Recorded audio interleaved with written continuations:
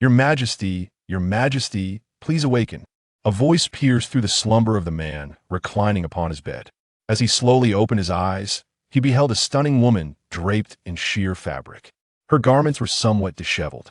"Your Majesty, you must stand up for Daji Yin Jiao intends to kill me," she implored, her tone laden with vulnerability. "Fear not. Who would dare harm you? I shall have him executed." The man was momentarily overtaken by desire, almost uttering these words instinctively.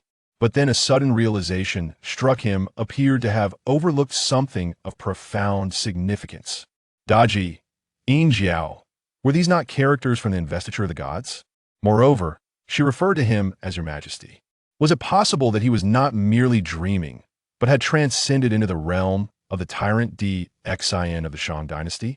The man was utterly bewildered, grappling with the bizarre circumstances surrounding him. At that moment, fragmented memories began to coalesce in his mind, accompanied by a piercing ache in his brow. His spirit had inadvertently become intertwined with that of the former ruler. Stunned, he pondered the sheer absurdity of his situation. It was indeed a fantastical inception. Not only had he traversed realms, but he had also assumed the identity of a despotic monarch renowned for his tyranny that led to the ruin of his kingdom. Was this not a fate destined for demise? Panic surged within him, leaving him at a loss, and even the presence of the notorious Daji beside him failed to ignite his interest. Just then, a voice akin to a lifeline echoed in his consciousness. "Beep! Congratulations, host. You have activated the Tyrant's Ascendant System." Beep! Initializing the Tyrant's Ascendant System. Beep! Internal and external turmoil detected within the Shang Dynasty. The system has adjusted the host's initial national fortune value to 10 points. Beep! Congratulations, host. You have comprehended the first level of the Tyrant's Ascendance technique, attaining celestial cultivation. Beep! Congratulations, host. You have acquired the Tyrant's Ascendant Sword, which can evolve, unlocking the first seal punishment. Wielding the Tyrant's Ascendant Sword in battle will automatically reduce the enemy's attack power by 50. Beep!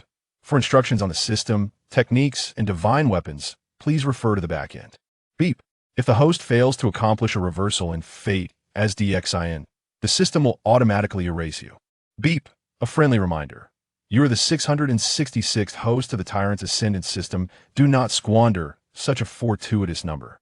Wishing you joyous combat. Beep, beep, beep. Upon witnessing the system manifest within his mind, the man felt a sense of calm wash over him. After all, he had become the infamous last king of the Shang Dynasty, and without a system to aid him, he would be at a loss for how to alter the course of fate and defy destiny. Yet, even with the system at his disposal, his journey to triumph would undoubtedly be fraught with peril.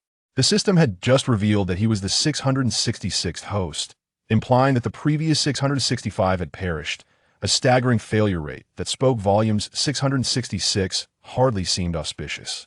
He could not fathom why he had been chosen by the system or why he was compelled to undertake such an improbable task. Though his heart brimmed with resentment, he recognized he had no alternative. He briefly perused the system's instructions, noting the predictability of its settings, then steeled himself to accept this new reality. From this moment forth, he would be the sovereign of the Shang Dynasty. DXIN. DXIN propped himself up and gazed at Daji, the first time he had truly appreciated her presence since his arrival. It must be said, Daji was indeed the legendary enchantress, her every glance and smile imbued with an irresistible allure. After a few lingering looks, DXIN found it difficult to suppress his burgeoning desires. Hastily averting his gaze while feigning to adjust his attire, he solemnly inquired, "My dear consort, do not fret, but please elaborate on why Yin Jiao seeks to harm you." Daji gently wiped away her tears, her expression filled with grievance as she replied, "Your Majesty, Lord Fei Zhong was tasked with investigating the assassination case of Empress Jiang at the Star Tower. Yin Jiao, having caught wind of this matter, believes I orchestrated it to frame the Empress, and thus he has come to slay me. Your Majesty, my loyalty is unwavering. How could I commit such a treacherous act? You must stand up for me." DXIN possessed a modicum of knowledge regarding the investiture of the gods and recognized that events had escalated to the point of Fei Zhong plotting against Empress Jiang. This particular narrative was pivotal in the tale, heralding the imminent downfall of the Shang Dynasty. If allowed to unfold as per the original course, chaos would soon ensue with revolts from feudal lords and the demise of loyal subjects, necessitating meticulous handling. Observing Daji's tear-streaked visage, Di Xin felt a cold smirk curl upon his lips, reflecting inwardly that if she were not treacherous, who would be? Had he not been weak and unwilling to offend the goddess Nwa, who had sent her to wreak havoc upon the Shang, he would have long since silenced her for good. He was about to speak when Yin Jiao stormed into the Shoshin Palace, sword drawn, and upon seeing Daji, he wasted no time in attempting to strike. Die Demonis! Daji, a 1,000-year-old fox spirit, had attained celestial status. How could she be harmed by a mere mortal like Yin Jiao?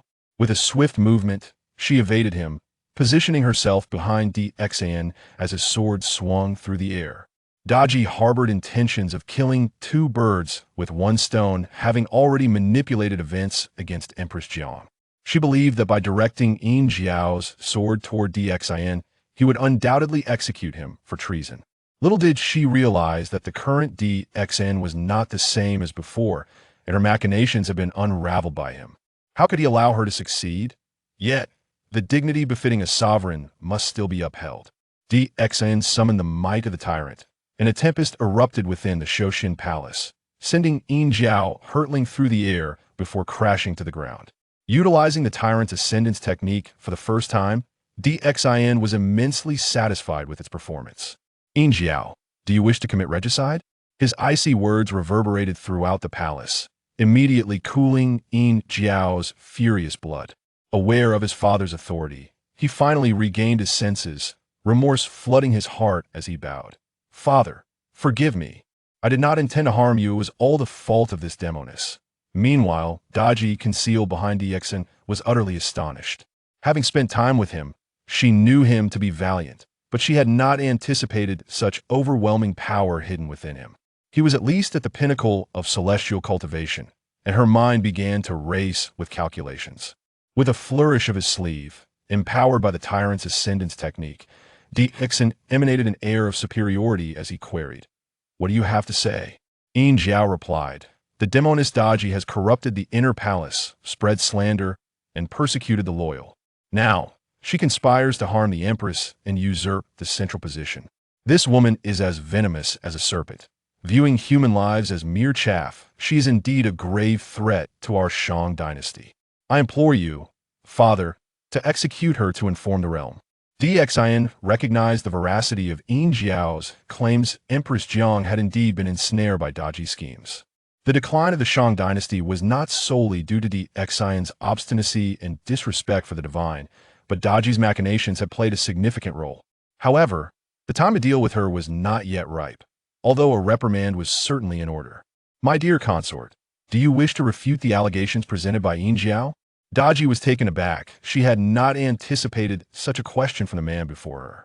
In the past, whenever someone dared to speak against her, Di Xin had always been her staunch defender, never demanding that she explain herself. Chapter 2. The tyrant requires no evidence for murder. Strangely, with the keen insight innate to the Fox clan, she vaguely sensed Emperor Xin and Amp, Apos, growing estrangement towards her. Yet the reason eluded her. "Your Majesty, my sincere heart is as clear as the sun and moon. How could I ever commit such an act against my own sister? Moreover, this matter is under the jurisdiction of Fei Zhong, and I trust he will restore my honor," Daji mused internally, with Fei Zhong applying severe torture. Empress Jiang would inevitably confess, and since the case had seemingly reached an ironclad conclusion, what more could she fear? Emperor Xin nodded, stating, "I share this sentiment. However, given the significance of this matter concerning the mistress of the inner palace, it is inappropriate to have Fei Zhong conduct the inquiry alone. Jiao and Amp, Apos, summon my uncle Baigon and King Huang Feihu to the court. I shall personally oversee this case, and it is fitting to have these esteemed officials as witnesses." Daji, upon hearing this, felt a sudden chill. The emperor and Amp, Apos' behavior today was unusually peculiar. Baigon and King Huang Feihu were loyal ministers of the Shang Dynasty. Known for their integrity, and with their presence, her plans might face unforeseen obstacles. "Your Majesty, this case involves the inner palace. Is it not inappropriate for outsiders to participate in the inquiry?" Emperor Xin replied, "My beloved, you worry too much. Both my uncle and King Huang Feihu were trusted ministers of the late emperor. How can they be considered outsiders?" Daji wished to protest further. But upon seeing the Emperor and Amp, Apos, S fierce gaze, she fell silent, his words carrying an unmistakable finality. Enough. I have made my decision. Summon Empress Jiang and Fei Zhong to the throne. As she observed Emperor Xin stride confidently towards his throne, Daji was inexplicably seized by a sense of foreboding. She felt that certain events were shifting in ways unbeknownst to her. Yin Jiao hurriedly ran back to the Shouxian Palace with Bai Gan and King Huang Feihu in tow within mere minutes. Both ministers understood Empress Jiang's character well and could hardly believe she would orchestrate an assassination against the emperor. However, with the inquiry already assigned to Fei Zhong, they could only watch helplessly, their anxieties mounting. Upon hearing that the emperor would personally preside over the case, they realized this was the last opportunity to prevent Empress Jiang from being wrongfully accused, prompting their swift arrival. Your humble servants Bai Gan and Huang Feihu pay their respects to your majesty. The two entered the hall, performing their customary bow. As they looked up, they were struck by the emperor's regal demeanor. Despite merely sitting upon his throne, he emanated a commanding presence that starkly contrasted with his previous indulgent behavior. Exchanging glances, both Bai Gan and Huang Feihu felt a flicker of hope, wondering if the emperor had finally extricated himself from Daji and Amp, Apos' bewitching grasp and might now strive for the betterment of the realm. This would indeed be a fortunate turn for the Shang Dynasty. My esteemed ministers, please wait here. I have summoned Empress Jiang and Fei Zhong to join us shortly as we investigate the attempt on my life, the emperor declared. Yes, your majesty. Bai Gan and King Huang Feihu bowed again, taking their places on either side of the grand hall. Before long, Empress Jiang and Fei Zhong entered. Empress Jiang, the daughter of Duke Jianghuan of Dongbois, was known for her gentle and virtuous demeanor, which had earned her the position of mistress of the inner palace. As she walked into the hall, she appeared somewhat unsteady, and as she drew nearer, it became apparent that her white garments were stained with blood, her fingers severely injured, even exposing the stark whiteness of her bones beneath the skin. Upon witnessing this, Bai Gan exclaimed in anger, Fei Zhong, how dare you inflict such punishment upon the empress? You are truly deserving of death. Fei Zhong, a cunning courtier skilled at ingratiating himself, had long evaded accountability, as Emperor Xin often dismissed any accusations against him. Thus, he grew increasingly arrogant, disregarding even the likes of Bai Gan and Huang Feihu. With a nonchalant smile, he retorted, My esteemed elder, I am merely carrying out the emperor and Apos' orders. If anyone is to be punished, it is the emperor and Apos' prerogative. Unfazed by Bai Gan and Apos' threats, Fei Zhong felt secure in his position, believing he had the emperor's support. Yet, he remained unaware that the Emperor Xin before him was no longer the foolish ruler he once was. Today, he was resolved to make a change. How dare you? When did I ever permit you to torture the Empress? Summon the imperial physician at once to attend to her. If her hands cannot be restored, I shall see you executed. Emperor Xin and Apos' sudden rise, radiating an immense aura of authority, sent a shiver down Fei Zhong and Apos' spine, his legs trembling as he stammered, Why yes. Your Majesty, I shall summon the physician immediately. As Fei Zhong hurried to fetch the physician, he silently lamented, How could the emperor turn against me so suddenly? Truly, the whims of fate are unfathomable. Before long, Fei Zhong returned with the imperial physician, but before he could savor a moment of relief, Emperor Xin continued, Fei Zhong, after your lengthy interrogation, did the empress admit to sending the assassin? Wiping the sweat from his brow, Fei Zhong glanced at Daji standing beside the emperor. Bowing as he replied, Your Majesty, the Empress has not confessed. Then summon the assassin immediately. I wish to interrogate him myself, the Emperor commanded. Fei Zhong and Apos' heart sank at this unexpected demand. He wondered what had possessed the Emperor to take such a personal interest in the case. Fortunately, the assassin Jianghuan had already been slain by the Crown Prince, leaving no witness to the crime, thus he felt somewhat reassured. Your Majesty, the assassin Jianghuan is now a soul beneath your son and Apos' sword. Yin Jiao quickly knelt before the emperor, confessing, Your Majesty, I acted in anger after Jianghuan maliciously accused my mother. I lost my composure and took his life. This was my fault, and I willingly accept punishment. But my mother is innocent and would never commit such a heinous act. Emperor Xin let out a cold snort, realizing the implications of Yin Jiao and Apos' actions. Jianghuan was merely a servant of Fei Zhong. With thorough investigation, he could easily implicate Fei Zhong and clear the Empress and Apos' name. There was even the possibility of tracing the matter back to Daji. However, with the witness now gone, what was left to investigate?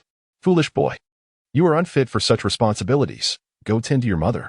Those present in the hall expected Emperor Xian to erupt in fury, but instead, he merely chastised Yin Jiao lightly before dismissing the matter, each minister lost in their thoughts. Bai Gan and King Huang Feihu felt a sense of comfort. Believing the emperor had indeed changed, his murderous intent had waned, and perhaps he could become a wise ruler in the future.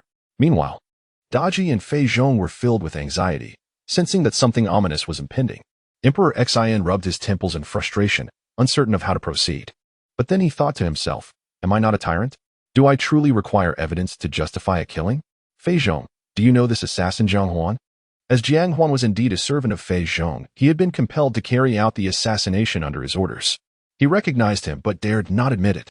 Although he was aware that with Jiang Huan and Appo's death, the true mastermind, Daji, would likely remain undiscovered, the weight of Emperor Xian and Appo's penetrating gaze made Fei Zhong uneasy. Why, Your Majesty, I do not know this person. Emperor Xian raised an eyebrow, inquiring, oh? If you do not recognize him, why do your words stumble so? Chapter 3. The burden of the small man. Fei Zhong dared not meet the gaze of Emperor Xian, bowing his head as he replied, Your Majesty. Your overwhelming aura is difficult for a humble man like me to bear, which makes me rather anxious. Emperor Xian chuckled. Anxious? I believe you are merely feeling guilty for your misdeeds. Speak. Was Jiang Huan one of your assassins, intending to frame the queen? These words struck Fei Zhong like a thunderclap, and he was so terrified that he lost control of himself, collapsing to the ground, paralyzed with fear. Without a moment and Appo's thought to consider whether Emperor Xian was merely toying with him, he hastily confessed, Your Majesty, forgive me. I was blinded by foolishness and acted rashly.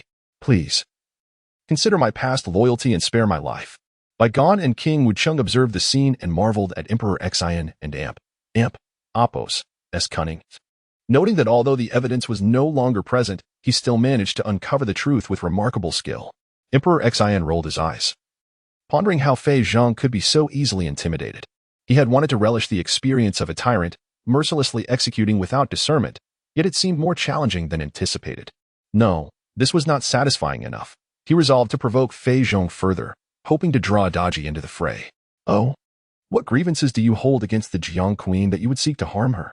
Or are you acting on someone else and Appo's orders? Emperor Xian leaned forward, his tone laden with implications. Upon hearing this, Fei Zhong contemplated revealing Daji and Appo's involvement, yet he hesitated. Daji was currently basking in favor, and even if he disclosed the truth, it was unlikely she would face any repercussions. Instead, he might plunge himself into irredeemable peril. It was better to shoulder the blame alone, perhaps allowing him a glimmer of hope for survival. Gritting his teeth, he declared, This matter arose from my knowledge that the Jiang Queen had repeatedly slandered me to Your Majesty, harboring resentment, which led me to scheme the assassination at the Star-Picking Tower, intending to frame her. I am not involved with anyone else. Emperor Xian and Appo's disappointment was palpable as he questioned, Is this truly the case? Indeed, it is without a doubt, Fei Zhong affirmed. Seeing Fei Zhong attempting to absolve her, Daji thought to herself that he was aware of his limits and would be a useful pawn. For now, she needed to protect her position. Your Majesty, while Fei Zhong's actions were misguided, they have not yet led to an irreparable situation. Perhaps, Emperor Xian, who had been struggling to connect the dots leading to Daji, found her interruption to be a fortuitous opportunity. Enraged, he exclaimed, Nonsense. Why should I require your input in my affairs? Is my beloved consort seeking death by meddling in state matters? Emperor Xian harnessed the might of the Overlord's opening technique, intertwining his formidable imperial aura with the divine essence of the Son of Heaven. Instantly, a celestial phenomenon unfolded as 9 ethereal purple dragons emerged behind him, fixating their gaze upon Daji as if poised to devour her. Even though she was a 1,000-year-old fox spirit of celestial stature, she felt an overwhelming sense of vulnerability. Daji could not fathom that the Emperor, who had previously obeyed her every whim, would so drastically change, leaving her momentarily speechless under the weight of his oppressive presence. Meanwhile, Fei Zhong below was utterly astonished, completely confused by the current circumstances. Had Daji fallen from favor?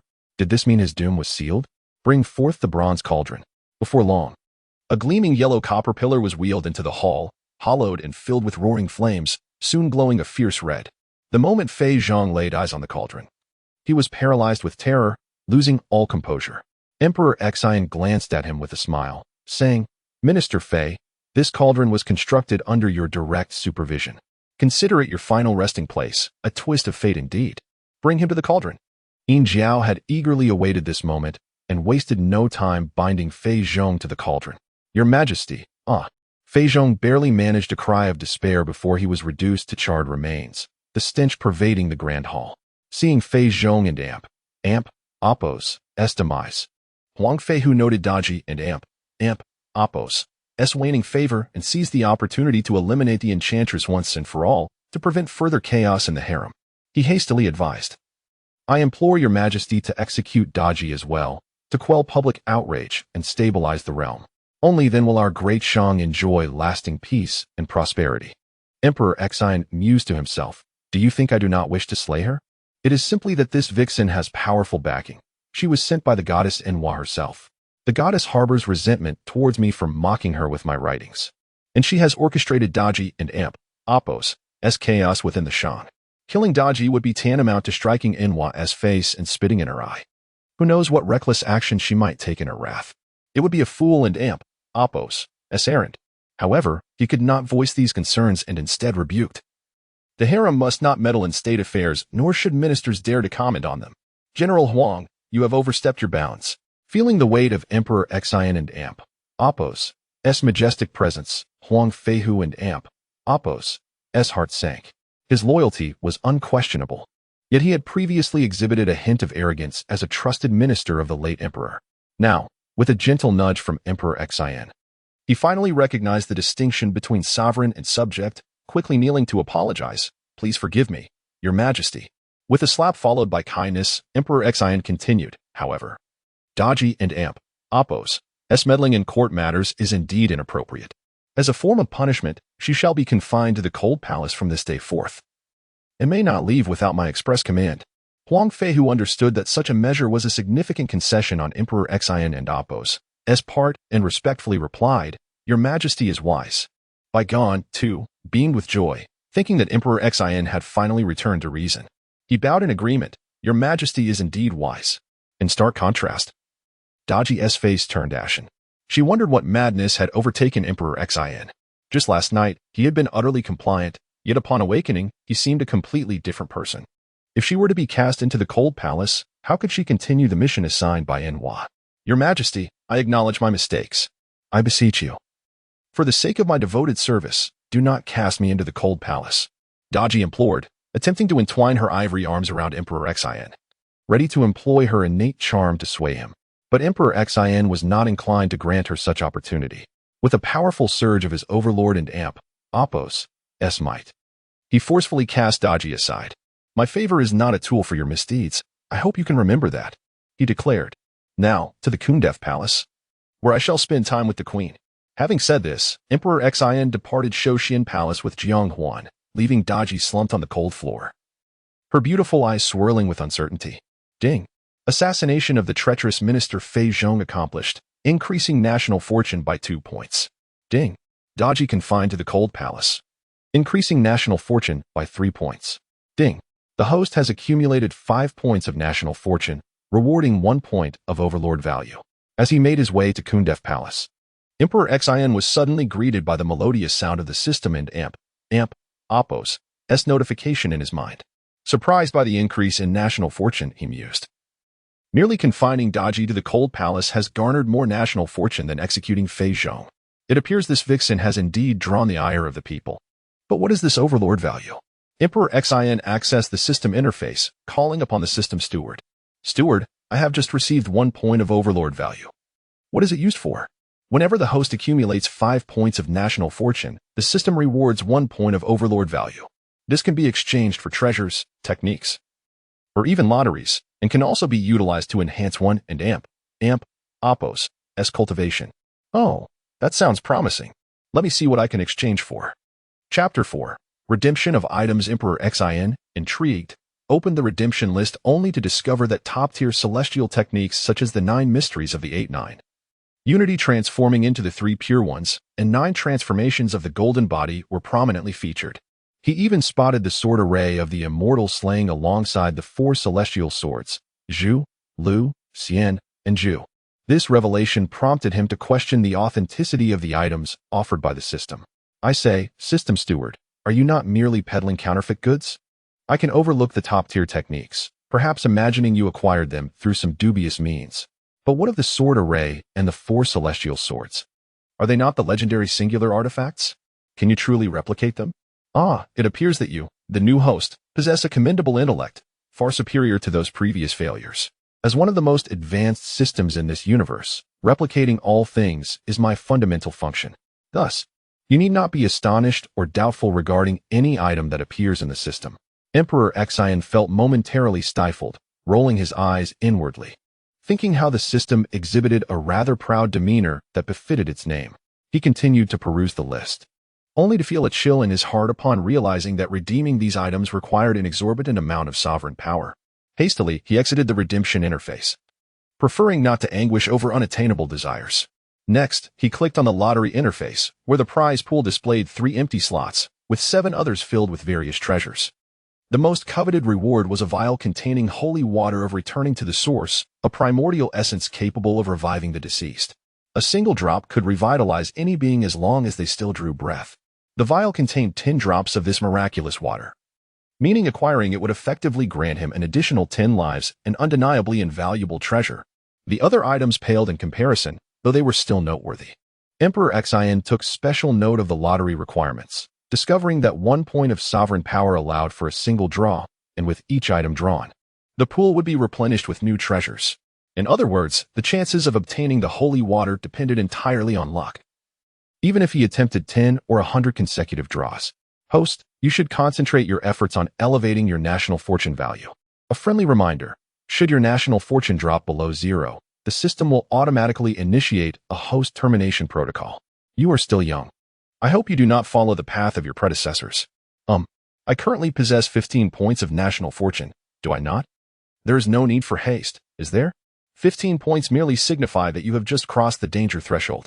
According to extensive data analysis, 30 former hosts, despite possessing 15 points, faced catastrophic disasters that led to widespread rebellion, causing their national fortune to plummet into the negatives, resulting in their erasure by the system.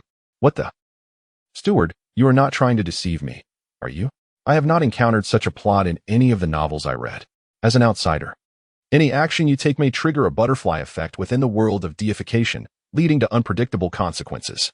Emperor Xian felt a sudden pang of anxiety, only to hear the system steward continue, moreover, your current strength is alarmingly low.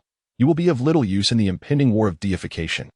You must swiftly accumulate national fortune to elevate your cultivation level. While the saints currently refrain from direct intervention due to agreements, should the process of deification spiral beyond their control, they will not hesitate to intervene personally. Those beneath the saints are but ants. Though the imperial aura surrounding you may pose some challenges, should the saints truly wish to eliminate you, they possess means to do so. Without comparable strength, you would remain at their mercy, and your mission to reverse your fate would inevitably fail. Data analysis indicates that 136 hosts have met their demise under similar circumstances. And how much national fortune is required to reach the saintly realm? You currently stand at the first level of the sovereign and Appos, opening the heavens technique, equivalent to the human immortal realm. Levels 2 through 6 correspond to the earth immortal, heavenly immortal, golden immortal, great golden immortal, and primordial great golden immortal realms, with the latter being the status of a saint. According to system calculations, to advance the sovereign and Appos, opening the heavens technique to the 6th level, you need to elevate your national fortune to 10,000 points. 10,000 points is 10,000 points. Why add the word into Appos, only into Appos. This is no simple task. Provided that you govern diligently and extend your benevolence, acquiring 10,000 points of national fortune should not be insurmountable. Stop. Steward, I warn you, if you continue, I will promptly take my own life. Do you believe that? I only intend to motivate you to strive forward. Is this motivation? It feels more like you are suggesting that either way, I am doomed. Data analysis indicates that 213 hosts. Stop. Enough. I concede. Do not speak further. I shall immediately head to court and work on increasing the national fortune. Understood? Excellent. Data analysis indicates that 134 hosts. Activate flight mode. Beep, beep, beep. Unable to endure the steward and Oppos' incessant chatter, Emperor Xian opted to temporarily disconnect, exiting the system interface. He had intended to share a moment with Empress Jiang, rekindling their marital bond. Though Empress Jiang and Oppos' beauty paled in comparison to Daji and Oppos', her virtuous and gentle nature aligned with his current inclinations. Yet, after the steward and Oppos' intimidation, he found himself devoid of any leisure, disregarding the proximity of the Kuanda Palace, and abruptly halted. Empress, I have just remembered numerous state affairs demanding my attention. Since we have arrived at Kuanda Palace, I shall not escort you further. Yingjiao, please take care of your mother. I must return to the Hall of Governance. With that, Emperor Xian hurriedly departed. Empress Jiang watched his tall and imposing figure retreat, feeling an inexplicable sense of comfort, even forgetting the pain in her hand. She murmured, "The king I remember has returned. Our Shang Dynasty shall surely thrive." Unbeknownst to her, at that moment, Emperor Xian was inwardly cursing, "I am clearly a tyrant. To earn some national fortune, why do I feel like the most unfortunate laborer?" Within the Hall of Governance, Prime Minister Shang Rong was engaged in discussions with a group of ministers, deliberating on state matters and formulating policies. Since Daji and Oppos' arrival in the palace, Emperor Xian had consecutively missed court for several months. The vast lands of Shang required constant governance, and matters of state could not languish due to the king's negligence. Fortunately, Shang Rong was an adept statesman, and under his leadership, the ministers worked in unison, managing affairs with commendable order. However, as mere subjects, they could only hold policies awaiting the king and Oppos' approval, which were set aside in the absence of Emperor Xian. Today, news had arrived from Grand Tutorwin, reporting urgent military matters from the North Sea, requesting the court to allocate troops. Upon reviewing the third urgent dispatch from the North Sea, Shang Rong sighed, saying, "This marks the third urgent message from the North Sea. Grand Tutorwin is prudent. Were it not for the dire situation, he would not be so insistent. However, dispatching troops requires the Emperor and Oppos' decree, and given his current neglect of court affairs, how shall we manage any delays in military strategy?" Alas. Chapter 5. A transfiguration of spirit. Just as Shang Rong found himself in a state of utter despair, a resounding and powerful voice echoed from outside the hall, akin to a life-giving rain, instantly clearing the tumultuous thoughts within him. He promptly ordered General Kong Xian of the Three Mountain Pass to dispatch 10,000 elite soldiers to aid Grand Minister Wen, determined to decisively scatter the northern barbarians in one fell swoop. Whatever requests Grand Minister Wen may have, they shall be granted without hesitation. As Shang Rong and the other ministers turned towards the source of the voice, they beheld the imposing figure of Emperor Xian striding into the hall with an unprecedented grace and majesty, exuding an aura that almost seemed to inscribe the words "diligent governance" upon his countenance, much to the astonishment and joy of all present. Minister Shang Rong pays his respects to His Majesty, he exclaimed, bowing deeply, as dozens of officials prostrated themselves in reverence behind him. Emperor Xian waved his hand dismissively, saying, "You need not bow. I have been remiss in my duties for many days, and it is only through the hard work of the Chancellor and all of you that the state has been maintained. Your efforts are greatly appreciated." Never before had Emperor Xian uttered such commendations to his ministers, and upon hearing his words, the officials felt a profound sense of honor, their lingering fatigue and resentment dissipating like mist in the sun. Shang Rong, in particular, was overwhelmed with emotions. As one of the entrusted ministers of the late emperor, he harbored hopes for Emperor Xian to achieve greatness. The thought of Emperor Xian and Oppos' previous indulgence in decadence and moral decay weighed heavily on his heart. Fearing the ruin of the Shang Dynasty, now, witnessing the emperor's remarkable transformation, Shang Rong felt a wave of relief wash over him. "We have merely fulfilled our duties as loyal subjects. As long as your majesty returns to the righteous path, I shall devote myself wholeheartedly to your service until my last breath," he declared. Emperor Xian responded, "The old chancellor and all of you are loyal to the state. How could I indulge in pleasure while you toil? The chaos sown by Daji has been quelled, and she has been relegated to the cold palace. From this day forth, I shall resume the morning court sessions. If any of you have urgent matters, you may enter the palace at any time to report. I am determined to uphold the legacy of our ancestors and the late emperor, leading the Shang to renewed glory. Long live the king. Your majesty is wise. May the nation's prosperity endure. Observing the minister's palpable excitement, Emperor Xian felt a sense of satisfaction, secretly acknowledging the power of his commanding presence. As long as he continued to hold morning court, the previously negative impressions left in the hearts of his subjects would surely fade away. Taking his seat at the head of the hall, he exuded authority and said, "Old minister, please inform me of the important matters from the court over the past few months." Shang Rong gathered his thoughts and began to relay the key issues in detail. Although Emperor Xian found little interest in the dry political affairs, he feigned attentiveness, nodding occasionally, while his thoughts wandered elsewhere, known only to himself. After a full hour of discussion, Shang Rong concluded his remarks. Despite not fully grasping the content of the report, Emperor Xian praised, "Old minister, you have managed these affairs with remarkable organization. You truly are a pillar of the state." Shang Rong smiled in response, "This is merely the duty of the chancellor." "Your majesty is too kind." Emperor Xian continued, "The matter concerning the northern seas should be arranged as I instructed. Is there any other pressing issue that requires my judgment?" Shang Rong replied, "Indeed, there are a few urgent matters that require your majesty's decision." "Speak freely, old minister," Emperor Xian urged. "The first issue concerns a sudden flood in Mengsheng, displacing countless citizens. I have urgently dispatched craftsmen to clear the waterways, but the granaries in Mengsheng have been destroyed, leaving the populace struggling for sustenance. I propose reallocating supplies from Pingcheng to alleviate their immediate crisis, while also exempting Mincheng from taxes for 3 years to aid in their recovery." Upon hearing of the natural disaster, Emperor Xian recalled the previous hosts eliminated by the system due to similar calamities, and he replied decisively, "Granted. The officials will take care of the arrangements." Shang Rong continued. "The second matter involves the northern Duke Chong Hohu's impeachment of the western Duke Ji Chong for allegedly raising an army in secret, which raises concerns of treachery.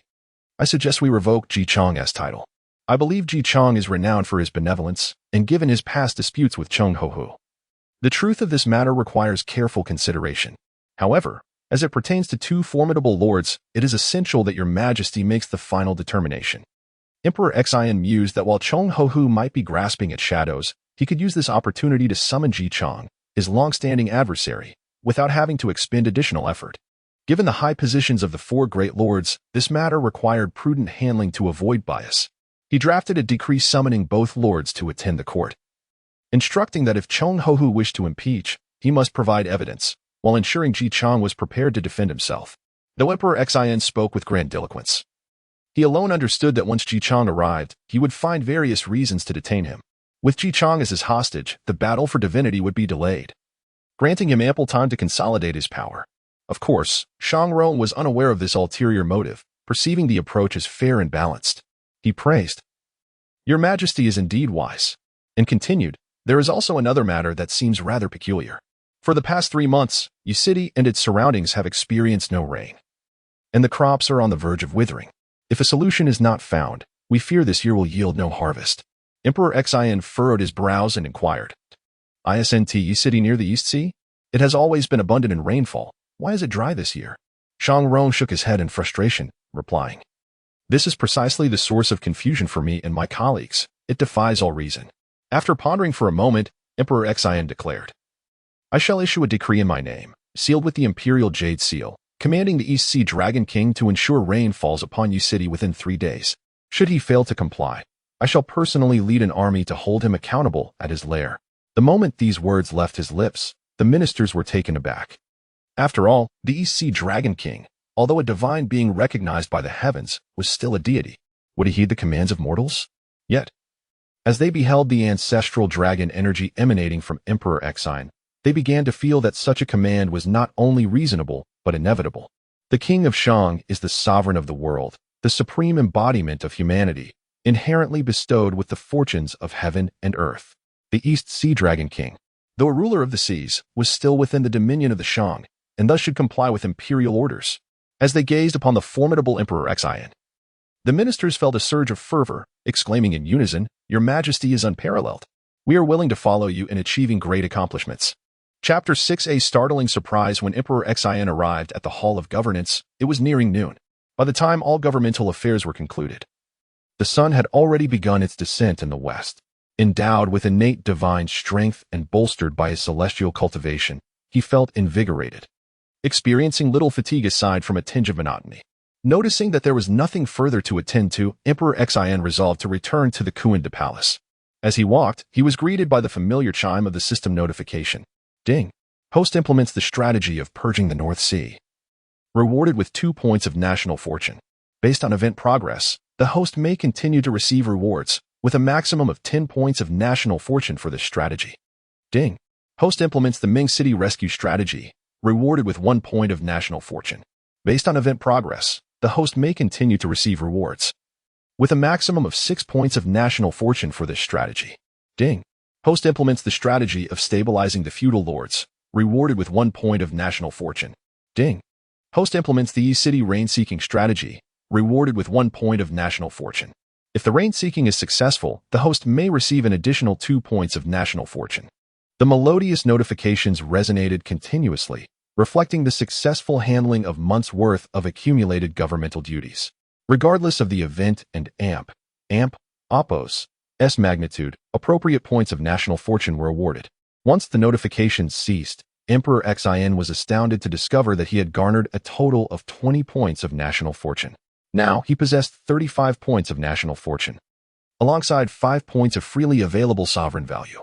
Although he remained far from reaching the Sage Realm, he had at least managed to establish a tenuous foothold within the realm of deification, no longer needing to fear the arbitrary whims that could reduce his national fortune to negative, leading to his annihilation by the system. Emperor Xin breathed a silent sigh of relief. If he could labor diligently for a while longer and elevate his national fortune to 100 points, he would be able to ascend the Honghuang Kaidiandao to its 2nd tier, achieving the Earth Immortal Realm. The Honghuang Kaidiandao was a cultivation method that was initially easier, requiring merely 500 points of national fortune to reach its first 3 tiers. However, from the 4th tier onward, the required national fortune increased significantly. To reach the 4th tier, the Golden Immortal Realm, one needed 2,000 points of national fortune. Ascending to the 5th tier, the Great Luo Golden Immortal Realm demanded 5,000 points. Ascending to the 6th tier, the Primordial Great Luo Golden Immortal Realm required a staggering 10,000 points of national fortune. Whenever Emperor Xin contemplated the necessity of accumulating 10,000 points to stand on equal footing with the sages and truly attain a turnaround in his life, he felt as though an immense mountain bore down upon his chest, nearly suffocating him. If he were to remain in Chaoga City, methodically earning national fortune through bureaucratic duties, it was likely that even if Chaga City fell, he would merely reach the 4th tier of the Honghuang Kaidiandao, remaining a mere trifling figure easily extinguished by a sage and Oppos' hand. Thus, to ensure his successful reversal of fortune, he must tread an unconventional path. As Emperor Xin pondered, he stumbled upon an excellent strategy. Essentially, national fortune represented the overall strength of the Shang Dynasty, which, aside from his diligent governance, was intricately linked to the impending war of deification. After all, diligent governance merely bolstered internal strength, while the true adversaries of the Shang Dynasty stemmed from external threats. To aid the immortals who had failed to sever their 3 corpses in completing their tribulations, while simultaneously fortifying the heavenly court, the 3 teachings and Oppos sages had collectively devised a strategy to eradicate the Shang and Zhou. Among these, the disciples of the Chan sect stood in opposition to the Shang Dynasty, presenting an external threat that Emperor Xin must eliminate: potential national fortune. Moreover, these immortals possessed numerous innate spiritual treasures that, upon recovery by the system, could significantly increase national fortune, a veritable mobile treasury. Slaying the Chan sect and Oppos' disciples was precisely what a tyrant ought to do. As Emperor Xin mulled over this thought, he made his way toward the Kuan Palace. Upon his return, a flurry of palace maids and eunuchs hurried toward him. Upon seeing Emperor Xin, they quickly bowed and eagerly reported, "Your Majesty, today 3 of the court's civil and military officials have come to pay their respects, all requesting an immediate relocation of the capital to Nanjing." Oh, did they provide a reason? In response, Emperor Xin felt a surge of energy and eagerly inquired. The palace maids and eunuchs shook their heads, saying, "We do not know, Your Majesty. We only know that these individuals are envoys sent by the 3 teaching sages, but the specifics remain unknown." The 3 teaching sages. Upon hearing this, Emperor Xin immediately understood. It seemed his subordinates were not foolish. They were all eager to seize this opportunity to curry favor with him and ultimately usurp the court's power. Unfortunately for them, disappointment was inevitable. I am aware. You may all withdraw. Remember, this is my only warning. Do not let it happen again. Emperor Xian instructed with a wave of his hand, turning back toward the imperial study with a pleased expression. It was now lunchtime, and as Emperor Xian returned to the imperial study, he was met with enthusiastic cheers from the palace maids and eunuchs. Your Majesty is mighty. Long live your Majesty. Observing their reactions, Emperor Xian recognized that he had completely won their admiration. A satisfied smile graced his face as he gestured for the palace maids and eunuchs to step back. He then sat cross-legged in his chair, contemplating his next course of action while examining a piece of parchment. It was densely filled with records of the Shang Dynasty and Appo's various situations, including court reforms and military deployments. As Emperor Xian laid the parchment open and read through it meticulously, he noted any discrepancies and marked them for the palace maids and eunuchs to rectify. After successfully reviewing a series of memorials, he finally set the parchment down, glanced at the sky, and noticed it was already dusk.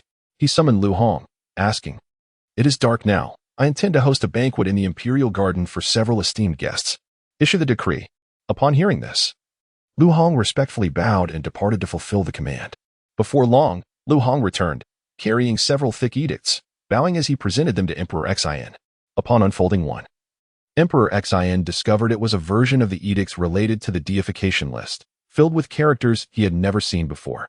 However, he dismissed it, reasoning that since they were all related to the deification list, these edicts must pertain to various articles concerning it. After perusing a few pieces, he closed the edicts and handed them to Lu Hong, instructing, "Convey my decree. The matter of the deification list is to be postponed until I have gathered the celestial officials to discuss it further. Additionally, no hint of this matter is to leak outside. Those who defy this order shall be executed on the spot." Lu Hong, startled by the gravity of the command, hastily bowed and replied, "I shall faithfully adhere to your Majesty's orders." Chapter 7. The execution. Although the matter of the list of deities was personally decreed by the Emperor of Shang, it was, after all, a matter pertaining to the war of deification. If this news were to leak, it would be a calamity of monumental proportions, not only jeopardizing the safety of the Shang populace, but possibly straining the relationships among the celestial deities in the heavenly realm. Lu Hong, of course, would never commit such a blunder. Upon the announcement that the matter of the list of deities was postponed, a collective sigh of relief swept through the assembly of deities. They were keenly aware that the revelation of the list would incite disputes and suspicions among the various factions of the heavenly court. As seasoned deities, they were not foolish enough to become pawns in this game. Following the war of deification, they would undoubtedly refrain from aligning themselves with a feeble empire such as Shang. The devastation inflicted upon Shang during the war had been catastrophic, leaving them nearly annihilated. Even the celestial beings suffered immense losses, teetering on the brink of total destruction. For the deities, this was an unparalleled catastrophe, who would willingly march towards their demise. This apprehension was precisely why the list of deities had not been publicly disclosed until now. The deities were entirely oblivious to this situation, which is why Xian dared to announce it. Otherwise, without concrete evidence, the news would have sent the deities scattering like a plague. And no matter how formidable he might be, he would have been powerless to retain them, especially since he possessed no evidence at all. Unbeknownst to Xian, a significant event was unfolding in the heavenly court, instigated by the very matter of the list of deities. At that moment, upon a lofty platform in the heavenly realm, a golden-armored war deity surveyed the multitude of troops below, causing the soldiers to instinctively lower their heads in deference to his formidable presence. This golden-armored war deity had been dispatched by the Jade Emperor to guard the southern Yuan and the northern Jilu continent. However, during his watch, he encountered a peculiar entity. This enigmatic presence was immensely powerful, to the extent that even the Jade Emperor could not withstand it, yet it exhibited profound fear towards the golden-armored war deity. The Jade Emperor had always regarded him as an ordinary golden-armored war deity, unaware that this being was, in fact, a true golden immortal, merely taking the form of a golden-armored deity through the condensation of divine thought. In reality, his physical form was solid iron. Yet due to his status as a golden immortal, his iron body was incredibly resilient, akin to an indestructible diamond, which allowed him to stand unwavering in the heavenly realm. This golden-armored war deity was none other than the 19th-ranked golden immortal on the list of deities, known as the Xian Gui Golden Armored War Deity. I am the 9th-ranked Golden Armored War Deity on the list of deities, commanded by the Heavenly Emperor to seek the name inscribed upon the list in the Eastern Sea. Yet, despite the passage of time, I have received no news of this individual. It raises the question of whether he has already perished. If he has indeed met his end, then this conflict may be rendered unnecessary, and the Heavenly Court can easily dispose of that formidable entity from the human race. Xian Gui pondered for a moment before addressing the assembled deities. As one of the Jade Emperor's closest protectors, his status in the Heavenly Court was unparalleled. Not solely due to being the 9th-ranked Golden Armored War Deity, but also because he was the brother of the Western Buddhist sect and Apos, sovereign, the Queen Mother of the West. Thus, his position in heaven was exceedingly high, arguably surpassing even that of the Heavenly Emperor himself. Upon his pronouncement, a wave of unrest surged among the surrounding deities. The thought that a Golden Armored War Deity sought to locate a human deity was astonishing. Not only the divine generals and soldiers, but even the divine kings were taken aback. They had heard tales of how the human race had once swept through the western Honghuang, annihilating the entirety of the human lineage there, laying waste to the land. That formidable human entity had been personally hunted down by the sovereign of the Western Buddhist sect, ultimately perishing in the Kunlun Mountains. Yet, it seemed that this human entity was not dead after all, but rather trapped in the western Honghuang, still alive. This revelation was beyond belief for the divine generals. The Xian Gui War Deity mused, could it be that this human deity is still alive, wreaking havoc in the world? Otherwise, how could there still be living beings from the human race? Does this not imply that those formidable human entities have not perished? Just as the divine generals were shaken and speculating on the status of the human deity, a sudden voice resonated throughout the heavenly realm. Though soft, it permeated every corner. Reaching the ears of all present, an eerie silence enveloped the heavenly court. The faces of the numerous deities and celestial soldiers changed dramatically, panic evident on their features as they turned their gazes towards the lofty platform where the Golden Armored War Deity stood, their faces paling. Is it that human deity? Had he not already perished? Could it be that he is still alive? How is that possible? He was pursued by the sovereign of the Western Buddhist sect himself. How could he possibly be alive? The deities and celestial soldiers could scarcely believe their ears, their expressions frozen in disbelief. The news was indeed staggering, and they were reluctant to accept it. Yet, the truth was undeniable. The human entity was alive and thriving, a prodigious talent of the human race. Observing the reaction of the divine generals and celestial soldiers, the Xian Gui War Deity and Apos' face broke into a smug expression, emanating a palpable aura of dominance that enveloped all present. In that instant, the celestial soldiers found themselves paralyzed, their faces drained of color, terror radiating from their eyes. They felt as if they were ensnared by an unseen force, unable to move despite their struggles, engulfed by an overwhelming sense of helplessness and dread, their bodies trembling uncontrollably. Return at once. At that moment, a cold voice pierced through the air, the Xian Gui War Deity's command reverberating in the ears of the celestial soldiers, pulling them from their state of helplessness and fear. Yes, they responded with a shudder, hastily expressing their obedience. Subsequently, the celestial soldiers turned and departed, eager to avoid further embarrassment in the presence of the formidable Xian Gui War Deity, fully aware of his might. Wait as the divine generals began to withdraw. The Xian Gui War Deity called out to them once more. War Deity, do you have further instructions? The celestial soldiers inquired respectfully, halting in their tracks to face him. The Xian Gui War Deity's expression darkened as he replied, I am aware of your concerns. However, since you all recognize my authority, I shall inform you that this human deity is indeed alive, trapped within the western Honghuang. He is currently sealed within a special barrier, impervious to any assault from the Queen Mother of the West. This is one of the reasons we seek to confront him. As his words echoed, the faces of the divine generals turned ominously pale, their hearts churning with a surge of uncontainable fury, their eyes ablaze with indignation. Cursed be this wretched human deity for still being alive. How infuriating that we were deceived, failing to realize he had not perished. It is utterly abominable. They lamented, enraged that this individual, whom the sovereign of the Western Buddhist sect had personally sought to suppress, had managed to survive against all odds. We must not let him escape. Otherwise, where lies the dignity of our Western faith? That detestable scoundrel must not be forgiven. We must seek him out and eradicate him, purging this calamity from our Western faith and awakening the celestial deities. We must restore the honor of our Western teachings. As the gods and warriors seethed with indignation, their teeth gritted in a fervent desire to vanquish that formidable human. The golden-armored battle god, Xian Gui, took a deep breath, his eyes glinting with a chilling intensity.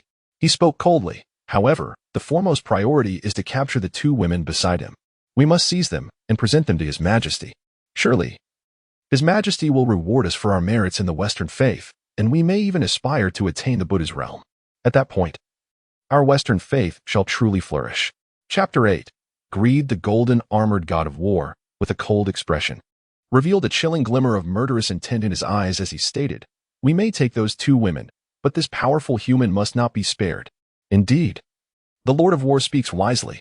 Upon hearing his words, the faces of the various deities and generals shifted, their eyes glinting with a trace of icy malice. The golden-armored god of war, noticing their reaction, felt a surge of delight within, a cold smile creeping upon his lips as shadows clouded his gaze. However, do not think to escape opportunistically, for I too shall journey to the Western Bulhazhou.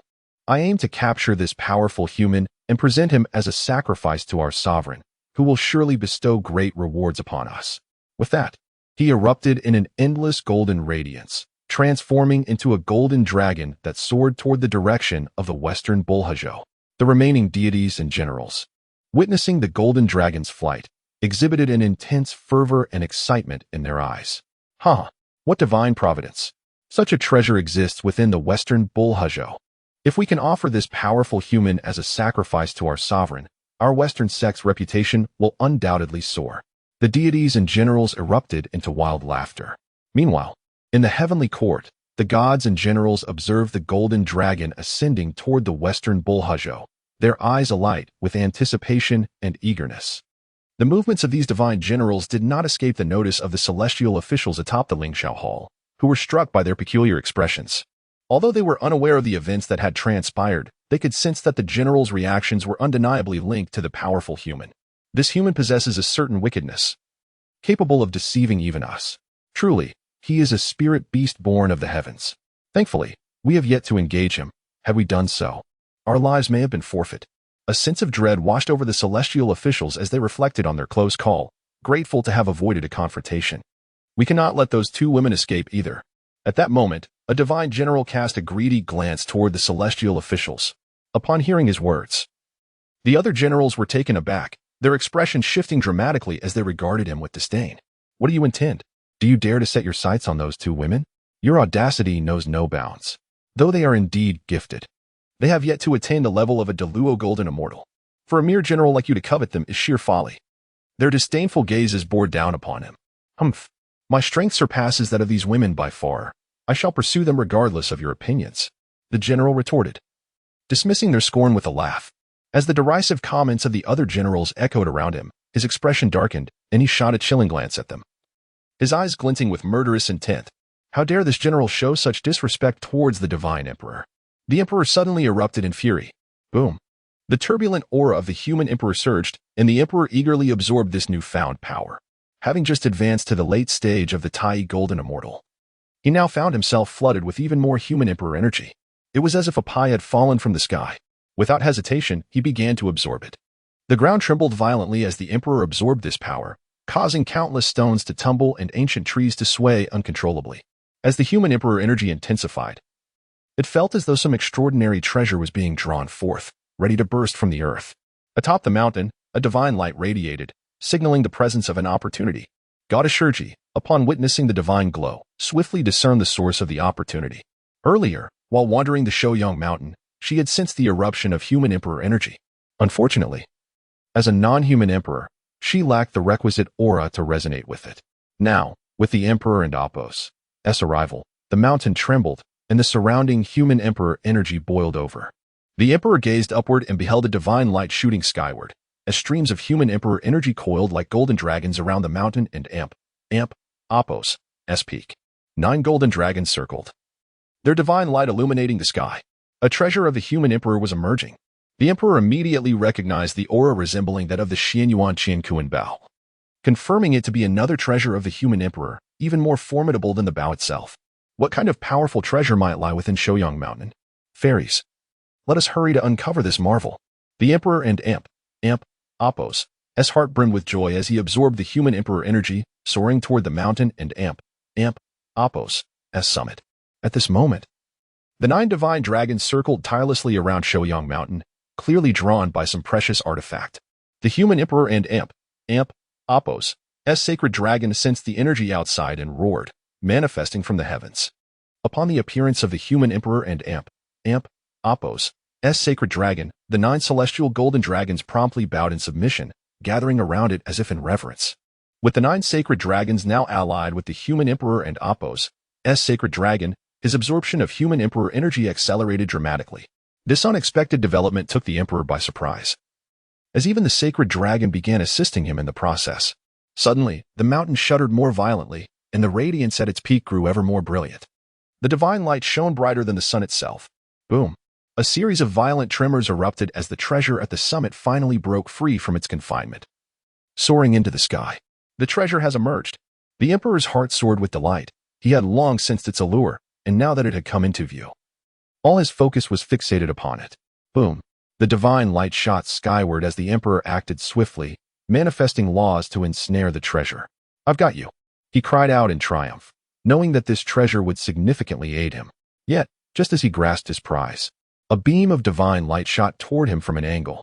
In this critical moment, an unseen assailant launched a surprise attack, clearly taking advantage of the emperor's preoccupation with the treasure to strike decisively. "Emperor, be cautious," Goddess Shurji exclaimed in alarm, having not anticipated the presence of an assassin. At this moment, Lady Shurji, disregarding her own concerns, transformed into a streak of light and surged forward, determined to shield Emperor Xian from the impending threat. Upon witnessing her selfless act, Emperor Xian urgently cried out, attempting to warn her. A deafening crash reverberated through the air. Lady Shurji, lacking the necessary strength, was sent flying by a single, devastating blow, her body akin to a kite severed from its string, hurtling towards a distant divine peak. Blood gushed forth as Lady Shurji, in her sacrifice for Emperor Xian, suffered grave injuries, teetering on the brink of death. Roaring in fury, the sacred dragon of humanity unleashed its wrath, and Emperor Xian was engulfed in a rage unlike any he had ever felt. This was the first time a cultivator dared to assail those close to him. Die! The assailant, who had stealthily struck, remained relentless. His power far exceeded that of Lady Shurji, rendering their previous clash inconsequential and diminishing her strength. Undeterred, he advanced with ferocity, intent on delivering a fatal blow to Emperor Xian. In a furious roar, the sacred dragon of humanity lunged forward, clamping its jaws around the advancing figure and, with all its might, propelled him away, shattering divine peaks in the process. Chapter 9. Unwilling to engage in battle, Emperor Xian was utterly disinterested in engaging in conflict. His sole concern was for the well-being of Lady Shurji, compelling him to rush forward. At that moment, Lady Shurji appeared frail, her complexion ashen, and her pupils devoid of any vitality. Clearly, she had suffered a devastating blow, her very essence shattered. Despite being posthumously honored as the moon-traveling star lord on the investiture of the gods, Emperor Xian was reluctant to allow her to be listed there. Instead, he activated the system of the human emperor's sacred dynasty, bestowing upon her a place within it. As long as her true spirit remained intact, he could summon her soul back, granting her a chance at revival. After securing this, he finally turned his attention to the assailant. "Who dares to ambush me, Emperor Xian, and slay Lady Shurji?" he inquired, his voice low and menacing, seeking to ascertain the identity of the perpetrator for the sake of future explanations to Lady Shurji. After all, if she were to inquire about her demise, he could hardly claim ignorance of her attacker's identity. "I am the Grand Master of the Xianmen, disciple of the Ta Ching Saint," came the disdainful reply from the Grand Master of Xianmen, who regarded Emperor Xian with contempt, showing no sign of deference. "Very well. Now that I know your name, you may meet your demise." Emperor Xian's expression remained unchanged. He was indifferent to the identity of the adversary, merely seeking the name. Regardless of who he was, today he would die.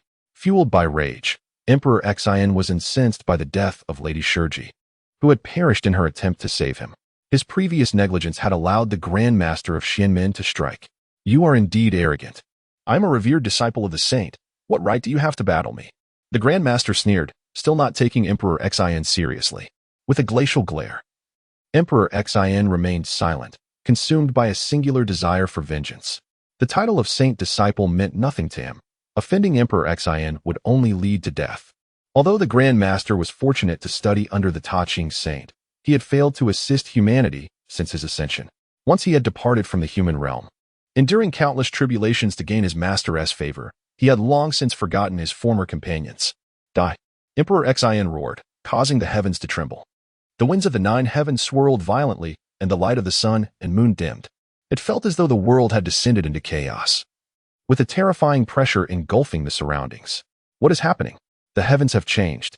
At this moment, the Grand Master of Xianmen finally felt a flicker of concern. The mere hint of Emperor Xin's fury could alter the very fabric of reality, a clear testament to his formidable power. Boom! The aura of the human emperor transformed into a divine spear, striking with unimaginable speed, leaving the Grand Master with no time to react. Bang! The two supreme beings clashed, and the Grand Master, already on the brink of defeat, was sent reeling. Blood erupted from his mouth as his face turned a ghastly white. With a single blow, Emperor Xin had repelled the Grand Master. Only now did the Grand Master realize the extent of Emperor Xin's might, but it was far too late. As Emperor Xin advanced, his murderous intent manifested as blades of fury, striking from all directions.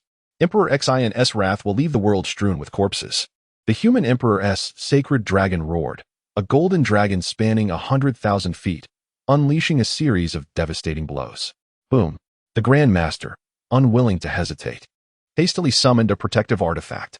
An 8-trigram purple gold furnace materialized, a gift from the Ta Ching saint during his initiation. Emperor Xin, I possess a treasured artifact bestowed by my master. Let us see how you can kill me. The Grand Master, grinning wickedly, raised his furnace as a shield. However, before he could boast, the human emperor and Apos' sacred dragon swept its tail, sending him flying once more. The 8-trigram purple gold furnace cracked under the force, its radiant light extinguished, crumbling into the dust. The Grand Master found himself in a dire state, plummeting amidst the chaos, having shattered the nearby divine mountains, blood cascading down his forehead. How is this possible? My 8-trigram purple gold furnace could not withstand a mere strike from Emperor Xin. The Grand Master howled in despair, his eyes filled with bitterness and a deep-seated fear. Despite being a powerful figure and possessing formidable artifacts, he found himself utterly helpless against Emperor Xin, who had unleashed a relentless onslaught. Facing him again, the Grand Master no longer held the arrogance he once had, nor the ease he displayed when confronting lesser beings. Emperor Xin's prowess had shown him the folly of his arrogance. Striding forward, Emperor Xin revealed the human emperor's divine spear, intent on ending the Grand Master in one decisive blow. Fool, you think it easy to kill me? The Grand Master, now consumed by madness, cast aside all restraint. Submitting to Emperor Xin was equally a path to death. Let us see how you dare to challenge me today. His face twisted in a maniacal grin, his disheveled hair and bloodied visage lending him an air of insanity. Please, Master, lend me your strength. The Grand Master suddenly produced a jade talisman, bowing in reverence. Instantly, a surge of formidable energy emerged from the void, a manifestation of the Ta Ching saint and Apos' divine consciousness. This talisman, traditionally a symbol of intimidation, now glimmered with the promise of power. The Grand Master, fortified by the appearance of the Ta Ching saint's specter, felt a flicker of hope. However, should Emperor Xin choose to disregard the talisman and strike, it would signify a blatant disrespect towards the Ta Ching saint. Slaying the Grand Master would sever the lineage of the human teaching, an act that would be intolerable to the Ta Ching saint, the leader of the sect. Chapter 10. A reasoned discourse. The figure of the Ta Ching sage began to speak slowly, awakening from seclusion within the 8 scenic palace, simultaneously gazing in the direction of Xin. Kill. Without a trace of hesitation, Xin and Apos' gaze remained icy, the brilliance of his spear unwavering. Boom. The terrifying aura of the Emperor surged forth, as the Emperor and Apos' sacred dragon and sacred spear merged into one. After all, this time Xin faced the Ta Ching sage. Even though the opponent merely wielded a single strike, Xin understood that to slay Xian Du, he must exhibit overwhelming power. Xin seeks his own demise. Witnessing the audacity of his opponent to attack before him, the Ta Ching sage bellowed in fury. This was an affront to the sage, a direct slap to the face of Ta Ching. With a thunderous roar, the Emperor and Apos' sacred spear surged forth. The spectral form of the Ta Ching sage was merely an attack, and he was directly pierced by the Emperor and Apos' sacred spear. Simultaneously, Xian Du the Grand Sorcerer met the same fate. The Emperor and Apos' sacred spear ignored all defenses, disregarding the laws of the universe. The sage and Apos' strike was, after all, merely a manifestation of a law, and thus under the might of the emperor and Apos' sacred spear, it bore no effect whatsoever. Puff. Xiandu the Grand Sorcerer gazed in despair at Xin, his eyes filled with a dull gray. Bang! Xin twirled the sacred spear, and both the Grand Sorcerer and the Ta Ching Sage and Apos' figures shattered into fragments. Xin retracted the spear, seizing all of Xiandu and Apos' treasures, sealing them away into his possession. In this battle, Xin's overwhelming slaying of the Grand Sorcerer effectively severed ties with the Ta Ching Sage. With Xiandu's demise, the entire sect of humanity ceased to exist, and the previously appropriated fortune of the human race returned entirely to Xin. The Ta Ching Sage and Apos' lineage had but one true disciple, Xiandu. Now that he was dead, the sect of humanity was indeed rendered non-existent. Other practitioners of the world had no connection to the Ta Ching Sage, and thus could not remedy the situation. The fortune of humanity now flowed entirely to Xin, bestowing upon him immense benefits. With a flicker of inspiration, Xin activated the Emperor and Apos' sacred dynasty system, allowing a fragment of Xiandu and Apos' soul to enter the realm of the Emperor and Apos' sacred dynasty. This was Xin and Apos' way of completely severing Xiandu and Apos' chances of revival. Should he enter the God-sealing list, the Ta Ching Sage might devise a means to resurrect him. Now that Xiandu and Apos' true essence had entered the Emperor and Apos' sacred dynasty, without the opportunity to reconstruct his physical form, he would be doomed to eternal death. This maneuver could be termed truly insidious. Ding! Congratulations to the host for completing the task. Reward: Emperor and Apos' fortune 10,000 has been credited. Please check your account promptly. With Xiandu and Apos' death, the task was deemed entirely fulfilled. Xin once again urged the Emperor and Apos' sacred dynasty, and the beautiful figure of the Stone Ji goddess gradually materialized, successfully reforming her physical form. Xin, I am deeply grateful for your grace. The Stone Ji goddess suddenly awakened, startled at first, but quickly understanding her circumstances. She hurriedly expressed her gratitude to Xin. The celestial being risked herself to save me, placing herself in peril. It is I who should express my thanks. Xin beamed radiantly, and the revival of the Stone Ji goddess marked a satisfying conclusion.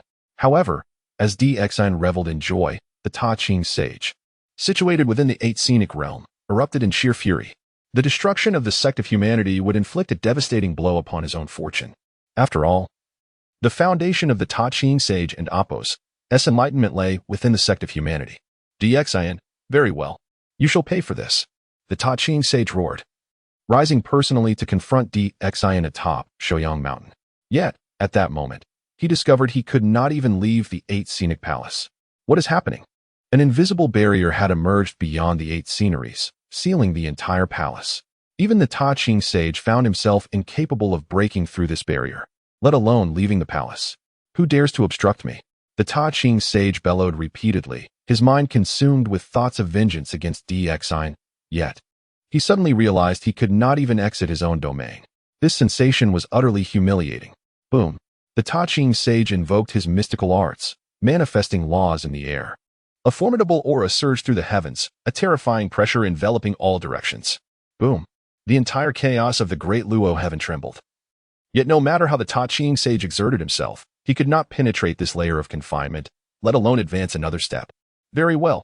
Very well. In a fit of rage, the Ta Ching Sage waved his hand, summoning the innate treasure, the Taiji diagram. This treasure possessed immense power, augmenting the Ta Ching Sage's might. The Ta Ching Sage unleashed beams of divine light, relentlessly striking the barrier ahead. Yet, despite his formidable strength, he could not budge the barrier in the slightest. His efforts, vigorous as a tiger, ultimately bore no fruit. Only at this moment did the Ta Ching Sage come to a sudden realization. The power capable of obstructing him with a mere barrier must surely surpass his own. Indeed, he had failed to consider this in his earlier fury. Now awakened to the truth, the Ta Ching Sage was drenched in cold sweat. If the other party wished to annihilate him, a single strike would suffice. Having previously raged like a madman, the Ta Ching sage now found himself filled with trepidation. At this point, he could no longer seek vengeance for Xian Du and promptly retracted the Taiji diagram, offering respectful prayers to the heavens.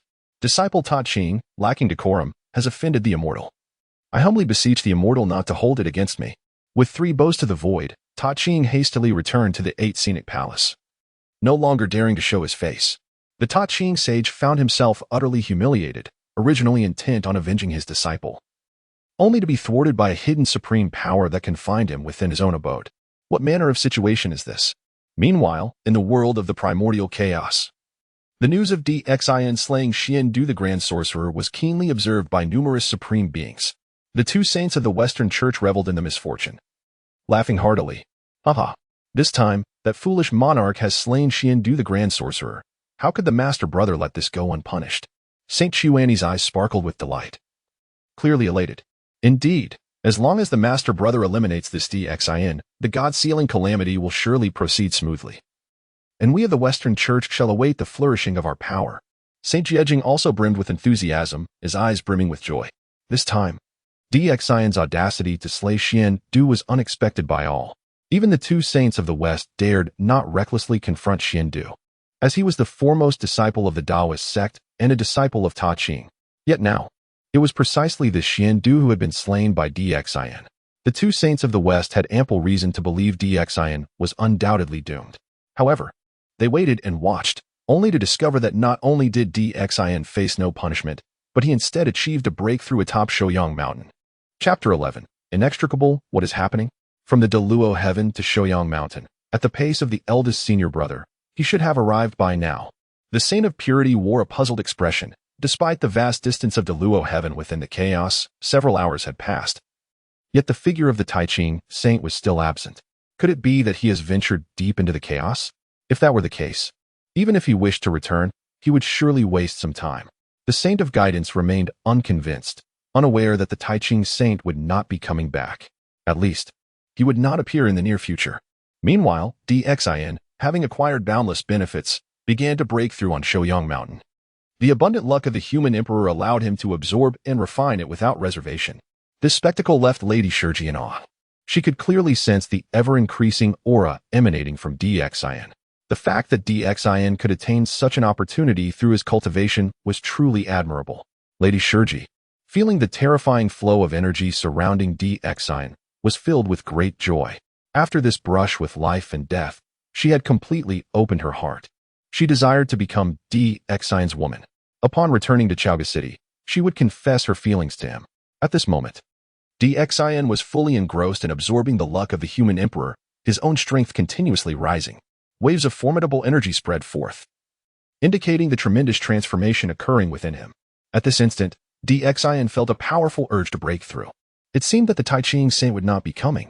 In the boundless sea of blood, the ancestor of the underworld river had initially been anticipating the arrival of the Tai Ching saint, who would then decisively eliminate DXIN. Unfortunately, in the end, his plans did not materialize. The master of the Celestial Gate fell into silence, based on his understanding of the Tai Ching saint. He was certain that the latter would come to reclaim his prestige. However, the outcome was unexpected, prompting the master of the Celestial Gate to ponder deeply. Boom. On Shouyang Mountain, DXIN rose powerfully, a terrifying pressure enveloping the area. The luck that once belonged to the human teaching had now entirely shifted to him. The laws of the human emperor quietly gestated, and at that moment, DXIN felt the presence of the law and Oppos, as power. It is known that the laws are the very foundation of enlightenment. All cultivators must reach the realm of Deluo Golden Immortal before they can perceive the power of the laws. Yet, DXIN, existing within the realm of Tai Golden Immortal, could already sense the aura of the laws. His aptitude truly surpassed that of all cultivators.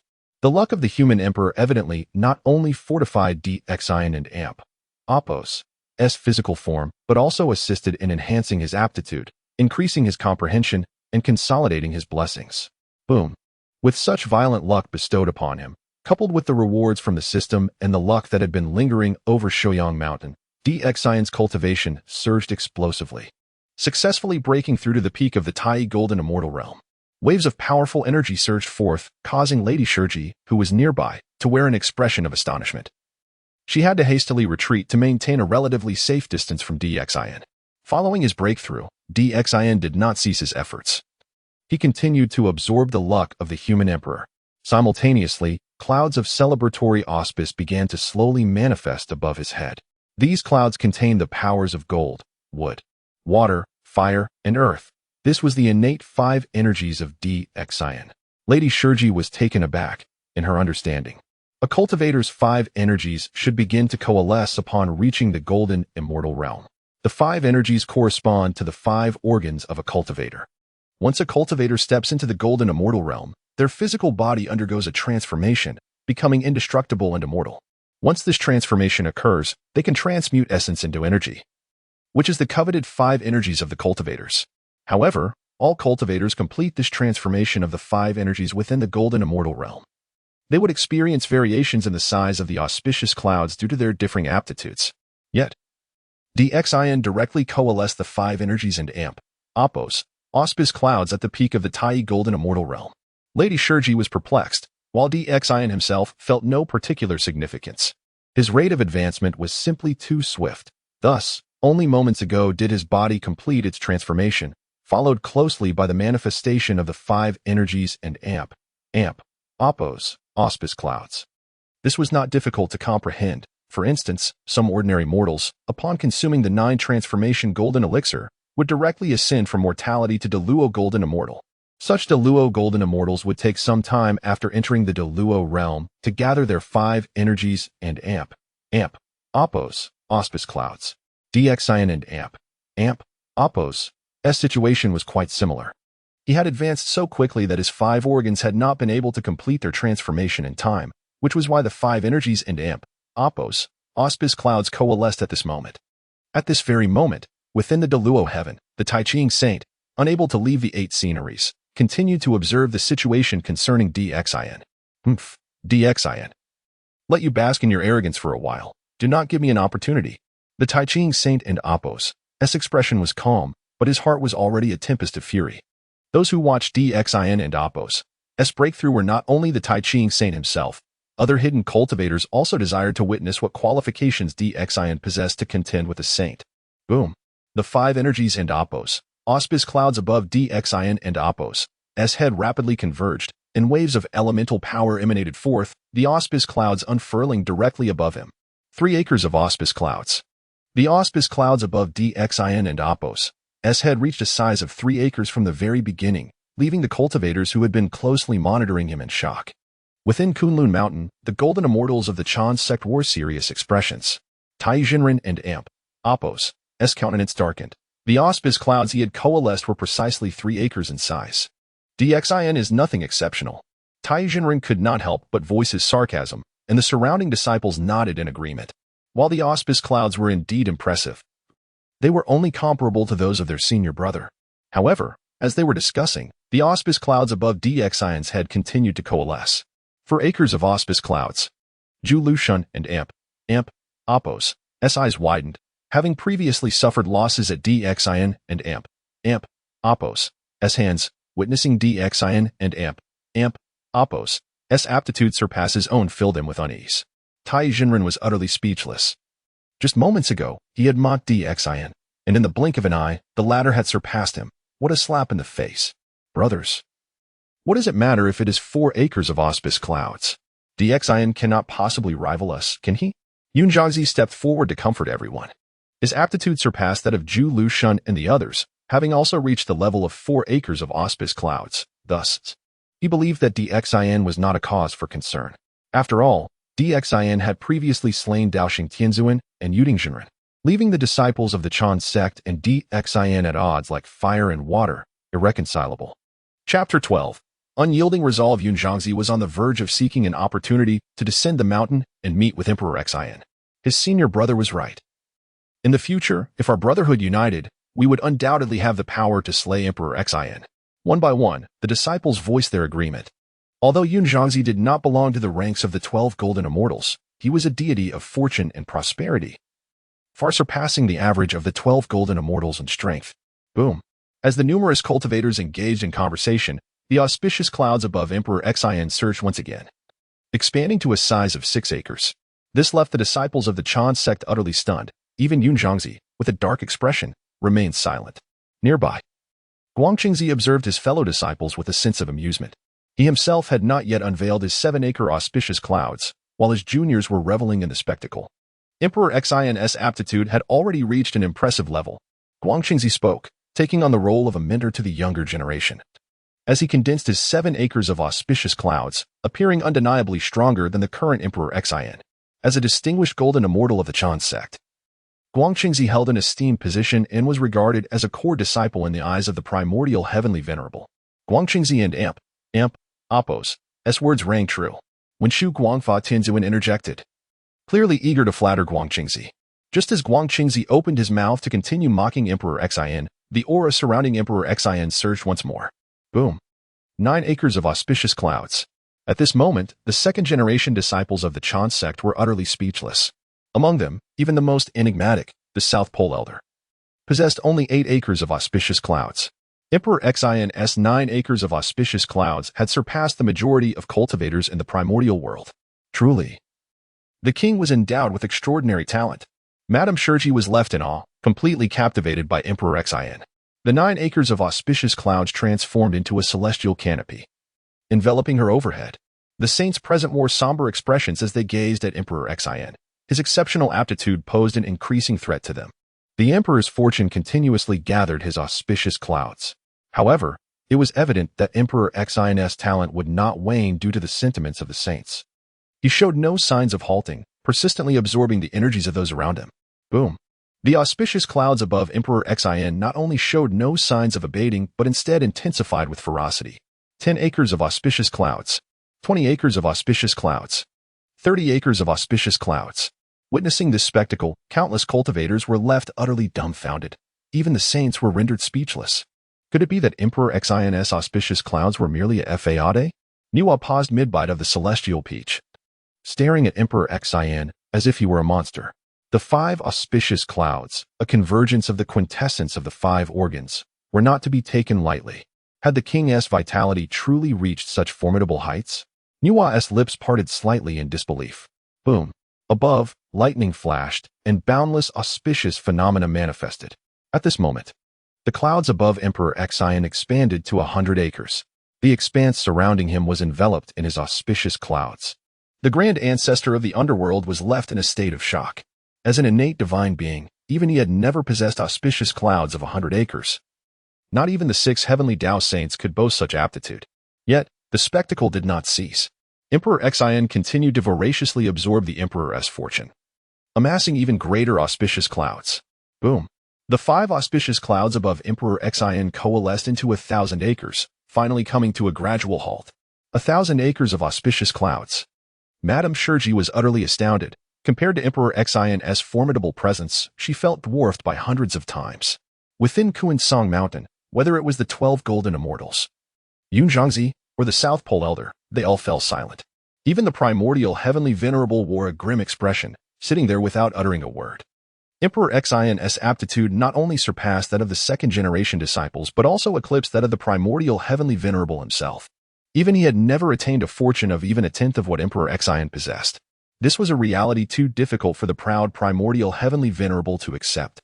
The sheer magnitude of Emperor Xin's talent far exceeded the imagination of the saints. 1,000 acres of auspicious clouds. The expressions of the Western saints turned bitter. Both brothers recognized each other as helplessness. In comparison to Emperor Xin, their own talents seemed utterly insignificant. The 2 saints were left feeling utterly defeated by Emperor Xin's overwhelming prowess. However, they maintained their composure. Brother, no matter how strong Emperor Xin is, he is still merely a tiny golden immortal. In due time, we shall easily subdue him. Saint Jing consoled Saint Jane, while simultaneously reassuring himself. For now, this was all they could muster. Sighing, the 2 saints resolved not to squander any more time and hastily retreated into seclusion. On Shouyang Mountain, Emperor Xin reaped boundless benefits. His cultivation successfully broke through, and the 5 auspicious clouds coalesced, marking a moment of double delight. Congratulations to Emperor Xin for this auspicious breakthrough. The path ahead is promising. Madame Shurji approached him with a radiant smile, sincerely congratulating him. At this moment, Emperor Xin withdrew his divine aura and approached Madame Shurji, embracing her. Thank you, dear fairy. If you are willing, upon my return, I shall gladly take you as my imperial consort. Emperor Xian expressed his intentions to Madame Shurji, proposing that, should she agree, he would bestow upon her the title of imperial consort upon their return. Madame Shurji blushed at the implication of becoming his true consort. It all depends on the king's arrangement. Seeing her bashful demeanor, Emperor Xian felt an exhilarating rush. Haha, the fairy is indeed to my taste. Emperor Xian cheered. Gathering the auspicious dragon and, together with Madame Shurji, rode back toward Chaoga City. As the dragon maiden, she gazed enviously at Madame Shurji. Alas, her lowly status rendered her unqualified for the title of imperial consort. Nonetheless, the opportunity to serve Emperor Xian was already a source of immense satisfaction for the dragon maidens. Upon returning to Chaoga City, Emperor Xian finally had the chance to examine the spoils of his recent conquest. Previously, after slaying the Grand Master Xindu, he had collected all of the Master's treasures and relics without a second glance at the spiritual treasures obtained from Shouyang Mountain. Now, Emperor Xian took out these items and scrutinized them carefully. A bottle of 6 transformation golden pills, 12 in total. The 8 trigrams purple gold furnace. An exquisite innate spiritual treasure. The 6 dragon sword, a top-tier innate spiritual treasure. The blaze mirror, a top-tier innate spiritual treasure. The 8 trigrams celestial garb. A top-tier innate spiritual treasure. Chapter 13. The overwhelming Aura Xian meticulously examined the treasures of the Grand Master of the Xindu, discovering an abundance of innate spiritual treasures, exceeding 10 in number, alongside an innumerable array of divine materials. Upon surveying these riches, he finally revealed the precious artifact he had acquired from Shouyang Mountain. Surrounded by 9 dragons, the seal floated majestically, emanating an intense aura of human destiny. This was none other than the supreme treasure of humanity, the Honghuang seal. Infusing a strand of his divine consciousness into it, Xian was immediately filled with exhilaration. The acquisition of the Honghuang seal, a paramount treasure of humanity, surpassed all his previous gains in value. Though the Honghuang seal was merely a top-grade innate spiritual treasure, within the realm of humanity, it was equivalent to a supreme innate treasure. Consequently, it was revered as the treasure of humanity. The Honghuang seal possesses the capability to suppress the destiny of mankind. Should I thoroughly refine it, in conjunction with the Holy Emperor's true scripture, my strength would undoubtedly burgeon immensely. Xian's eyes sparkled with excitement. As the destiny of humanity flourished, the cumulative amount dissipating daily would be staggering. With the Honghuang seal to subdue this destiny, the challenge would be effortlessly surmounted. If I could elevate the Honghuang seal to the level of a supreme innate treasure, its power and efficacy would undoubtedly surge exponentially. Xian speculated, harboring a faint anticipation. He was wholly focused on enhancing the spiritual treasure of destiny. His expectations for the Honghuang seal brimming with hope, not only for its capacity to suppress destiny but also for its formidable offensive capabilities. If I could possess a supreme innate treasure, my combat prowess would surely soar to new heights. Yet, the endeavor to elevate the Honghuang seal, the treasure of humanity, was evidently no simple task, fraught with significant challenges. Xian, however, was not one to waver. After a brief contemplation, he promptly initiated the process. The first artifacts he procured were the Emperor's treasure, the Xianyuan Universe Bow, and 3 thundershocking arrows. The Xianyuan Universe Bow, a top-grade innate spiritual treasure, combined with the 3 thundershocking arrows, could rival even a supreme innate treasure. Xian contemplated these artifacts, planning to merge the Xianyuan Universe Bow with the Honghuang seal. Both the bow and the arrows were treasures of the Emperor, imbued with a profound essence of imperial authority. Given the shared origin, they would not exhibit any repulsion towards one another. At that moment, Xian commenced the ritual of refining, this time with a distinct approach. The holy dragon of the Emperor manifested above, swallowing the Honghuang seal, the Xianyuan Universe Bow, and the 3 thundershocking arrows whole. Subsequently, 1 thundershocking arrow was isolated, while the Honghuang seal exuded boundless laws, forcibly merging the arrow into its essence. Boom! Xian summoned the dual fires of civil and martial, refining the divine weapon within the body of the holy dragon of the Emperor. These dual fires, born from the destiny of the Emperor, wielded immense power. As the flames blazed, signs of gradual fusion between the Honghuang seal and the thundershocking arrow began to emerge. The essence of imperial authority contained within them resisted combustion, thus intertwining and supporting each other in a united front against external pressures. Xian deftly utilized this external pressure to further alleviate the repulsion between the 2 spiritual treasures, seizing the opportunity to meld them into one.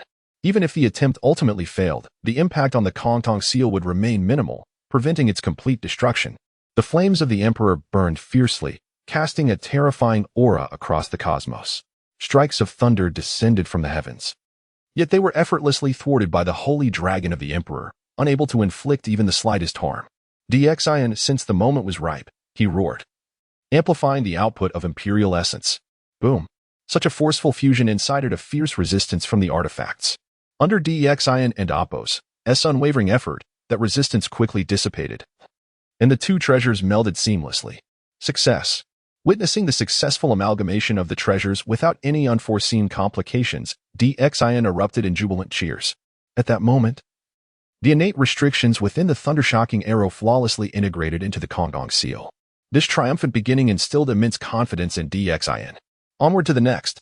He initiated the second fusion, recognizing that a single thunder-shocking arrow was insufficient for elevating the Xianyuan universe bow to the level of a supreme innate treasure. Drawing from his prior experience, the fusion of the second arrow progressed with ease. In no time, the second thunder-shocking arrow was successfully merged. Following its integration, the Honghuang seal underwent a significant transformation. Boom. A surge of potent momentum radiated from the Honghuang seal, as it began to actively absorb the destiny of humanity from the surrounding world. This unexpected development left Xin momentarily stunned. The Honghuang seal was actively absorbing human destiny and rapidly refining it. Even before completing its elevation, it had manifested a brand new capability to absorb and condense human destiny. While this ability was effective solely for human destiny, for Xin, it represented an unparalleled top-tier power. This capability, in tandem with Xin's Holy Emperor's true scripture, formed an impeccably harmonious duo. Excellent. Let us merge the third thunder-shocking arrow. Xin pressed on, successfully integrating the third arrow. With this integration, the capabilities of the Honghuang seal surged once more, enhancing both its suppression of human destiny and its absorption and refining abilities significantly. The Honghuang seal now stood on the precipice of becoming a supreme innate treasure. As Xin gazed upon the resplendent Honghuang seal, if its radiance had previously resembled a dazzling star, it now shone like a radiant sun, holding the magnificent Honghuang seal before him. Xin grasped the Xianyuan universe bow once more. If I can merge these two treasures, the Honghuang seal will undoubtedly ascend to the level of a supreme innate treasure. Such a treasure will provide immense assistance, whether in subduing human destiny or in future confrontations with sages. Xin and Appo's heart raced with excitement. Without hesitation, he commenced the fusion once more. Boom. The Xianyuan universe bow proved even more formidable, presenting a greater challenge for fusion. However, bolstered by previous successes, the integration of the Honghuang seal was not overly troublesome. As the two spiritual treasures continued to merge, an even more tremendous aura began to emanate. The momentum of the Honghuang seal intensified, and the 9 divine dragons reappeared, their forms more majestic and formidable. At this moment, the holy dragon of the emperor also manifested, soaring and swirling above the Honghuang seal. The golden dragon roared, and its overwhelming pressure spread in all directions, as thunder cracked and the winds of the 9 heavens swirled chaotically. Chapter 14. A successful completion with a thunderous roar. Emperor Xin merged the Xian Kuan Bao and the Honghuang seal, manifesting an innate treasure in his hands. The emergence of this primordial artifact sent shockwaves throughout the entire primordial world. The arrival of such a treasure drew the attention of numerous hidden supreme beings, eager to witness the nature of this newly manifested innate treasure and to discover who had attained it. The Honghuang seal, having ascended to the status of an innate treasure, unleashed a terrifying aura that spread in all directions, its radiant light illuminating the heavens. The entire primordial realm was enveloped in divine brilliance. As the boundless luck of the human emperor flooded the seas and lands, 9 golden dragons, alongside the sacred dragon of the human emperor, soared across the skies. Roaring in unison, all dragonkind within the 4 seas trembled at the sound. Countless supreme beings turned their gazes toward the source. Acutely aware of the overwhelming aura of the human emperor, it was the essence of imperial fortune. The expression of Yuan Shitian darkened. The imperial luck unmistakably belonged to Emperor Xin. How could he, having attained an innate treasure, possibly be in a good mood? The tumultuous imperial aura converged, and the Honghuang seal transformed into a colossal entity that overshadowed the entire sky. Emperor Xin ascended, sitting cross-legged upon the Honghuang seal. In that moment, he resembled an ancient human emperor returned, exuding an unstoppable might. The powerful imperial presence impacted every being of the human race, compelling the populace to kneel in reverence, chanting praises. Even in the city of Shichi, the lands of the southern 9 sprouts, and among the Eastern Yi tribes, all human beings bowed in worship. The human emperor. The sovereign among men. Emperor Xian reigned supreme, and the citizens of Chaoga City erupted in fervor, for they were closest to this magnificent spectacle and witnessed it most vividly. The emergence of this innate treasure brought boundless fortune to Emperor Xian, as the immense imperial luck coalesced, uniting the 4 seas and 8 wastelands under his banner. Another innate treasure. A flicker of envy crossed Niwa and Appo's eyes as she acknowledged her own longing. Among the 6 saints of the heavenly Tao, only 2 possessed innate treasures, while she herself had only a few exceptional innate spirit treasures. Was Emperor Xian's fortune and aptitude truly so extraordinary? Niwa pondered this dilemma, uncertain of her next course of action. Previously, there had been some discord between her and Emperor Xian. However, with his formidable rise, Niwa could not help but feel a sense of trepidation. The Honghuang seal now dominated the fortunes of the human race. Capable of absorbing and refining luck, an unparalleled boon for Emperor Xian. Not only did the Honghuang seal possess formidable auxiliary abilities, but it was also invincible in combat. Emperor Xian gazed at the fluctuating Honghuang seal, his heart racing with excitement. Its combat prowess was on par with the 3 treasures of creation. Countless cultivators looked upon the treasure, their eyes filled with admiration. Yet, Emperor Xian and Appo's strength was such that none dared to challenge him. In Shiqi City, Jiangxia observed Emperor Xian and Appo's ascendants with a trembling heart, overwhelmed by the powerful aura of the human emperor, tasked with presiding over the function ceremony. He now felt an acute fear, knowing he must oppose such an overwhelming force. With 2 of his senior brothers already fallen, he silently prayed not to be the next. At this moment, having successfully acquired an innate treasure, Emperor Xian tempered his overwhelming aura and descended into Chaoga City. Congratulations, Your Majesty, upon acquiring this treasure. Who would dare oppose you now? Who would dare to become our enemy?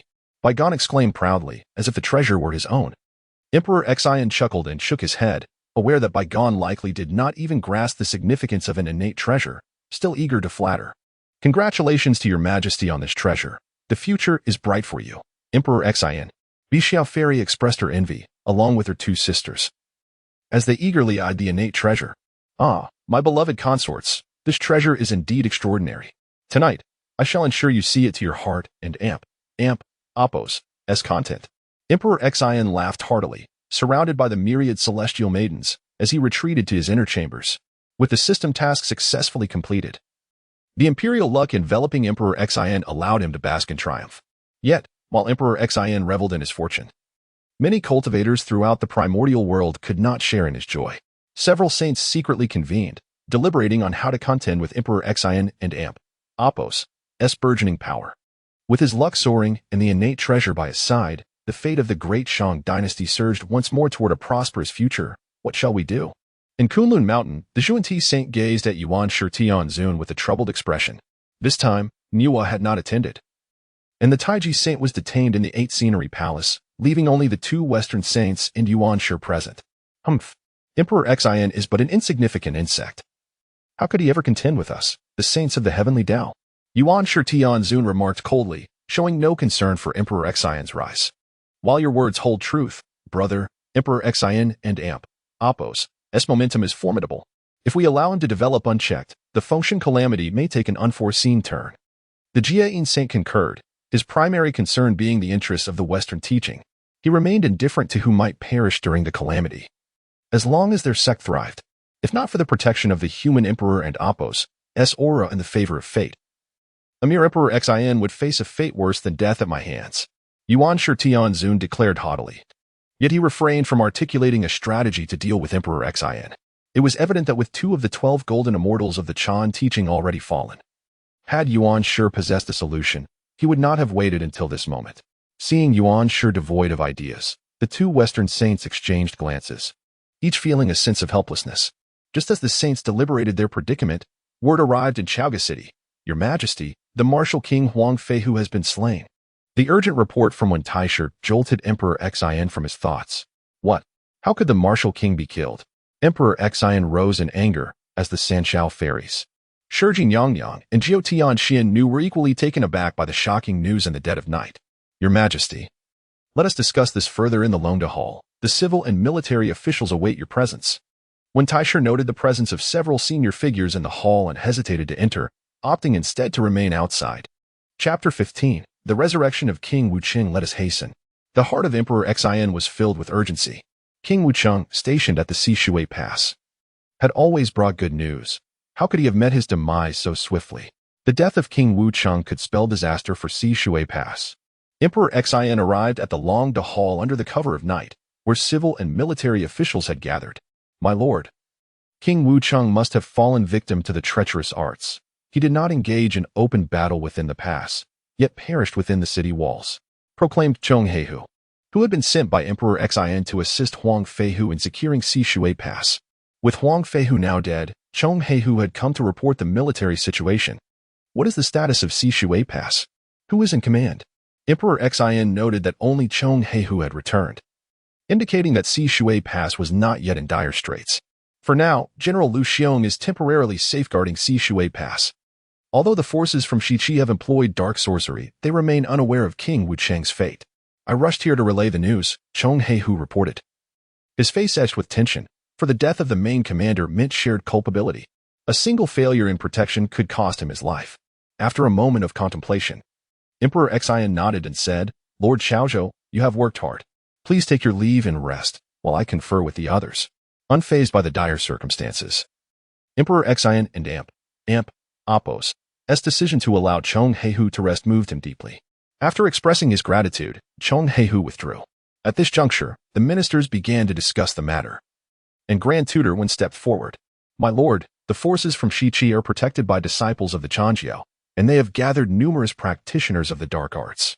It is likely that King Wucheng fell prey to their schemes. As a disciple of the Jiejiao, Grand Tutor Wen was well versed in many lethal techniques. My lord, I am willing to go to Sishui Pass and avenge King Wucheng, implored Yinpa Bai, a close minister to Emperor Xin, who was undaunted by the prospect of death. This is not a trivial matter. Without the proper approach, even the mightiest generals would fall. Emperor Xin interjected. If they could silently slay Huang Feihu, they could easily employ the same tactics against other commanders of the Shang. His words resonated with the gathered ministers. However, if they chose to remain inactive, Shiqi might soon breach Sishui Pass, leaving no one to halt their advance. After some hesitation, Chancellor Baigan rose to counsel against hastiness, for if King Wucheng could be killed without a sound, surely Emperor Xin might face a similar fate. My lord, I am willing to go in your stead. Grand Tutor Wen also stepped forward, equally concerned for the Emperor and Apos' safety. Emperor Xin shook his head with a smile. There is no need for further debate. I know what must be done. If Shiqi can slay me, would hiding in the city of Chaogu ensure my safety? Indeed, evasion was the least effective strategy. Seeing that no one could counter his reasoning, Emperor Xin retreated to his quarters, awaiting dawn to embark on his journey. The gravity of the situation was unparalleled. Should he falter and meet his end, it would be a tremendous loss. In the inner palace, the three Xiaojiao fairies and the various concubines, upon hearing the news, gathered around Emperor Xin. My lord, Sishui Pass is perilous. Please do not take such risks. Huang Guifei wept, for though she was Huang Feihu's sister, she could not bear the thought of further misfortune befalling Emperor Xin. My beloved, do not grieve. I shall visit Sishui Pass, not only to dispel the sorcery of Shiqi, but also to resurrect King Wucheng. Emperor Xin embraced Huang Guifei, offering her comfort. Is what you say truly so? Upon hearing that her brother might have a chance at rebirth, Huang Guifei's sorrow transformed into joy, her beautiful eyes shimmering with hope. Emperor Xin smiled radiantly and whispered, Have I ever deceived you? This time, I shall personally resolve this matter. After comforting Huang Guifei, he urged her to return and rest. At this moment, the three Xiaojiao fairies and the 9 heavens, Xian Nu requested to accompany Emperor Xin to Sishui Pass. After a moment's deliberation, he consented. As dawn broke, Emperor Xin set forth quietly, accompanied by the fairies, and soon entered Sishui Pass. At that moment, Lu Xiong sat in the command hall, surrounded by generals such as Zhang Kuei, Deng Luan, and Kong Xian. My lord, we welcome your presence, Lu Xiong exclaimed, hastily rising to pay his respects upon seeing Emperor Xin. Do not announce my arrival. Let us proceed with discretion, Emperor Xin instructed, and the generals understood immediately. First, let us restore General Huang to life. Emperor Xin and Apos' words left the generals momentarily stunned. Huang Feihu and Apos' spirit had departed. Even Kong Xian, a near saint, believed that not even the mightiest of sage techniques could resurrect King Wucheng. Yet, as the generals exchanged bewildered glances, Emperor Xin stepped forward. radiant golden light surrounding him as he activated the human emperor and Apos' sacred system, channeling its essence to help restore King Wucheng and Apos' corporeal form. The sight of the generals filled with doubt made Shi Jingyang smile. Emperor Xin and Apos' abilities were beyond their comprehension. With a resounding roar, immense human emperor energy coalesced, and Huang Fei, whose figure re-emerged, soon fully materializing in the hall. The generals gasped in astonishment. Huang Fei, who had truly returned to life.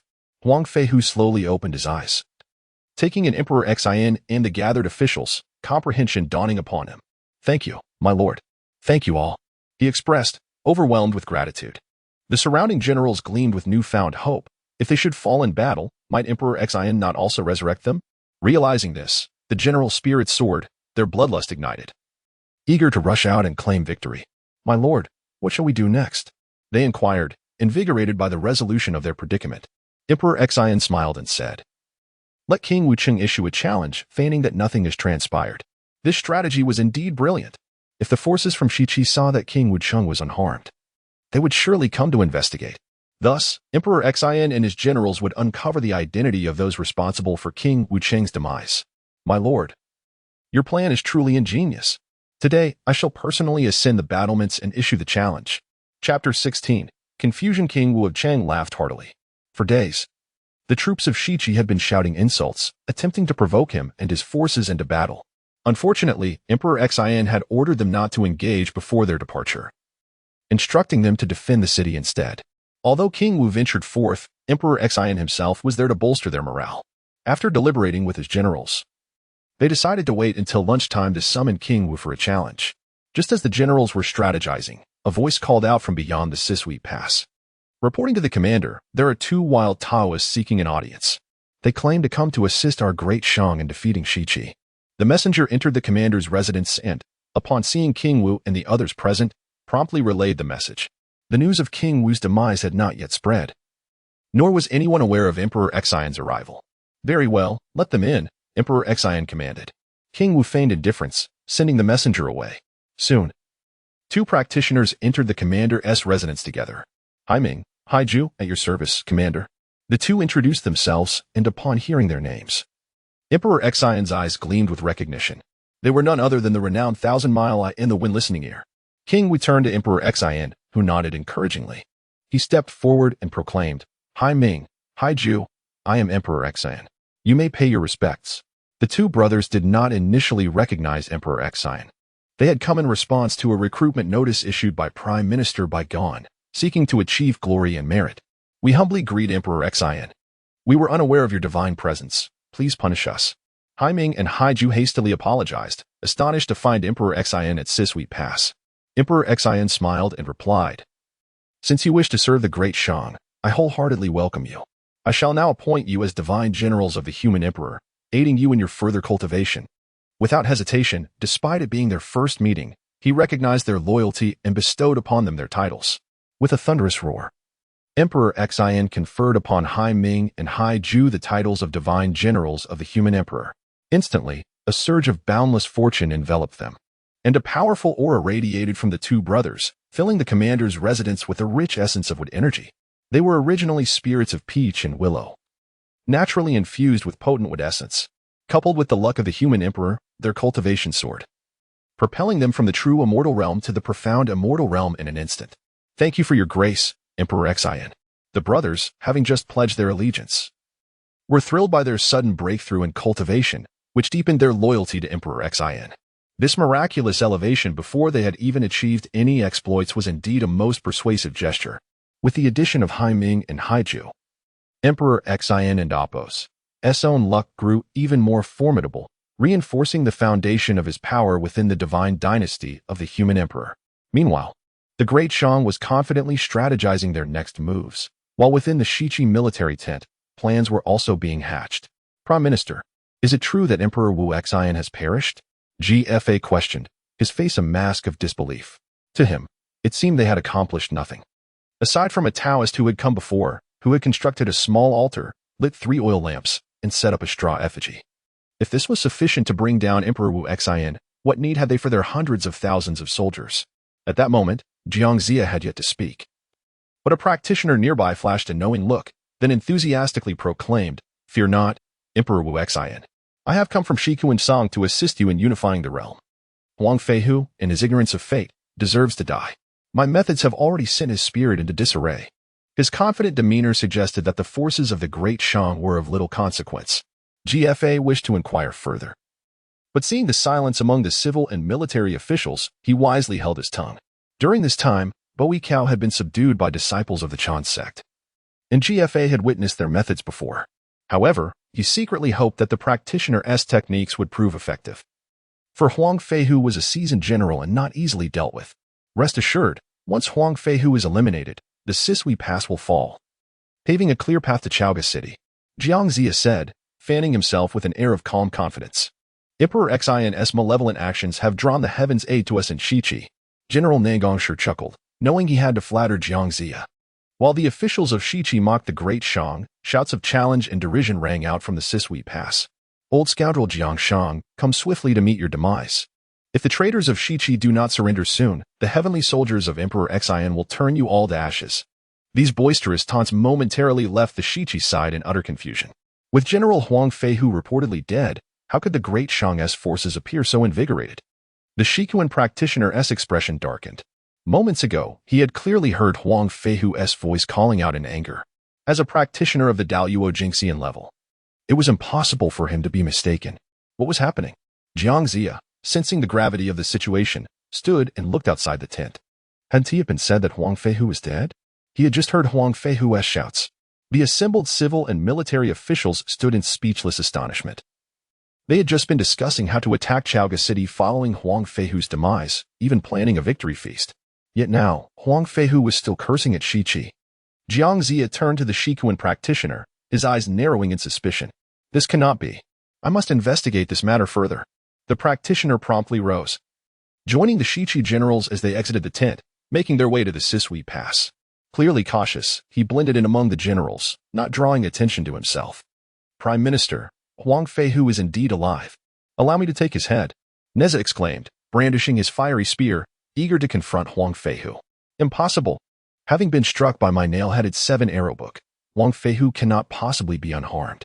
The Taoist muttered, a wave of confusion washing over him. Unfortunately, despite his attempts to remain inconspicuous, his words had already reached the ears of the Wind-Listening Ear, who reported back to Emperor Xian. The Wind-Listening Ear and 1,000-Mile I relayed the words and appearance of the Shikuan guest to Emperor Xian. Nail-headed 7-arrow book, Zaikanlun, it must be the Taoist Luya. Emperor Xian furrowed his brow, having identified the opponent. This Taoist Luya was rumored to possess the bloodline of an ancient demon emperor, and he had previously acknowledged himself as a rare treasure of fire and an essence of the earth, a spirit of the three mysteries. Emperor Xian's explanation instantly piqued the interest of the surrounding practitioners. Chapter 17. Ignorance of Heaven and Oppos. Height Huang Feihu unleashed a torrent of invective against the Western Qi camp, for he had previously suffered a direct defeat at their hands. "Bold traitors! Upon witnessing the descent of celestial troops, why do you not kneel and plead for mercy? You have committed rebellion, and according to the law, you must be punished. If you had surrendered earlier, I might have interceded on your behalf with Emperor Xian." His vehement denunciation ignited the ire of the Western Qi forces. Observing from the shadows, Liu was taken aback to see Huang Feihu exuding an aura of unscathed vigor, seemingly untouched by the previous encounter. The 7-arrow book, a treasure of Luya, effortlessly vanquished deities, yet it had proven ineffective against Huang Feihu. "My lord, I shall slay Huang Feihu." Neza, incensed by the insults, soared toward the city wall atop his windfire wheels. "You are oblivious to fate. Today, I shall collect your head." Neza brandished his magical artifact, the Qian Kuan Circle, and hurled it toward Huang Feihu. As the commander of the three armies, Huang Feihu was naturally surrounded by numerous cultivators for protection. In a swift motion, Kong Xian waved his hand, unleashing a brilliant 5-colored light that swept the Qian Kuan Circle from the air, firmly grounding it beneath his foot.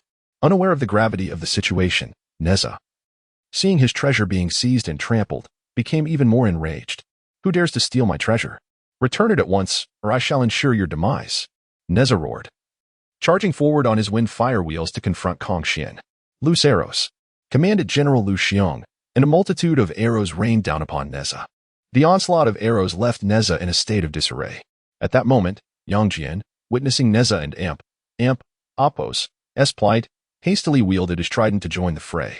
Though both Yang Jian and Nezha were formidable warriors of Western Qi, their attempt to assault the fortified city was akin to courting death. From atop the city wall, Kong Xian observed the advancing duo and could not suppress a sneer. Are the commanders of Western Qi truly this foolish? Two mere warriors dare to challenge the might of Si Shui Guan. With a mocking laugh, Kong Xian made no move to wield a weapon. Instead, he simply gestured. A terrifying divine light erupted, knocking Nezha and Yang Jian to the ground. As disciples of the Jade Void Palace, they were no match for Kong Xian and Apos' prowess. At this moment, no one in the Western Qi camp could contend with him. It was evident that there were no worthy opponents among them, with such limited capability. They dared to raise the banner of rebellion, truly a measure of their ignorance. Kong Xian and Apos' provocative taunts incited the fury of the Western Qi generals. Yet even the mightiest among them, Nezha and Yang Jian, had been vanquished, leaving the remaining warriors too intimidated to challenge him. Jiang Zia, furrowing his brow, turned to Luya. Dear friend, I implore you to lend your strength to Western Qi.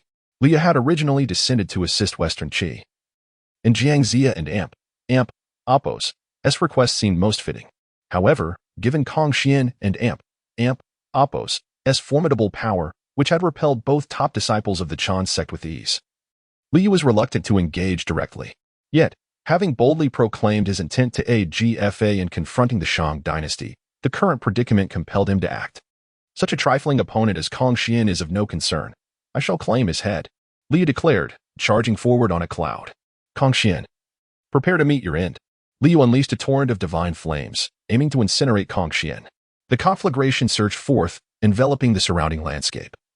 As flames raged and the air shimmered with heat, the Western Qi forces, witnessing Luya and Apos' extraordinary display of power, felt a renewed sense of hope. Indeed, Luya possesses remarkable skills. With such flames, the entirety of the Shang Dynasty shall be reduced to ash. Jiang Zia's face brightened with anticipation, wishing for Luya to obliterate Si Shui Guan entirely. However, Kong Xian remained unperturbed by the inferno. As the son of the phoenix, he harbored no fear of flames. Regardless of how fervently Luya summoned his divine fire, it failed to inflict any harm upon Kong Xian. While the Western Qi camp rejoiced prematurely, Kong Xian emerged unscathed from the blaze, taunting, such rudimentary tactics dare to be employed before me? Truly, you know not the heights of heaven. Without resorting to any divine powers, Kong Xian strolled forth from the sea of flames, standing before the Western Qi camp in full splendor. The sight of his indomitable presence rendered the Western Qi generals speechless, none daring to utter a word. Luya's face flushed crimson with rage as he glared at Kong Xian, exclaiming, Do not boast with mere words. Behold my artifact. With a slight bow, Liu summoned a crimson gourd that materialized before him. A glint of malevolent delight flickered in his eyes as he bowed thrice before the gourd, intoning, Treasure, take flight. From within the gourd emerged a bizarre flying dagger, shaped like a human head, complete with features and wings. Upon reciting an incantation, the dagger transformed into a streak of white light, vanishing from sight. When it reappeared, it was poised at Kong Xian and Apos' throat. With a thunderous roar, the dagger spiraled, seemingly intent on severing Kong Xian's head. Beast, seek your own death. Kong Xian bellowed in fury, his voice resonating like thunder. Instantly, five-colored divine light illuminated the surroundings as he swept his hand, sending the celestial dagger flying. In the throes of rage, Kong Xian transformed, becoming a colossal peacock of vibrant colors. Die, he cried, soaring into the sky, scattering divine radiance that shattered the very fabric of reality. Luya found himself at the forefront of this chaos, battered by the unrelenting divine light, suffering grievous injuries. The soldiers of Western Qi faced devastating casualties, with even the disciples of the Chan sect falling prey to the carnage. In Kong Xian and Apos' wrath, no one stood a chance. As the Western Qi forces cried out in despair, Luya took flight, attempting to flee the battlefield. Meanwhile, Emperor Xian, who had been observing Luya and Apos' actions, stealthily positioned himself with several favored consorts lying in wait along the path. In his panic, Luya chose a hasty escape route. Having initially sought to gain fortune in Western Qi, though he possessed knowledge of the impending calamities foretold by the Fengshen Yanqiu, and had hoped to benefit from the machinations of Nuwa, Luya now found himself battered instead. This experience extinguished his desire to meddle further, prompting him to retreat to Shikuan, seeking to resume his seclusion and cultivation. Chapter 18. unyielding power having accomplished his task and driven away the Taoist Luya. Emperor Xian was not inclined to relent. Luya and Amp, Apos, S audacity to assist the West came at a cost. Despite fulfilling the system and Amp, Apos, S mission, Emperor Xian harbored no intention of sparing Luya. If Luya were indeed the descendant of the ancient demon emperor, then targeting him would mean incurring the wrath of the entire demon clan. However, Emperor Xian was indifferent to the demon tribe. His singular focus was to eliminate Luya. If anyone dared to strike at the Deshang, chaos would surely ensue. Thus, Luya must perish, and in a manner that was nothing short of spectacular. Emperor Xian lay in ambush on the path of Luya and Amp, Apos, S escape, and soon enough, Luya appeared, weary and disheveled from his recent encounter with Kong Xian. Luya. Emperor Xian called out, observing Luya and Amp, Apos, S frequent glances over his shoulder. Startled, Luya turned, only to receive a powerful kick to the face from Emperor Xian, sending him sprawling to the ground. Who are you, and why do you ambush me? Luya, now a frightened bird, dared not retaliate recklessly. Behold, I am Emperor Xian. Do not become a victim of your folly. From his elevated position, Emperor Xian gazed down upon the fallen Luya. At this moment, Emperor Xian held the upper hand over Luya, whose status as a great Luo golden immortal was of no consequence to him. Who are you? Luya and Amp, Apos, S eyes widened in horror as he recognized Emperor Xian. Having repelled even the esteemed Mingyi Laozu, Luya knew he stood no chance against such might. Foolish monarch! Luya shouted in anger, shedding his disguise to reveal his true form as the three-legged golden crow, soaring high into the sky. Indeed, Luya was a scion of the ancient demon emperor. Where do you think you're going? As Luya fled southward, he was intercepted by the Cloud Fairy, blocking his escape. Observers among the cultivators had been watching the confrontation unfold, for the battle at Shiqi was pivotal to the entire Fengshan calamity. Should Shiqi fall, the calamity would surely manifest prematurely. You seek death, Luya roared, summoning the slaying immortal flying knife to strike down the Cloud Fairy. Treasure. Turn back. Luya recited the incantation, sending the knife forth once more. Yet, the Cloud Fairy, a formidable quasi-saint, would not fall for Luya and Amp, Apos, S ploy. The primordial golden dipper spun, enveloping the flying knife in a cascade of golden light, drawing it into the dipper without resistance. This artifact was renowned throughout the Fengshan calamity, second only to a few innate treasures. The slaying immortal flying knife, like a stone sinking into the ocean, lost all connection to Luya. With a thunderous crash, the Cloud Fairy struck Luya down. The immense force of her golden true body shattering mountains and ravaging the landscape. Once a sovereign of the ancient demon race, Luya was now being tossed about like a mere plaything, leaving him utterly humiliated. In the celestial realm of Enhua, the goddess watched the scene unfold with a darkened expression. Emperor Xian's prowess instilled fear in her, rendering her hesitant to confront him directly. If even she could not match Emperor Xian, her authority would undoubtedly diminish. The earlier death of Xuandu the Great Master and the inaction of the Taiji Saint had misled her into believing that the Taiji Saint feared Emperor Xian. Hence his reluctance to act despite the loss of his sole disciple. Now, witnessing the ancient demon emperor's lineage being besieged, Enhua had no intention of intervening. Roaring defiantly, the golden crow understood that death was imminent and thus resolved to fight with all his might. With explosive speed, the three-legged golden crow attempted to escape, but was ensnared by Emperor Xian's overwhelming presence. Luya, instead of diligently cultivating in the mountains, you chose to attack my Deshang. This is your own folly. So do not blame me. Emperor Xian proclaimed, his imperial aura radiating dominion across the battlefield, visible even to the onlookers. Emperor Xian, I am a royal of the demon clan. Should you slay me today, the demon tribe shall never forgive you. Spare my life, and I shall rally the demons to serve you in the future. Luya, cornered, attempted to sway Emperor Xian. Emperor Xian chuckled at the audacity of Luya. If you could genuinely lead the demon clan to submit, I might consider sparing your life. Alas, do you truly hold any power over the fractured demon clan? At this moment, Luya, despite his three-legged golden crow lineage, wielded little influence among the demons. With a resounding boom, Emperor Xian activated the Honghuang seal, a treasure of innate origin, intending to test its formidable capabilities. Seeing his demise approaching, Luya desperately summoned his artifacts. As a prince of the ancient demon emperor, Luya possessed the entirety of the demon clan and Apos as treasures after the fall of their heavenly court. A magnificent treasure ship materialized, and Luya hurriedly concealed himself within its protective confines. This was a supreme innate spiritual treasure, boasting formidable defensive powers. However, beneath the might of the innate treasure, The ship shattered under the pressure of Emperor Xian and Appo's strike, unable to withstand the force.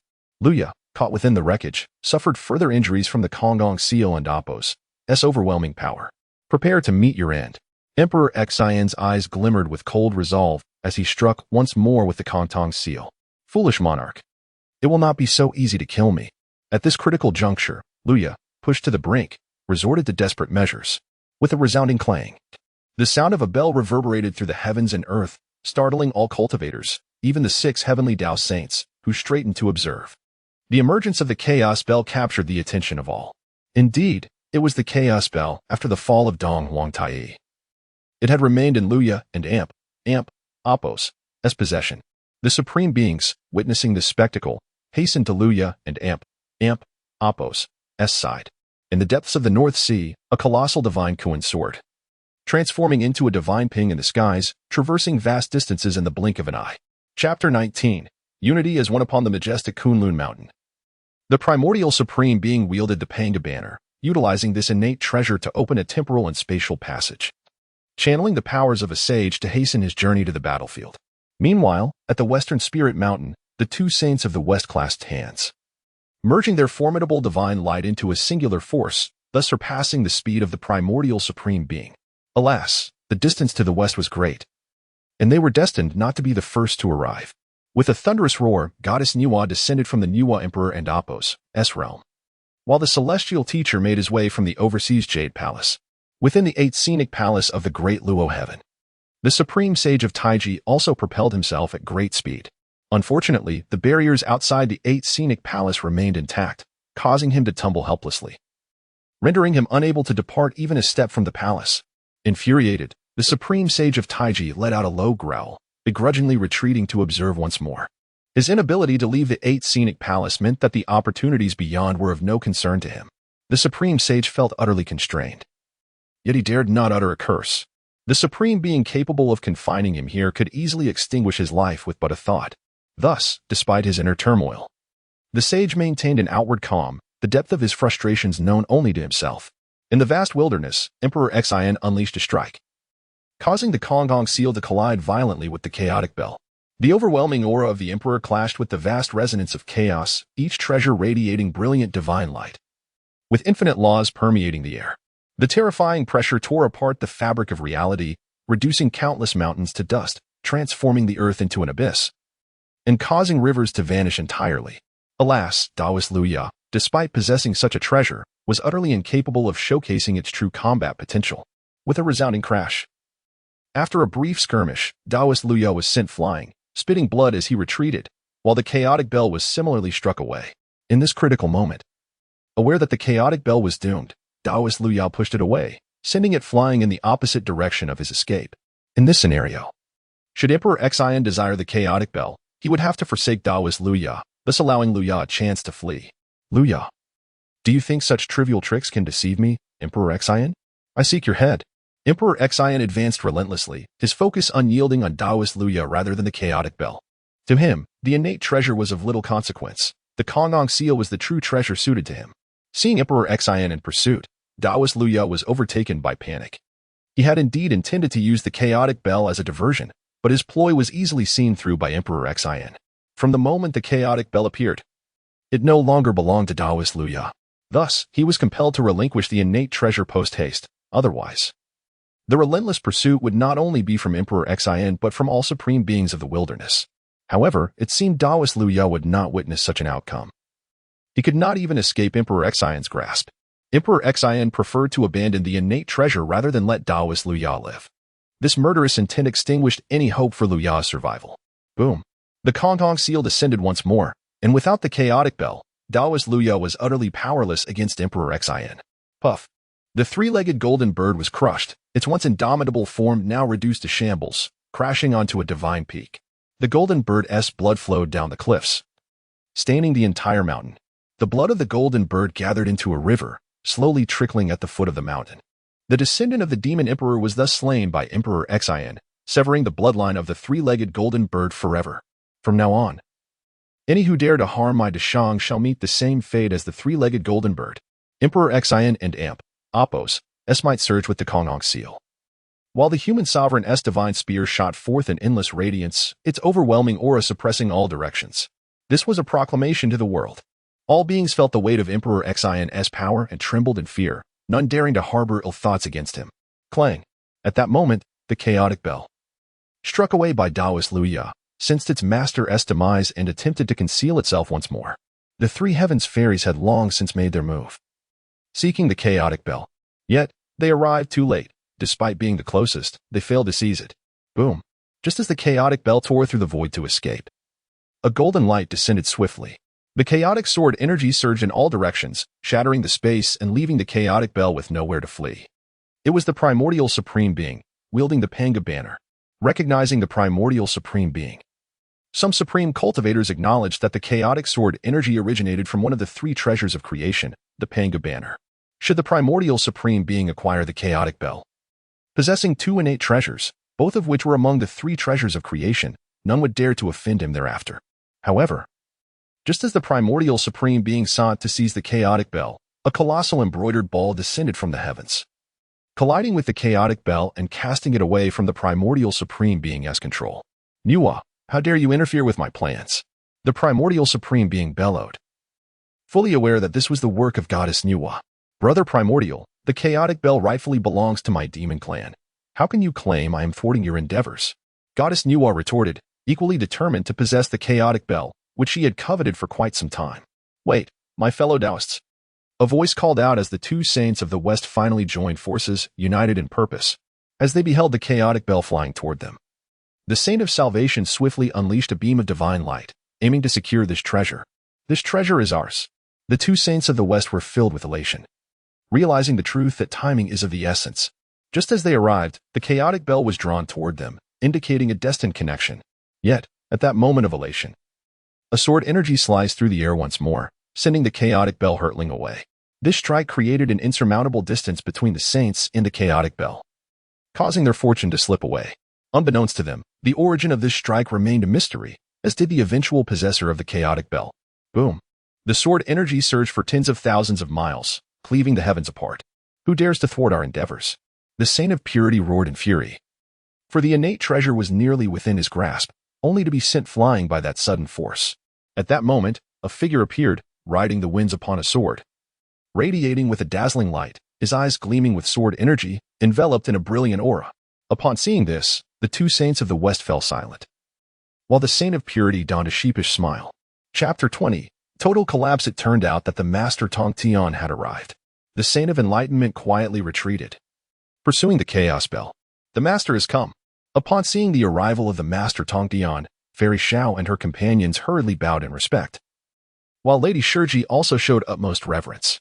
However, at this moment, the several saints were engaged in a fierce struggle over the chaos bell, leaving Master Tong Tian with no time to attend to his disciples. Emperor Xin observed the five saints locked in a fierce battle and said to his beloved consorts, "This place is too perilous. We must return to the Sisui Pass." The Taoist Liu Ya had already been slain by Emperor Xin, and all his treasures were contained within a storage bag, which had now become Emperor Xin's property. This was the wealth accumulated by the Demon Clan over countless ages. The Demon Clan had occupied the heavenly court for millions of years, and the treasures they plundered were unimaginable. Ultimately, the Demon Clan and Appo's sudden demise meant that these riches remained untouched. Now in the hands of Emperor Xin, it was truly a moment of extraordinary fortune. The various treasures, even more so than the Chaos Bell, brought immense satisfaction to Emperor Xin. The saints were engaged in a fierce contest for the innate treasures, and thus, Emperor Xin felt it wise to withdraw to the Sisui Pass while continuing to keep an eye on the battle outside. The thunderous clashes between the saints were cataclysmic. Each strike seemed capable of shattering the heavens and the earth. The surrounding mountains and rivers were fracturing, the land splitting apart, and endless space transforming into chaos, as if the entire world were on the brink of utter collapse. Worry filled Emperor Xin, despite his exalted status as the human emperor. The complete breakdown of the primordial world would have dire consequences for humanity. In ancient times, human cultivators could attain the level of human immortals upon birth. Alas, by the Shang Dynasty, after the emergence of humanity, even with arduous cultivation, ascending to the realm of human immortals had become uncertain. This was the consequence of the destruction of the primordial world. If the primordial world continued to deteriorate, it would inevitably usher in another age of decline. This bore a striking resemblance to the blue star before Wang's time. Should an age of decline arise, humanity would find itself incapable of cultivation, rendering any number of humans utterly futile. It became clear that a method to safeguard the primordial world was imperative. For the first time, Emperor Xin recognized the significance of the primordial world. Its total collapse would bring him nothing but harm. At this moment, the saints were embroiled in conflict for their own interests, oblivious to the plight of the primordial world. How could heaven possibly favor such saints? Ultimately, they were merely tools utilized by the heavenly Tao. Just then, amidst the contention of the five saints, a divine light surged from the heavens, followed by a resounding roar from the chaos bell, which vanished in an instant. The surrounding cultivators were left dumbfounded, none realizing where the chaos bell had fallen.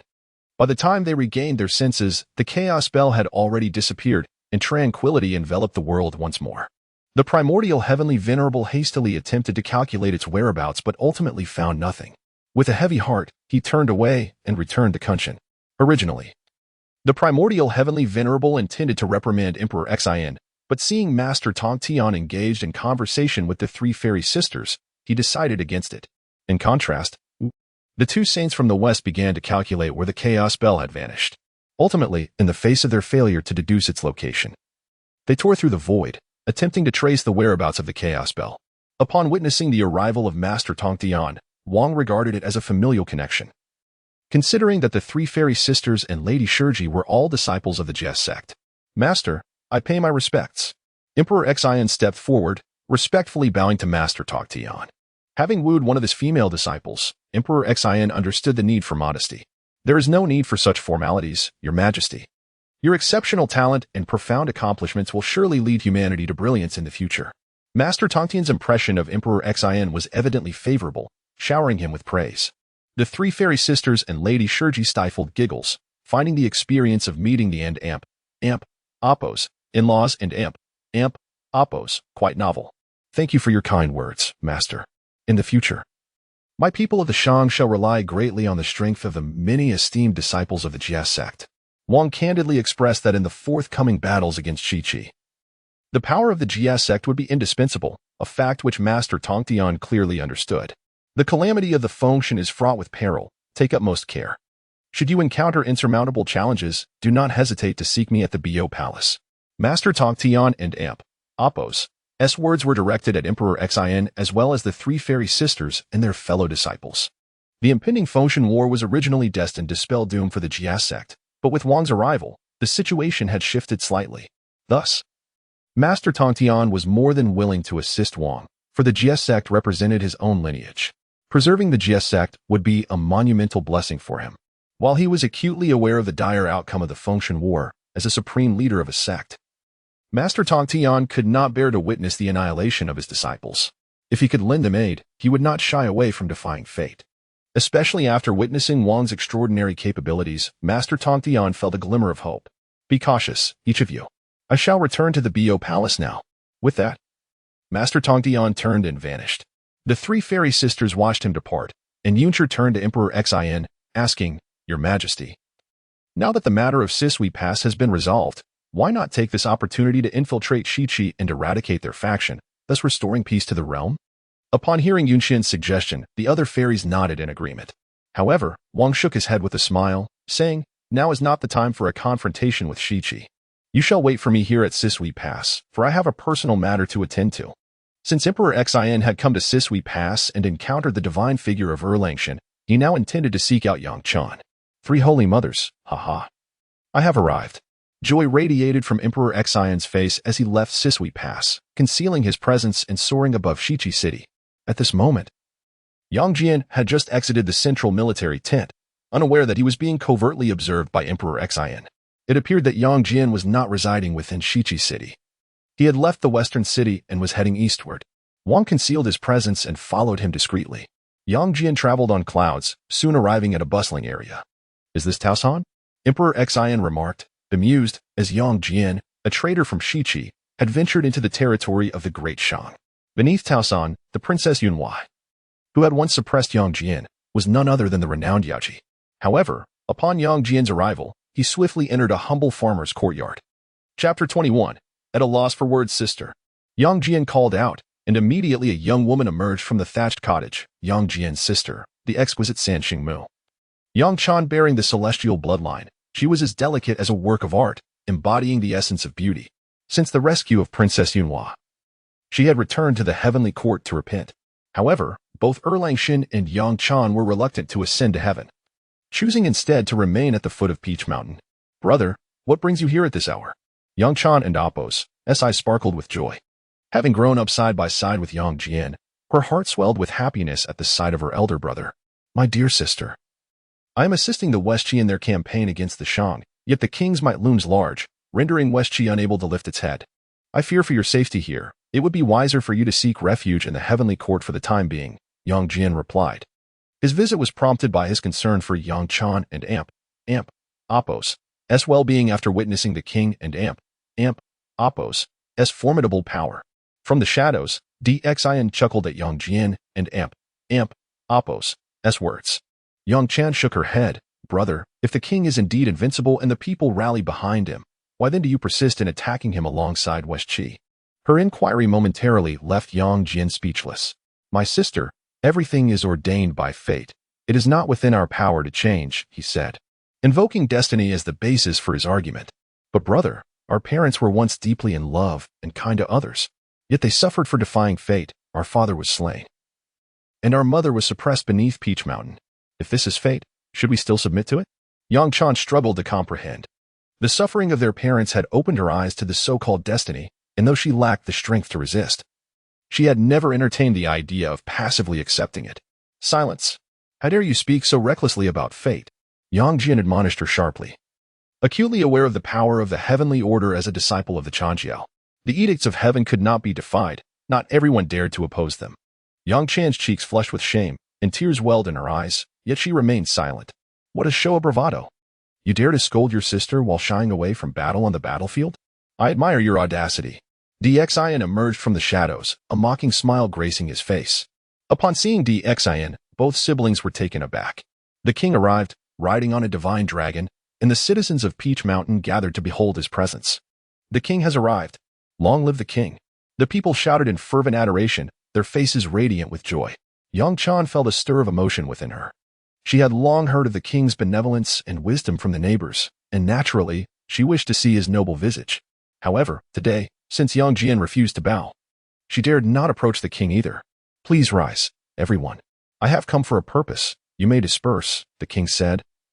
And his few words only deepened the gratitude of the people, yet none moved away. They remained to protect Dxian. "You foolish monarch, you dare to stalk me." Yang Jian brandished his trident knife, glaring fiercely. His sister was his soft spot, and knowing that Dxian had discovered her whereabouts, he could not allow any ill to befall her. "Stalk you? You, a mere Xinstan, why would I bother?" Dxian retorted, leaving Yang Jian at a loss for words. As a mere Xinstan, Yang Jian was no match for the pinnacle of Tai Jingxian like Dxian, who could extinguish him with a mere finger. Following him was indeed unnecessary. "You label me a foolish monarch, yet the people regard me as a wise ruler. Wherein lies my folly? In my realm? The weather is fair, and the people live in peace. It is Westqi that has instigated rebellion, invading the Zishui Pass and inciting chaos. My empire has alleviated labor, taxing only 1/5 of income, while Westqi imposes burdensome labor and harsh taxes. If I am a foolish monarch, then whom do you serve?" Dxian's questions left Yang Jian bewildered.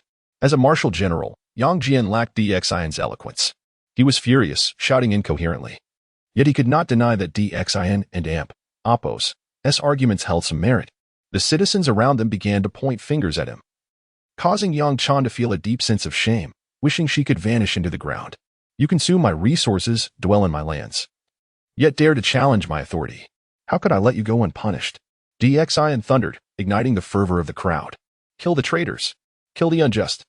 The citizens roared, their voices rising to a fever pitch. In that moment, Dxian felt the surge of the people's support, their faith bolstering his power. "Foolish monarch! Cease your deceitful words. Taste my blade." Yang Jian, consumed by rage, unleashed his full power, charging at Dxian with all his might. The death of Yuding Jinren was a personal vendetta for Yang Jian, a grudge that demanded revenge. However, he was no match for the king. With a mere flick of his wrist, Dxian unleashed a divine power that sent Yang Jian crashing to the ground. Had Dxian not been merciful, Yang Jian might have perished in that instant. Yang Jian spat out a mouthful of blood, his heart racked with anger and frustration, and he fainted from the strain. Brother! Brother! Yang Chan cried out in horror, rushing to his side in desperation. Kill the traitor! Kill the traitor! The crowd, incited by fury, roared, unable to fathom that their neighbor was indeed the traitor they sought. Your Majesty, spare him! My brother acted out of confusion and has angered you. I beg for your mercy. Yang Chan fell to her knees, her face a portrait of despair, tears streaming like rain on a withered flower. Yang Jian has fully betrayed my Shang. He is not merely confused.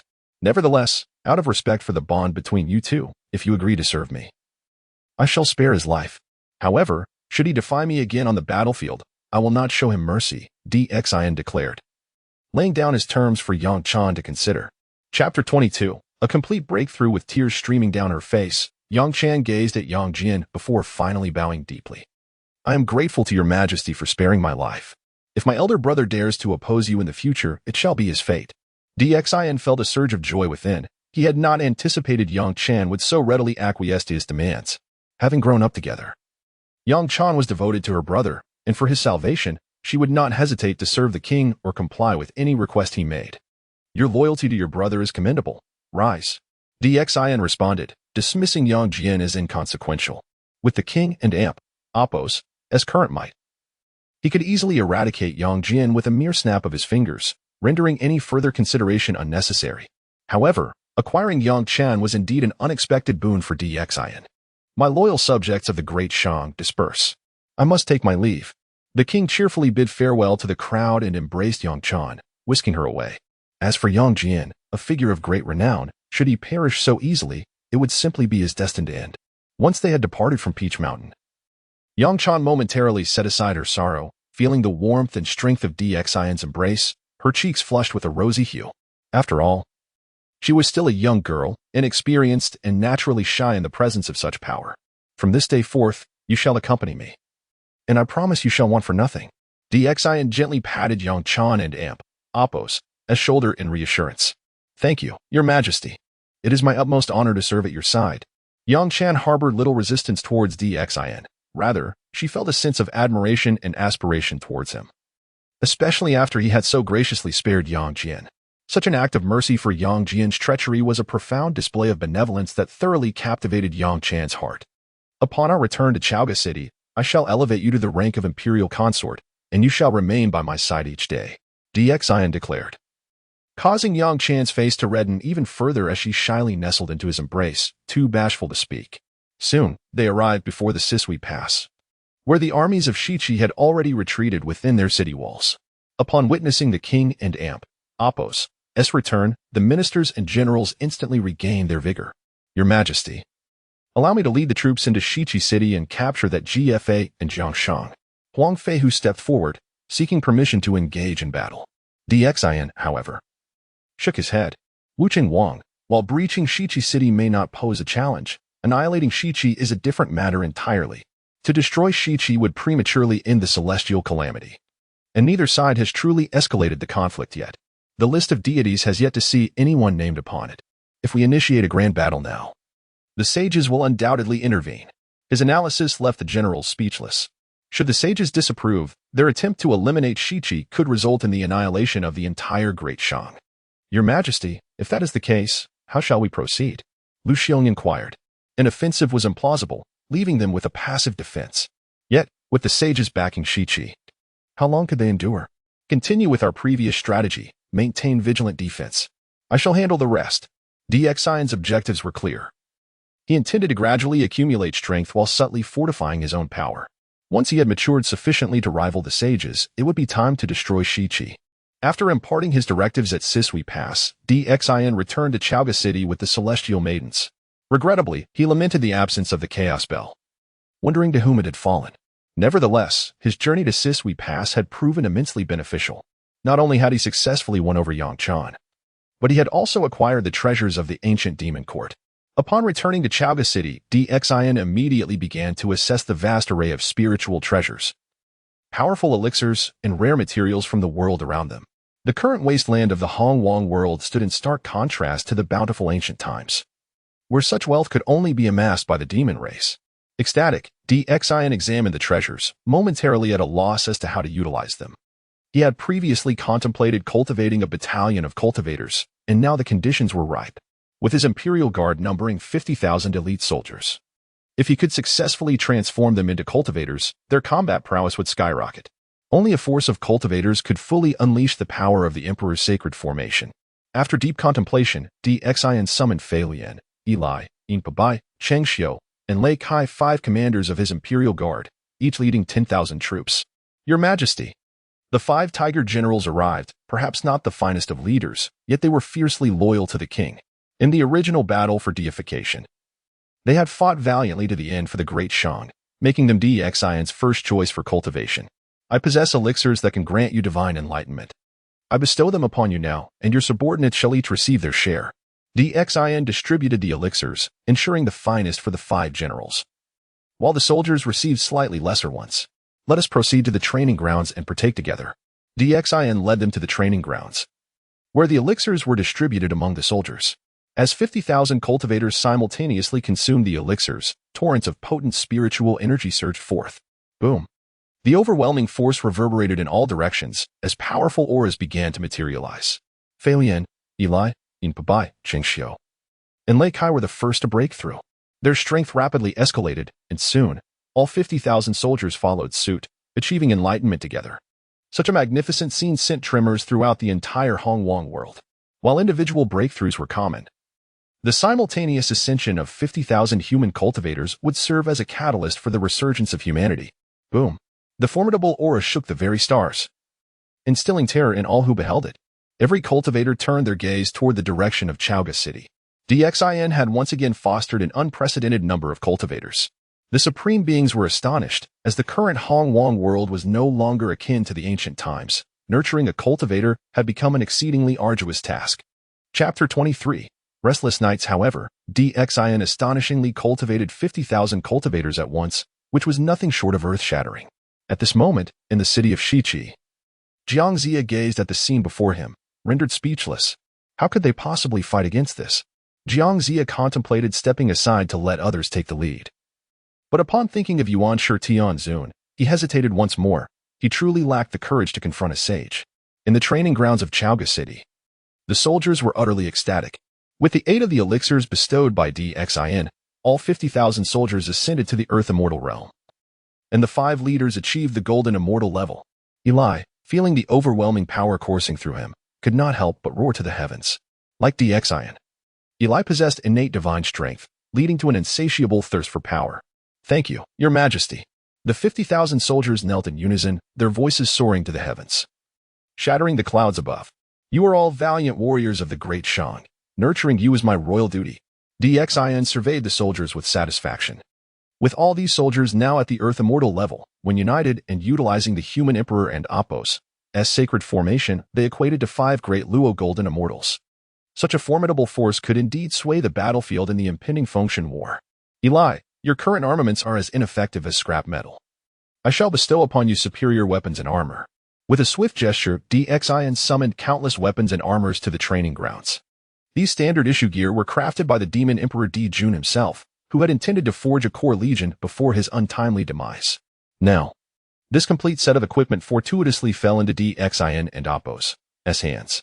Given their substantial consumption, each item was a high-grade postnatal spiritual treasure, a rarity indeed. Furthermore, their uniformity would enable the full potential of the army to be realized. You 5 generals shall also receive innate spiritual treasures. DXIN generously presented innate treasures to the 5 leaders. Thank you, Your Majesty. Eli and the others beamed with joy. Following DXIN had proven to be the right choice. These innate and postnatal treasures were of little use in DXIN and Apos' hands. Yet distributing them among his subordinates would not only significantly enhance their strength but also accrue imperial fortune for DXIN. You must all strive diligently in your cultivation. I possess more elixirs and treasures. As long as you exert yourselves for the Great Shang, I assure you ample rewards. At this moment, DXIN continued to motivate everyone, igniting the fervor within each soldier anew. Thus, DXIN finally possessed his first army of cultivators. In the future, should any troubles arise, he could dispatch this force without needing to engage in battle himself. With weapons and armor secured, the next essential element was a method of cultivation. Xin selected several sets most suitable for human cultivation from the demon treasury and entrusted them to Fei Lian and the others for dissemination. Completing these tasks, he returned to the inner palace, where he sought to enjoy the company of Yang Chan, whom he had just subdued.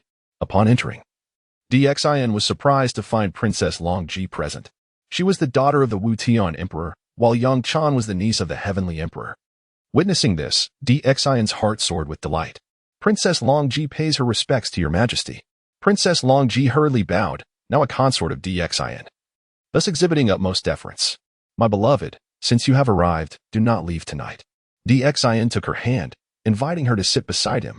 It turned out that after being cast down into the mortal realm, Princess Long Ji had sought out her cousin. Both shared a tragic fate, leading to a strong bond between them. Yes, your majesty. Princess Long Ji replied shyly, well aware of the king and Appo's inclinations.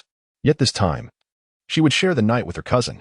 As night deepened, Xin felt content, while the other cultivators remained restless. In the city of Shiqi, Jiangxia sat by candlelight, contemplating his sword. Since descending the mountain to assist Shiqi, he had accomplished nothing and left the city in a state of exhaustion. Alas, I once believed that with my strategies, I could achieve great feats, yet here I am, ensnared in such a deadlock. Jiangxia shook his head in lament, facing Xin and Appo's overwhelming power left him feeling utterly helpless. Xin and Appo's strength had far surpassed Jiangxia and Appo's expectations. Should they dare to breach the 5 passes and provoke Xin, Jiangxia feared for his very life. As the cultivators plotted in secrecy, Xin drifted into a deep slumber, needing rest after the day's exertions. The following day, as the sun rose high, Xin entered the grand hall, refreshed and ready for the morning court. Meanwhile, Princess Long Ji and Yang Chan, the 2 lovely maidens, still slept soundly. Your Majesty, the great Master Jin Yuan from Honghuang Temple seeks an audience. As Xin took his seat, Bai Gan immediately delivered an astonishing tidbit. The great Master Jin Yuan had arrived early at the Longda Hall, waiting outside upon hearing that the king was still asleep. Please invite him in. Upon hearing the name of great Master Jin Yuan, Xin's spirits lifted. This master was no ordinary cultivator, among the first batch of primordial cultivators. They were the true rulers of this world.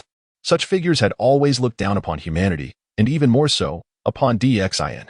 The fact that great Master Jin Yuan chose to visit was a promising beginning and a testament to Xin and Appo's burgeoning power. After issuing the invitation, a figure exuding an air of ethereal grace soon appeared outside the Longda Hall, clad in a radiant Taoist robe. Great Master Jin Yuan was followed by 2 young acolytes. Jin Yuan from Honghuang Temple pays respects to your majesty. The master bowed respectfully, acknowledging that the king was the human emperor supreme, holding a status equivalent to the 3 realms and Appo's supreme Wu Tian emperor, thereby granting Xin considerable honor. Please. No need for formalities. Quickly take a seat. Xin laughed heartily, gesturing for Fei Yuhan to offer a seat. The true extent of great Master Jin Yuan's power, being among the first innate deities, remained uncertain to Xin. However, should great Master Jin Yuan decide to ally with the great Shang, the empire and Appo's strength would undoubtedly surge dramatically. Your Majesty, I have come today with the intention of joining the great Shang and serving you, Jin Yuan stated succinctly, laying bare his purpose. From the moment the king vanquished Liu Daoren, great Master Jin Yuan had fully resolved to pledge his allegiance to Xin. Chapter 24. The fallen Patho Jin Yuanzi is a venerable and supreme practitioner of the primordial era. He has been unable to attain enlightenment for many years. This lingering inability has left a profound obsession within him unfulfilled, avenging his sworn brother, the ancestor Hongyan. Ancestor Hongyan met his demise at the hands of the demon tribe, a grievance that Jin Yuanzi has never forgotten. However, now that the demon race has suffered tremendous losses, with even the formidable 10 golden birds, Luya, slain by the Emperor Xin, only the sea demon Kuanping remains at large, continuing to roam freely. Given Jin Yuanzi and Appo's formidable strength, without enlightenment, he cannot hope to vanquish the demon master Kuan. Therefore, to seek vengeance, he must enlist the power of Emperor Xin. Emperor Xin is well aware of Jin Yuanzi and Appo's intentions. Otherwise, he would not have chosen this moment to offer his allegiance. It is indeed a great fortune for our Dashang to have you here, esteemed immortal. I extend the warmest welcome. Emperor Xin laughed heartily, knowing that Jin Yuanzi's presence would bolster the confidence of both the civil and military ranks of Deshang. Witnessing this, Minister Wen and Appo's eyes gleamed with excitement. The assistance of a supreme figure like Jin Yuanzi is indeed a matter of great fortune. My lord, I possess little of value, but I have brought some ginseng fruits from Honghuang Temple. I hope you will not disdain them. Jin Yuanzi waved his hand, and a disciple behind him respectfully presented the prepared ginseng fruits. Emperor Xian examined them, finding 30, a substantial offering, representing the entirety of a ginseng fruit tree and Appo's harvest. The ginseng flowers bloom every 3,000 years, bear fruit after another 3,000 years, and only mature after another 3,000, making these fruits a culmination of 10,000 years of cultivation. Jin Yuanzi's sincerity greatly pleased Emperor Xian. Well, since you were so earnest, how could I not reciprocate? Emperor Xian declared, retrieving a piece of a supreme innate spiritual treasure from the demon treasury, the Sun Essence Wheel. This treasure, born from the Sun Star, possesses boundless power and contains the essence of primordial fire, making it extraordinarily fearsome when unleashed. With Jin Yuanzi's innate spiritual treasure for defense and this Sun Essence Wheel for offense, his combat prowess would undoubtedly see a significant enhancement. Upon receiving such a precious gift from Emperor Xian, Jin Yuanzi felt a wave of emotions. Having cultivated to this point, he possessed only one supreme innate spiritual treasure, while Emperor Xian could casually bestow such treasures. Thank you, my lord, for this precious gift. I shall not refuse. Jin Yuanzi attempted to decline politely, but the allure of the treasure compelled him to accept it. Why be so modest, esteemed immortal? Now that you have joined our Deshang, you are one of us. Let us dispense with these formalities. Emperor Xian, eager to secure Jin Yuanzi's allegiance, was unconcerned about such a trivial treasure. With Jin Yuanzi on his side, he envisioned a future where the control of Sui Shui Pass would be unassailable, as long as no saint intervened. This thought filled Emperor Xian with elation. For with the security of his realm, he could focus on his cultivation and self-improvement. Jin Yuanzi represented the might of Mount Wanshou, and his personal allegiance signified the complete submission of countless practitioners from the mountain to Emperor Xian. A surge of powerful human emperor and Appo's luck enveloped Emperor Xian, enhancing his physical form.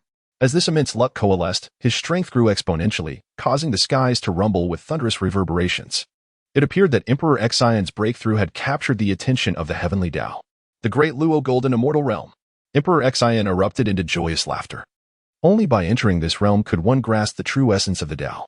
This was merely the beginning of the pursuit of the Great Way. Entering the great Luo Golden Immortal Realm allows one to comprehend and wield the laws. However, typical great Luo Golden Immortals can only sense the existence of these laws. It is only upon reaching the quasi-saint level that one can manipulate them. Yet Emperor Xian was different. Although he had just entered the great Luo Golden Immortal Realm, he could freely manipulate the laws of the human emperor. Once he thoroughly comprehended the human emperor and Appo's laws, he would wield the power of the laws at will. This was the terrifying aspect of the true scripture of the Holy Emperor. While others required the quasi-saint realm to utilize the laws, Emperor Xian could achieve this effortlessly in the great Luo Golden Immortal Realm. At this moment, the heavenly tribulation descended, and Emperor Xian, once an ordinary monarch, unexpectedly transcended into the great Luo Golden Immortal Realm. This defiance of the heavenly Tao and Appo's control necessitated a punishment, hence the descent of the thunderous retribution to test him. Should he succeed, a smooth path lay ahead, recognized and accepted by the heavenly Tao. Failure would lead to his demise, reduced to ashes. Observing the ominous clouds of tribulation above, Emperor Xian soared from the Londa Hall. Thunder roared as the devastating bolt of lightning wreaked havoc across the realm of Deshang, witnessed by all its subjects. The skies dimmed, and the brilliance of the sun, moon, and stars could no longer illuminate Deshang as ominous clouds gathered, suggesting a looming tempest. My lord, you must succeed. Every citizen of Deshang seemed to grasp the gravity of the moment. At this instant, all the subjects united in prayer, their collective strength converging upon Emperor Xian. Feeling the heartfelt wishes of the populace, Emperor Xian beamed with radiant determination. This time, he would not only overcome the thunderous tribulation but do so with unparalleled grace. With so many subjects watching, how could Emperor Xian miss this splendid opportunity to shine? He bellowed fiercely, and the Honghuang seal manifested in the air. Confronting the overwhelming force of the thunderous retribution, Emperor Xian unleashed the Honghuang seal with a swift strike. Boom! The boundless thunder erupted, shattering into fragments. This thunderous punishment could not harm Emperor Xian. The surrounding bolts were eradicated as the Honghuang seal surged into the storm clouds. With a mere gesture, Emperor Xian directed the Honghuang seal, imbued with the vast fortune of the human race, striking directly into the boundless tribulation clouds. Crack. With a single motion, countless clouds of tribulation disintegrated instantly, the previously daunting pressure dissipating into nothingness. For Emperor Xian, the so-called thunderous tribulation was merely a jest. At this moment, he had successfully transcended into the great Luo golden immortal realm. Those practitioners observing in the shadows fell into a profound silence. Those who had previously wished for Emperor Xian's downfall now stood agape, unsure of how to react. Chapter 25. Without hesitation in the presence of the venerable Jin Yuanzi. Emperor Xian successfully achieved a breakthrough, a moment that once again astonished the onlookers. One might ponder, among the cultivators of the primordial world, who does not endure countless hardships in their pursuit of enlightenment?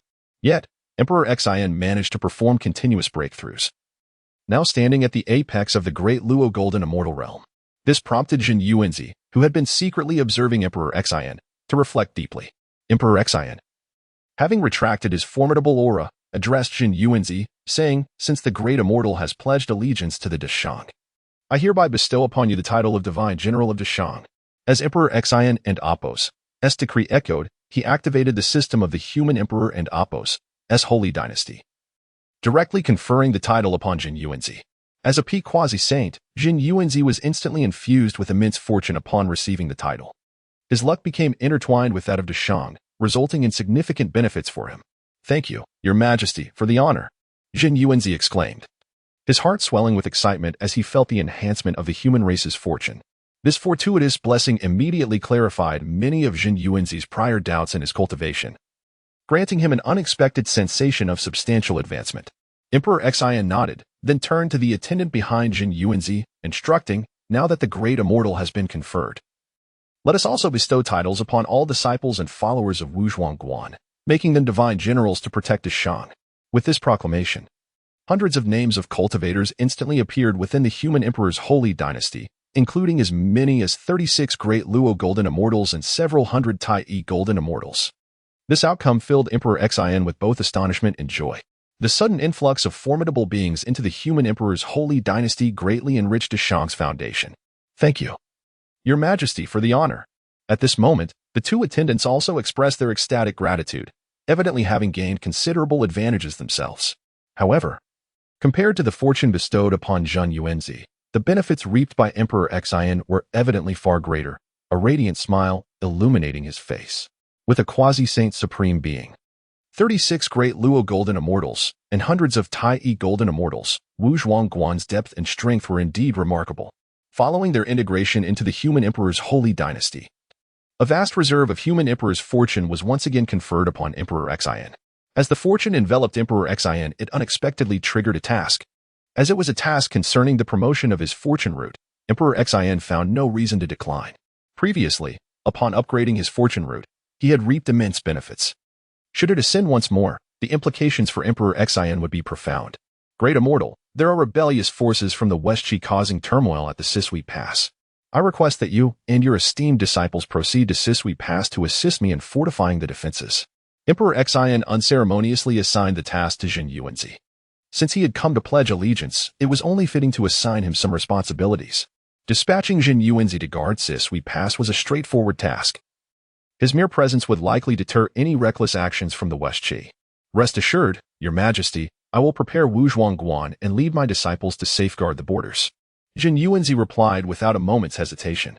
"Great Immortal, once you arrive at Sisui Pass, you need only to oversee the situation. There is no need to engage in battle within the city of West Qi." With this statement, Jin Yuanzi immediately grasped the underlying message. While other cultivators might lack the qualifications to discern the greater cosmic order, Jin Yuanzi understood clearly. Emperor Xian was already disrupting the grand scheme of the canonization of gods. Now was not the time to eradicate West Qi, a fact well understood by Jin Yuanzi. After sending off the great immortal, Emperor Xian returned to his palace to commence the ascension of his fortune root once more. Currently, his fortune root was merely of high quality. Should it attain the level of an exceptional innate spiritual root, its power would undoubtedly surge significantly. Emperor Xian felt a flicker of anticipation in his heart. However, the upgrade of the fortune root required not only the fortune of the human emperor but also some auxiliary materials. Previously, he had acquired treasures from the demon clan. which would now serve a purpose. Once preparations were complete, Emperor Xian immediately set to work. The significance of the fortune root was immense. The sooner it ascended, the greater the advantages for him. With the conflict against West Qi already underway, failure to elevate his power swiftly could lead to impending disaster. Emperor Xian had never relaxed his vigilance, nor had he underestimated the 6 heavenly saints. Only by becoming utterly formidable could he hope to contend with them. With everything in place, he mobilized a vast reservoir of human emperor and Appos' fortune and channeled it entirely into the fortune root. Simultaneously, he extracted the innate spiritual roots from the demon clan's treasury, offering them to be devoured by the fortune root. Following that, various heavenly materials, earthly treasures, and spiritual essences were made available without hesitation for the fortune root's consumption. Boom! The originally towering fortune root began to grow wildly once more. The 100 zhang tall trunk transformed into 1,000 zhang, then 10,000, and ultimately 100,000 zhang.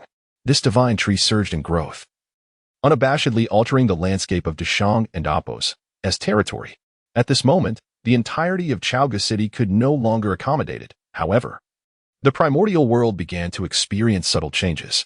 Land fragments split apart, evolving into a new world, seemingly manifesting within Chaoga City to sustain the growth of the fortune root. Emperor Xian was momentarily perplexed. This time, the will of heaven not only refrained from obstructing the growth of the fortune root, but appeared to assist it. This was a first in the annals of creation.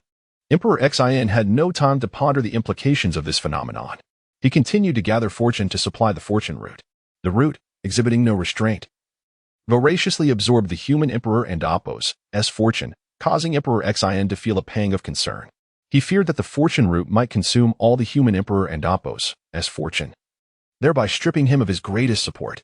Fortunately, the fortune root had not yet reached such a ravenous state. Under Emperor Xian and Appos' selfless contributions, once it had absorbed sufficient fortune, it finally ceased its consumption. Boom!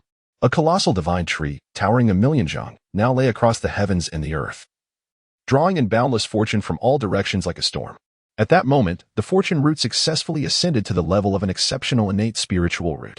Moreover, its capacity to attract fortune was now equivalent to 10,000 times its previous ability. Remarkably, this influx of fortune even included that drawn from beyond the primordial world. As Emperor Xian sensed the information emanating from the fortune tree, he suddenly grasped the significance. It was capable of absorbing fortune from other worlds to enhance him. This was truly an unexpected delight. Chapter 26. A stirring in the heart. Emperor Xian found himself at a loss for words. He had never anticipated that the fortune root could absorb the luck from beyond the primordial world. It is well known that the abundance of fortune within the primordial realm is already considerable. Yet, in the vast chaos beyond, countless beings exist. One could even assert that the number of beings in the boundless chaos certainly rivals, if not exceeds, that of the primordial world. Beyond the primordial realm lies the claim of 3,000 great worlds, 3,000 middle worlds, and innumerable smaller worlds. The exact number of beings within these realms remains an enigma to all. No wonder the primordial heavenly Tao sought to assist me in elevating my fortune root. If my root draws fortune from beyond, will it not ultimately benefit the primordial world? Emperor Xian shook his head. Despite his immense power, he would always be a being of the primordial realm. Thus, even if he absorbed all the fortune for himself, it would still be akin to meat rotting in a pot. The primordial world would reap the rewards. Upon realizing this, Emperor Xian felt a surge of inspiration. If I can continuously bring benefits to the primordial world, then surely, in the end, the heavenly Tao will protect me. This is evident from the assistance the primordial heavenly Tao has provided in nurturing my fortune root. It appears that this root may indeed be a pivotal element. Gazing at the towering fortune root before him, a smile graced his face. If Emperor Xian could secure the protection of the heavenly Tao, the several heavenly saints would undoubtedly think twice before provoking him. The advantages of fortune are palpable, as evidenced by the fierce competition among the saints. However, now that the fortune root has just ascended, any further breakthroughs must await a period of time. After all, the consumption during this ascension was immense, leaving significant voids in both the Emperor and Appos' fortune and the resources.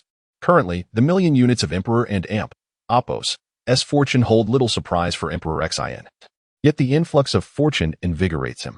In high spirits, he returned to his palace to seek the company of his beloved consorts. Meanwhile, in Chaoga City, ministers and common folk alike were captivated by the fortune divine tree. This root emanated boundless fortune, firmly establishing itself in Chaoga City. And Emperor Xin had no intention of retracting it. The root and Appos' presence in the earth was far more advantageous than its confinement. This divine tree is a sacred artifact summoned by the king. The subjects of the Shang Dynasty gazed at the fortune root with awe. Many commoners had never encountered such a supreme innate root. Regardless of their status, whether commoner or esteemed minister like Honghuang, all were drawn to the fortune root's allure. This root was unlike any other. Master Wen displayed a face of astonishment. As a disciple of the, he possessed some knowledge, yet the mysteries surrounding the fortune root eluded him. Its extraordinary nature defied conventional understanding. Since its ascension, the root had transcended the realm of supreme innate roots. Its ability to absorb fortune from beyond was sufficient to continually enhance the primordial world, elevating it to the level of a supreme sacred object. Should Emperor Xin manage to further elevate it to a primordial treasure or even a chaos-grade artifact, the implications would be unfathomably profound. However, all of this hinged on Emperor Xin's relentless effort. As of now, he was incapable of achieving such feats. At this moment, the primordial heavenly Tao appeared to tacitly endorse these developments, even actively facilitating them. Under its previous trajectory, the primordial world was gradually heading towards annihilation, ultimately arriving at the end of the Dharma Age. This outcome was evidently not the intention of the primordial heavenly Tao. After all, only when the primordial world becomes thoroughly powerful can the heavenly Tao continue to flourish. The end of the Dharma Age brings no benefits to the primordial heavenly Tao. It is Emperor Xin again. The two saints of the West observed the accumulating fortune in the world with envy. Unfortunately, they dared not confront Emperor Xin or covet his root. Meanwhile, the on Kunyang mountain wore a grim expression. Having lost two of his disciples to Emperor Xin, he had no intention of letting him off the hook. Yet, as Emperor Xin grew increasingly formidable, a sense of caution began to stir within. Each saint prioritizes their own interests, seldom considering the desires of the primordial heavenly Tao. This unawareness inadvertently directed more of the heavenly Tao and Appos' will towards Emperor Xin. In Chaoga City, amid revelry, the conflict in Shiqi had come to a standstill. Jiang Zia, upon learning that Zenyuanzi the Great Immortal was stationed at Zhishuiguan, lacked the courage to challenge him. With such a powerful figure in place, who would dare to seek death? The disciples of the were disheartened upon hearing of Zenyuanzi's presence. Although he had not yet attained the status of a saint, a mere finger of Zenyuanzi could easily crush them. We might as well return to Kunlun Mountain and await guidance from our master. Guangqingzi pondered, having been invited to Shiqi. He now felt no inclination to engage in battle upon hearing of Zenyuanzi and Appos' arrival. His brother was right. Zenyuanzi was a seasoned practitioner, and they were indeed no match for him. When Shu Guangfa Tianzuan nodded in agreement, unwilling to take unnecessary risks. If fortune could be gained, it would be ideal. However, facing an opponent too powerful would lead him to be the first to flee. After deliberating, the second-generation disciples of the promptly rose to return to Kunlun Mountain. Nearby, Li Jing lamented this scene. Was it necessary for 10 golden immortals to attend? Were they reporting back or fleeing in unison? Regrettably, Li Jing and Appos' three sons remained in Shiqi, leaving him no retreat despite his regret over departing from the Shang Dynasty. In Shiqi City, the immortals sought to enlist help against Zenyuanzi. Should the Jade Void Saint truly arrive at Shuiguan, it was conceivable that Zenyuanzi might struggle to withstand the onslaught. The outcome of the war then would be uncertain. After all, Zenyuanzi lacked the mandate of heaven. Daring to obstruct Shiqi's campaign against the Shang Dynasty would not be met with leniency from who could easily eliminate him with a mere gesture. Zenyuanzi the Great Immortal understood well that aiding Emperor Xin would pit him against several saints, and he was fully aware of the consequences. However, to vanquish the ancient ancestor Kunting, Zenyuanzi must take decisive action. To gain, one must be willing to pay the price. Chapter 27. Missed opportunities in the primordial world. This principle remains valid. Xin remains blissfully unaware of the movements of the Western Chief faction, indulging in a life of frivolity in the city of Chaoga, surrounded by the admiration of many. The beauties in his harem have only become more enchanting under his attention. Nevertheless, he decides to venture to Mount Buzhou. Perhaps there lies an opportunity waiting for him. As Xin departs from his chamber, he prepares for his journey to Mount Buzhou. The system does not allow Xin to wander without reason. This trip might yield unexpected rewards. Reluctantly, he releases Yang Chan, who has endured his whims for quite some time. Xian Nu, accompany me to Mount Buzhou. Xin rides upon the Dragon Maiden, with the 9 heavens Xian Nu in his embrace, as they soar directly toward Mount Buzhou. Your Majesty, why leave the comforts of Chaoga for Mount Buzhou? The Nine Heaven Xian Nu teases, for she has come to assist Dixin, not to witness his indulgences. Had he not departed promptly, she would have felt compelled to remind him of his priorities. My beloved, I am well aware of urgency. I have my own plans for this journey to Mount Buzhou.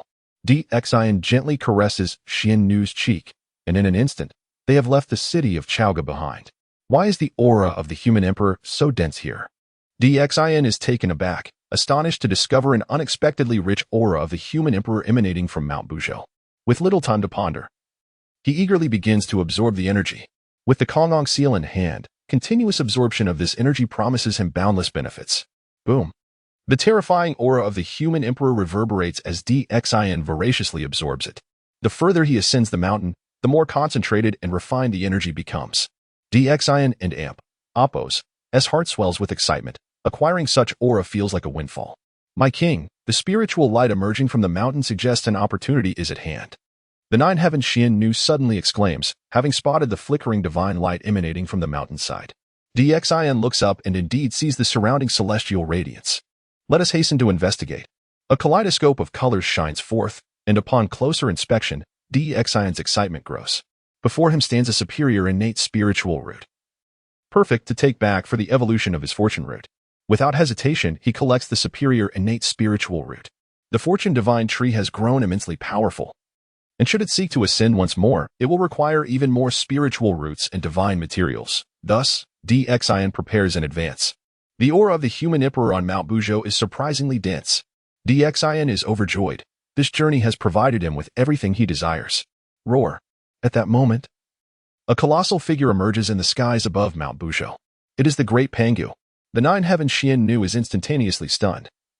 Unable to fathom that the Great Pangu would appear in Mount Buzhou, Dixin quickly raises his gaze to see the magnificent figure standing tall. He strides through the galaxies, wielding the universe, and commands the 10 directions. The Great Pangu. Dixin exclaims in awe, swiftly focusing all his attention on the figure of the Great Pangu. My beloved, quickly imprint the essence of the Great Pangu in your sea of consciousness. It will greatly benefit our paths.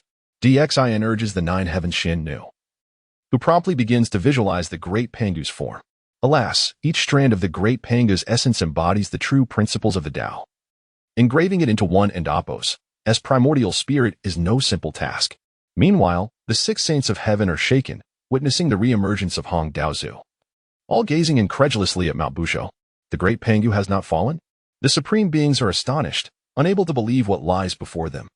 In the depths of the Nine Nether, the entire Wu clan erupts in fervor, joyfully beholding the figure in the heavens. Father God. The Great Pangu stands resolute in the skies, his overwhelming presence silencing all beneath him. Beings kneel in reverence, while Hong Daozu and the 6 saints gaze upon him with awe. A mere phantom can instill fear across the primordial world. Did the Great Pangu truly fail to achieve enlightenment? Has he completely perished? The saints of heaven ponder, now having attained their own sanctity. Yet they feel immense pressure upon witnessing the Great Pangu's apparition. Moreover, they cannot fully discern the figure of the Great Pangu. Brother, this is a rare opportunity. Let us comprehend the Great Pangu and Apos' mysteries. The clever Jian saint exclaims, his eyes gleaming with urgency, prompting the Zhou Di Xin to enter a state of enlightenment. Regrettably, just then, the figure of the Great Pangu suddenly unleashes a thunderous roar, revealing a divine axe in his hand, and with a mighty swing, he cleaves the heavens. With the strike, it seems as though he exhausts all his divine energy, vanishing once more into the ether. The Zhou Di Xin is left speechless. The power of the Great Pangu and Apos' blow was unparalleled, yet he had no time to grasp its essence before the Great Pangu dissipated again. What a pity! Had we been able to comprehend even a fraction of the true meaning of his creation, perhaps we could have further ascended in our cultivation.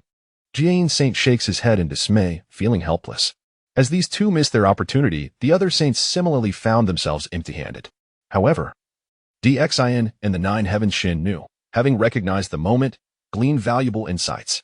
Awakening from her meditation, the Nine Heaven Xian Nu exclaims excitedly, My king, I have just grasped a fragment of the true essence of the Tao.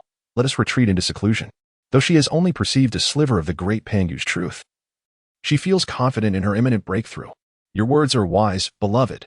We shall contemplate the Tao atop Mount Buzhou, Dixin declares, swiftly setting up formations to conceal them both. Relative to the insights gained by the Nine Heaven Xian Nu, Xin has evidently comprehended even greater truths. Especially the great Pangu's final strike, a staggering blow, is firmly etched within his sea of consciousness. This ferocious and commanding attack resonates perfectly with Xin's combat style. As he observes the Nine Heaven Xin Nu entering her state of enlightenment, Xin immerses himself in the understanding of the heavenly cleaving strike. Chapter 28, Beyond Belief Heavenly Creation. With a thunderous roar resonating within his consciousness, Emperor Xin wielded the human sovereign's divine halberd, transforming it into a celestial axe, and struck fiercely at the void. Boom! A terrifying pressure rippled outward, instilling awe across the universe. Despite the might of his blow, Emperor Xin felt a profound dissatisfaction. It paled in comparison to the legendary strike of the great Pangu. Once more, boom! Emperor Xin unleashed a flurry of attacks, each followed by deep contemplation and introspection. After countless attempts, a sudden enlightenment illuminated his mind. Heavenly creation. Awakening from his epiphany, he stood atop Mount Buzhou, an overwhelming aura emanating from him, as if the great Pangu himself had returned to life. In the skies above, the long-lost figure of the great Pangu re-emerged, wielding his divine axe for a monumental strike. Boom! With a single swing, Emperor Xin executed a strike that was as swift as lightning and as fluid as flowing water. The manifestation of Pangu, which had gathered before him, dissipated once more. The assembled saints gazed in astonishment at the fleeting appearance of Pangu, their disbelief palpable. Indeed, the great Pangu was not dead. His repeated appearances left the saints utterly astonished. Even Honghuang, the Tao ancestor, found himself bewildered. Had the great Pangu truly not fallen? Staring toward Mount Buzhou, Honghuang was left speechless. Should the great Pangu be alive or resurrected, everything would change. A whirlwind of emotion swirled within Honghuang, leaving him uncertain of how to proceed. Each sovereign harbored their own thoughts, unaware that the apparition of Pangu was conjured by Emperor Xin himself. The sheer incredibility of the situation rendered them unable to conceive that Pangu's figure could be summoned by human hands. After his strike, Emperor Xin nodded in satisfaction, recognizing he had captured 7 parts of Pangu and Apos' divine essence. Yet, his own cultivation level was still lacking, rendering the power of his strike insufficient. With a humble smile, Emperor Xin's achievement only deepened the astonishment of the Nine Heaven Xin Nu beside him, while she had merely grasped a hint of Pangu's true essence. Emperor Xin had directly comprehended 7 parts of the heavenly creation's essence. Such a comparison was utterly humiliating for her. Nevertheless, as the wife of Emperor Xin, she felt a sense of joy for his accomplishments. Father God. Just after Emperor Xin executed his strike, a call echoed from within Mount Buzhou. He and the Nine Heaven Xin Nu turned to see the red-robed Jiufeng Dewu, her gaze fixed longingly upon the celestial expanse above. Though the figure of the great Pangu had vanished, Jiufeng remained reluctant to turn away. Jiufeng Dewu, upon seeing the radiant figure in red, a smile spread across Emperor Xin and Apos' face. He held a certain fondness for Jiufeng, whose carefree spirit was distinctly different from that of other celestial maidens. My king. Only upon hearing his call did Jiufeng Dewu snap back to reality. It was indeed the king who had summoned the figure of the Father God. The light of incredulity shone in her eyes. Had she not witnessed it herself, she would never have believed it. Dear Jiufeng, I merely glimpsed the figure of the great Pangu and had a fleeting insight, leading to that heavenly creation strike. Emperor Xin's modesty, however, came across as mere posturing in Jiufeng's ears. Who could so casually comprehend the essence of Pangu? It was unthinkable that a mere insight could yield such a strike, let alone summon the figure of Pangu. My king, our Wu clan has fallen into decline, and Mount Buzhou has long been desolate. I humbly invite you to visit the 9 netherworlds with me. In this moment, Jiufeng Dewu regarded Emperor Xin with profound admiration, as if she had made a resolute decision to extend her invitation. Emperor Xin, looking at the graceful Jiufeng Dewu, nodded with a smile, stating, Since it is the invitation of Jiufeng Dewu, I shall not decline. This time, even if it leads to the gates of the underworld. Emperor Xin felt no trepidation. Instead, he contemplated the possibility of winning over Jiufeng and perhaps the entire Wu clan. Such an outcome would be an unexpected boon for him. My king, please. Jiufeng Dewu took the lead, guiding Emperor Xin into the Pangu Temple. This temple, a sacred site of the Wu clan, had stood at the foot of Mount Buzhou since their inception. Even in their decline, the temple remained intact. The Pangu Temple, ancient and weathered, bore the scars of time, towering magnificently, its interior space exceeding imagination. In the heyday of the Wu clan, millions of souls resided within the temple, and it never felt crowded. As Emperor Xin approached the temple, He noted the presence of elite Wu guardians stationed around, while the surrounding forest teemed with thriving Wu tribes. Here, one could sense that the Wu clan had not perished, as if they still held dominion over the heavens and earth. My king. The shortcut to the 9 netherworlds lies within the temple. Please follow me. Jiufeng de Wu spoke without reservation. The Panga temple had not always been so accessible. Now, with the clan in decline and her taking command, she had become much more open. As Emperor Xin stepped into the Panga temple, an air of antiquity enveloped him, resonating with the power of time itself. Within the temple, time seemed to stand still, unaffected by the outside world. Only upon entering the Panga temple did Emperor Xin realize that this exploration of Mount Buzhou had reached its conclusion. It appeared that the true purpose of the system was to guide him into the Panga temple, or rather, to facilitate a deeper interaction with Jiufeng and the Wu clan. The Panga temple housed boundless space, and Emperor Xin seized the opportunity to observe various significant locations: the council chamber of the 12 ancestors, the site of the 12 capitals' divine formations, and the blood transformation pool where the Wu clan was once nurtured. However, all was now silent, and the blood transformation pool had long since dried up. Such a pool could no longer give birth to new members of the Wu clan. Accompanied by Jiufeng de Wu, Emperor Xin ventured deeper into the temple. Entering a mysterious passageway, the shortcut to the 9 netherworlds, they swiftly traversed the path, unhindered by either guardians of the Wu clan or ghostly sentinels. Soon, Emperor Xin beheld the towering ghost head city ahead. Chapter 29. An unexpected delight. Here lies the hall of Lady Pingxin. Let us, my king, enter and explore. The great shaman Jiufeng beamed with joy, for only Lady Pingxin, the creator of the underworld, could establish such a magnificent city in the depths of the 9 netherworlds. As they entered the capital, the atmosphere transformed instantly into one of bustling vibrancy, prosperous streets, and a cacophony of voices, all reminiscent of the world above. Your Excellency, the king and the noble consort have arrived. The great shaman Jiufeng strode directly into the divine hall to report to Lady Pingxin. Following the emergence of the figure of the great Pangu, Lady Pingxin had swiftly dispatched the 9 great shamans to investigate. Welcome to Fengdu City, Your Majesty and noble consort. Lady Pingxin greeted with a warm smile, exuding warmth rather than the coldness associated with the Netherrealm. Indeed, Lady Pingxin, you are as beautiful as the legends describe. I have long heard of your esteemed name. The king, Xin, exchanged pleasantries with Lady Pingxin before they both took their seats. Surrounding them were the formidable shamans of their clan. Dressed in armor, wielding his halberd, was Xingtian. Beside him, the ominous figure of the 9-headed serpent, Shangliu, loomed. The ancestors of the undead, such as Hosher, Dafeng, and Yinling, all stood in attendance. Though they were newcomers, each was a formidable being, at least at the level of the great Luo Golden Immortal. Lady Pingxin then inquired, at the peak of Buzhou Mountain, the figure of our father god appeared. Surely, Your Majesty inadvertently triggered some restriction? Xin did not conceal the truth, nodding as he recounted the events that had transpired.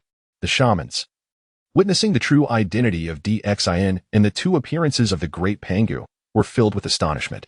Even Lady Pingxin regarded him with newfound respect. The great shaman Jiufeng remained silent, evidently acknowledging Xin and Appo's words. This prompted a radiant smile from Lady Pingxin, who remarked, Your Majesty and Appo's achievements are remarkable, and your destiny is intertwined with the heavens. Our shaman clan has fallen into decline over the years. Thus, we seek to collaborate with you, hoping you shall not decline. After defeating the prince of the demon clan, Xin had demonstrated such formidable prowess that Lady Pingxin, after careful consideration, decided to stake the future of the entire shaman clan on an alliance with him. Lady Pingxin, should the shaman clan be willing to submit to my dazhang, the future holds the promise of revival, and even the destruction of the demon clan is not beyond possibility, Xin replied with a nod and a smile. He understood the desires of the shaman clan and was equally aware of his own ambitions. Gaining their allegiance would undoubtedly amplify the fortunes of Dazhang and elevate his own power. However, persuading the shaman clan was imperative. After all, even a deceased camel is larger than a horse. The warriors of the shaman clan were inherently stronger than those of the human race, albeit in dwindling numbers, rendering them less prominent than their human counterparts. What? You wish for us to submit? How laughable that such a feeble race as yours would dare to demand our allegiance. The great shaman Xingtian was the first to step forward, recalling their previous battles where he single-handedly vanquished countless human tribes. He openly expressed his disdain for the weak human race. Other shamans quickly rallied to oppose the idea, asserting, Lady, we do not rely on others. We can stand firm in this world without submission. The notion of our subjugation is utterly preposterous. Observing the fervent outrage of the shaman warriors, Lady Pingxin remained silent, patiently awaiting Xin and Apos' response. If he could not navigate this situation, even with great strength, he might not lead them to glory in the future. Xingtian looked at Xin with palpable skepticism. He admired strength above all else. To him, the human race was insignificant and unworthy of respect. Ding. Congratulations, host, for triggering a random mission. Subdue Xingtian and successfully recruit the shaman clan. Please make your choice promptly. Option 1. Ignore Xingtian for now and communicate directly with Lady Pingxin to secure the shaman clan and Apos' allegiance. Reward: Supreme Innate Spiritual Treasure, Feiyan Copper. Option 2. Approach Xingtian and find a way to subdue him, successfully recruiting the shaman clan. Reward: a drop of Pangu and Apos' essence blood. Upon reading the system prompt, Xin was momentarily baffled by the prospect of receiving a drop of Pangu's essence blood. He realized that throughout his time with the system, aside from acquiring the fortune of the human emperor, he had only received one treasure, the human emperor's divine spear. This reward was indeed an unexpected delight. After contemplating the system prompt, Xin turned to Xingtian with a smile. If not for Xingtian and Apos' obstruction, the benefits he could attain would likely be far greater. Great Shaman Xingtian, I have heard that the shaman clan values strength above all. Since you harbor doubts about me, why not engage in a contest of strength? Xin proposed, his smile eliciting a chill within Xingtian.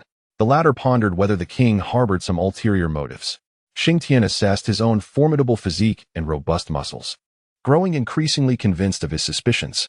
It is said that the king possesses the potential of the human emperor, upheld by boundless fortune.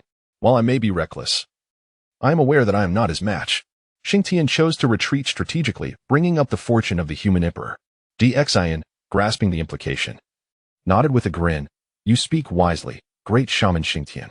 Then I shall refrain from utilizing the fortune of the human emperor or any innate treasures. This way, our battle shall be fair, would it not? Xin had barely practiced for a few years, whereas Xingtian had survived since ancient times. Although he had yet to reach the quasi-saint level, he was rarely challenged among the great Luo Golden Immortals. Ha ha ha, the king is indeed forthright. In that case, do not blame me for taking advantage.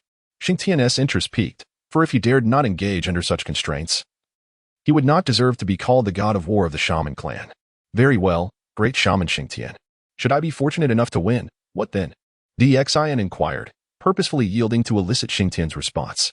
Xingtian pondered for a moment before solemnly stating, if you prevail, I shall serve as your loyal vanguard, ready to face any peril for you.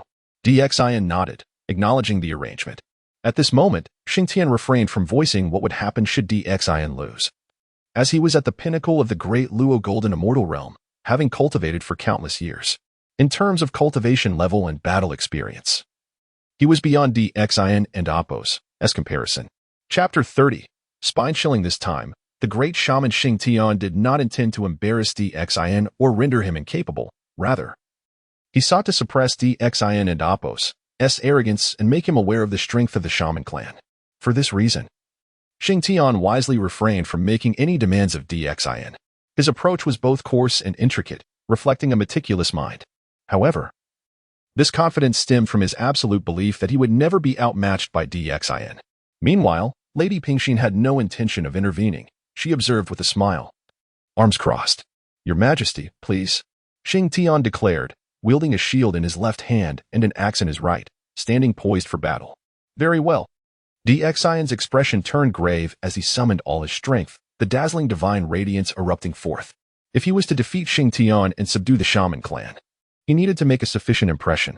Open the heavens, Xion shouted, transforming the human emperor and Apos' divine spear into a divine axe, unleashing the true essence of heaven's opening he had just comprehended. Boom. The furious aura of the human emperor surged, transmuting into a divine radiance that cleaved through the heavens. The very laws of existence morphed into the acts of creation.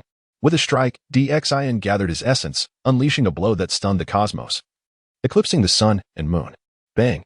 As Xingtian sensed Xion and Apos' formidable presence, his expression changed dramatically, his peak to Luo Golden Immortal power erupting like a volcano. Yet, even without utilizing the luck of the human emperor, this strike sent Xingtian flying. Had Xion not retracted the essence of heaven's opening at the last moment, This blow would have grievously wounded him. The essence of heaven's opening. This is the power of the Father God.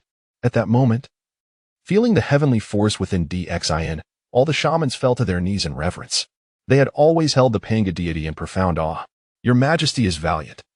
Xing Tian submits. With one knee on the ground, Xing Tian expressed his allegiance to DXIN. Ha ha ha, you are too courteous, great shaman. I merely took advantage of the moment. DXIN beamed, stepping forward to assist Xing Tian to his feet, displaying a warm camaraderie. Conquering the shaman clan with a single strike of creation was an idea that had struck DXIN spontaneously. Dear friends, please rise. Observing the shaman warriors kneeling around him. DXIN and Amp. Appos. S Spirit's sword. At this moment, Lady Pingxin, having closely observed the strike of creation, felt a torrent of emotions within her. The shaman clan no longer harbored doubts about DXIN. Your Majesty, with your auspicious fate, your future is limitless. I, Pingxin, am willing to entrust the shaman clan to you. I implore you to remember us in the future. Lady Pingxin stepped forward, slightly bowing her head to convey her intentions to DXIN. The willingness of this supreme sage to assist DXIN was an unexpected turn of events. You honor me. My lady, I shall keep my word. When humanity rises, I will not forget the contributions of my shaman friends. DXIN replied, gazing at the beautiful Lady Pingxin.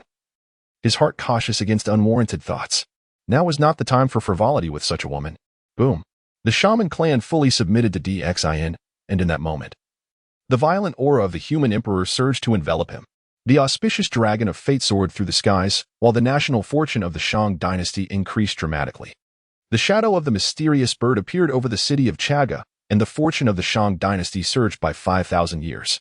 The power of the mysterious bird also rapidly ascended, reaching the pinnacle of the Jin immortal realm. The shaman clan's allegiance evidently brought immense benefits to both the Shang Dynasty and DXIN. At that moment, the aura of the human emperor gathered around DXIN, amplifying his strength once again. The human emperor and Amp, Appos, S luck not only enhanced DXIN and Amp, Appos, S fortune and comprehension but also directly elevated his combat prowess. Following the shaman clan and Amp, Appos, S submission, DXIN's presence grew even more formidable. The boundless luck of the human emperor washed over DXIN's body, rendering him increasingly invincible. In the heavens, the winds and clouds shifted dramatically. Were it not for Lady Pingxin's timely concealment, news of DXIN's visit to the underworld would have swiftly spread throughout the vast wilderness. However, the shaman cultivators were now utterly in awe of DXIN, particularly envious of his rapid breakthroughs. Just as DXIN had conquered the shaman clan and had yet to fully absorb the emperor and Amp, Appos, S luck, he received a reward of Pangu and Amp, Appos, S essence blood. DXIN immediately accessed the system to retrieve the precious drop of blood. This single drop was a supreme treasure. In the past, the 12 drops of Pangu's blood had directly birthed the 10 ancestral shamans, each attaining the realm of the Luo Golden Immortal upon their transformation. Although they had undergone countless years of cultivation, this clearly illustrated the profound nature of a drop of Pangu and Amp, Appos, S essence blood. Now was not the optimal time to consume the essence blood, so DXIN set it aside, focusing entirely on absorbing the surrounding human emperor and Amp, Appos, S luck. Observing the aura of fortune swirling around DXIN, Lady Pingxin looked on with envy. The decline of the shaman clan over the years was largely due to the loss of their luck, which prevented the emergence of powerful figures. Even the great shamans like Xing Tian found it increasingly difficult to break through to the quasi-saint realm. This situation bore striking similarities to the once mighty dragon, Phoenix, and Qilin clans. With destiny no longer on their side, even with remarkable achievements, they could not advance an inch. As DXIN absorbed the emperor's luck, a smile graced his face. The fortune bestowed upon him by the shaman clan was akin to that of the sun. Now, DXIN, should he harness the power of luck, could easily contend with several heavenly saints. Nevertheless, DXIN remained humble, understanding the value of quiet accumulation. Great Shaman Jiufeng, how about you take me on a tour of the surroundings? Having concluded matters, DXIN saw no further purpose in lingering and thus requested Jiufeng to guide him away. Lady Pingxin could not leave the Nine Nether Realm, so she remained to oversee the area. Jiufeng, who had always admired the strong, beamed at DXIN's invitation, rising to accompany him. Xing Tian cast a glance at Lady Pingxin before rising to take his leave. Previously, he had wagered with DXIN that if he lost, he would serve him. Now, Xing Tian was bound to fulfill his promise. Jufeng led Xin through the Nine Nether Realm, visiting renowned sites such as the Ghost Gate, the Yellow Springs Road, the Bridge of Helplessness, and the Platform of Longing. Everything here was markedly different from the mortal realm. The atmosphere was thick with ghostly energy, rendering the surroundings somewhat spine-chilling. Chapter 31. Countless after experiencing the wonders of the universe, Emperor Xin could not help but marvel at the extraordinary workings of creation. Within the realm of the underworld, there existed unique qualities, and its vast expanse resembled a complete world, teeming with innumerable beings. However, the outer regions of this ghostly domain were severely inhospitable. Beyond the capital city lay desolate territories, either frigid and icy, where even spirits feared the biting cold, or shrouded in poisonous mists, rendering survival impossible. Consequently, much of the underworld remained barren and unutilized. After exploring this realm, Emperor Xin addressed the great shaman Xing Tian and the 9 great shamans, expressing his gratitude for their unwavering dedication to the Shang Dynasty. He declared, "You two have served me with utmost loyalty, thus, I shall not let you go unrewarded. Today, I bestow upon you the title of Divine Generals of the Shang." The 9 Phoenix Shaman and Xing Tian were initially unaware of the significance of this title. However, once Emperor Xin conferred the honor, a surge of fortune instantly enveloped them. In that moment, both Xing Tian and the 9 Phoenix Shaman were utterly astounded, their eyes wide with disbelief as the overwhelming aura of fortune infused them with newfound strength. "Thank you, Your Majesty," they exclaimed, their expressions filled with incredulity. Xing Tian, reflecting on the arduous search for the way of fortune that the shaman clan had undertaken in vain, realized the truth. Indeed, the emperor was the chosen one. As the fortuitous energy surged within him, Xing Tian and Apos' presence underwent a dramatic transformation, and he began to approach the threshold of the quasi-saint realm. The 9 Phoenix Shaman, excitedly observing Xing Tian and Apos' progress, recognized that for their clan, the path to breaking through to quasi-saint status was not about overcoming internal demons, but rather about a transformation and elevation of their very laws of cultivation. For millennia, Xing Tian had struggled to attain this breakthrough, yet now, having been honored as a divine general of the Shang, he was on the verge of transcending.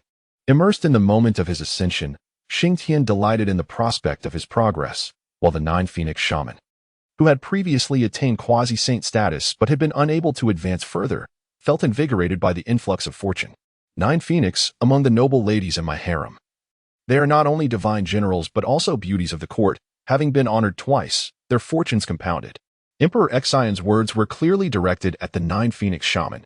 To his surprise, she immediately responded with a laugh. "If that is the case, I humbly request that your majesty also honor me as one of your harem beauties, for I have long harbored admiration for you."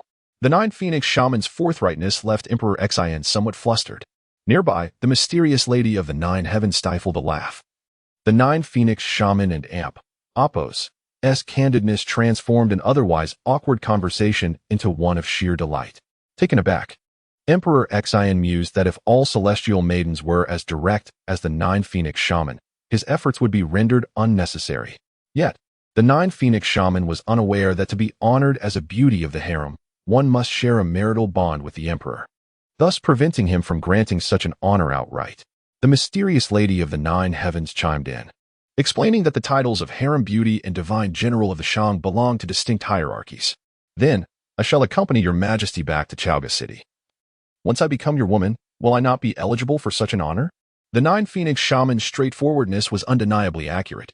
Emperor Xian, chuckling awkwardly, found even his thick skin challenged by her boldness. After exploring the 9 nether realms, he promptly returned to Chaoga City with the 9 Phoenix Shaman. Mindful that she awaited her honor, Emperor Xian felt a wave of emotion. It was the first time a celestial maiden had expressed such eagerness to be with him. Now that the entire shaman clan had submitted to the Shang Dynasty, Emperor Xian reveled in the ensuing changes, while the celestial birds above Chaoga City completed their ascension. The ascent of the celestial birds, now at the level of the Tai Golden Immortal, symbolized nearly 10 millennia of prosperity for the Shang Dynasty. This submission of the shaman clan had propelled the nation's fortune forward by 5,000 years, marking a pivotal moment in their fate. However, Emperor Xian and the Empress Pingxin were keen to keep this development concealed, ensuring no one leaked the news of the Shang Dynasty and Apos' newfound fortune. The unexpected extension of 5,000 years raised questions. How could this occur?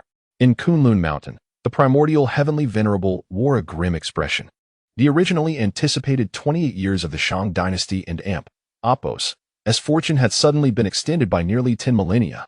Such a drastic increase was beyond his expectations. With the Shang Dynasty's fortune now flourishing, what could West Qi and the Chan sect hope to achieve?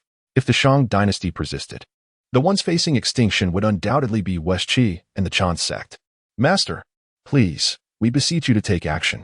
Amidst the primordial heavenly venerable and Apos, as frustrations, a call for assistance echoed from the Yushu Palace. It was the golden immortals of the Chan sect, returning from West Qi to seek aid. Such unruliness. The primordial heavenly venerable scolded, his irritation palpable. Yet, upon hearing their report, he quickly grasped the situation and Apos' nuances. Master, Xinyuanzi, instead of diligently cultivating at Honghuang Temple, has allied himself with the Shang Dynasty, obstructing brother Jiang and Apos' ascension. Fearing this may hinder your grand design, we hasten to inform you. The eloquence of Guangqingzi transformed the situation into something grander than it was. Xinyuanzi, who should have secluded himself to avoid calamity, has instead drawn near. He shall receive his due punishment. The primordial heavenly venerable and Apos' eyes narrowed. He regarded Xinyuanzi with disdain. Guangqingzi, you and your fellow disciples should seek out the Empress Niuhua in her palace and implore her to summon old ancestor Kuan. He would surely relish the opportunity to confront Xinyuanzi. With a simple command, the primordial heavenly venerable provided his disciples with a clear path forward. Having recently slain the Taoist Ly, Emperor Xian had effectively struck a blow against the entire demon race. Therefore, it was unlikely that the Empress Niuhua would refuse their request for aid. As for old ancestor Kuan, he and Xinyuanzi were natural adversaries. With Xinyuanzi now siding with the Shang, should the dynasty rise, Emperor Xian would undoubtedly join forces with him against the northern underworld. The primordial heavenly venerable, unwilling to act lightly, held steadfast to his status, believing that only opponents of sage caliber warranted his attention. Even contemporaries like Xinyuanzi were deemed unworthy of his direct intervention. Chapter 32. An unexpected visitor. The disciples of the Chan sect received instructions and, obediently, they hurried to the royal palace to seek assistance from the goddess Niuhua. Meanwhile, outside the Sisui Pass, the forces of Shiqi had ceased their activities, retreating within the walls of Shiqi City, too fearful to engage in battle. Huang Feihu, following the orders of Emperor Xian, remained sequestered, training his troops within the water pass. Supplies of provisions flowed in continuously, fortifying the Sisui Pass into an impregnable stronghold. At this juncture, an unexpected visitor arrived in Chaoga City. Your Majesty, I present Huang Tianhua. Emperor Xian gazed upon Huang Tianhua, who knelt before him, filled with admiration. Huang Tianhua, the eldest son of Huang Feihu, was the foremost disciple of the true monarch of the Clear Void. In the original context of the Fengshen, he had pledged allegiance to the West and was ultimately conferred the title of the Grand Spirit of the Three Mountains.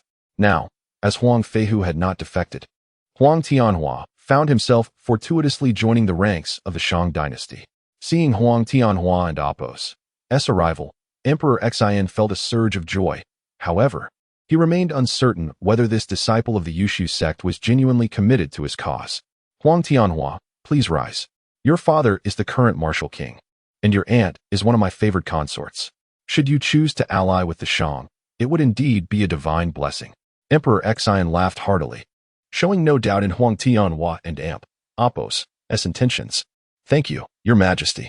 Tianhua is naturally willing to dedicate himself to your service and assist in maintaining peace in your realm. Huang Tianhua rose, standing at 9 feet tall, with a visage as refined as jade, eyes fierce and resolute, radiating an aura of valor akin to a blazing fire, truly a rare and formidable warrior. By familial ties, Emperor Xian was, in fact, Huang Tianhua's uncle. Thus they were akin to one family. Tianhua, as a disciple of the Yushu sect, and given my opposition to the Yushu officials, what shall we do if we encounter your master in the future? This inquiry from Emperor Xian was clearly a test of Huang Tianhua and Apos' loyalty, for he recognized the potential of this adept and intended to entrust him with significant responsibilities. Your Majesty, as I strive to balance loyalty and filial piety, I am a subject of the Shang. Your benevolence towards the populace is well known. My master supports Shiqi, which reflects his ignorance of your righteousness. Should we meet, I will withdraw. However, for the treacherous ministers, I shall gladly eliminate them on your behalf. Huang Tianhua hesitated briefly before speaking candidly. His words, devoid of notions of betraying his master, reassured Emperor Xin. Haha, noble nephew, I indeed did not misjudge you. From this day forth, you shall be a divine general of the Shang. Take some time to recuperate at home and reunite with your family. Then proceed to the Sisui Pass to help me guard the borders. With a decree from Emperor Xin, Huang Tianhua was appointed as a divine general of the sacred dynasty. At that moment, a surge of energy enveloped Huang Tianhua. Boom! His aura erupted, and he experienced a significant breakthrough, entering the initial stage of the golden immortal realm. Thank you, Your Majesty. Huang Tianhua was overjoyed, hastily kneeling in gratitude. Emperor Xin further rewarded him, fully securing Huang Tianhua and Appo's allegiance. If the primordial Supreme One were to learn that his disciple had come to assist me, I wonder what emotions he would experience. A smile graced Emperor Xin and Appo's face. During the original Fengshan War, numerous disciples of the Jie sect were captured, and many Shang warriors ultimately surrendered to Shiqi. Now, the situation seemed to be reversing. As Emperor Xin sought to win over more disciples of the Chan sect and defectors from Shiqi. Having resolved these matters, Emperor Xin felt the time was ripe. He intended to refine a drop of the primordial creator and Appo's essence, hastening the enhancement of his own strength.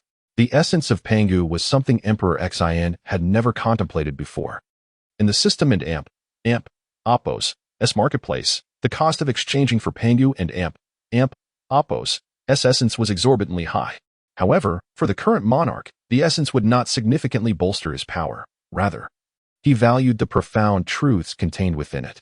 As a great Luo golden immortal, cultivating the truths of the Tao was the very foundation of all existence. This time, Emperor Xin chose not to remain in the harem. He understood that refining the essence would undoubtedly create a tremendous commotion. Thus, he opted to conduct the refinement atop the root of fate. This root towered millions of feet high, resembling a kingdom unto itself. Refining the essence of Pangu upon it was indeed fitting. Emperor Xin ascended to one of the branches of the root of fate, setting up concealment formations and calling upon the divine tree of fate to aid in hiding his presence. Once all was prepared, Emperor Xin began to absorb the essence of Pangu. This single drop of essence was worth its weight in gold. Having made sufficient preparations, he swallowed the essence. Boom! The thunderous roar echoed across the sky, and boundless spiritual energy surged forth, akin to rivers converging into the sea, flooding into Emperor Xion's body. Though he was prepared, the sheer ferocity of this influx astonished him. Waves of laws permeated the air, not the laws of heaven, but the laws of the Tao. The essence emanated from Emperor Xion, filling the heavens and earth. As he absorbed the essence, the transformation within him grew increasingly formidable. 3,000 paths revolved around him, and amidst his astonishment, Emperor Xion focused his spirit, seeking the unique path of the human sovereign. Finding it, within the 3,000 paths, he discerned the path of the human sovereign, a golden light illuminating his focus. This drop of Pangu and Appo's essence contained profound truths of the Tao, surpassing the value of any other energy within. While a single drop could potentially forge a great Luo golden immortal, the comprehension of its Daoic truths would yield immeasurable benefits. As Emperor Xion delved into the path of the human sovereign, the inhabitants of the root of fate were also experiencing the essence of the Tao emanating from him. The Daoic resonance radiating from Emperor Xion benefited all the cultivators and citizens of Chaoga City. Under the torrent of spiritual energy, even the ordinary inhabitants of Chaoga underwent repeated rejuvenation, transforming decay into the miraculous. Emperor Xion summoned boundless spiritual energy, bestowing blessings upon the denizens of Chaoga City. On this day, every human in Chaoga City attained the status of an immortal. In the vast wilderness, such a dense tide of spiritual energy had not been witnessed in ages. Emperor Xion's singular cultivation session benefited the entire populace of Chaoga City, yet at that moment, he remained blissfully unaware. Meanwhile, all the humans in Chaoga City were immersed in comprehending the Daoic essence radiating from the Emperor. Within the Shang Academy, all students paused, uniting in contemplation, collectively grasping the Tao. Chapter 33. A flourishing era today. The city of Chaoga is exceptionally prosperous, with a population exceeding 1 million, consisting of both citizens of the Great Shang and students from the Great Shang Academy. Remarkably, all these individuals have transformed into cultivators, with the weakest among them reaching the Earth Immortal realm. This marks a pivotal moment for humanity's resurgence. Boom! Emperor Xin continues to fervently absorb spiritual energy, which flows through Chaoga City, ultimately drawn into himself. Even the mere passage of this energy greatly benefits the citizens of Chaoga City.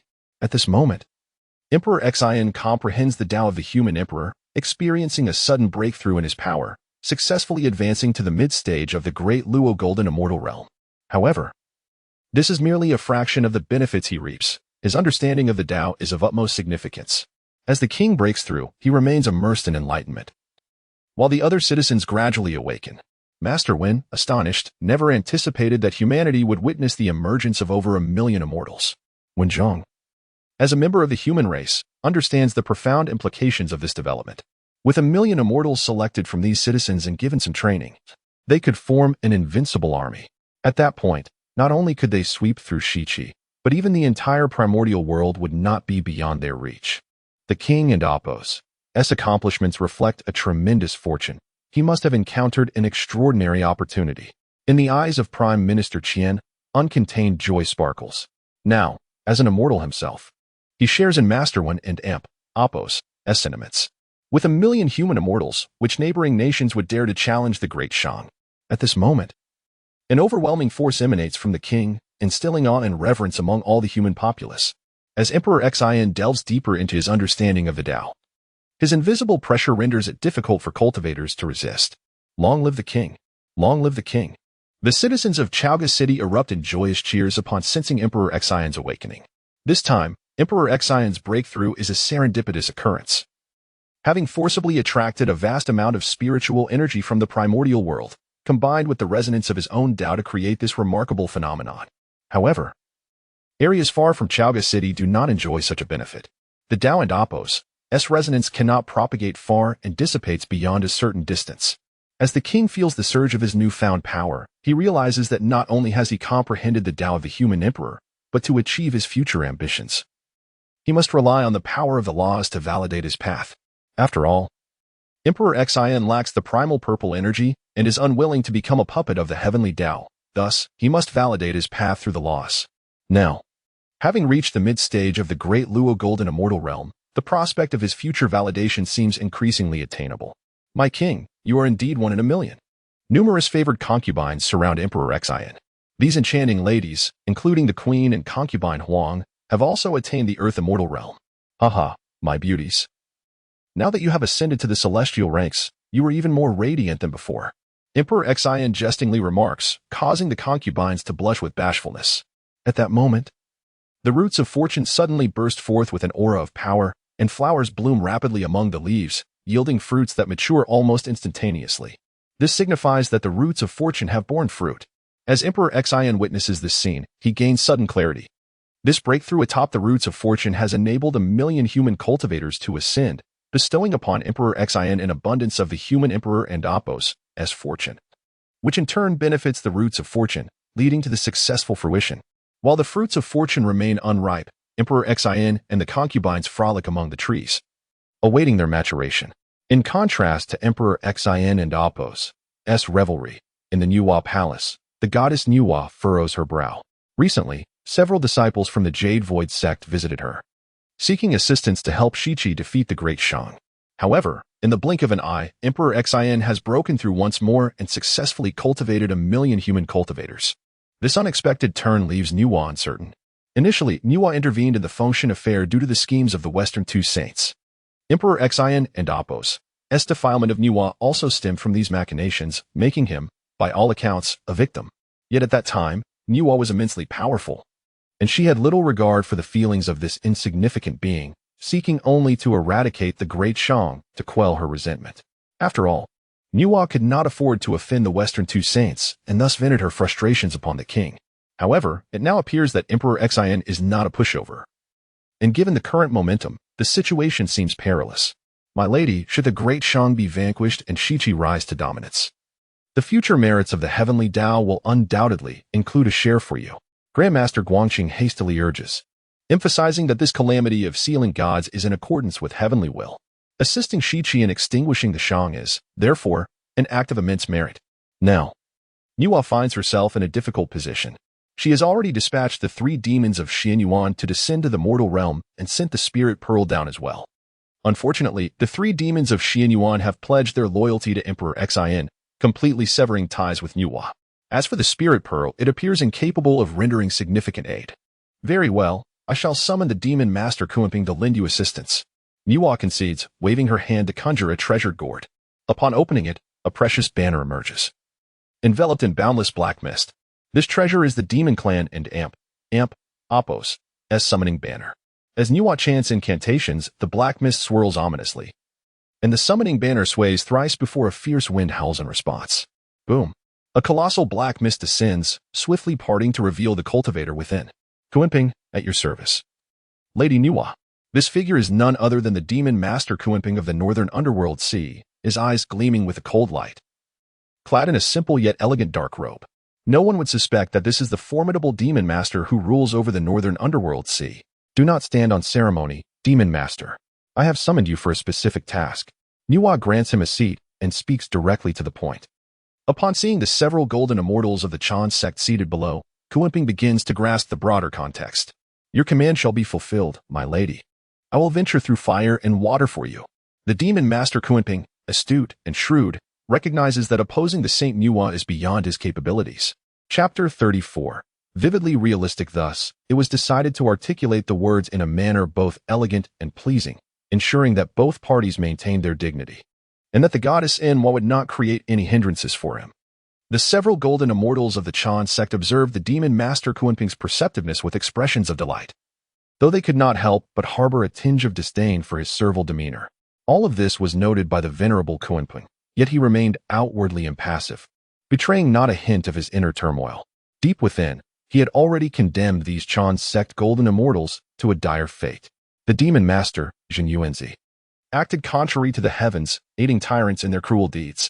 In the absence of the saints, it was imperative that he personally intervene to counter Zhou Yuanzi and Appos' influence. Thus, he would need to venture to Shichi City to assist King Wu. Enwa recounted the situation eloquently, and Kuenping had already deduced much of the unfolding events. Despite his reluctance to serve as a pawn, he understood he had no authority to refuse the goddess Enwa. Rest assured, I will proceed to Shichi City at once. If Zhou Yuanzi dares to engage in battle, I shall do my utmost to thwart him, Kuenping declared. He was judicious enough to know that while preventing Zhou Yuanzi from advancing would be feasible, eliminating him was an entirely different matter. At Kuenping and Appos' level of cultivation, neither he nor Zhou Yuanzi could decisively overcome the other. Perhaps determining superiority was within reach, but witnessing death was a prospect unlikely to materialize even after eons of conflict. Enwa promptly bid him farewell, clearly displaying her lack of fondness for the Chan sect disciples. Since Kuenping's arrival, she had not cast a single glance at the Jade Void Golden Immortals. We take our leave, Kuenping said respectfully, then exited the Enwa palace. The others followed suit. But as they were about to engage Kuenping in conversation, he had already taken flight, heading towards Shichi City. Merely a demon race without prospects. What is there to boast about? Guang Qingzi seethed, regarding Kuenping's departure with a cold glare. Unfortunately, as a great Luo golden immortal, he lacked the standing to confront Kuenping directly. Brother, why fret? Once the calamity of the Fengshan concludes, we will emerge from it, and our cultivation will undoubtedly flourish. Then we can seek retribution against Kuenping. How delightful that would be, Zhou Lushun said, which somewhat alleviated Guang Qingzi's mood, and the group proceeded towards Shichi City. This time, the Chan sect golden immortals had summoned the Demon Master Kuenping, and it remained to be seen how the battle beyond the Sisui Pass would unfold. Meanwhile, the king residing atop the auspicious roots reveled in the splendid sights before him. Surrounded by beautiful companions, the life of an emperor was indeed decadently indulgent. My king, it seems the auspicious fruit is ripe, called out the celestial maiden Yu Xiao, who sensed the fragrant aroma of the fruit. Indeed, it appears to be ripe, Xian replied. Approaching a magnificent fruit, the fruit was enveloped in an ethereal mist that swirled continuously, taking on the likeness of miniature dragons and tigers, phoenixes and cheilants. An extraordinary sight indeed. The auspicious roots were remarkably robust, towering at a height of 100,000 zhang, and the fruits were plentiful. However, only 3 were of the highest quality, followed by 36 medium-grade fruits, and the rest were lesser fruits. As Xian examined them, all the fruits fully ripened in that very moment, releasing an overwhelming aura that enveloped the entire tree. Witnessing this scene, Xian beamed and collected all the auspicious fruits into a cabinet. Next, he pondered how to allocate these fruits. Observing the envious gazes of his many concubines, he felt an exhilarating joy. Indeed, one must cherish their own women. These auspicious fruits possess tremendous power. Consuming them would directly enhance a cultivator and Apos' fortune. Even the Wu clan, suppressed by the heavenly decree, would find them equally effective. Such a function could rightly be deemed as a force against the heavens. After collecting the fruits, Xin returned to his palace, but soon found himself in a quandary. Although the quantity of auspicious fruits appeared bountiful, their distribution was far from adequate. With only 3 superior fruits, sharing was impossible. The 36 medium-grade fruits were similarly insufficient for equitable distribution. However, there were a staggering 12,960 lesser fruits, which could certainly be allocated. Choice 1. Hoard the fruits for oneself, withholding distribution from the concubines and ministers. Reward: supreme innate spiritual treasure, Jin Kuan 2. Choice 2. Equitably distribute the fruits, ensuring satisfaction among ministers and concubines. Reward: Human Emperor Academy. Upon hearing the system and Apos' prompt, Xin and Apos' spirit soared. The ripening of these auspicious fruits was a widely acknowledged event among all cultivators. Thus, while hoarding them was not impossible, it would certainly brand him as a glutton. Hence, a fair distribution was the most prudent choice, especially with a system reward at stake. Naturally, Xin opted for the second choice. A judicious distribution of the 12,960 lesser fruits commenced, with each civil and military minister, along with the concubines, receiving 1 each. Xin entered the grand hall, having devised his strategy. Upon hearing that he intended to distribute the auspicious fruits, all the ministers erupted with excitement. Truly virtuous is our king, to receive such a great boon and still think to share it with us, exclaimed Wei Ziqi, his eyes gleaming with praise for the king. Indeed, our brother has been diligent in his efforts these past years. We, his elder brothers, must learn from him, nodded Wei Ziyin. Although they were both of lesser birth, their rapport with the king was exceedingly strong. Now, as Xin governed the Shang Dynasty, they were wholeheartedly committed to aiding him. The other ministers also wore expressions of eager anticipation. Xin entrusted the distribution to Bai and entrusted the Queen Jiang to oversee the process in the inner palace. With an ample supply of lesser fruits, the allocation proceeded smoothly, leaving all parties satisfied. Then, Xin addressed the assembly once more. As for the 36 medium-grade fruits, they cannot be evenly distributed. Thus, rewards will be allocated based on merit. This approach met with unanimous agreement, as it would be unjust for those who contributed little to the Shang to receive the same share as others. Everything shall be arranged by the king. The ministers concurred, and Xin nodded, commencing the distribution. Master Wen, Prime Minister Shang Rong, King Wucheng, and Minister Bai Ye stepped forward to receive their rewards. The king spoke, and there was no dissent regarding the rewards for these 4 esteemed elders of the nation. Chapter 35. An overwhelming joy. The esteemed immortal Jin Yuanzi, possessing profound cultivation, was rightfully deserving of rewards. Once again, Emperor Xin spoke, stating that the accolades for Jin Yuanzi and King Wucheng would be delivered directly to the water pass by emissaries. As for the remaining spirit fruits, as long as everyone made significant contributions, this king would not let anyone down. He presented 18 spirit fruits to Grand Master Wen, requesting him to tally everyone and Apos' merits. Grand Master Wen was held in high regard within the court, known for his impartiality, earning the respect of the Shang Dynasty. The king is indeed wise. The officials and generals bowed in agreement, acknowledging Emperor Xin and Apos' meticulous arrangements. After addressing these matters, Emperor Xin returned to the palace. The beautiful concubines within the harem were also pillars of the Shang Dynasty, many of whom possessed formidable powers. Upon the king's return, the charming ladies eagerly rushed to him. Ha ha ha, my beloved consorts, do not be anxious. There is enough for everyone. How could this king forget you? After soothing them, he continued. Due to the limited number of spirit fruits, only a few mid-grade ones remain. Queen Jiang, Yunxiao, and Jiufeng, each of you shall have one. As the mother of the nation, Queen Jiang, along with the quasi-saintish Jiufeng and Yunxiao, received the spirit fruits without dissent. However, the remaining concubines gazed enviously, yearning for the mid-grade spirit fruits, fully aware of their benefits. They understood that acquiring even one mid-grade spirit fruit would bring immense joy to them. Serve this king wholeheartedly and earn his favor, and you shall certainly be rewarded, Emperor Xin declared, prompting the concubines to giggle and rush into his embrace. playfully vying for his attention. Having cultivated 1,000,000 immortals and bestowing the spirit fruits upon his subordinates, Emperor Xian's aura as the human emperor intensified. Had he not recently advanced to the mid-stage of the great Luo Golden Immortal Realm, he might have experienced another breakthrough. The prospect of what awaited at the third tier of the Human Emperor Academy filled him with excitement, prompting him to journey to Qingyang Mountain. At this moment, the scholarly atmosphere flourished, and Qingyang Mountain appeared more imposing than ever.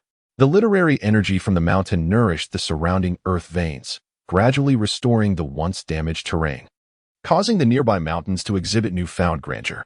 In the primordial chaos, the vast wilderness was dotted with towering sacred peaks, yet now, many of these divine mountains had collapsed, leaving only lowly hills to emerge. "Welcome, Your Majesty." Prime Minister Shang Rong, now residing at the Shang Academy, found himself considerably less burdened than before. With the recent appointment of new scholars to assist in management, the Shang Academy had begun to find its footing. As Emperor Xian surveyed the academy, he noted that there were more adult scholars than before. This was a natural outcome, as the academy's space was limited, and teaching overly mischievous children proved to be quite a challenge. In contrast, the adult scholars who chose to attend were highly motivated, making instruction both time-efficient and effective. Once these scholars matured, they could spread their knowledge throughout the Shang Dynasty, creating a virtuous cycle. After a brief inspection, Emperor Xian decided to upgrade the Human Emperor Academy. With a thunderous roar, powerful immortal light descended from the heavens, and the Human Emperor Academy underwent a remarkable transformation. The academy now spanned the entirety of Qingyang Mountain, with its towering three-story buildings standing proudly atop the summit. Literary energy converged in the sky, forming clouds and auspicious divine beasts that soared jubilantly above the academy. Within the academy, the main building was 3 stories high, while the remaining structures were 2-story palaces. The distinction between the inner and outer courtyards was clear, with only Earth Immortal level scholars permitted to enter the inner courtyard. The outer courtyard served as the learning space for ordinary scholars, forming the academy and Appos as periphery. Following this elevation, a scripture repository emerged, housing not mundane knowledge, but essential cultivation methods. For cultivators, the availability of such methods was of paramount importance. The repository contained thousands of scriptures covering various disciplines, including cultivation, alchemy, artifact crafting, and array formation, providing a comprehensive resource for practitioners. This was undoubtedly the greatest gift for the human race at present. With access to these thousands of cultivation methods, countless cultivators would surely rise in the future. Alas, the thin spiritual energy of the current world could not compare with that of ancient times. Emperor Xian noted that, in addition to these changes, the academy could also open a branch. The branch would be similar to the main academy, albeit smaller, akin to the original Shang Academy in its functionality. After settling the current arrangements, he immediately sought a suitable location to establish his first branch. The third-tier Shang Academy possessed the capacity to cultivate great Luo Golden Immortals directly. Emperor Xian observed that once a cultivator was appointed as the head of the third-tier academy, their strength would immediately elevate to the early stage of the great Luo Golden Immortal Realm. Meanwhile, the vice president could ascend to the pinnacle of the Golden Immortal stage. Additionally, there were positions for the chief administrator, instructors for various schools, and other members managing miscellaneous tasks. All personnel within the academy would receive the academy and Appos enhancements, with the weakest benefiting from a boost to the Shin Immortal Realm. Given that this was an academy filled with numerous cultivators, the presence of a sufficient number of strong figures was essential to maintain order. Emperor Xian was exceedingly pleased with this arrangement, as Prime Minister Shang Rong ascended to the great Luo Golden Immortal Realm, while Baigan reached the pinnacle of the Tai Golden Immortal stage. The Yuanqi, Yangren, Wei Ziki, and Wei Zian also experienced significant advancements, with most attaining a Golden Immortal status. Consequently, all civil and military officials of the Shang Dynasty could be regarded as high-level cultivators. It is notable that the 12 Golden Immortals of the Chan sect were merely at the Golden Immortal level, lacking the prowess of the mid-level management from the academy. With this arrangement in place, it was unlikely that even all the second-generation disciples of the Chan sect could breach the defenses of the Shang Academy. Content with the outcome. Emperor Xian ensured that the academy was properly established. Following the advancements of many cultivators, a wave of potent human emperor luck emanated from them, subsequently nourishing Emperor Xian himself. Take good care of the academy and promptly consume the spirit fruits, the king reiterated before rising to depart.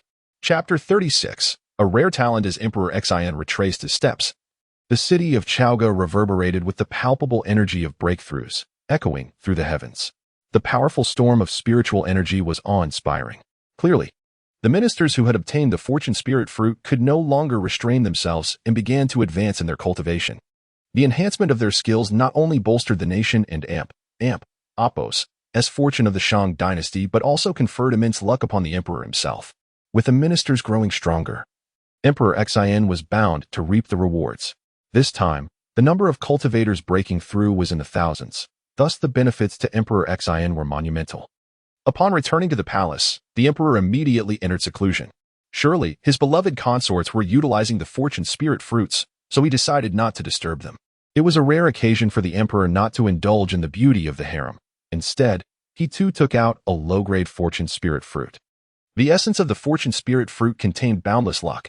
However, for a formidable figure like Emperor Xin, such a low-grade fruit would evidently hold limited significance. Without hesitation, he consumed one, merely out of curiosity.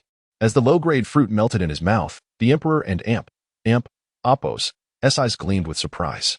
This seemingly insignificant fruit possessed an astonishingly rich potency of fortune. He marveled at the unexpectedly profound essence of luck contained within, realizing he had underestimated the fortune spirit fruit. Eagerly, he contemplated consuming a medium-grade fruit next. With a resounding boom, as the medium-grade fruit entered his system, a torrent of violent energy surged forth. Emperor Xin and Apos' expression brightened. This energy was precisely what he sought. Once absorbed, it would swiftly transform into imperial fortune. Indeed, the fortune spirit root did not disappoint him. After experiencing the effects of the medium-grade fruit, he unveiled the 3 remaining high-grade fortune spirit fruits he possessed. The medium-grade fruits would serve as rewards for the distinguished contributors of the Shang Dynasty, but the 3 high-grade fruits were destined solely for the emperor and Apos' use. After all, only by enhancing his own strength could he ensure the prosperity of the Shang Dynasty. Currently, with the Shang Dynasty and Apos' fortune spanning millennia, should Emperor Xin fall, it was likely the dynasty would revert to its former state. Now, as the 6 saints regarded Emperor Xin and Apos' heavenly mandate with trepidation. He must fortify himself before they fully unleash their power. Evidently, he was not far from achieving this goal. Boom. After consuming the high-grade fortune spirit fruit, a tempest of luck surged within him. The potency contained in this fruit was incomparable to that of the medium or low-grade varieties. It was akin to an ocean of concentrated fortune. The sheer intensity of this energy astounded even the emperor himself, who was overwhelmed with joy. As the luck enveloped him, Emperor Xin and Apos' physical form began to undergo a sublime transformation. Ethereal patterns emerged across his body. I am on the verge of condensing the 3 flowers atop my head, he thought, exhilarated by the changes occurring within him. Having previously gathered the 5 energies within his chest, he was now swiftly condensing the 3 flowers atop his head, a remarkable development indeed. With the consumption of the high-grade fruit, his aura intensified dramatically. The 3 flowers atop one and Apos' had signified the confluence of essence, energy, and spirit, 3 profound existences that transcend comprehension yet are undeniably real. Every cultivator, upon entering the realm of the great Luo Golden Immortal, experiences a further sublimation of their essence, energy, and spirit once their physical body reaches a certain level of strength.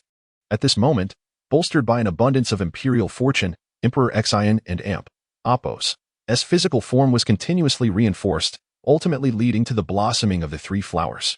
As they unfurled, streams of celestial energy wafted forth, accompanied by celestial melodies resonating through the void. The emperor felt as though he were immersed in the Tao, grasping its profound truths and feeling its boundless essence.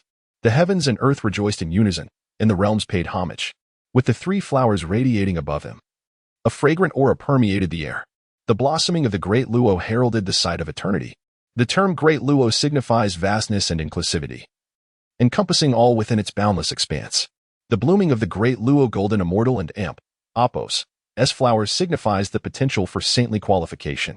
Consequently, upon entering the Great Luo Golden Immortal realm, a cultivator and Apos' flower may bloom to various degrees, even determining their future path. The 6 heavenly Tao saints, before their ascension, possessed the qualification of blooming to the 9th grade. Conversely, other cultivators may fail to condense the 3 flowers of the Great Luo, while the best among them may achieve the 9th grade. As for the celestial maiden Yu Shao, during her own condensation of the 3 flowers, she reached the 8th grade. Over the years, her cultivation had surged, and she quickly ascended to the quasi-saint level, surpassing many disciples within the Chan teachings and ranking among the best in the Jie teachings. In the future, she might not lack opportunities to attain the Tao of primordial unity. Regrettably, the will of the heavenly Tao constrains such advancements. And as the desolate world of the primordial era wanes, it can no longer accommodate more supreme saints. Hence, for each supreme being, ascending to quasi-saint is a challenge. And progressing further becomes increasingly difficult, as the world cannot sustain additional saints without risking catastrophic consequences. However, at this moment, Emperor Xin had not yet reached such a threshold. He continued to ascend rapidly and break through barriers. The emperor directly achieved a blooming of the 3rd grade, radiating profound Tao sounds that instantly captivated countless cultivators. The sound of the Tao is the supreme divine melody, capable of guiding one towards enlightenment. His blooming at the 3rd grade surpassed the ultimate achievements of many great Luo Golden Immortals. Witnessing this spectacle, the onlooking cultivators were left in utter astonishment. To bloom at the 3rd grade is to possess a talent that is truly 1 in a million. At the Zishui Pass, Zhen Yuanzi had just received the fortune spirit fruit bestowed by the emperor and had yet to consume it, yet he was acutely aware of the situation. After all, Zishui Pass was not far from Chaoga City, and as a pinnacle quasi-saint, Zhen Yuanzi could perceive everything clearly with a mere glance. Master, the emperor and Apos' talent is indeed beyond our comparison. One disciple exclaimed, envy gleaming in his eyes, recalling his own achievement of condensing the 3 flowers to the 3rd grade. Just as the discussion unfolded, the emperor and Apos' 3 flowers blossomed once more. Boom. This time, the surge of spiritual energy erupted even more violently. As the emperor directly achieved the blossoming of the 3 flowers to the 6th grade. Chapter 37. Remarkable talent at this moment. Not only the cultivators within the great merchant realm sensed it, even countless hidden powerhouses among the majestic mountains and rivers became aware. The blossoming of 6-petal flowers represented a caliber that was sufficient for Xin to forge his own path. For the postnatal human race, such talent was indeed a rarity. In the Fire Cloud Palace, the 3 sovereigns were expressions of delight, nodding in satisfaction. Each of the 3 human emperors was a reincarnation of innate divine beings, attaining the 6-petal blossoming upon their ascension to the throne, marking them as sovereigns among humanity. The potential of the king could rival theirs. And in the eyes of the 3 sovereigns, the human race was poised to regain its might. Even if humanity could not entirely escape the fate of being manipulated by the celestial sages, their situation would undoubtedly improve significantly. The king had yet to awaken. Perhaps he would bring forth even greater surprises. The light of anticipation flickered in Shennong's eyes, and he felt a slight tension within his being. What if Xin could surpass the 6-petal blossoming? If he did, the future of humanity would brim with hope. At Shennong and Apos' words, Fuxi and Xianyuan similarly exhibited glimmers of excitement in their eyes. Indeed, the king showed no signs of halting. He might very well have the potential for further advancement. At this moment, the attention of not just the human cultivators but also Yuanshi Tianzuan, who observed the scene with a cold demeanor, was drawn to the unfolding events. The 6-petal blossoming was nothing remarkable in Yuanshi Tianzuan and Apos' eyes, yet he recognized that the king had not exhausted his potential. Should the king break through again? Even reaching the 9-petal blossoming, he would be formidable enough to contend with the sages. If that time were to arrive, Yuanshi Tianzuan would surely become acutely vigilant. Suddenly, a resounding boom reverberated throughout the vast wilderness. Above the king, the Honghuang seal whirled incessantly, and the holy dragon of the human emperor surged with fervor. The spiritual energy surged violently in the world, as the energy surrounding Xin could no longer sustain him. Only by absorbing the entirety of the spiritual essence from the vast wilderness could he barely maintain his ascent. A tempest of spiritual energy swirled into a vortex, gathering frantically once more. Above Xin, the 9-petal blossoming materialized. The potential of a sage. In that moment, the king blossomed into 9 petals, astonishing all cultivators. The great king possessed the potential of a sage. Young Xianzi's eyes brimmed with shock, mingled with a tinge of ecstatic joy. Her husband was a supreme being endowed with sage potential. This was unfathomable. In the Yushu Palace, Yuanshi Tianzuan forcefully slammed his teacup to the ground. His face contorted in rage. How could this mere ant be worthy of sage potential? How could he possibly stand on equal footing with himself? A murderous intent surged in Yuanshi Tianzuan's eyes. He was on the brink of an uncontrollable rage, poised to take unpredictable actions. In the palace of Niwa, the goddess was momentarily stunned, her red lips parting slightly, her breath quickening, and her jade-like cheeks flushed. In the Western Spirit Mountain, the Western two saints halted their teachings. Their gazes glazed as they struggled to believe the scene before them.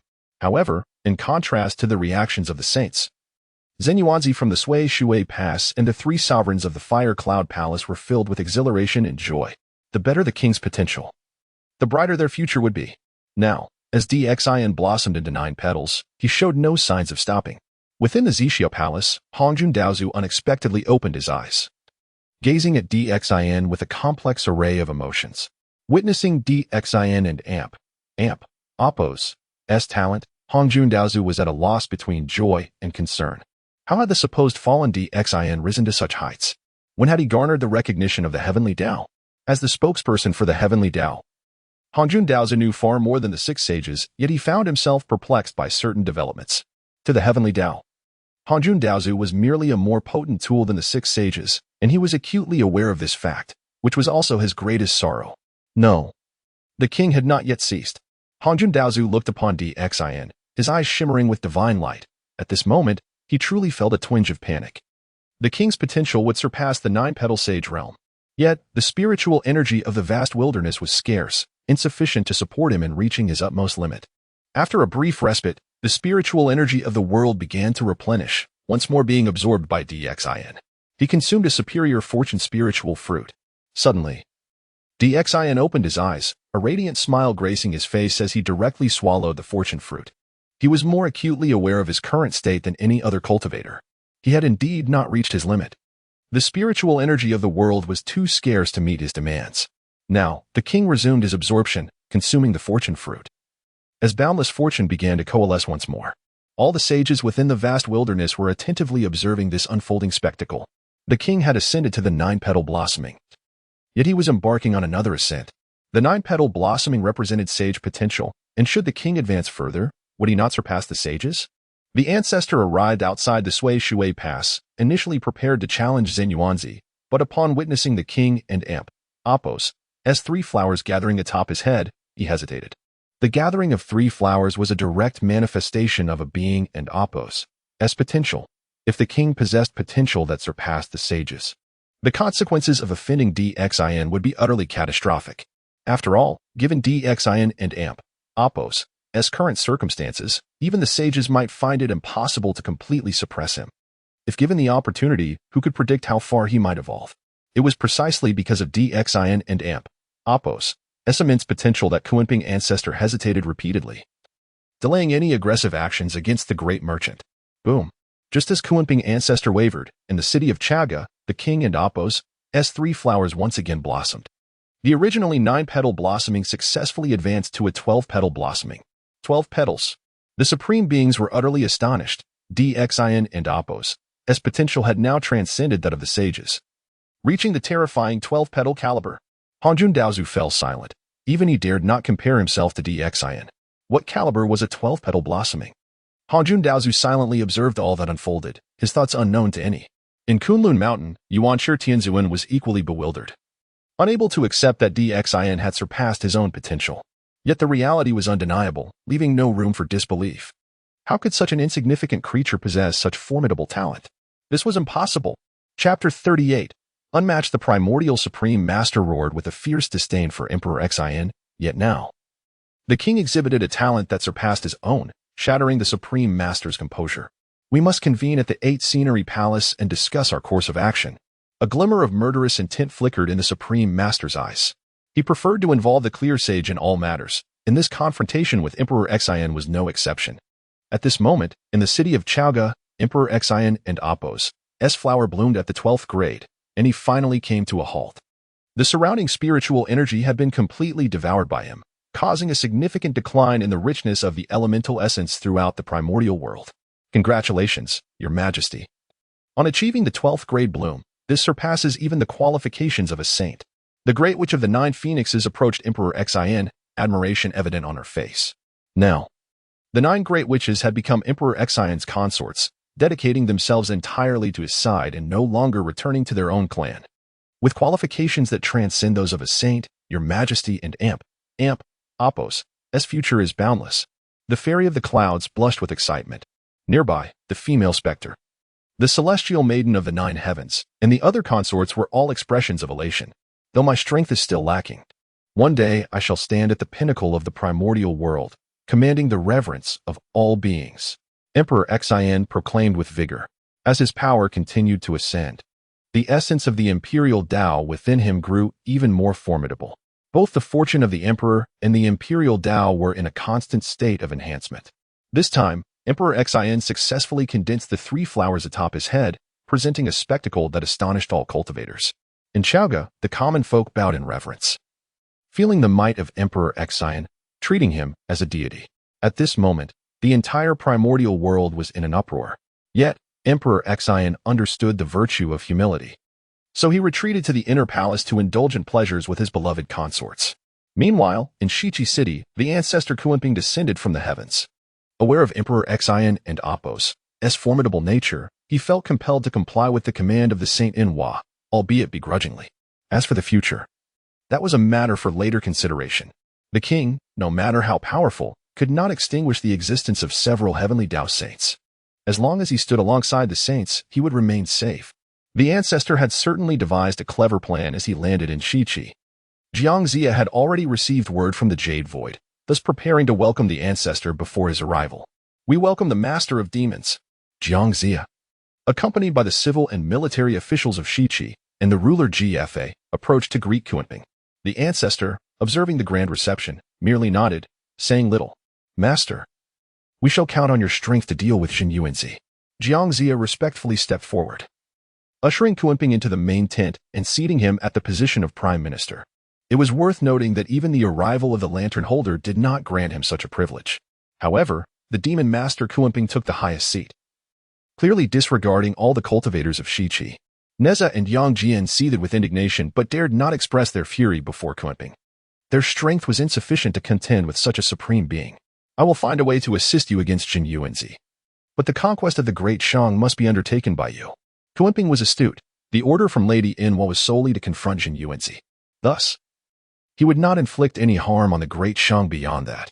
The multitude of disciples from the Jade Void disapproved of Kuanping. Yet they dared not offend him and could only swallow their grievances. At the Sui River Pass, Jin Yuanzi received news of Kuanping's arrival at once. King Wuqing, let us continue to guard the city. I do not believe Kuanping would dare to attack our Sui River Pass. We shall simply convey the news to the king. Jin Yuanzi remained resolute within the city, clearly unperturbed by the arrival of the ancestor. A swift horse departed from the Sui River Pass, quickly delivering the news back to Chaoga. Upon learning of the situation, the king began to ponder. If Kuanping were to confront Jin Yuanzi, the strongest reliance of the Sui River Pass would be rendered ineffective. In such a case, he must resolve the trouble posed by Kuanping. Even if he could not kill him, he needed to drive him away. Dare to commit wrongdoing in my Great Shang? How could I possibly allow you to remain? The king and Appo's thoughts began to formulate. Since Kuanping sought his own demise, he would oblige him.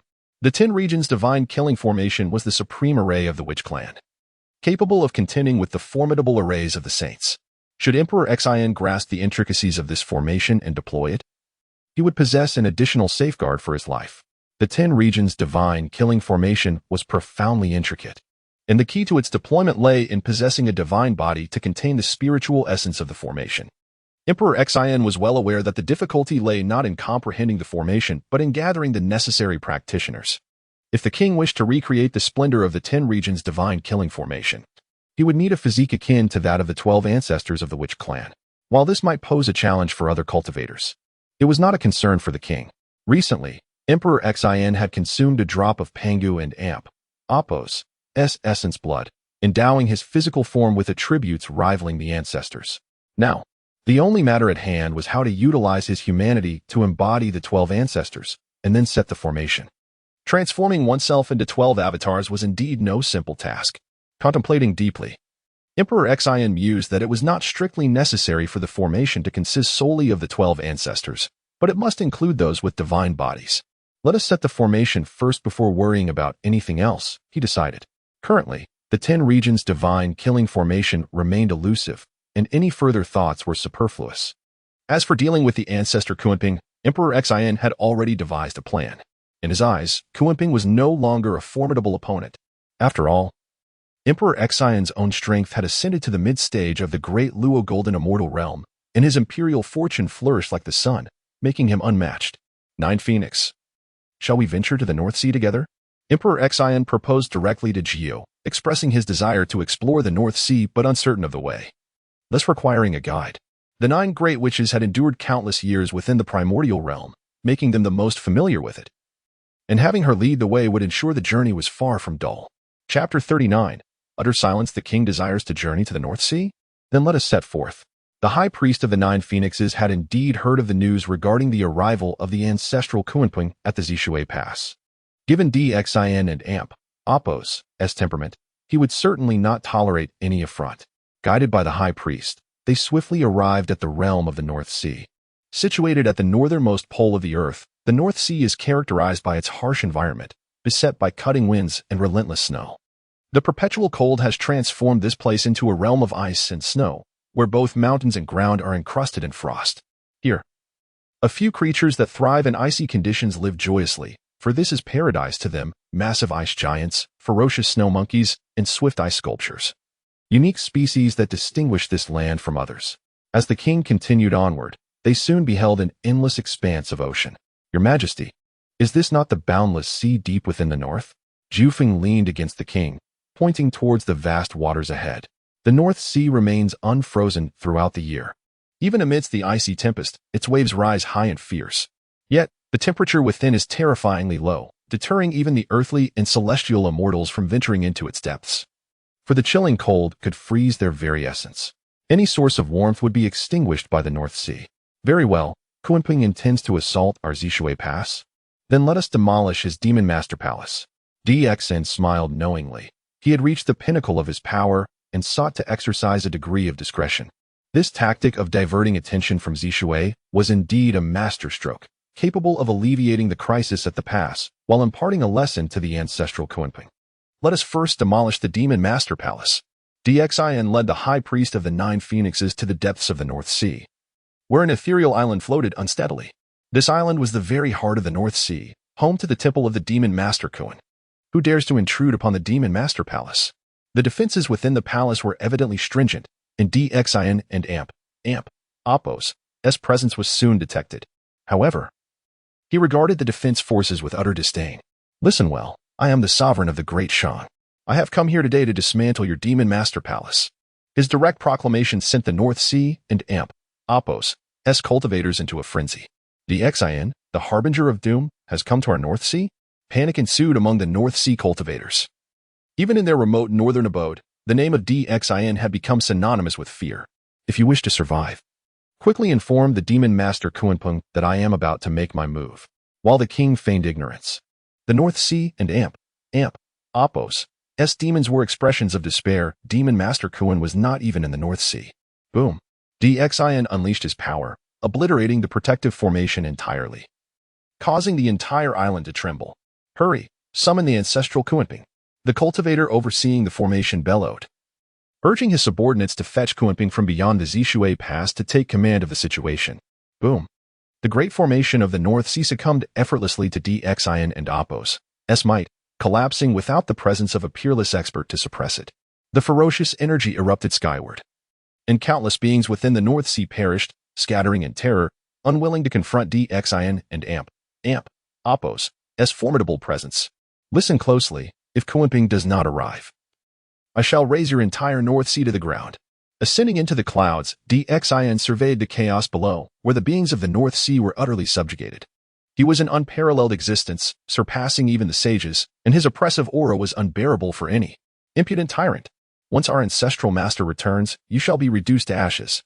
The fierce disciple of Kunping shouted defiantly, having followed his master for countless years, clearly devoted to him. Very well. I shall observe whether your ancestral master can save your lives. Xin was not merely intent on defeating Kunping. He sought to subjugate the forces of the North Sea. Should he gain the allegiance of the beings here, it would not only fracture the demon tribes, but also elevate Xin's own power. Despite being a secluded domain, the North Sea had remained largely unscathed during the past battles between shamans and demons, preserving great strength. Should Xin successfully subjugate this power, it would be immensely beneficial for him. Do not be so arrogant, tyrant. We of the North Sea are not easily cowed. The North Sea cultivators roared defiantly, mistakenly believing that the king hesitated to act out of fear of Kunping. Boom. Xin struck down the most vociferous among them. I shall wait right here. Let us see if Kunping dares to confront me. With the king and Apos' decisive actions, the surrounding beings of the North Sea ceased their bravado, observing their subdued demeanor. Xin chuckled. The more docile they were, the easier they would be to subdue. As long as he remained the strongest, betrayal would not arise. The cultivators of the North Sea fell silent under Xin and Apos' overwhelming presence. Let us proceed to the Demon Master Palace, he declared, leading the high priest directly into the palace, slaying any who dared to obstruct them. Through such ruthless measures, they swiftly located the treasure vault of the North Sea. The Demon Master Kun had reigned over the primordial world for countless years, amassing wealth rivaling that of the entire demon race. Upon his arrival, Xin violently breached the vault's defenses, plundering its riches entirely. The abundance of divine materials within the Demon Master Palace astounded him. Such wealth would swiftly elevate his fortunes and resources. Looking at the mountain of divine materials before him, Xin was filled with exhilaration. Although the ancestral Kunping had collected few spirit treasures, the variety of materials was exceedingly rich, perfectly aligning with Xin's current needs. As he forcefully opened the vault of the North Sea, an expression of horror crossed the face of Kunping in Shichi City. This is bad, the ancestral Kunping bellowed.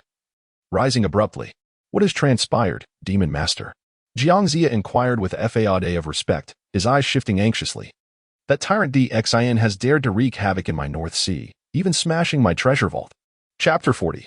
Rending the void, the visage of the ancient ancestor Kunping twisted into a grotesque expression. For years he had been the architect of others and Apos' downfalls. Yet now he found himself outmaneuvered by Emperor Xin, who had seized his stronghold. This was, without a doubt, a resounding slap to his face. Jiangxia and the ministers of Shichi were left speechless. They all understood the might of the king. If even the mighty Kunping was ensnared by Emperor Xin, what chance did they, mere mortal warriors, stand against him? The officials of Shichi, both civil and military, found themselves devoid of confidence in overcoming Emperor Xin. With little time for further explanation, Kunping tore through the fabric of space and soared into the skies. Having lost his own lair, he had no inclination to assist Shichi in battling the Shang Dynasty. His escape was swift, and with his singular focus on the journey, he soon arrived in the depths of Biming. Foolish monarch, how dare you intrude upon my domain as a demon master? Come forth and meet your demise. Kunping unleashed a torrent of curses, his stronghold razed, leaving him in no mood for pleasantries. The ancestor has returned. Are we not saved? The denizens of Biming erupted in exhilaration. The return of their ancestor filled their hearts with hope. Boom. As Kunping raged, Emperor Xin and Apos' formidable aura surged forth. He appeared brazenly above the demon master, intent on crushing Kunping to instill fear throughout Biming. Kunping, do you still dare to return? Emperor Xin stood amidst the void. With the sacred dragon of humanity soaring beside him, the Honghuang seal hovering with uncertainty. The overwhelming pressure emanating from him left even Kunping momentarily stunned. The might of Emperor Xin was indisputable, especially when Kunping found himself directly facing it. Foolish monarch, today I shall impart a profound lesson upon you. Kunping and Apos' eyes blazed with cold fury. This affair was a matter of his dignity, leaving him no path for retreat, only the choice to engage in battle. Boom. Without further ado, Emperor Xin unleashed a devastating strike, the ferocity of his imperial aura surging forth. Kill. A flash of cold light ignited in Kunping and Apos' eyes as he summoned his full strength. Prepared to contest Emperor Xin and Apos' might. With the ancestor himself taking action, victory for Emperor Xin seemed improbable. The beings of Biming murmured in disbelief, convinced that Emperor Xin, a mere Deluo golden immortal, could not possibly defeat Kunping. Boom. The two supreme beings collided instantly, yet the outcome defied all expectations. Kunping found himself unable to withstand Emperor Xin and Apos' might, sent sprawling from a single blow. Puff. Kunping spat out a mouthful of vital blood, disbelief coursing through him. After countless years of cultivation, he could not even endure a single strike from Emperor Xin. In that moment, while shock enveloped him, terror also stirred deep within his heart. Emperor Xin and Apos' assault had knocked Kunping back, leaving all the denizens of Biming in stunned silence. The cheers that had previously filled the air abruptly ceased as Emperor Xin and Apos' strength delivered a resounding slap to their collective faces. Kunping, Were you not quite arrogant? Now you bleed from your mouth. Are you infuriated? A smile graced Emperor Xian's face as he advanced, offering Kunping no chance for escape. Puff. This time, Kunping truly coughed up blood from sheer rage. He had never encountered such an arrogant cultivator, an affront he could scarcely tolerate. Under the astonished gazes of numerous cultivators, Emperor Xian invoked the Honghuang seal, the innate treasure spinning fiercely before descending with overwhelming force. Kunping was rendered speechless. Emperor Xian's strength was already superior. Yet he resorted to using an innate treasure. It was an utter denial of his chances for survival. Realizing he could not evade, Kunping exerted all his effort to activate the He Tu and Luo Shu. The He Tu and Luo Shu were the core treasures of the demon race. And in Kunping and Apos' possession, he had long since comprehended their essence. The formation he deployed was the renowned Zhou Tian Starry Ray. But such a formation required a sufficient number of cultivators to manifest its full power. In his haste, Kunping's array was bound to be limited in effect. Evidently, the beings of Baiming were well practiced in this formation, for at Kunping and Apos' furious command, they swiftly joined in unison to establish the array. Boom! The unparalleled formation shattered in an instant, casting Kunping and countless beings into the depths of the Baiming Sea, their plight one of utter disarray. The Honghuang seal followed closely, pinning Kunping beneath the weight of the innate treasure. Boom! A terrifying pressure radiated outward, the power of the innate treasure proving insurmountable. Foolish monarch! Kunping roared in wrath. Bearing the Honghuang seal, which had transformed into a canopy of immense proportions, even in his divine form, he could not bear the weight of this celestial artifact. The heavy aura of humanity was not something a mere quasi-saint could contend against. Ancestor!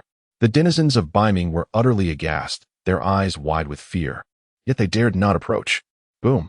As Emperor Xian manipulated the laws, the innate treasure erupted with violent divine light. Kunping could no longer withstand the overwhelming weight of the Honghuang seal, and he was obliterated into a mist of blood. The innate treasure had directly subdued Kunping. Such an ending left all surrounding cultivators in stunned silence. The venerable demon master Kunping, who had survived since antiquity, met his demise at the hands of an innate treasure. This conclusion was indeed lamentable. However, Emperor Xian soon perceived that a wisp of Kunping and Apos' true spirit had managed to escape, making its way towards the Zhao Yao banner of the goddess Nuwa. Years ago, the demon emperor had compelled all demon kind to surrender a fragment of their true spirit to the banner for the sake of consolidating power. Little did they know, this very banner had now become a glimmer of hope for Kunping. With the death of Kunping, you are presented with two choices. First, share his fate and vanish into nothingness, or second, submit to me and become a vassal of the Shang Dynasty. Emperor Xian paid no heed to Kunping and Apos' lingering spirit. For attempting to revive Kunping through the Zhao Yu banner would exact a tremendous price. Therefore, what Emperor Xian sought now was to subjugate the forces of Baiming, augmenting his own imperial fortune. Seeing the situation laid bare before them, the beings of Baiming hesitated. With Kunping's demise, they had lost all hope. Continuing to defy Emperor Xian would surely lead to their own destruction. Yet, to submit to him so easily felt akin to cowardice. My lord, I am willing to traverse fire and water to offer my life for your cause. As long as you spare my life, I shall follow you unconditionally. Chapter 41. A tremendous harvest in an instant. The beings of the North Sea knelt down in unison, expressing their unwavering loyalty. This unexpected display momentarily caught Emperor Xian off guard. He had anticipated a symbolic struggle from these North Sea creatures, but it turned out he was mistaken. Very well. Since you are all willing to serve me, rest assured that I shall not treat you poorly. Emperor Xian swiftly reassured them, calming their spirits. This time, the emperor intended to take all the North Sea beings back and settle them within the borders of the great Shang kingdom. After all, the Arctic region was exceedingly remote, and the distance from the great Shang made it difficult to manage. As for the weaker ones, Emperor Xian paid them little mind, allowing them to continue growing in the North Sea. This approach bore a striking resemblance to harvesting crops. Boom! After slaying the ancient Kunping and subduing the entire North Sea, Emperor Xian and Apos' fortune surged dramatically. The imperial luck began to flow in abundance, and the luck dragon surged once more in a frenzy. Crackle! The luck dragon, which had already attained a magnificent stature of 500,000 zhang, began to grow exponentially under the influx of imperial luck. A terrifying pressure enveloped the surroundings, and each scale of the luck dragon became vividly detailed. The overwhelming aura suppressed all directions, and Emperor Xin could distinctly sense that the golden sacred dragon had undergone another qualitative transformation. Boom. 600,000 zhang. 700,000 zhang. 800,000 zhang. 900,000 zhang. At that moment, the luck dragon inflated astonishingly to 900,000 zhang. Its fearsome aura finally exhibited a slight qualitative change. A brilliant light shone in Emperor Xion's eyes. The luck dragon had begun to radiate a hint of sanctity. Did this signify that the luck dragon had attained a level of power sufficient to rival that of a sage? Understanding this, Emperor Xion was overwhelmed with elation. After so much effort, he had finally reached a point where he could confront a sage head-on. Although Emperor Xion and Apos' personal strength still resided within the realm of the great Luo Golden Immortal, with the aid of the luck dragon, he was now capable of battling the Heavenly Path sages. Now, without the need to fear the sages due to their apprehensions towards the Heavenly Path, Emperor Xion was emboldened by his newfound power. He was immensely satisfied. His conquest of the North Sea beings had enabled him to take this monumental step forward. In the future, even if several sages came knocking, he would no longer have to harbor any fears. Possessing the strength to confront a sage was a colossal breakthrough. With the North Sea beings now under his command, the Emperor swiftly returned to Chaoga City. This expedition to the North Sea not only emptied its treasure trove but also yielded the He Tu and Luo Shu, which had belonged to the ancient Kuanping, as spoils of war. These texts contained the grand array of the celestial bodies. Should he deploy this formation in the future, summoning the stellar radiance from the heavens, the human race would bask in the brilliance of the sun, moon, and stars, leading to its inevitable flourishing. Emperor Xion's mind raced with thoughts. With the He Tu and Luo Shu in hand, he only needed to comprehend their intricacies to set up the grand celestial array. This time, Emperor Xion's slaying of the ancient Kuanping and capturing everything from the North Sea represented an immense harvest for him. Meanwhile, in the palace of Enhua, the goddess Enhua and Apos' expression shifted, her eyes flashing with astonishment. The ancient Kuanping had been slain. Enhua and Apos' countenance darkened. The Kuanping had been dispatched to confront Emperor Xion, and she never expected that within just a few days, he would meet his demise. Gazing at a wisp of true spirit on the summoning banner, her heart grew increasingly heavy. The ancient Kuanping was on the verge of the peak of quasi-sainthood, and reviving him would entail a considerable cost. However, if she did not resurrect the Kuanping, her forces would dwindle to just a handful of demon lords. The vast demon race still required several demon lords for management, making the resurrection of the ancient Kuanping imperative. If news of the Kuanping's demise spread, who among the demon race would continue to serve Enhua loyally? After a moment of contemplation, Enhua resolved to resurrect the ancient Kuanping, fully aware of the immense cost involved. Emperor Xion, you shall pay for this. Enhua and Apos' face darkened, clearly attributing the blame to the emperor without considering her own aggressive actions against him. Upon returning to Chaoga City, Emperor Xion not only saw the luck dragon ascend to the level of a sage but also experienced a personal breakthrough to the late stage of the great Luo Golden Immortal. This astonishing rate of advancement left all cultivators in shock. The beings of the primordial world had labored for countless years without achieving a breakthrough to the great Luo Golden Immortal realm, while the emperor had only been training for a few years. Now, he stood as a formidable figure at the late stage of the great Luo Golden Immortal. This stark contrast shattered the morale of many cultivators. The king and Apos' aptitude is beyond our reach. Grand Tutor, when gazed at the victorious Emperor Xion, his eyes filled with admiration. Many civil and military officials echoed this sentiment, for they were now all immortals and could sense the significant change in the emperor and Apos' aura. Congratulations, host, for completing the task. The 12 capital heavenly gods array has been credited to your account. Please check promptly. Upon returning to Chaoga City, Emperor Xion found that the system task had been successfully completed. Hearing that the 12 capital heavenly gods array had been credited, Emperor Xion immediately began to inspect it. With both the 12 capital heavenly gods array and the grand celestial array at his disposal, he had a perfect balance of offense and defense. Extracting the 12 capital heavenly gods array from the system space, he meticulously contemplated its profound mysteries. Boom! A colossal figure emerged, revealing the ethereal visage of the Pangu deity. Panga stood in the void, wielding the celestial axe, fiercely striking in all directions. Each move encapsulated the essence of Tao. Emperor Xion scrutinized the manifestations of Panga summoned from the 12 capital heavenly gods array, as the array and Apos' profound truths unfolded before him. The 12 capital heavenly gods array, centered on the essence of divine energy, intricately combined with the methods of the 10 heavens, forming a mysterious formation. Once established, its power would be boundless. As Emperor Xian delved deeper, he not only grasped the intricacies of the 12 capital heavenly gods array but also, through related insights, understood the essence of Pangu and Apos' blood evolving into the 12 ancestral witches. Unity of heart, separation at will. The Tao of the Panga deity is indeed formidable. The more Emperor Xian comprehended, the stronger his feelings of shock and curiosity became. What secrets did the Panga deity conceal? He could not believe that the tales of Pangu and Apos' failure in proving his Tao and ultimately perishing in the primordial realm were true. Chapter 42. The Grace of Rebirth. One might ponder whether the 6 saints of the heavenly Tao can manifest a reality akin to the primordial world. This realm is filled with countless spiritual treasures, myriad spiritual roots, laws of nature, spiritual energy, and veins of spiritual essence. It is not merely the case that a single heavenly saint could achieve this. Even a coalition of the 6 saints would struggle to bring such a phenomenon to fruition. If the 6 heavenly saints cannot accomplish this, how could the failed sage Pangu possibly do so? Furthermore, despite Pangu's failure to attain enlightenment, his primordial spirit transformed into the 3 pure ones, thereby enabling the emergence of 3 saints. This is evidently absurd. At this moment, Xian suddenly felt that the primordial world surely harbored immense secrets regarding Pangu and its very essence. After a prolonged contemplation, he resolved to cease his musings.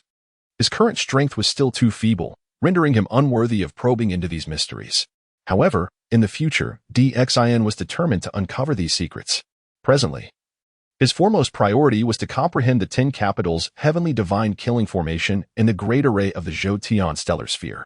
Calming his mind, Xian once more immersed himself in the pursuit of enlightenment. Meanwhile, within the palace of Honghuang, the goddess, after expending considerable resources, finally succeeded in reconstructing the physical form of the ancestral Ping, reviving him. Thank you, goddess, for your grace of rebirth. The ancestral Ping knelt in reverence, expressing his gratitude to the female saint with unprecedented sincerity. There is no need for such formalities, Peng. It was I who sent you to confront Xian. And it was unexpected that he was so ruthless as to slay you. Reviving you is but my duty. Inwa's demeanor fostered a sense of loyalty within Ping. Only a goddess like Inwa could inspire her subordinates to serve her devotedly. After all, with her possession of the demon-subduing banner, as long as one performed well, complete annihilation would not befall them. My lady, Xian is ungrateful. His act of slaying me is one affront. But it is clear he does not regard you with any respect. The ancestral Ping's words held truth. For it is said that one must consider the master when punishing a dog. The direct slaying of the ancestral Ping indicated Xian and Apos' utter disregard for Inwa. Humph. The tyrant will face his reckoning sooner or later. However, for now, the saints are scheming against the king, so let us remain mere observers. Inwa had witnessed Xian and Apos' methods and was reluctant to confront this formidable adversary. Xian and Apos' formidable strength had, unbeknownst to many, escalated to a level that even the saints must regard with caution. This growth was indeed somewhat unexpected. Inwa harbored resentment towards Xian, yet even at this moment, she failed to realize that the current saints were no longer his match. What you say is indeed correct, though the tyrant possesses some means. What right does he have to contend with the heavenly saints? The ancestral Ping stepped forward, believing that Xian's ability to slay him bore little significance. After all, the heavenly saints were the true arbiters of fate. Suddenly, as Inwa and the ancestral Peng deliberated, a terrifying pressure surged from the primordial earth, shaking the entire starry cosmos. A colossal figure stood tall, exuding an overwhelming aura that suppressed the universe. It was the manifestation of Pangu. Inwa and Apos' countenance shifted in shock. They had now witnessed the figure of Pangu 3 times. This apparition seemed to be summoned by Xian. The ancestral Ping and Apos' eyes were filled with astonishment. He could not comprehend how Xian possessed the capability to repeatedly conjure the image of Pangu, a being revered throughout the primordial world. Gazing at the formidable presence of Pangu, Inwa fell silent, for Pangu was beyond her capacity to confront. Even though she had ascended to the rank of heavenly saint, she still feared Pangu. Within the 8 trigrams palace, the primordial celestial lord and the Grand Pure One had initially convened to discuss strategies against Xian. And they now bore witness to this scene. The Grand Pure One fell into silence, recognizing that Pangu's essence had evidently been deftly mastered by Xian. Brother, Xian is becoming increasingly powerful. He is nearing a threshold that we can no longer control. If we do not take action soon, he may jeopardize our status and interests. A flicker of trepidation crossed the eyes of the primordial celestial lord, who finally acknowledged Xin and Apos' threat. No. Xin is not merely approaching the limits of our control, he has already surpassed them. The Grand Pure One shook his head, perceiving the situation more acutely. What, brother? This tyrant has grown to such an extent? The primordial celestial lord was reluctant to accept this reality. Brother, previously the figure of the human sovereign was summoned, already exuding the might of a saint. Now, even if we were to expend all our resources, we might not be able to triumph over Xin. The Grand Pure One continued, shaking his head. Xin still possessed a primordial treasure. This fact had not escaped the Grand Pure One's consideration. After all, who would have imagined that such a diminutive race as humanity could coalesce into such formidable fortune? Are we to simply let this go? If Xin continues to grow, the calamity of the Fengshen might surely bring us misfortune. The primordial celestial lord understood well that they were the shadowy manipulators behind the downfall of the Shang Dynasty. Once Xin grew fully powerful, he would undoubtedly seek retribution against them. What was even more alarming was Xin and Apos' innate talent, which was beyond that of the saints. The flower blossomed in 12 grades, a truth that the primordial celestial lord had never forgotten. Xin had always been their mortal enemy. Yet now was not the opportune moment for either of them to act. The Grand Pure One remained silent, aware that for the West to flourish, the Shang Dynasty must be vanquished. After all, only with the downfall of the Shang would the supporting sect dissipate, allowing their disciples to naturally transition to the Western teachings. Conversely, if the Shang remained intact, such matters would be impossible to discuss. As for the Chan sect, their numbers were limited. Even if all were to ascend, they would hardly make a significant impact. The primordial celestial lord immediately comprehended the Grand Pure One and Apos' intent. Let the two saints from the West take the lead. If they could eliminate Xin, it would be an ideal scenario. Should they fail, the Grand Pure One could intervene later, not only relieving them of trouble but also granting a favor to the Western teachings. This was indeed a twofold advantage, and the Grand Pure One calculated every detail with careful strategy. Brother, your foresight is truly commendable. The primordial celestial lord expressed profound admiration, growing increasingly respectful of the Grand Pure One. Unbeknownst to them, however, their machinations provided Xin with yet another opportunity to grow stronger. Upon returning to the city of Chaga, news of Xin slaying the ancestral Ping and subjugating the forces of the north swiftly spread. The entire city of Chaga was left in utter shock among all its civil and military officials. Chapter 43. A successful breakthrough. Even the venerable Kunping ancestor was slain by Xin. Indeed, the king is invincible. The fairy Yunxiao was utterly astonished. She could scarcely believe that such a formidable being as the Kunping ancestor had been vanquished by Xin with such ease. My lord, suggested by Gan, the prime minister, we should swiftly disseminate the news of the Kunping ancestor's demise and the surrender of Baiming, seizing the opportunity to instill fear in all directions. By Gan, being quite adept in such matters, approached with confidence. Xin nodded in agreement, saying, very well, I shall entrust this task to you. He did not place much significance on such affairs, but if it could serve to intimidate their adversaries, it would be deemed a resounding success. Quickly, the news was spread, and with the eloquent embellishments of the astute prime minister, the tale gained even greater potency. Upon reaching the gates of Sisui, the esteemed Zhen Yuanzi and Huang Feihu were filled with elation. The king's foresight is indeed remarkable. With a single maneuver, he has obliterated the Kunping. This time, I shall see what remaining confidence the forces of Shiqi possess. Within Sisui, the morale of the troops surged, invigorated by the news. In stark contrast, within Shiqi city, Jiangxia and the gathered civil and military officials were rendered speechless. If even the Kunping ancestor could be felled, who could stand against the martial king in Sisui? Anxiety gripped the hearts of the Shiqi officials, while the soldiers grew increasingly restless. Do not panic, for I have descended under the edict of the Jade Void to assist the true sovereign of Shiqi. Thus, there is no need for concern, Jiangxia assured the crowd, maintaining a facade of calm despite the trepidation swirling within him. Master, can the Jade Void officials truly defeat Xin? Yang Jian suddenly stepped forward, his expression despondent. Having been bested by the king and witnessing his sister become Xin's consort, Yang Jian's initial resolve had long since waned. Foolishness. As disciples of the Jade Void, how dare you question the authority of the sage? Step aside.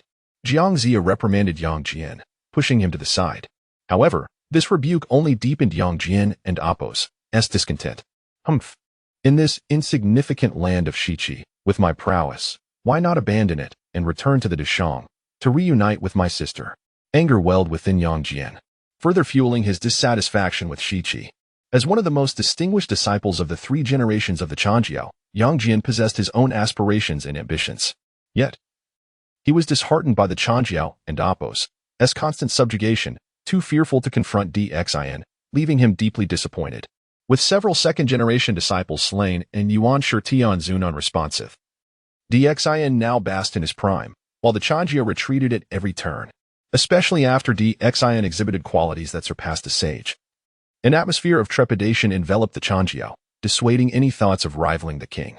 Despite the growing rift in his heart, Yang Jian, cherishing the teachings of his master, refrained from making an immediate decision to defect. Meanwhile, in the capital of Chaoga, Xin delved into the intricacies of the 12 capital heavenly god formation and the Great Starry Array. Through diligent study, he began to grasp the fundamentals of both formations. Although he was not yet proficient in these intricate arts, he discerned their essence. The 12 capital heavenly god formation necessitated 12 practitioners embodying the divine spirits to be enacted. Thus, he turned his attention to the might of the Great Starry Array.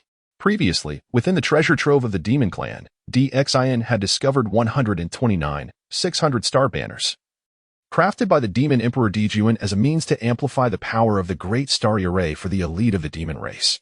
Now, Xin employed the River Map and Luo Book, utilizing these 2 spiritual treasures as the focal points to stabilize the formation, while also activating the 129, 600 star banners.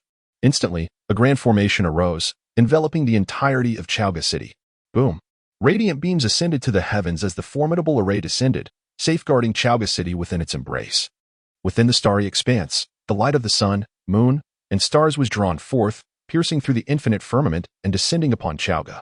The Great Starry Array, in addition to its unparalleled defense, possessed another significant function. It could channel the light of the sun, moon, and stars, providing nourishment for the cultivation of practitioners. The demons and Appos' ability to turn the tide of battle and equal the Witch Clan in ancient times was largely attributed to this very Great Starry Array. As the array surged to life, beams of light showered down, bestowing a baptism upon all living beings within Chaoga City. The essence of the sun and moon, along with the purity of the stars, offered immense aid to the human cultivators. The light that enhances the cultivation of the demon race similarly bore great benefits for humanity. Xin, feeling the celestial radiance enveloping him, clearly sensed his body absorbing this essence.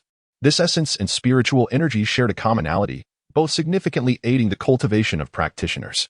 However, the light of the sun, moon, and stars provided even greater enhancement to the physical form of the cultivators. The resilience of the ancient demon race was attributed to this very reason. Now, as the Great Starry Array was repurposed to benefit humanity, it was a scenario unforeseen even by the ancient demons. Observing the celestial radiance being drawn towards the human race, Niwa and the Kuanping ancestor looked on in silence. Once again rendered speechless, Xin's methods had evidently transcended Niwa's expectations. The boundless celestial light drawn to Chaoga ignited a fervor among its citizens, who began to fervently elevate their abilities.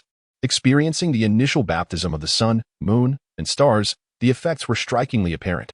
Under the illumination of this celestial essence, the denizens of Chaoga City began to break through in droves, with over 1 million human cultivators simultaneously ascending from the realm of human immortal to earth immortal.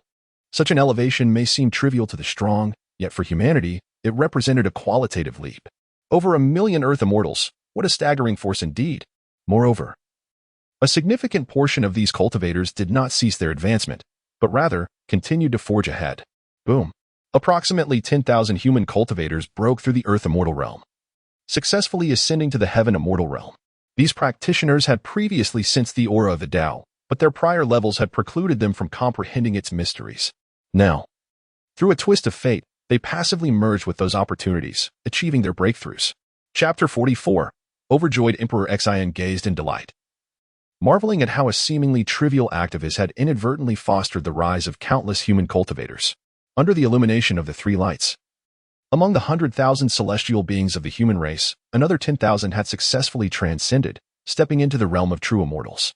10,000 true immortals. 90,000 celestials.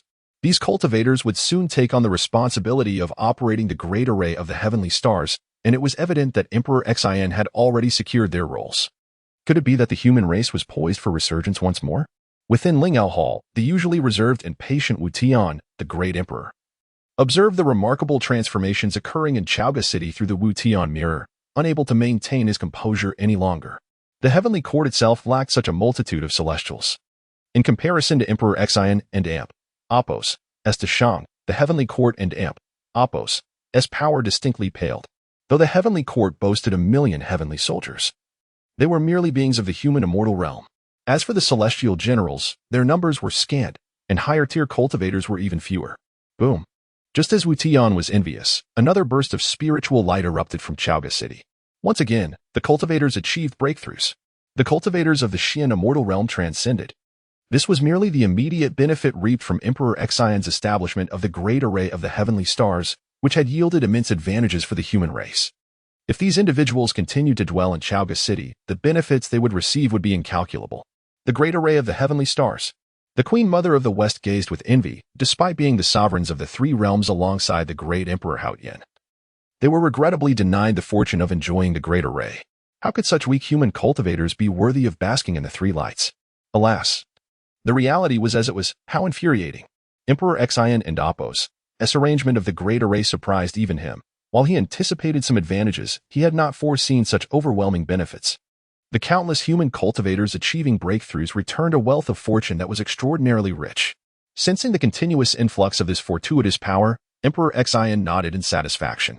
Such delightful surprises could never be too many. However, as Emperor Xian reveled in his joy, the countenance of several saints darkened. The more powerful Emperor Xian became, the worse the news was for them. The human race's resurgence only served to amplify the fortune surrounding Wang. Having tasted success, Wang was naturally reluctant to halt this upward momentum. It appeared that he must devise a strategy to maintain this trend of ascension.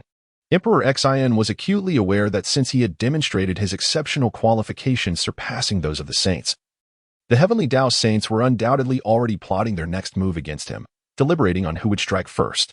This time, there was even a reward of Pangu and Apos' essence, truly a divine boon. Having recently comprehended the 12 capital heavenly gods and Apos' great formation and witnessed the might of the great Pangu, Emperor Xian now yearned to further grasp the true essence of Pangu and Apos' corporeal form. Presently, he had reached the late stage of the great Luo Golden Immortal Realm. And the threshold to the quasi-saint realm, the primordial great Luo Golden Immortal Realm, seemed quite near, particularly within the context of his current understanding.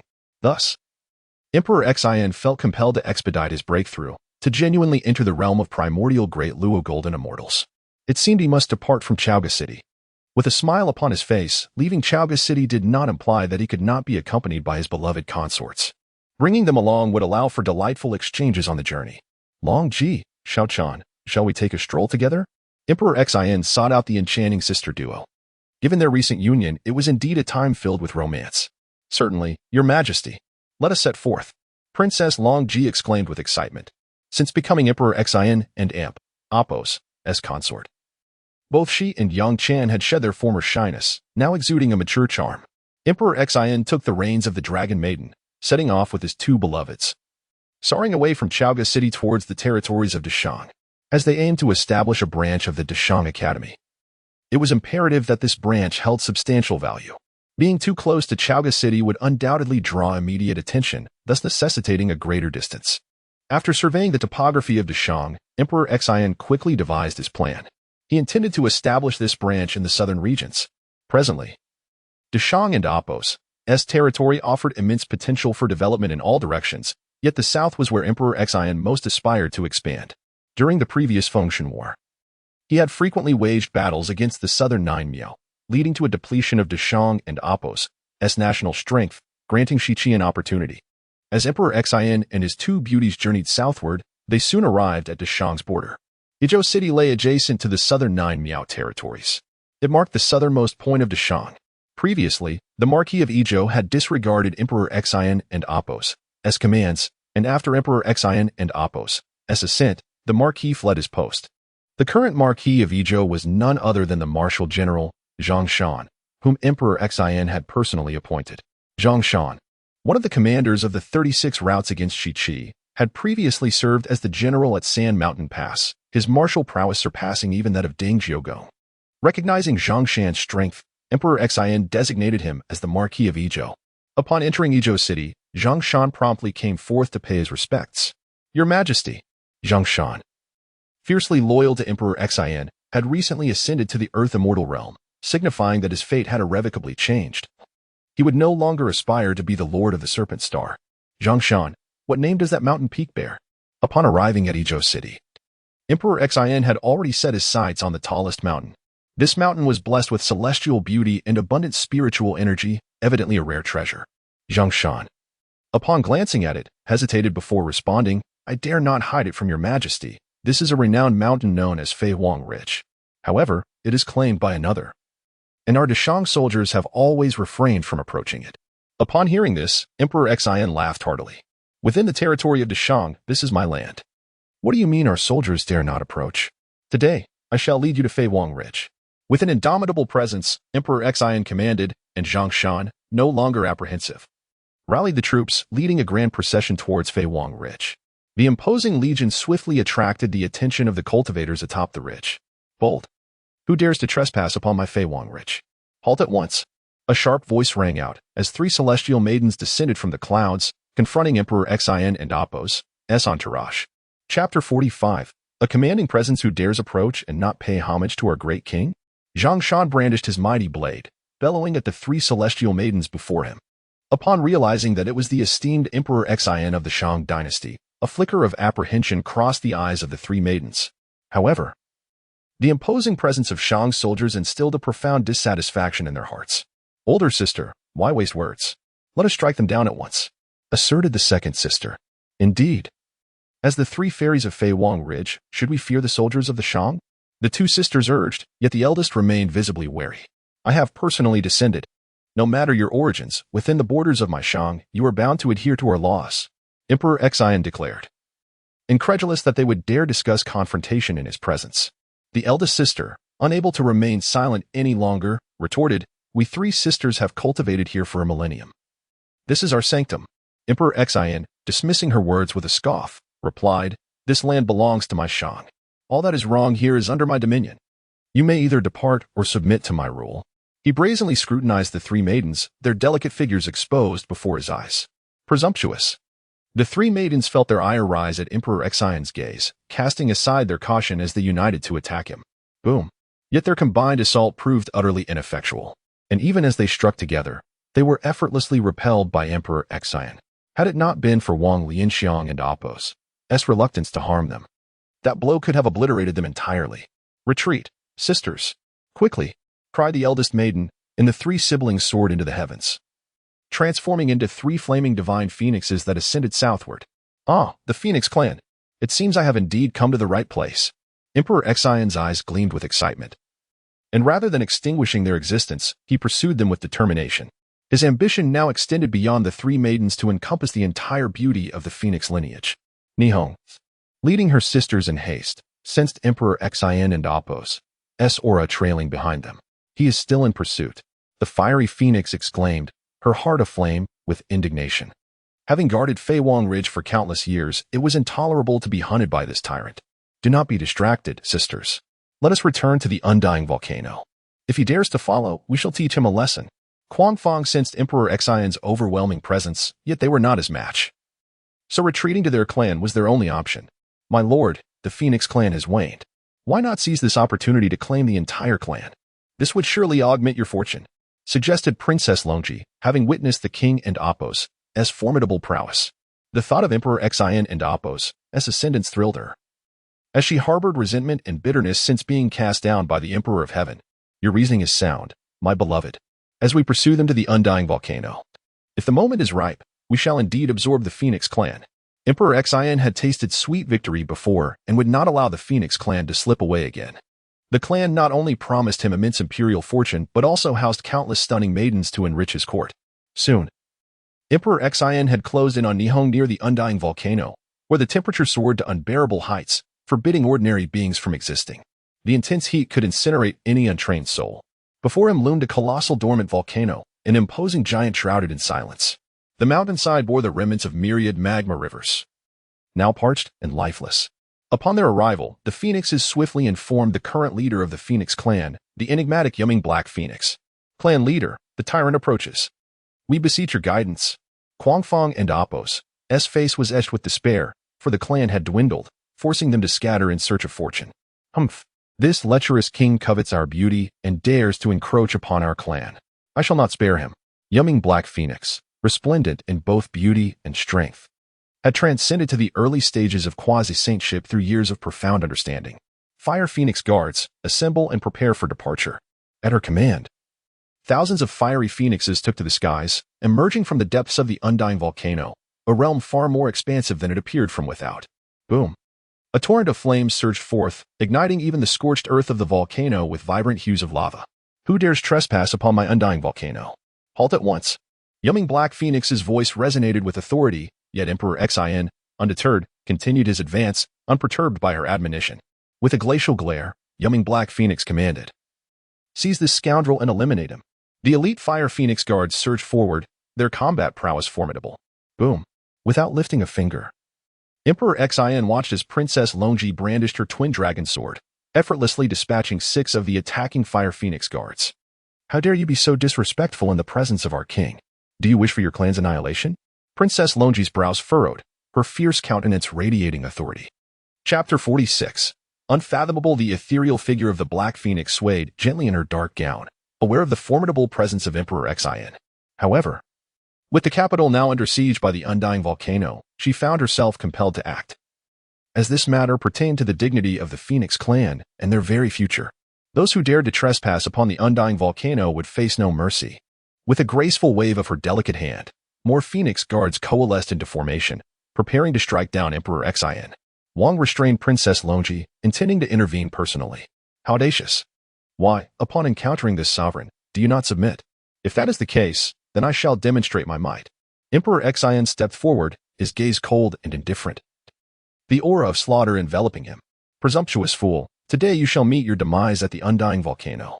How dare a mere mortal emperor venture into the sacred territory of our Phoenix clan? At that moment, the elders of the Phoenix clan began to voice their disdain for Emperor Xin. Kill, intent on concealing his own presence. Emperor Xin had previously arranged a spirit-gathering array to attract the surrounding spiritual energy, while simultaneously setting up a massive array to shroud his aura. Boom! As the essence of Pangu entered him, an immense surge of energy erupted within Emperor Xin. Meanwhile, the spiritual energy of the world surged wildly, forming a vortex that poured into the city of Zhou. The winds howled as the atmosphere became saturated with spiritual energy. What was happening? What was this phenomenon? Witnessing such a spectacle, the citizens near Zhou were left astounded, as were the students within the Phoenix Academy. Yet, Zhang Shan, the Duke of Zhou, who had experienced a similar scene before, now shone with excitement. Back then, during his duty in Chaoga City, he had benefited immensely from Emperor Xin's recent breakthrough. Now, recognizing the same energy descending upon them, Zhang Shan immediately reacted. All the citizens of Zhou ceased their activities to absorb the spiritual energy and comprehend the essence of the world. As a cultivator, Zhang Shan's shout resonated throughout the entirety of Zhou City. Although most of the populace were oblivious to the cause, they began to mimic those wise enough to sit cross-legged, closing their eyes in meditation. Unbeknownst to Emperor Xin, who was engrossed in the energy surging within him from Pangu's essence, he could no longer attend to external matters. Waves of profound truths enveloped him as he immersed himself in understanding. Simultaneously, the aura emanating from him once again transformed the citizens of Zhou. This extraordinary opportunity led to the metamorphosis of many, elevating their physical forms and propelling them towards the realm of immortals. The torrential spiritual energy washed over them, infusing even the most desolate wood with life. Boom! The powerful aura radiated outward but was concealed by the array Emperor Xin had set in place. The ethereal figure of Pangu materialized once more, but it remained intentionally suppressed, leaving the celestial sages undisturbed. Emperor Xin fervently absorbed the energy within Pangu's essence while diligently contemplating the profound truths contained therein. Within and beyond Zhou City, countless mortals were fervently cultivating. Recently, with the establishment of the Phoenix Academy by Emperor Xin, students from the surrounding states had flocked there, creating a peak influx of seekers eager to enhance their abilities. The cultivators from the Yuan and Li families were elated, having brought their entire clans to reside within the academy, fully aware of the significance of such opportunities. As the mortal cultivators ascended in ranks, the aura surrounding the king surged rapidly. The spiritual energy of heaven and earth was not only drawn in but ultimately merged within Emperor Xin. The essence of the Tao permeated the air, spreading a terrifying pressure in all directions. Deep in contemplation, Emperor Xian experienced the intricacies of the path of the Emperor of Humanity. Boom. Just as he absorbed Pangu's essence and comprehended the truths of the Tao, his cultivation finally broke through, successfully entering the early stage of the quasi-saint realm. In an astonishingly brief period, he had transcended the great Luo golden immortal realm directly into quasi-sainthood. Such a remarkable speed would surely astonish any other cultivators who might learn of it. However, Emperor Xian remained low-key, merely smiling lightly at his breakthrough while continuing to delve into the Tao within his heart. At that moment, over 1 million citizens of Yizhou had collectively achieved the status of immortals, re-emerging within the borders of the Great Shang. Zhongshan and Appos' power surged once more as he beheld the million newly ascended immortals, a broad smile spreading across his face. With such a force, how could the 9 Miao from the south dare to attack Yizhou? Zhongshan laughed heartily, knowing that a single immortal could contend with thousands of 9 Miao warriors. What could they possibly compare to the citizens of the Great Shang? Truly, the king is a master of creation and the sovereign of heaven and earth. Zhongshan was filled with admiration, having received divine favor not once but twice, and he held the king in the highest regard. Now, as the king remained in seclusion, Zhongshan longed to pay his respects but refrained from disturbing him. Meanwhile, within the Phoenix Academy, numerous students were immersed in their own cultivation. The king, however, was breaking through in his chambers on Phoenix Ridge. If one did not seize this opportunity, relying on the luck of the Emperor of Humanity to purchase from the marketplace would render one a mere fool, at the mercy of the system and Appos' whims. To sever the corporeal form was indeed feasible, but what could serve as the vessel for the first corpse? Contemplating this, Emperor Xian weighed his options. Recognizing that severing the corporeal form was a swift method to enhance his cultivation. Thus, he resolved to augment his strength, casting aside other distractions. He would use the Emperor of Humanity and Appos' sacred dragon as the vessel for the first corpse. After careful consideration, Emperor Xian made this decision. The vessel for the 3 corpses must be something innate. Whether the Emperor of Humanity's sacred dragon qualified as such was debatable. Nevertheless, Emperor Xian was willing to take the chance, clearly harboring his own intentions.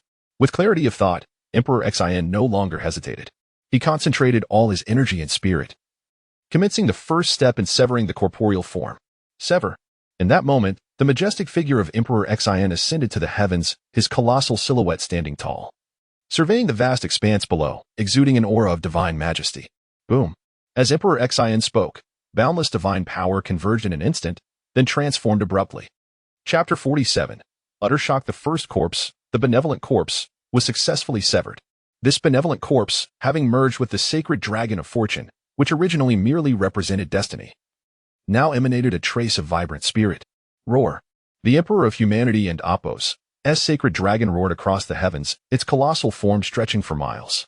With the aid of the Emperor and Appos' sacred dragon, his benevolent corpse instantly fused into one. Astonishingly, the power of this benevolent corpse had already reached the realm of sanctity. Emperor Xian was rendered speechless. This outcome was beyond even his own expectations. The first corpse he produced was directly of the sacred level of cultivation. If the several heavenly Tao saints were to learn of this, one could only imagine their expressions of disbelief. As he gazed at the sacred dragon of fortune at the sacred level, Emperor Xian finally broke into a joyous smile. At long last, he possessed a genuine means of self-preservation. Even when faced with the 6 heavenly Tao saints, he felt no fear whatsoever. This sacred-level benevolent corpse was sufficient to contend with the heavenly Tao saints, signifying that his fate had indeed been successfully altered. Now, Emperor Xian would no longer be bound by the seal of the gods, and the Deshang would flourish under his guidance. The fate of the human race would also witness a profound transformation in his hands. Having successfully broken through, he concealed his aura and emerged from the flying Phoenix Ridge. Congratulations, Your Majesty. Congratulations. Zhongshan had been waiting outside since dawn and immediately greeted Emperor Xian with a broad smile. He held the emperor in immense admiration. Congratulations. The entire populace of Yizhou City has achieved breakthroughs in their cultivation. This is a blessing for Deshang, a boon for the common people. Emperor Xian and Appos' spirits were evidently high, and standing beside him, Yuan Kuan and Li Qianyuan wore similar smiles, their eyes reflecting deep respect. Were it not for Emperor Xian, neither the Yuan family nor the Li family could have made such rapid advancements. Their family members had greatly benefited. Your Majesty, with our strength greatly increased. Yizhou City boasts a population of over 1 million immortals. I dare to request that your majesty lead an army to the Junio region and conquer the southern territories. Zhang Shan stepped forward to make his appeal. In the era of the three sovereigns, all clans had submitted to the emperor. And the southern Junio region was indeed the domain of the emperor of humanity. However, after the Yu emperor forged the 9 tripods, the realm gradually descended into chaos, leading to the fragmentation of the world, with the Junio, Dongyi, and other factions rebelling and no longer acknowledging imperial authority. Upon hearing this, Emperor Xian chuckled. The Junio region poses no threat. Zhang Shan, gather an army. I shall personally lead the expedition to subdue the Junio. Zhang Shan quickly interjected, Your Majesty. It would suffice for you to remain in Yizhou City while I clear the Junio region. This battle seemed destined for victory. Zhang Shan insisted on his request. Yet Emperor Xian had other plans, thus he resolved to lead the charge himself. You have served well in protecting Yizhou City. How could I forget your contributions? Upon our return to Chaoga City, I shall immediately elevate your rank. At this, Zhang Shan beamed with delight and promptly set about organizing the troops. The Junio region was originally home to the Jiuli tribe. The reason the human race referred to themselves as the common people stemmed from the considerable number of the Jiuli people. When the Yellow Emperor unified the world, the Jiuli people pledged their allegiance, thus becoming one with the Huaxia. However, the descendants of the Jiuli were born of the union between humans and shaman, their customs differing significantly from those of the Huaxia. Consequently, after the era of the 3 sovereigns and 5 emperors, the Junio region frequently rebelled, no longer submitting to Deshang's authority. In the original War of the Gods, the fierce nature of the Junio people led to Emperor Xian's repeated failures in conquest, ultimately contributing to the gradual decline of the Deshang. Yet now, when compared to the might of Deshang, the Junio region was hardly a concern. Emperor Xian pondered the appearance of the Junio women, wondering what their mixed heritage might entail. He had encountered countless women, but had yet to meet one of such unique lineage. Perhaps this time, he would have the chance to indulge his curiosity. Zhang Shan swiftly organized the army, and Emperor Xian set forth with only 10,000 troops, carrying minimal supplies. After all, these were immortals. Ordinary Junio soldiers would be unable to withstand the might of Deshang's forces. As a supreme being of quasi-saint status, Emperor Xian could easily annihilate countless Junio subjects with a mere wave of his hand. His decision to lead the charge was driven by a desire to thoroughly conquer the Junio people, thereby bolstering his path as the leader of the human race. Despite their relative weakness, the Junio people, when united, could still contribute significantly to Emperor Xian and Apos' royal fortune. His growth was indeed the result of such gradual accumulations. After all, how could a mere human race contend with several heavenly Dao saints otherwise? Meanwhile, the heavenly Dao saints were still entangled in their schemes against the emperor. Emperor Xian and his army soon crossed into Junio territory. The Junio region, predominantly tropical rainforest, with its dense foliage, was indeed a fortress difficult to breach. However, these challenges were trivial for Deshang's army. Emperor Xian effortlessly directed his forces forward, cutting through opposition like a knife through butter. No army could withstand Deshang's advance. Before long, Emperor Xian arrived at the capital of Junio. This time, the Junio king had no chance to escape and was promptly captured. Your Majesty, the Junio people are willing to submit to your rule, provided you spare our lives. The Junio leader knelt in supplication, fully aware of Emperor Xian's overwhelming power. Thus, he dared not resist. I may spare you, but your ancestors betrayed Deshang and have long caused disturbances at our borders. Your plea for mercy must come at a cost. Emperor Xian was candid. If he accepted their surrender without conditions, they would certainly bow in obedience while Deshang prospered, only to rise again should Deshang weaken. After all, failure bore no punishment, did it? Your Majesty, we did not intend to offend the might of Deshang. We implore your forgiveness. The Junio leaders knelt, filled with dread. With Emperor Xian and his immortal forces in battle, how could mere mortals withstand? The Junio was a coalition of 9 powerful tribes, united to form a nation. Observing their pleas for mercy, Emperor Xian bore no intention of extermination. He nodded and said, To recognize one's mistakes and seek to amend them is noble. Since you express remorse, I shall grant you another chance. However, each tribe must send a descendant to reside in Chaoga City. This proposal of Emperor Xian would later become a widely adopted practice, the custom of pledging hostages. Chapter 48. Unbridled joy. The leaders of each tribe immediately acquiesced, for what was this condition compared to the annihilation of their clans? Moreover, sending a son to Chaoga City, as long as he did not cause chaos, would ensure his survival. Very well, all the princesses and wealth from your tribes must be surrendered. and each chieftain is to select an additional 100 beauties to bring back to Chaoga City. Xin stated the shameless demand with an expression of calm. The surrounding tribal leaders wore grim faces, yet none dared voice their objections. Xin swiftly subjugated the Jiumiao people, and the beauties prepared for him by the chieftains numbered nearly 1,000. Along with the tribal princesses, Xin could hardly contain his delight upon seeing them. With such an abundance of beauties, there was much to attend to. Xin scrutinized each beauty, contemplating the need to honor them all in his harem, requiring his attention to each one. With the conquest of Jiumiao, the entire southern territory fell under the dominion of the Shang. At this moment, the national fortune of the Shang surged once more, with the mysterious bird ascending to his status equivalent to that of a great Luo golden immortal. The Shang's national fortune had successfully surpassed 10,000 years, a truly formidable achievement. Xin returned to Chaoga City, thoroughly satisfied and laden with treasures. The creation of 1,000,000 immortals was a matter of utmost importance for the rise of humanity in the future. Furthermore, Xin had acquired the advanced version of the Human Emperor's sacred array, which, once arranged, would undoubtedly unleash even greater power. In the training grounds, Xin imparted this array to the esteemed Wen Taisher for him to practice diligently. Henceforth, the Human Emperor's sacred array would be under the personal command of Wen, as the Imperial Guard would inevitably increase in numbers. Entrusting such elite forces to any other general would not inspire the same confidence as placing them in Wen Taisher's capable hands. For Wen Taisher, receiving the responsibility for Shang and Appo's most formidable army signified the high regard Xin held for him. Your Majesty can rest assured, I shall serve you with utmost dedication. Wen Taisher's loyalty was unquestionable, thus Xin felt greatly relieved. At this moment in Shiqi City, both civil and military officials, as well as ordinary soldiers, were filled with trepidation. Recently, the envoys sent by Shiqi in search of reinforcements returned one by one, yet no assistance had arrived. The primordial heavenly venerable was reluctant to take the initiative, and the two western saints were calculating, leaving no one willing to lead the charge against the Shang. Chancellor Yang Jian and Neza have been captured. General Nongguan Shi reported anxiously from the central tent. What? Yang Jian has been captured?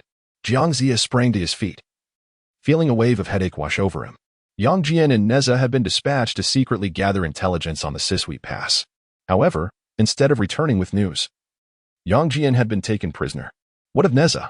Jiang Zia inquired hastily, for both were pivotal generals of Shiqi and prominent figures of the Yushu Palace's third generation.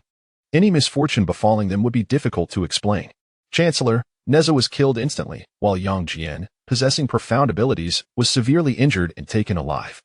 Nongguan Shi relayed the grim news, causing a flurry of panic among the civil and military officials. Fortunately, the 12 golden immortals of the Yushu were not present, leaving no one willing to hold Jiang Zia accountable.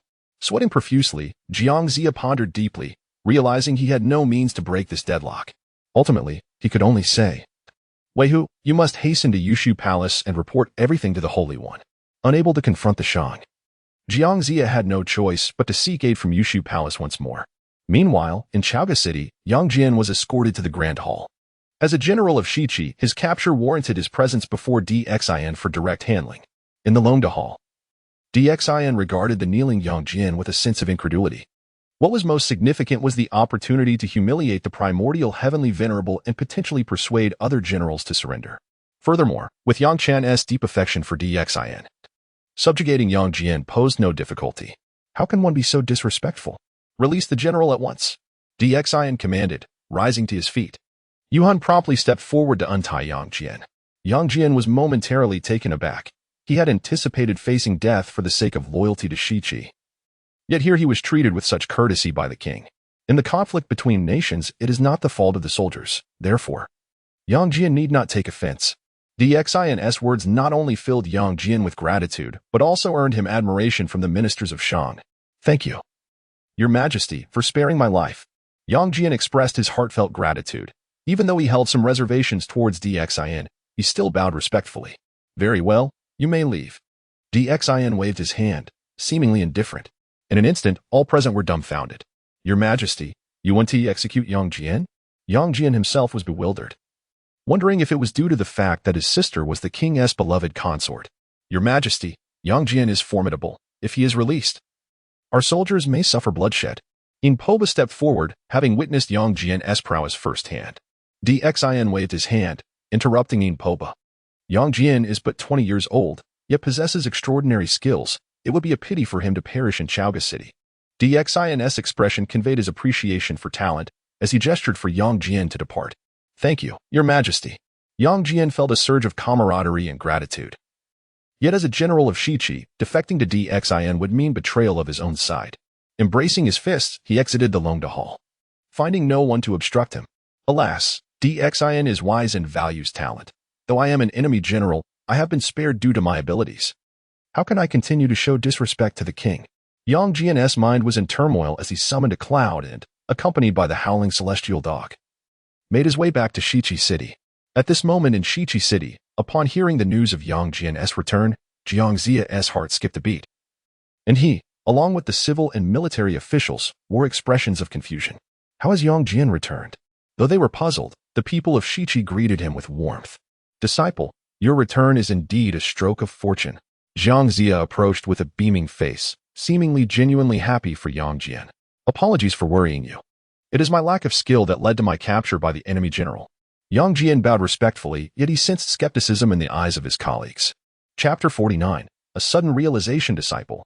How did you manage to escape after being captured by the merchants? Jiang Ziya inquired nonchalantly, revealing the question that weighed most heavily on his mind. Upon hearing this, Yang Jian noticed that the numerous civil and military officials had fallen silent. All eyes turned toward him. To be frank with you, after I was captured, the commander at Sisui Pass escorted me to Chang and Apos, and where I was released by Emperor Xian himself. Yang Jian, disdainful of deceit, disclosed the truth without hesitation. This revelation was nothing short of shocking, leaving all present utterly dumbfounded. Released by Emperor Xian? How could this be? The emperor, notorious for his cruelty and folly, had granted Yang Jian his freedom? Yang Jian's sister, renowned for her beauty, was indeed favored by Emperor Xian. Officials began to murmur amongst themselves, feigning whispers that were nevertheless audible to Yang Jian. Known for his exceptional wisdom and valor, Yang Jian had earned considerable merit for the West Qi, inciting envy amongst several military commanders. Hearing their discussions, a glint of frost appeared in Yang Jian and Apos' eyes, and his expression darkened. He turned to Jiang Ziya, who showed no inclination to halt the gossip, maintaining a calm demeanor as he regarded Yang Jian. Clearly, even Jiang Ziya harbored doubts about him. This realization filled Yang Jian with a sense of desolation. Disciple, you have endured much. Please, take your leave and rest. We shall discuss other matters on another day, Jiang Ziya stated with indifference, as the commander of the army, choosing not to elaborate further.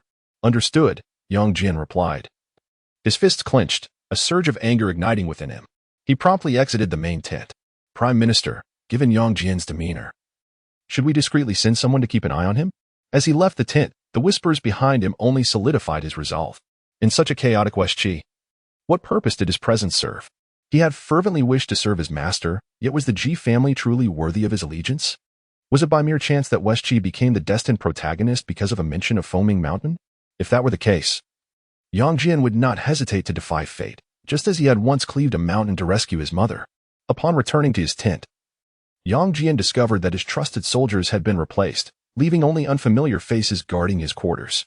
As night fell, the watchful gazes outside made him feel uneasy, as if pricked by 1,000 needles, rendering him restless. My lord, the atmosphere in West Qi is rife with discord. Why must you toil for such a place? The celestial hound lay beside him, expressing his disdain. Possessing keen senses sharper than Yang Jian and Apos', he observed the situation with clarity. Alas, my master resides in the Yushu Palace. If I defy the edicts of Yushu, it would surely be difficult to explain upon our next meeting. Yang Jian, known for his integrity, found himself in a predicament. Emperor Xian, renowned for his benevolence, was indeed a wise ruler, possessing the potential to surpass even the sages. If Emperor Xian prospered, so too would the common people. Why should the master cling to trivial righteousness and overlook greater justice? The celestial hound and Apos' persuasive words illuminated Yang Jian and Apos' understanding. He couldn't and Apos' help but shake his head in lamentation, realizing that he had yet to attain the wisdom of even a mere dog. After much contemplation, Yang Jian resolved to depart from West Qi under the cover of night and seek refuge with the merchants. Proficient in the transformative arts of the 8-9 mysteries, he knew that no one in West Qi could hinder his escape. Thus, when the dawn broke and Jiang Ziya noticed Yang Jian's absence, his heart skipped a beat, compelling him to send someone to investigate. Prime Minister, Yang Jian is not in his tent. There is merely a straw man in his place, the subordinate reported, leaving the civil and military officials bewildered. Humph. Yang Jian must have harbored ulterior motives all along. The prime minister should have dealt with him yesterday, they speculated. He must have sensed our suspicions and fled in fear. The officials buzzed with theories, yet Jiang Zia remained silent. He understood that if Yang Jian truly bore treachery in his heart, he would not have returned only to depart again under the cover of night. It was clear he had been forced out by the collective pressure. Yet, Jiang Zia could not voice his thoughts, having once doubted Yang Jian himself. Everyone. This is not the time for such discussions. We face formidable foes at Sisui Pass. We must devise a strategy to confront them. Jiang Zia, filled with guilt, redirected the conversation. As chaos reigned in West Qi, Yang Jian arrived early at the Longda Hall in Chang'an to pay homage. I seek an audience with your majesty. The West Qi subject Yang Jian requests an audience. During the morning court, Emperor Xian was contemplating how to win Yang Jian over when he learned of his arrival. Quickly, let him in. Emperor Xian exclaimed joyfully, eager to receive Yang Jian. Your majesty, I, the guilty subject Yang Jian, come to beg for your pardon. Yang Jian knelt before the emperor, recalling how he had been pardoned the previous day but had hesitated to pledge his loyalty out of concern for West Qi. Now, having returned, it might seem he was fickle. However, Emperor Xian understood Yang Jian's sentiments. Today you have come to pledge your allegiance, having discerned right from wrong. I am overjoyed. Please rise. Emperor Xian proclaimed, immediately absolving Yang Jian of his previous transgressions against West Qi. Thank you, your majesty. I am willing to serve you with utmost loyalty. Yang Jian expressed his heartfelt gratitude, standing beside the emperor, now completely won over by Emperor Xian's magnanimity. Haha. With you as my divine general, I shall officially appoint you as a key commander of the merchants. Emperor Xian initiated the imperial decree, and with it, Yang Jian was elevated to the rank of divine general, his strength surging to unprecedented heights. Boom. A surge of mystical energy enveloped him, and Yang Jian experienced a sudden breakthrough to the golden immortal realm. Congratulations! Congratulations! Huang Tianhua, standing nearby, exuberantly congratulated Yang Jian. As they were both disciples of the Chan teaching and had shared a bond, now that they had both defected from West Qi to join the merchants, a sense of camaraderie blossomed between them. Thank you, your majesty, for your support. Yang Jian again clasped his fist in gratitude, his heart brimming with appreciation. Having just pledged his loyalty to Emperor Xian, he had yet to achieve anything significant, still bearing the weight of past sins, yet he was met with such trust. A stark contrast to his experiences in West Qi. This profound trust solidified Yang Jian and Appo's resolve to serve Emperor Xian. Emperor Xian nodded in satisfaction. Yang Jian's defection not only increased the royal aura but also altered the trajectory of the divine calamity. The fortunes of West Qi were once again diminished, while the merchants continued to grow stronger. Chapter 50. Instant breakthrough. As night fell, Yang Cha meticulously adorned herself and made her way to the royal chamber of Emperor Xian. It was clear that she had come to express her gratitude to him. My beloved king, you appear even more enchanting today than ever. Emperor Xian gazed at the stunning young Guifei, his heart swelling with pride. With the stability of the great Shang and countless formidable allies flocking to his side, he reveled in the comfort of his current circumstances, accompanied by numerous beauties. Thank you, your majesty, for sparing my brother. I shall devote myself wholeheartedly to serving you today. Yang Chan and Appo's cheeks flushed, clearly overwhelmed by shyness. Emperor Xian smiled with satisfaction, no longer hesitating. The following morning, Emperor Xian convened the court once more. Your majesty, our great Shang is currently brimming with morale. I propose we seize the opportunity to march westward to quell the rebellious forces in Shiqi. Duke Suhu of Jizhou stepped forward, advocating for the eradication of Shiqi.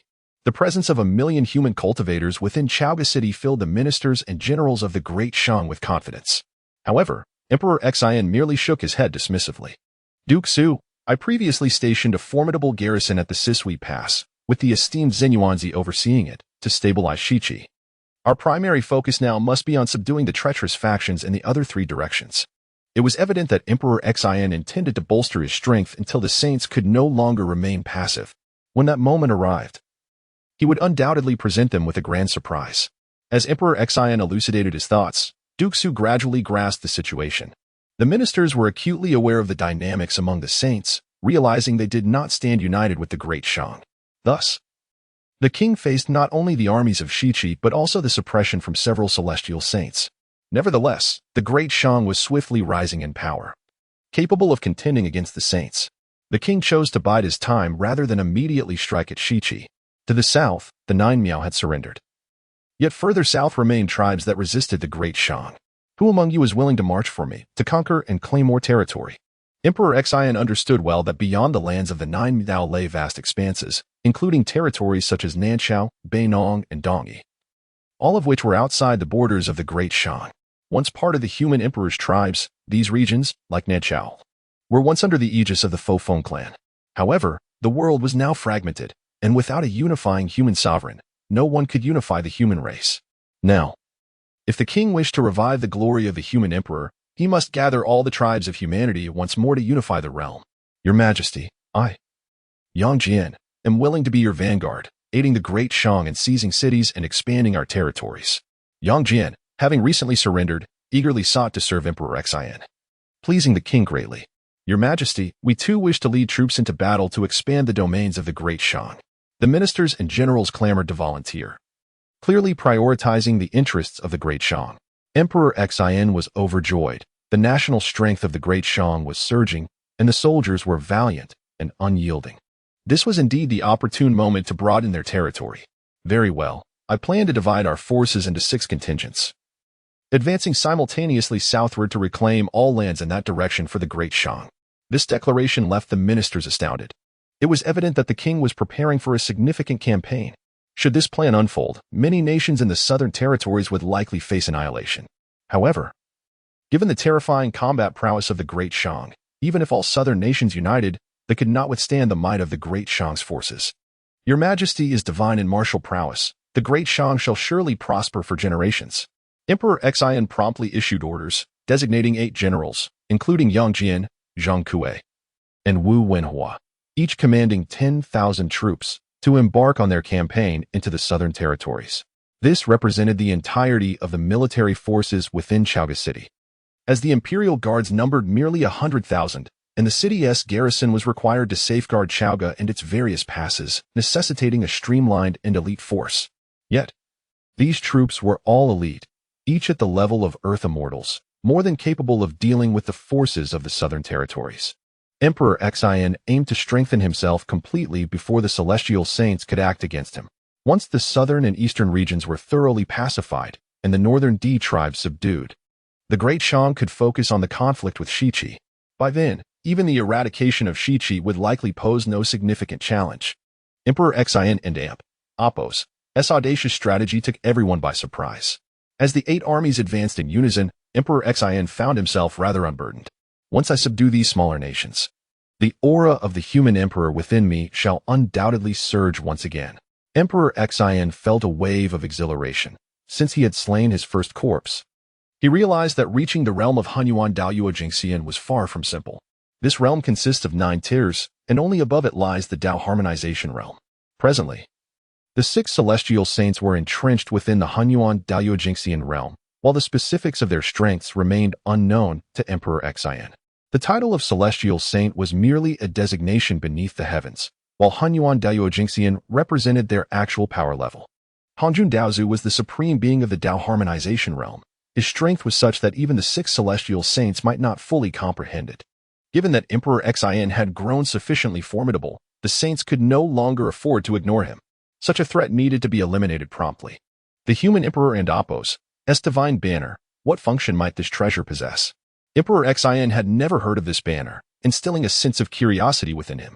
Previously, he had subdued an Azura princess, whose distinct allure intrigued him. Should he conquer the Azura clan, would not all the beauties within it belong to him?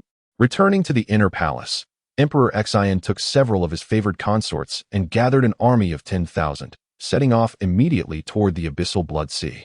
With his current strength, he alone could sweep through the boundless Blood Sea. The presence of so many subordinates merely served to bolster his image. He could not challenge the entire Azura clan single-handedly. The abyssal Blood Sea lay hidden deep within the earth, connected to the 9 netherworlds, serving as an alternate entrance to it. The Azura path resided within this Blood Sea.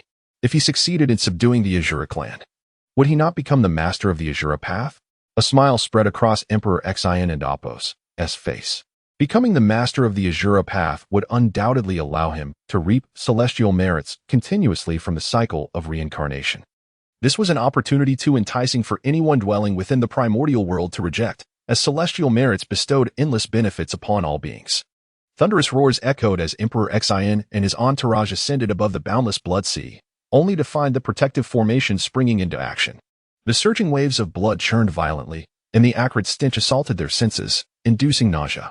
Chapter 51. The Cost of Sacrifice Observing the Harsh Environment. Xin could not help but ponder how the ancient river ancestor and countless Azuras managed to survive in such a place. Bold Xin, how dare you trespass into my blood sea of the underworld? Today, you must pay the price. The formidable Azura warriors emerged, and the ancient river ancestor glared at Xin with fiery eyes amidst the throng of cultivators. Upon seeing the ancient river ancestor, Xin was filled with mirth. Old man of the ancient river, I stand before you. Come forth and make me pay the price. Merely using words is no feat. Xin's retort left the ancient river ancestor momentarily speechless. If he truly possessed power, would he waste time bantering with Xin? Given the ancient river ancestor and Apos' temperament, had he not been outmatched by Xin, he would have devoured him whole by now. Impudent tyrant, how dare you show disrespect to my ancestor? Beside them, Azura King Zhou Di Xin roared with a fierce countenance, brandishing his Azura battle blade as he charged at Xin. Tyrant, you know not your limits today. I shall teach you a lesson. Zhou Di Xin, one of the 4 great Azura kings, believed his extraordinary strength was enough to contend with Xin. This mortal emperor dares to wreak havoc in our blood sea of the underworld. He is truly courting death. How dare a mere mortal attempt to confront our powerful Azura sect? The Azura princesses mocked in secret, ignorant of Xin's true depth. Hearing their derisive laughter, the soldiers of the great Shang erupted with rage, their eyes ablaze with battle intent. To insult the king is to insult the entire army in the great Shang. Boom. At that moment, Xin struck fiercely, unleashing a single palm strike that instantly obliterated Zhou Di Xin, as if this Azura king had never existed at all. Reduced to ashes. Father. The Azura princess cried out in despair upon witnessing the fall of Zhou Di Xin. The ancient river ancestor's eyes narrowed. A newfound wariness etched upon his face. Xin's might had grown significantly stronger than before. Old man of the ancient river, if you submit to me now, I may spare your life. But if you persist in your foolishness, I shall ensure you regret it. Xin spoke coldly, exuding absolute confidence in his ability to subdue the opponent. If he could bring the ancient river ancestor under his command, it would be an excellent outcome. For he was a formidable quasi-saint. However, should the ancestor refuse submission, Xin would show no mercy. Madman, in my boundless blood sea, you dare to speak so arrogantly, truly believing this realm is yours. The ancient river ancestor seethed with rage, having never faced such humiliation before, especially from a junior. All Azuras, heed my command. Form the boundless blood sea formation. The ancient river ancestor had long been entrenched in the blood sea of the underworld, making it his greatest asset. Within this sea, he dared to challenge the heavenly Dao saints, and thus, he felt little trepidation towards Xin. With a thunderous command, the boundless blood sea surged to life. Waves of crimson crashing into the heavens, obscuring the light of sun and stars. The noxious, putrid air swirled, filling the atmosphere with an acrid stench. Any ordinary being arriving here would be reduced to mere blood by the poisonous miasma. Yet, with a casual flick of his hand, Xin unleashed the Imperial Human Saint formation. The 10,000 human soldiers, previously struggling against the toxins, instantly became invigorated under the protection of the Imperial Human Saint. Today, let this boundless blood sea formation witness the might of my Imperial Human Saint formation. Xin activated the formation, poised and awaiting the ancient river ancestor's assault. Roar. The blood sea echoed with a furious roar, as if an enraged blood dragon ascended to the skies. Tyrant, your arrogance in allowing me to set up the boundless blood sea formation is your gravest mistake. The ancient river ancestor's face lit up with joy, for he was now confident in his ability to slay Xin. Kill. Countless Azuras roared in unison, their eyes filled with madness. The immense power of the boundless blood sea formation bolstered their confidence, and in their eyes, Xin and his soldiers were already dead. The world around them turned crimson, as Xin and his forces became encircled within the boundless blood sea formation. The heavens and earth were stained blood red, with even space itself confined. This place was evolving into a realm of its own. Ancient river, if you could truly transform this boundless blood sea formation into a genuine world, perhaps you could challenge me. However, as it stands, your formation is far too weak. DXIN maintained an air of calm, showing no signs of facing imminent peril. This unnerved the ancient river ancestor. Had DXIN truly grown to such a formidable level? Tyrant, I shall see if your prowess matches your boasts. The ancient river ancestor, now utterly frantic, had no choice but to risk everything and fight DXIN with all his might. The myriad soldiers felt DXIN's resolve, erupting into a unified roar, their overwhelming presence surging forth. DXIN activated the Imperial Human Saint formation, thrusting the Imperial Divine Spear with great ferocity. This strike seemed to transcend infinite time and space, descending upon the entire world. Boom!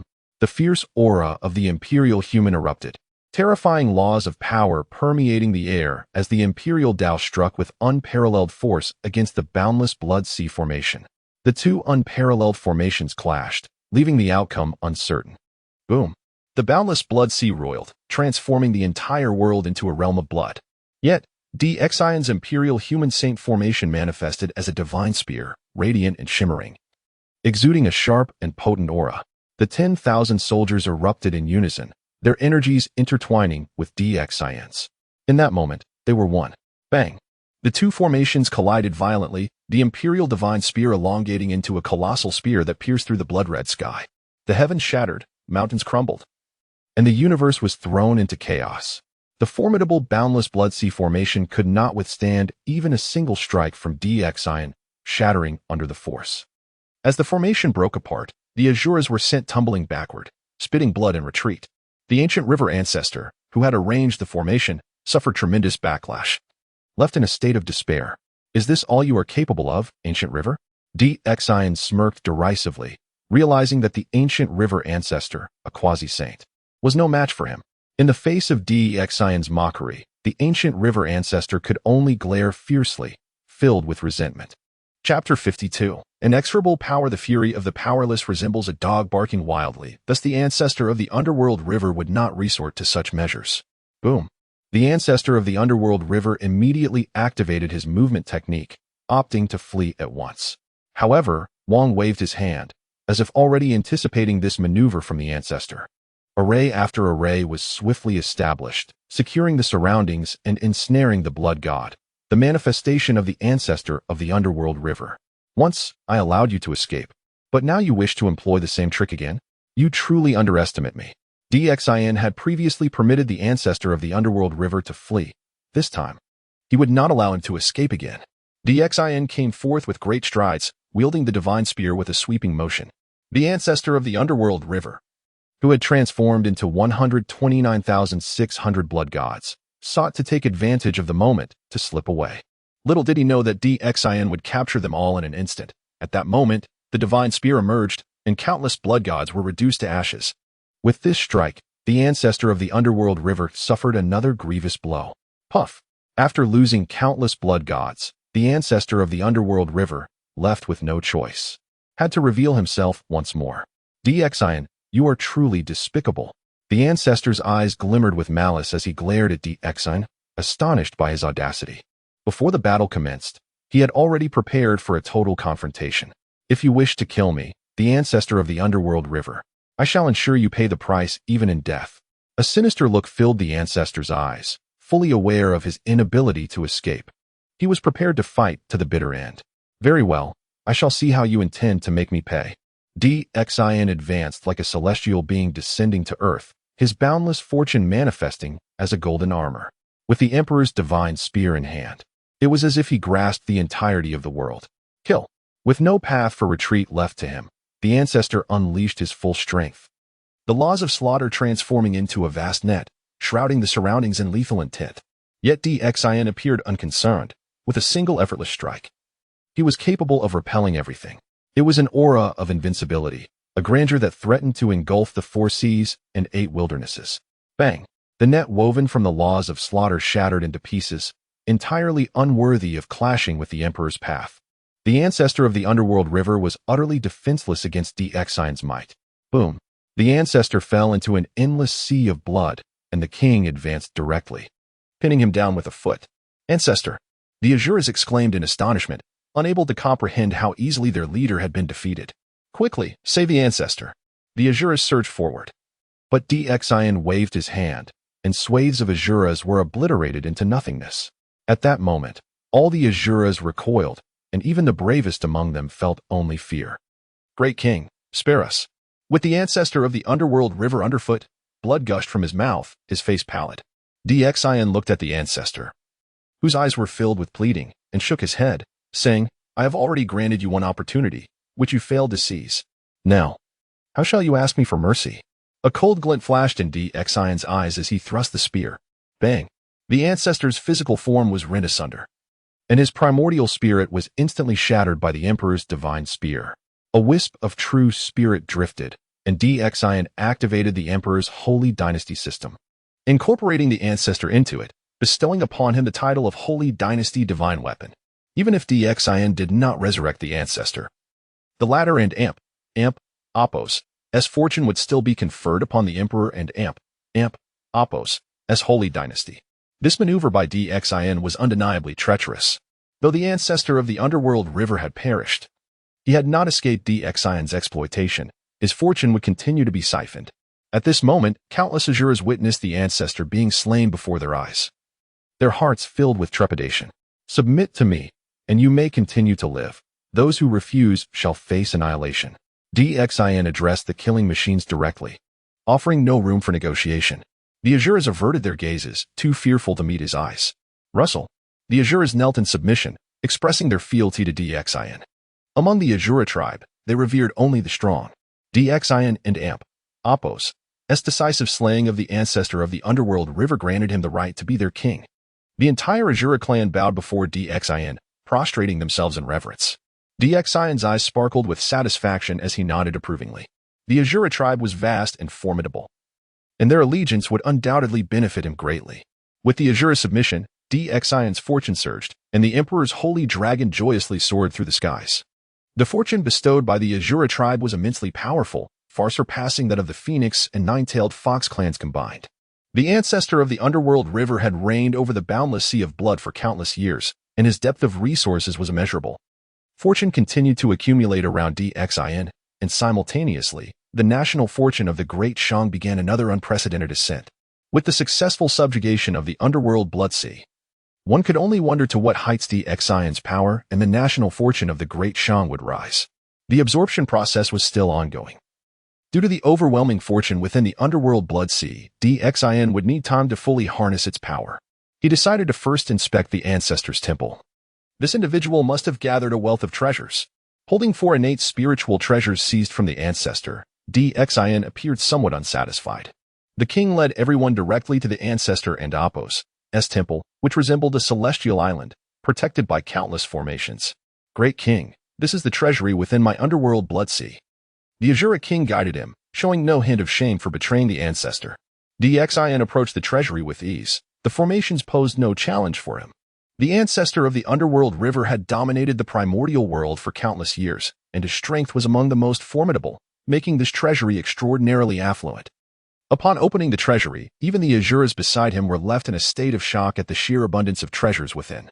The ancestor of the underworld river had indeed done well, collecting such an array of celestial materials and earthly treasures for me. Xion surveyed the bounty before him. Thoroughly satisfied, the treasury contained everything one could desire, resembling a vast reservoir of materials. The wealth amassed by the ancestor surpassed even that of the Dragon and Phoenix clans. Without hesitation, Xion began to thoroughly scour the treasury, leaving no treasure behind. Now that the Azura tribe had pledged allegiance to him, with the ancestor vanquished, the entire underworld blood sea had inadvertently become his domain. With such monumental changes occurring in the underworld blood sea, the nearby underworld manor felt the tremors of this upheaval. The goddess Xion had long sensed these developments. She personally descended into the boundless sea of blood to pay her respects to Xion. Chapter 53. The Lord of Azura. Congratulations, Your Majesty.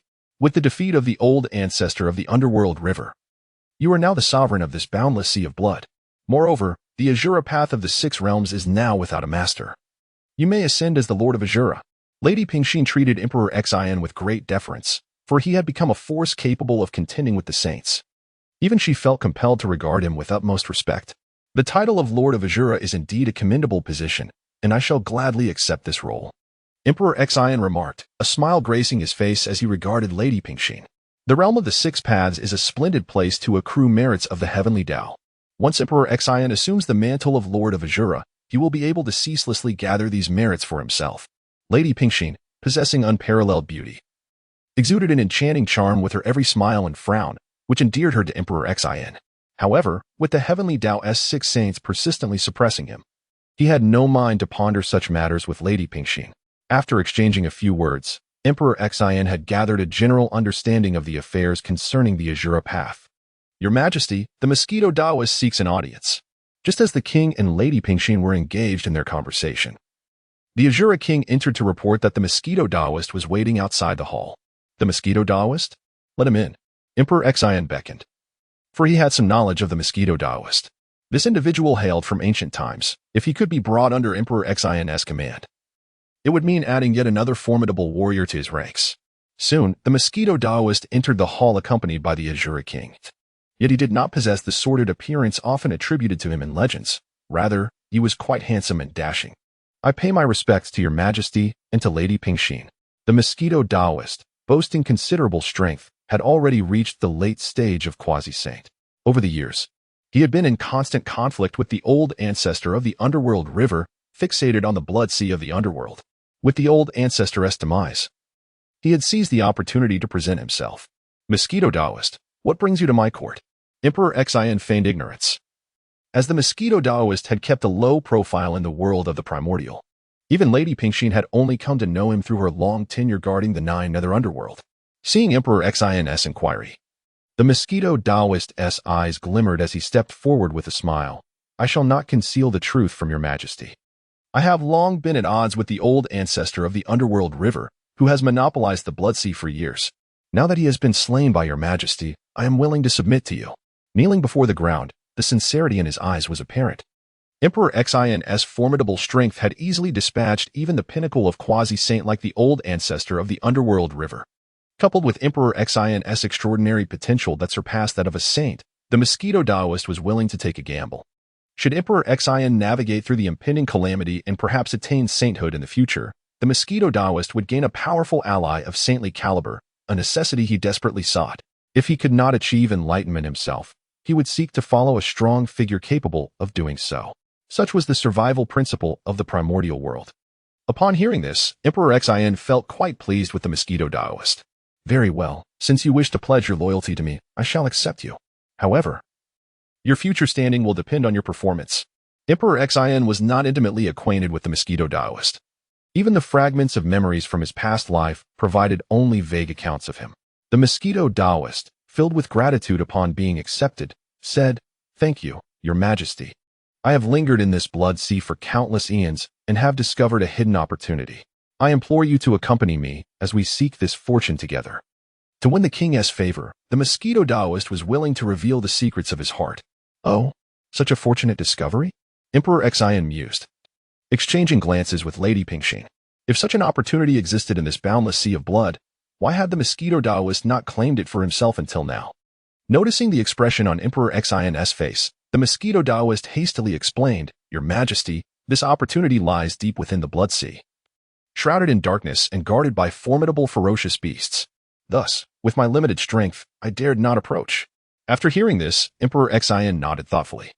The presence of powerful ferocious beasts indeed posed a significant challenge, for they lacked intelligence and were utterly fearless, making it perilous to approach. In that case, shall we venture forth together? Lady Pingxin interjected, shaking her head, Your Majesty and the Mosquito Taoist may proceed. I cannot tread into the depths of that blood sea. Hearing this, Emperor Xian could only acquiesce. He had not anticipated the considerable restrictions imposed on Lady Pingxin. Beyond the six paths of reincarnation, she was unable to traverse even the depths of the blood sea. Such a supreme being had evidently paid a hefty price. Mosquito Taoist, let us depart at once. If there truly lies a remarkable treasure, I shall not neglect your contributions. With a wave of his hand, Emperor Xian signaled for the Mosquito Taoist to lead the way as they ventured directly into the depths of the blood sea without any attendants. As Emperor Xian and the Mosquito Taoist descended to the very bottom of the blood sea, they found, as the Taoist had claimed, a terrifyingly immense trench. With each advancing moment, the pressure surrounding them grew increasingly formidable, causing even the quasi-Saint Mosquito Taoist to struggle. Your Majesty, we have reached the ocean's depths, and the surrounding water pressure is indeed fearsome. The Mosquito Taoist cautioned urgently. The environment within the trench was exceedingly challenging for any external beings to endure, while the ferocious beasts that resided there remained entirely unaffected. I am unperturbed. Let us continue, Emperor Xin replied, astonished. The profound depths were beginning to exert a measure of pressure on him, yet they had not yet reached the location of the opportunity the Mosquito Taoist spoke of. The surrounding darkness enveloped everything, as if concealed beneath a shroud, rendering even the crimson waters of the blood sea a pitch black. As they dove deeper, a faint glimmer of light emerged below.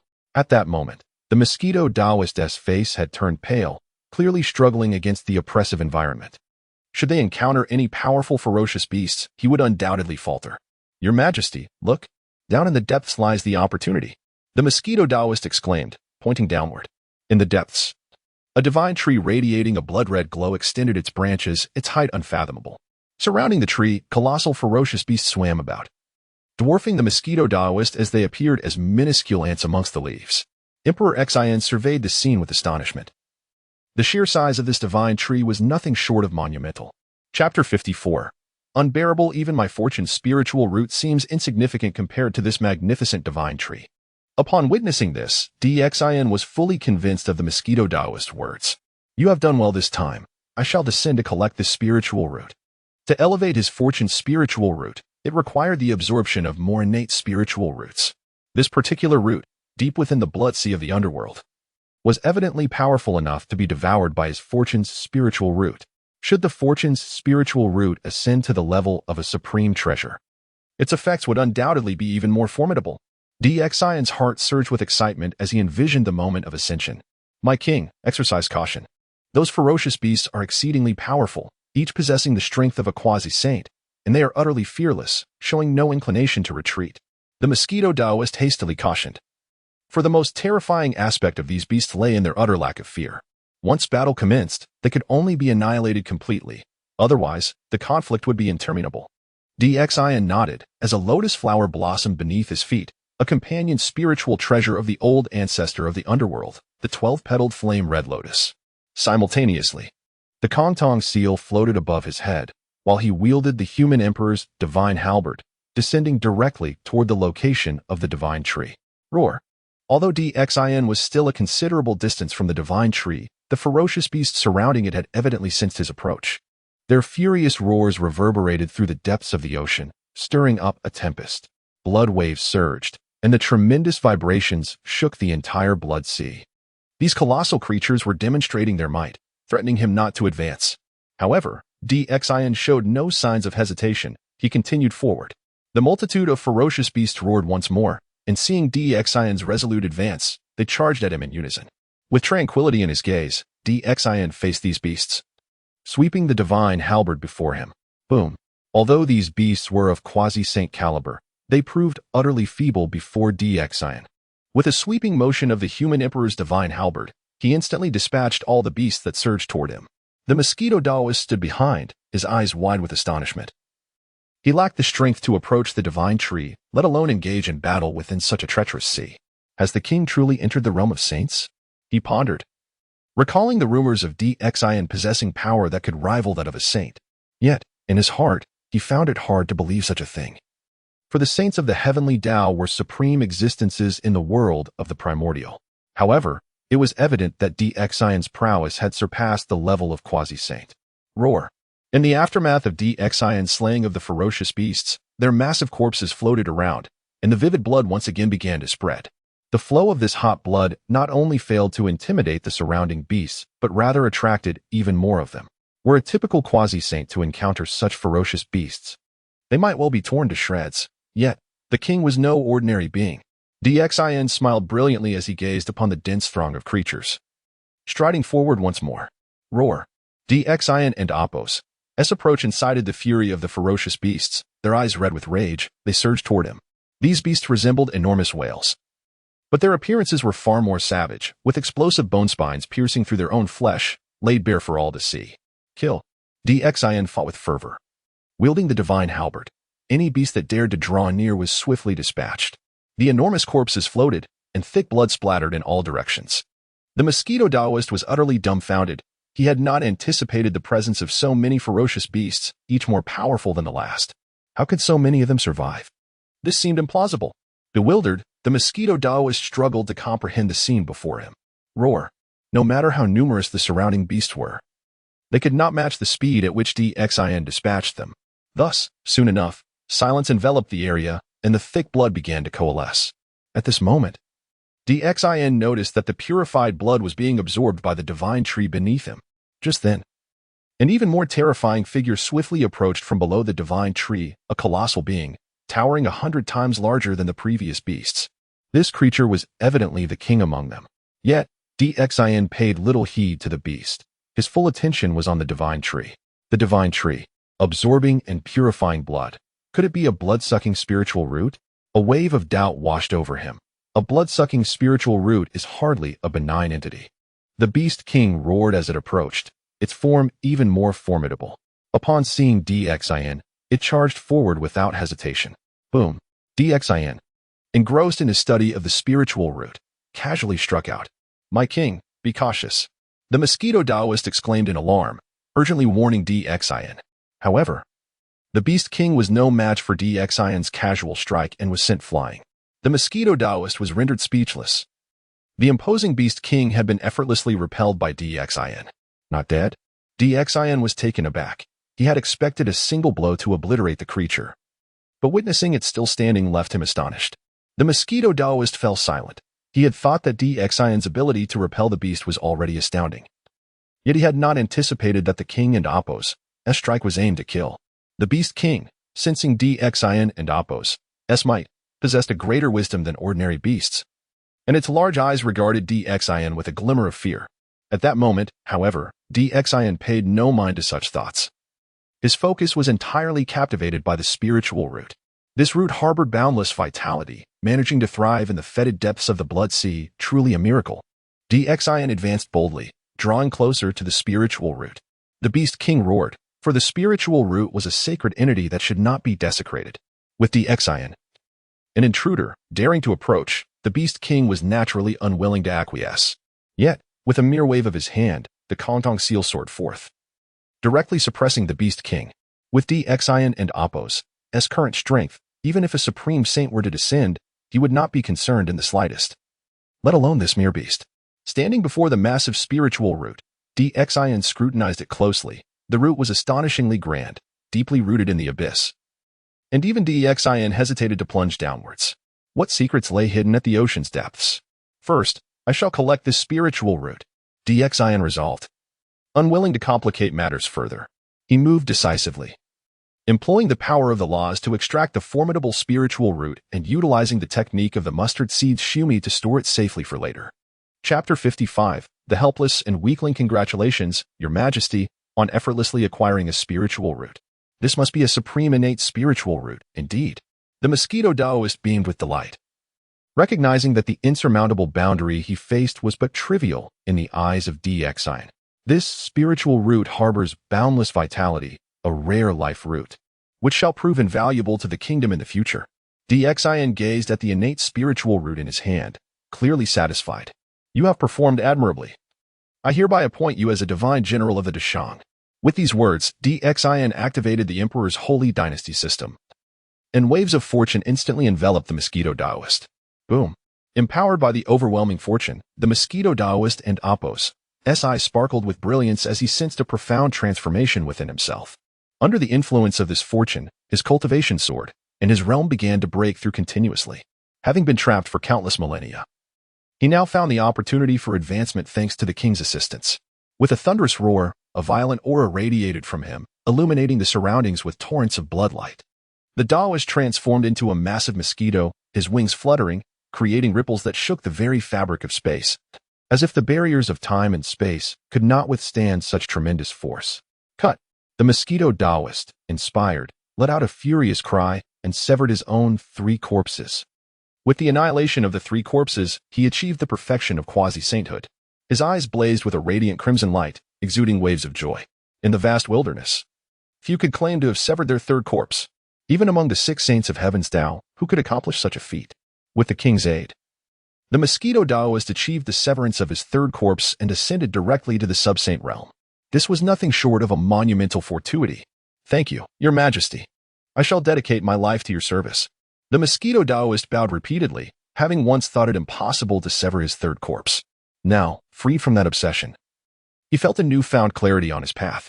Indeed, as long as you remain loyal in assisting me, you shall have no regrets. Xin had fully subdued the Mosquito Daoist. At this moment, the Beast King suppressed by the Honghuang seal had yet to perish, piquing the king and Apos' interest.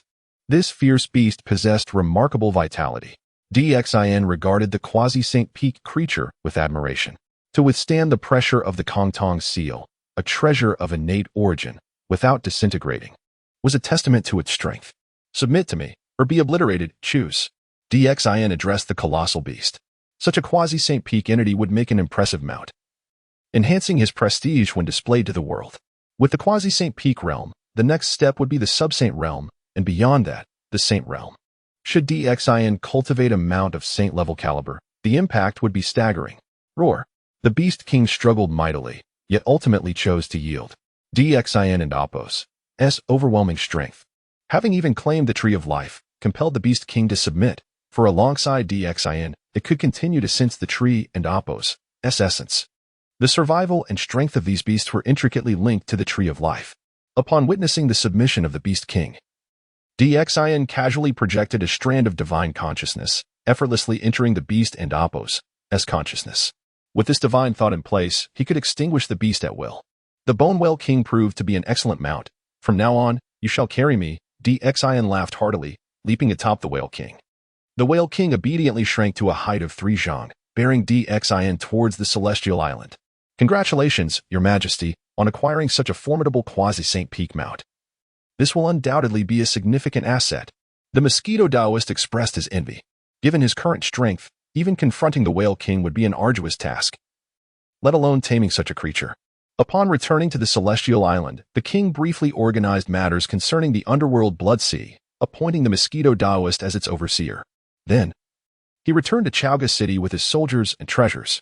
Xin and Apos' power was on the rise, and his circle of formidable allies continued to expand. In Chaoga City, the civil and military ministers gazed in awe at the sight of the king riding a quasi-saint peak mount, their eyes filled with reverence. Such a mount could obliterate them all with a mere sneeze. The majesty of the king grew ever more formidable. Prime Minister Baigan beamed with satisfaction, feeling that even death would come with contentment at this moment. Meanwhile, the Grand Mentor nodded approvingly, recognizing that the king had completely matured. No longer the helpless and weakling he once was. Your Majesty, all 8 divisions of the army have returned, and the surrounding 8 nations have surrendered, seeking to become part of the Deshang territory. We request your command. The 8 divisions had returned, and the 8 defeated nations displayed their allegiance to the king. Approved, Xin declared. From now on, the 8 nations of the southern domain would become an integral part of the Deshang realm. Boom. At this moment, the celestial mechanism shifted, and with the surrender of the 8 nations, the emperor's aura surged within Xin. While the national fortune of Deshang erupted into a fervent blaze, the Xianbird soaring high, rejoicing in the skies. The national fortune of Deshang increased by 30,000 years. As this fortune swelled, the entirety of Chaoga City was enveloped in an atmosphere of celebration. The Xianbird, a symbol of Deshang's prosperity, expanded to an immense size, its wings casting a shadow over the entire city. Streams of thriving fortune coalesced, augmenting the strength of the Xianbird. The more powerful the Xianbird became, the more prosperous the nation of Deshang appeared. With 40,000 years of national fortune, who could rival Deshang? Xin was in high spirits, filled with the ambition to sweep across the realm and unify the universe. In Kuansong Mountain, Yuanshi Tianzuan and Taiching Saint arrived, unable to maintain their composure upon witnessing the gathering fortune in Chaoga City. Damn it, the fortune of Deshang has increased yet again. Why have the 2 saints of the west not taken action? Yuanshi Tianzuan and Apos' eyes were filled with ferocity. The 2 brothers had initially intended to drive the tiger to swallow the wolf.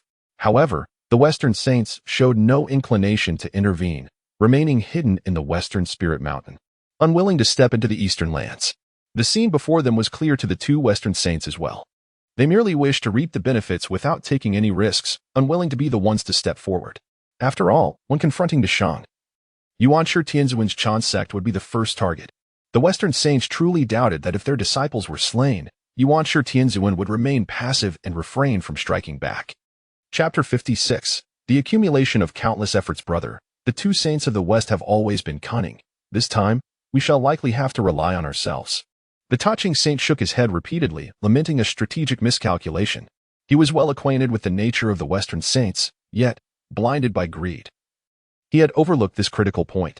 Now, as the power of Wang grew increasingly formidable, even the touching saint found the situation rather challenging. Brother, let us first discuss how to deal with Emperor Xin. The Yuan Shi Tianzun finally resolved to take matters into his own hands. However, soon an unwelcome piece of news reached the Yusu palace. Master, the disciple of Brother Yuding, Yang Jian, has betrayed the Western Qi and joined the Shang Dynasty. The Nanji Xinwing spoke at an inopportune moment, having concealed this information from Yuan Shi Tianzun until now.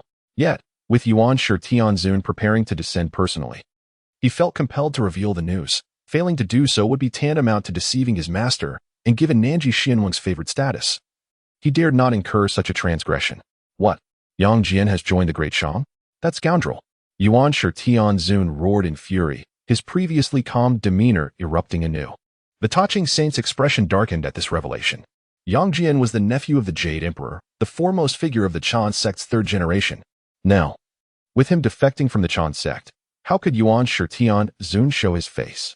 Humph. That rogue, whether it be Emperor Xin or Yang Jian, I shall personally ensure their downfall. Yuan Shi Tianzun's furious shout reverberated throughout the Yusu palace. The disciples around him fell silent, none daring to intervene against Yuan Shi Tianzun's wrath. Meanwhile, within the city of Chaoga, celebrations and revelries thrived. The mystical bird, symbolizing the fortune of the Shang Dynasty, soared through the skies, having successfully ascended to the late stage of the great Luo Golden Immortal. The submission of 8 nations and the loyalty of the Azura tribe evidently conferred unparalleled benefits upon the Shang Dynasty. Not only was the national strength flourishing, but Emperor Xin was also steadily amassing the fortune of the human emperor. The fortunes of the 8 surrounding nations and the entire Azura tribe were being absorbed by Emperor Xin. This process was relatively slow, yet Emperor Xin remained unperturbed, relishing the sensation of his growing strength. The 72 princesses of the Azura tribe had all been claimed by the king, alongside various beauties from the neighboring 8 nations. Once more, the king anticipated a period of arduous labor. A blissful smile graced Emperor Xion's face as he returned to his palace, evidently eager to behold those enchanting figures. Dance. Continue to dance. He laughed heartily, appearing genuinely joyous. Days passed, and the terrifying fortune of the human emperor was finally fully absorbed by Emperor Xian. With the combined fortunes of the 8 nations in the southern domain and the Azura tribe, he felt an exhilarating surge of power. The influx of this fortune propelled Emperor Xion's strength to new heights. At that moment, radiant beams of light enveloped him, marking a pivotal enhancement in his might. It seemed that the severing of his second corpse was imperative. Emperor Xian understood his situation well. He had indeed reached a bottleneck in his strength. To advance further, he must sever his second corpse. Recently, he had been hastily elevating his power, sensing that several saints were likely to act against him. Thus, expediting his breakthrough and strengthening himself became paramount. After careful contemplation, he resolved not to hesitate any longer. Although rapid advancement might jeopardize his foundation, the imminent threat posed by the Heavenly Path saints necessitated that he fortify himself to the utmost. Emperor Xian retrieved the Honghuang seal, intending to use this innate treasure to sever his second corpse. As for the human emperor's divine halberd, it still remained at the pinnacle of innate spiritual treasures. Using it for corpse severing would not yield results as favorable as the Honghuang seal. Both treasures were artifacts of the human emperor, sharing a common origin. Thus, Emperor Xian did not dwell on the matter, opting straightforwardly to employ the Honghuang seal. With a thought, a torrent of human emperor's fortune surged forth, morphing into a golden dragon that dove into the Honghuang seal. The 9 divine dragons within the seal soared into motion, merging with Emperor Xion's fortune dragon. Threads of obsession were stripped from him and absorbed entirely by the Honghuang seal. A tremendous sonic boom echoed as a figure clad in a dark royal robe descended, radiating boundless malevolence and appearing ferociously intense. Emperor Xion's evil corpse had been successfully severed. Following this, his strength surged dramatically, propelling him into the mid-stage of quasi-saint realm.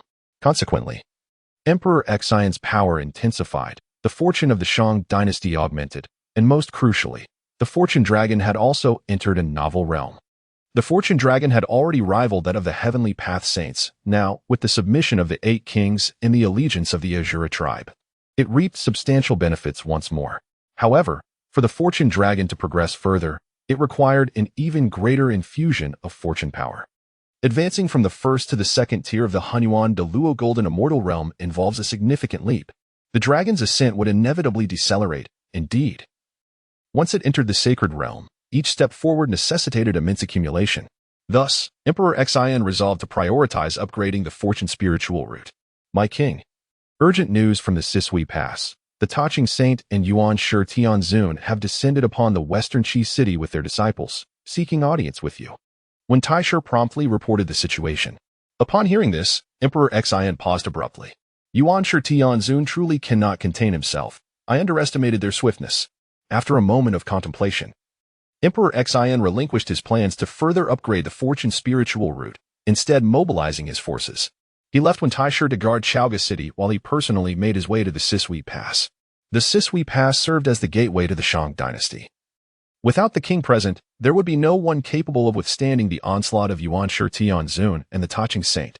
After all, they were both supreme beings of the sacred realm, and should they choose to act recklessly, the Shang army would be rendered utterly defenseless. Only with Emperor Xion's presence, leading the elite forces of the Shang, could they stand a chance against the Western Qi. Chapter 57. Concession this time. The reward for the mission is the innate treasure. The Chaos Pearl, alongside a staggering 10 million of the Emperor's fortune.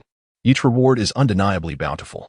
However, the system's first option implies that the king must wait until the faction is vanquished and the Tongdian makes an appearance, followed by the reemergence of DXIN. In this scenario, DXIN would effectively gain an aid of the Sacred Realm caliber. Yet, this delay would inflict severe damage upon the armies of the Shang, and undoubtedly alter the morale of both soldiers and civilians. Hence, DXIN is reluctant to wait. He cannot bear to witness his loyal subordinates being slaughtered one by the enemy. The second option, the 10 million of the Emperor's fortune, is precisely what I need at present. DXIN beamed with a radiant smile. He did not ponder for long before arriving at a decision. Although personally descending upon the Sui Pass entails certain risks, DXIN remains undeterred, devoid of any trepidation, even for the sake of his loyal soldiers. He would never abandon them. My lord, I too shall accompany you to the Sui Pass. Upon learning of DXIN's intention to lead the charge, the numerous consorts from the 3 officials and 6 institutes rushed forward to plead their case. The fierce battles outside the Sui Pass rendered DXIN's journey perilous in their eyes, prompting each celestial maiden to refuse to stay behind. DXIN gazed at his enchanting consorts and chuckled heartily. Without the companionship of my beloved consorts, I would surely languish in solitude. Thus, let us all go together. DXIN, brimming with bravado, does not perceive his journey as a march toward death. Bringing along his consorts seems trivial to him. Yet, to others, DXIN and Appo's notorious reputation as a debauched ruler remains unshakable. While leisure is acceptable in ordinary times, to embark on a military campaign accompanied by his court ladies is nothing short of absurd. Unfortunately, none among the scholars or military officials could sway the king's resolve. Moreover, these esteemed consorts, possessing formidable prowess, are no less capable than the generals when engaged in combat, compelling everyone to tacitly accept this decision.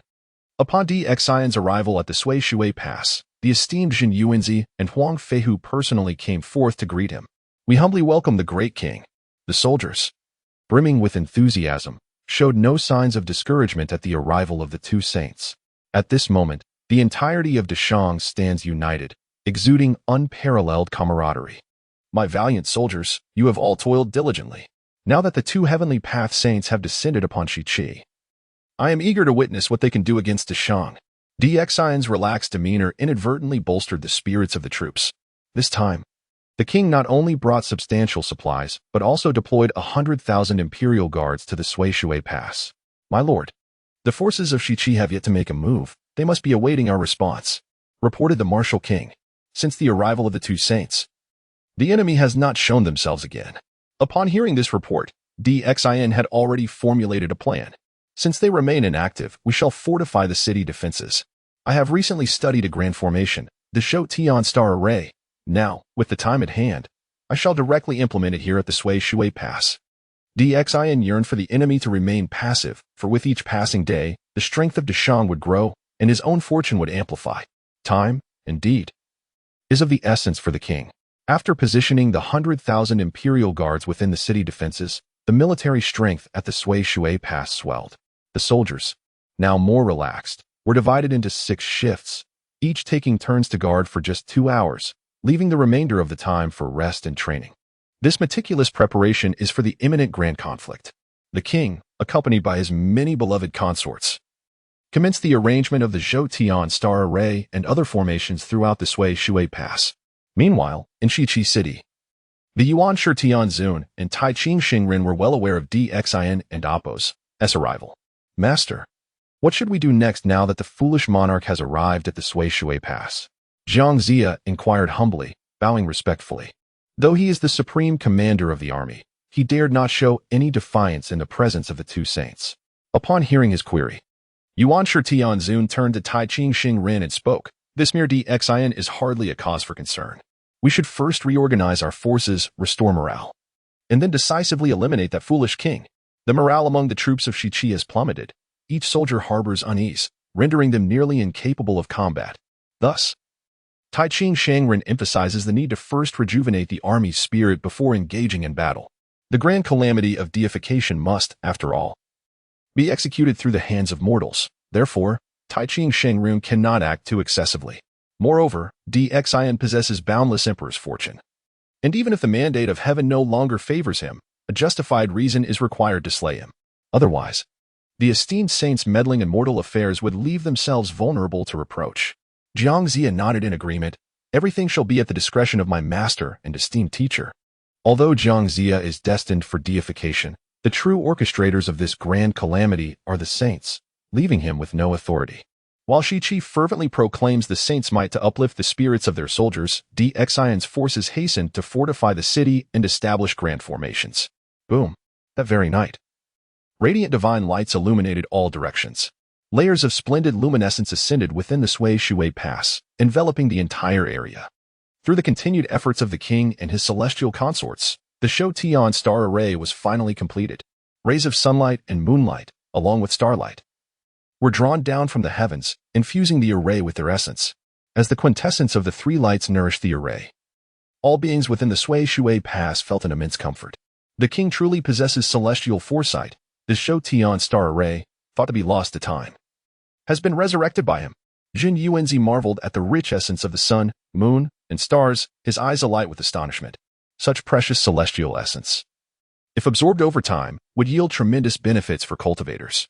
At this moment, within Shiqi City, Yuan Shi Tianzun and Tai Ching Xingren also beheld this spectacle, their expressions darkening.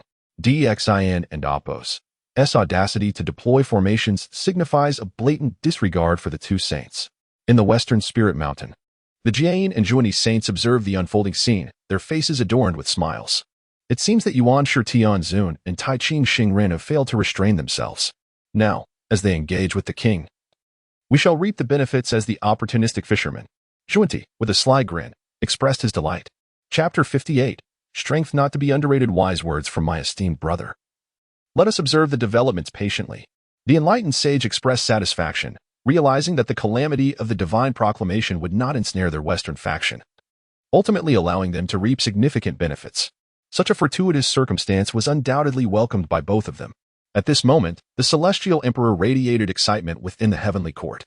A great battle was imminent, and when the divine proclamation calamity concluded, the heavenly court would emerge even more formidable.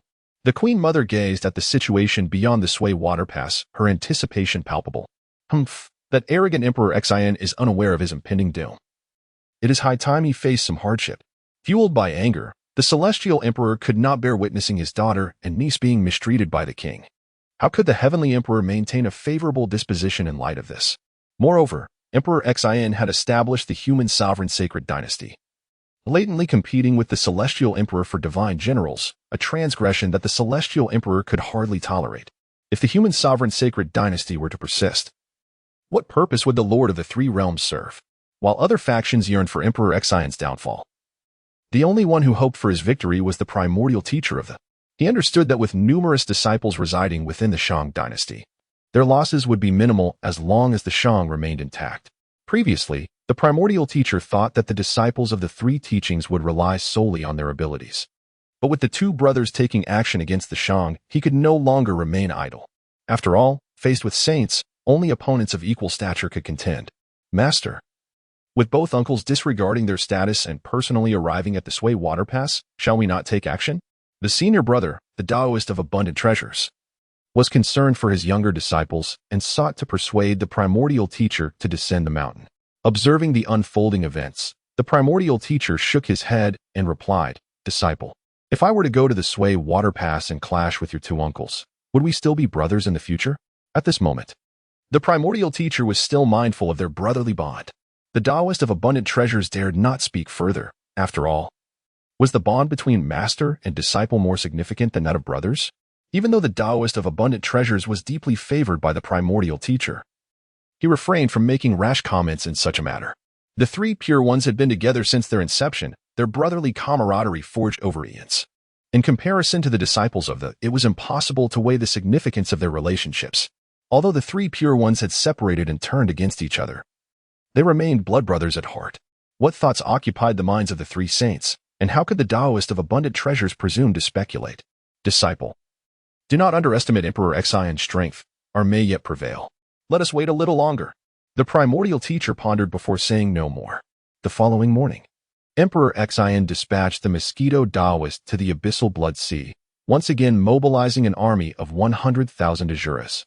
This battle was vital for the survival of the Shang Dynasty, prompting the king to give his all. He summoned elite troops from various passes to guard the Sui water pass.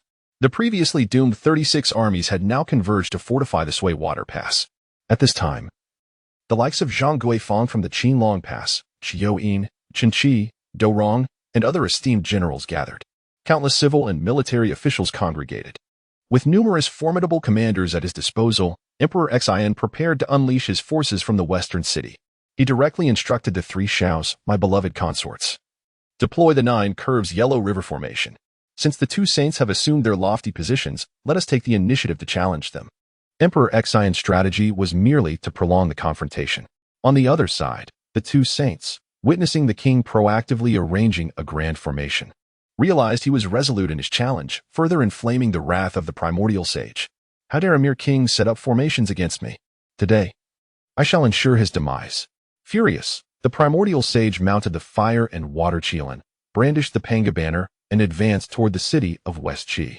A grand army surged forth, with the primordial sage and the Tai Ching sage flanked by numerous cultivators, swiftly arriving before the formation. Unruly tyrant, come forth and accept your fate. The vanguard officer, Neza, shouted defiantly. Previously slain, Neza had been revived by the saints and bestowed a lotus incarnation, yet fate remained unchanged. Impudent wretch, who dares to shout before our king? You seek death. From the Shang camp, a valiant general galloped forth, none other than the vanguard officer, Wang Tianhua. His face was contorted in rage upon seeing Neza. Neza, however, laughed mockingly. Wang Tianhua, you, a disciple of the Jade Void, have betrayed your master and become a disloyal wretch.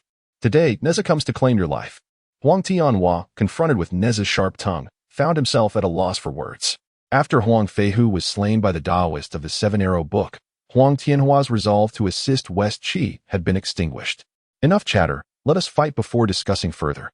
Huang Tianhua, adorned with a blazing golden crown and a grand crimson robe, donned a chainmail armor and summoned his jade Qilin, wielding the 8 treasures silver hammer as he charged at Neza. Once comrades, Huang Tianhua and Neza were among the elite disciples of the Jade Void's 3rd generation. However, Huang Tianhua had now been appointed as a divine general, successfully breaking through to the early stage of the Golden Immortal Realm, placing him above Neza. Unruly disciple. The true monarch of clear virtue railed from the front lines. He had initially groomed Huang Tianhua to replace himself on the divine proclamation list, but now, with Huang Tianhua defecting to Emperor Xian, the prospect seemed grim. Witnessing the battle between Huang Tianhua and Neza, the true monarch felt immense shame. Humph! Huang Tianhua could never match Neza's prowess. This traitor shall surely fall today, the venerable Manjushri admonished, intent on making a name for himself before the primordial sage and the Tai Ching sage. With a thunderous roar, Neza activated the wind and fire wheels, engaging Huang Tianhua in midair. The wind and fire wheels moved with grace, while the jade qilin twisted and turned. For a moment, neither could gain the upper hand. Yet the two saints wore expressions of frost. The primordial sage clearly discerned that Huang Tianhua's strength far exceeded Neza's. If the battle were to continue, defeat was inevitable for Neza. Chapter 59. Instant disappearance. DXIN observed with keen clarity, noting the somber expressions of the two saints, and could not help but erupt into laughter. Haha, Yuanshi Tianzuan, it appears you are destined to lose once more. DXIN's taunts toward Yuanshi Tianzuan were unabashed, showing no regard for his dignity. Yuanshi Tianzuan's eyes simmered with rage, yet he remained silent. After all, DXIN was merely a mortal from a later era, while Yuanshi Tianzuan was a primordial deity. Engaging in a verbal duel with a king would only tarnish his own stature. Jiang Zia, perceptive to the tension, hastily urged Wei Hu quickly assist Neza. Upon hearing this, Wei Hu advanced, swinging his demon-slaying staff towards Huang Tianhua. Yang Jian, noticing this movement from within the formation, swiftly transformed and positioned himself at the forefront to intercept Wei Hu. Yang Jian, do you dare face me? Wei Hu roared, brandishing his staff for an assault. Yang Jian and Appo's eyes glinted with cold determination as he whirled his trident blade into a tempest of wind and fire, unleashing the full might of his mystical arts. Although Wei Hu possessed some skill, he was no match for Yang Jian. With a swift strike, Yang Jian sheathed his blade, cleaving Wei Hu in two. As Wei Hu's body fell, a wisp of his true spirit began to ascend towards the Fengshen Bang. Yet, King Dxin had anticipated this, activating the human emperor's sacred dynasty to ensnare that fleeting spirit, transforming it into a mere pawn within his ranks. Wei Hu had aspired to achieve divinity through his physical form, becoming a true guardian of the three teachings, only to meet his demise at Yang Jian's hands. Senior brother. From the heart of Shiqi, two formidable generals emerged, Han Duolong and Shui Hu, both disciples of Daoxing Tianzuan. Witnessing Wei Hu's fall, they too were drawn forth by the ominous aura, charging headlong into the fray. Excellent. Yang Jian bellowed, advancing rather than retreating, as he summoned the Hound of Heaven to the fray, following it with his trident blade. In a single exchange, he dispatched both Han Duolong and Shui Hu. Since aligning with the king, Yang Jian had been granted a title by Dxin and had received the boon of fortuitous fruits, elevating his prowess to rival that of the 12 golden immortals of the Chan school. Rebellious disciple, you dare to act with such malice. It seems I must personally cleanse this house. The celestial virtue true monarch shouted in fury. Although he had bestowed the 5 fire 7 birds fan and the heart-piercing nails upon Huang Tianhua, he still held onto his pride, believing Yang Jian was beneath him. Upon witnessing the celestial virtue true monarch's arrival, Yang Jian remained undeterred, employing his trident blade to halt the monarch's advance. Boom. In another part of the battlefield, Huang Tianhua wielded his 8 treasure-bright silver hammer, striking Neza from his fiery wheel. Alarmed, Neza sought refuge in the earth, unwilling to engage Huang Tianhua further. As the celestial virtue true monarch struggled to subdue Yang Jian, Huang Tianhua hesitated, uncertain whether to assist Yang Jian or not. Retreat to your formation, Huang Tianhua. Yang Jian. Dxin commanded, deeming it inappropriate for Huang Tianhua to confront the celestial virtue true monarch directly, thus ordering their withdrawal. At this moment, rage consumed Yuanshi Tianzuan's countenance. Had it not been for his status, he would have descended into the fray himself. Yuanshi Tianzuan, your Chan school is not as formidable as you claim. Today, I have laid out the 9 curves Yellow River formation. Who among you dares to challenge it? Dxin boasted, his confidence bolstered by his recent triumph over 3 disciples of the Chan school, inciting further ire in Yuanshi Tianzuan. A mere trifling formation dares to confront me? Qilingzi. Go and dismantle this 9 curves Yellow River formation. Yuanshi Tianzuan, brimming with fury, directly summoned Qilingzi to break the formation. Qilingzi trembled inwardly. He was acutely aware that the 9 curves Yellow River formation was laid by the 3 celestial maidens, with Yunyang's cultivation at the quasi-saint level.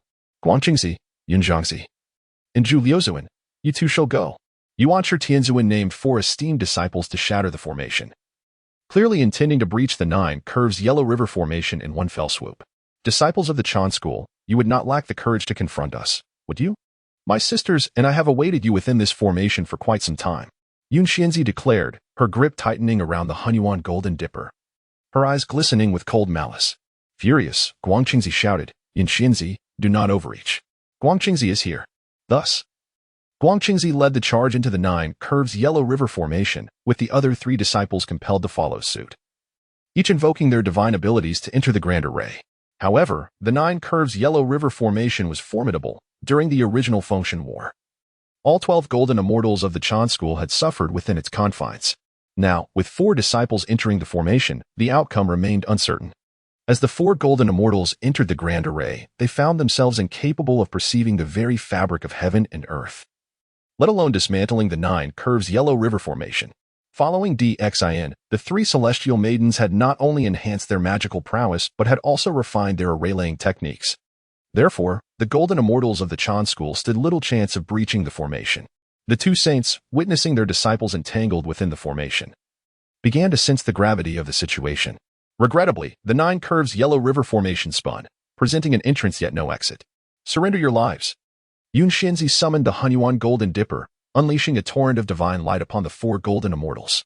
Despite their abilities, Guangqingzi and his companions found themselves utterly suppressed by the overwhelming might of the Nine Curves Yellow River Formation, exacerbated by Yun Xinzi's concealed presence. With a decisive strike, she ensnared Guangqingzi and the others within the Honghuang Golden Dipper. Bad news. Fellow disciples, flee.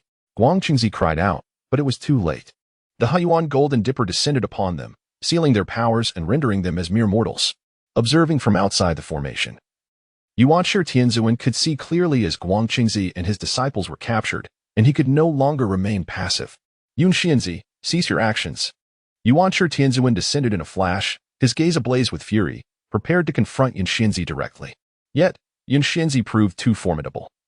Recognizing that no one in the Chan school could contend with her, Yuanshi Tianzuan sought to eliminate her while rescuing his disciples. As a saint, his mere gaze could immobilize Yun Xinzi, rendering her powerless. My beloved, eliminate those 4 disciples of the Chan school. DXIN's calm command reverberated like thunder, shocking all present. DXIN openly declared his intent to slay the 2nd-generation disciples of the Chan school in the presence of both Yuanshi Tianzuan and Ta-Ching Shangren. This was a blatant disregard for both saints. At that moment, the immense pressure weighing upon Yun Xinzi dissipated, for DXIN had positioned himself before her. Boom. The divine thunder in Yuanshi Tianzuan's grasp erupted, his saintly strike shaking the heavens and earth, causing the very landscape to lament. Yet, in the face of this world-altering blow, DXIN stood resolutely, thrusting forth his divine spear with unwavering resolve. Chapter 60. Utter Shock Boom. The divine thunder shattered into fragments, its brilliance swirling in the air. It was blocked. The eyes of the great immortal Zhen Yuan sparkled with a divine light, and the heavy weight on his heart was finally lifted. Indeed, DXIN possessed the strength to contend against the celestial saints. Thus, the entire Shang Dynasty was saved. Yuanshi Tianzun, you are nothing extraordinary after all. DXIN smiled nonchalantly, fully anticipating the earth-shattering strike. Humph, foolish monarch. You may take pride in having withstood my blow, but today, you shall still meet your demise. A cold gleam flickered in Yuanshi Tianzun and Appo's eyes. Being thwarted by a mere king was a profound insult to his stature. Saints are invincible, yet at this moment, a mere mortal emperor could defy fate and obstruct a saint. Behold my Panga banner. Yuanshi Tianzun no longer held back. The longer he battled with the king, the more intolerable it became for him. Deep down, he believed DXIN should have crumbled under pressure. Alas, reality often defies expectations. And DXIN and Appo's resilience surpassed Yuanshi Tianzun and Appo's comprehension. Boom. A chaotic sword energy erupted from the Panga banner, its terrifying pressure tearing through the void and obliterating spatial barriers. On the battlefield, the sky of the primordial world rapidly collapsed. DXIN was enveloped in the aura of the human emperor, wielding the divine spear as beams of light shot forth. Boom. The 2 supreme beings clashed once more. Chaotic sword energy shattered, and the silhouette of the divine spear vanished. Despite wielding an innate treasure, Yuanshi Tianzun was still unable to overcome DXIN. In the Fire Cloud Palace, the 3 human emperors were utterly astonished, quickly transforming that shock into unrestrained joy. They could hardly believe that DXIN had truly managed to withstand Yuanshi Tianzun. No, DXIN was even stronger than Yuanshi Tianzun. Emperor Xianyuan shook his head, disbelief evident in his eyes. Yuanshi Tianzun was using a primordial treasure, while DXIN wielded an exquisite innate spiritual treasure. Yet, in this context, DXIN still stood on equal footing with Yuanshi Tianzun. Yuanshi Tianzun's eyes blazed crimson. Being thwarted repeatedly by Dixin was a profound affront to his strength. Dixin had only trained for a brief period. Hardly enough time for Yuan Shi Tianzun to take a single nap, yet he had managed to counter the saint. At this very moment, within the Purple Cloud Palace, Hong Daozhu had been observing everything unfold. The scenes before him stirred deep emotions within. Dixin and Amp, Appo's training had been far too brief. Were he granted 1,000 years? Or even 10,000, how powerful would he become? Hongjun Daozhu dared not fathom that within such a short time. Dixin had acquired the qualifications to contend with a saint. If he continued to grow, who could predict his future? Could this be the variable that the Tao of Heaven desired? Would Dixin truly alter the fate of decline that awaited the primordial world? Hongjun Daozhu had long perceived a sliver of cosmic truth, foreseeing the impending doom of the primordial world. Yet, Dixin and Amp, Appo's emergence seemed to be quietly transforming everything. Master, save me. At this moment, the battlefield shifted dramatically. It was revealed that the fairy Yunxiao wielded the primordial golden dipper, shaking it with all her might, causing the 4 second-generation disciples of the Chan sect to disintegrate into ashes. Come and die. Yuan Shi Tianzun was utterly enraged. He had never anticipated that fairy Yunxiao would dare to slay the disciples of the Yusu sect in his presence. Yunxiao, you seek death. The Taiching saint could no longer remain composed. The deaths of the 4 second-generation disciples left him no room to consider his identity. Even if he had to ally with Yuan Shi Tianzun, he was determined to defeat the king and capture Fairy Yunxiao. Fairy Yunxiao and Appo's resolve was unwavering. In her heart, there was only Dixin, and she would defy the saints for his sake without hesitation. However, faced with the combined assault of 2 saints, the situation for Dixin and Fairy Yunxiao grew perilously dire. The alliance of 2 saints wielded a terrifying power capable of annihilating everything. Be careful, Your Majesty. The noble consorts, witnessing the dual assault of the saints, were filled with horror. The might of the 2 celestial saints was overwhelming, and they dared not contend against it. Great Immortal Zhen Yuan and all the soldiers of the Sui Shui Pass shared their worries, bravely stepping forward to fight alongside Dixin. Very well. With the 2 supreme beings joining forces, this foolish monarch is doomed. Jiang Zia exclaimed, his words brimming with elation. The civil and military officials of Shiqi were similarly filled with anticipation, eager to witness how Dixin would be vanquished. Brother, you've arrived just in time. Let us join forces, for I am eager to see how this foolish monarch will resist.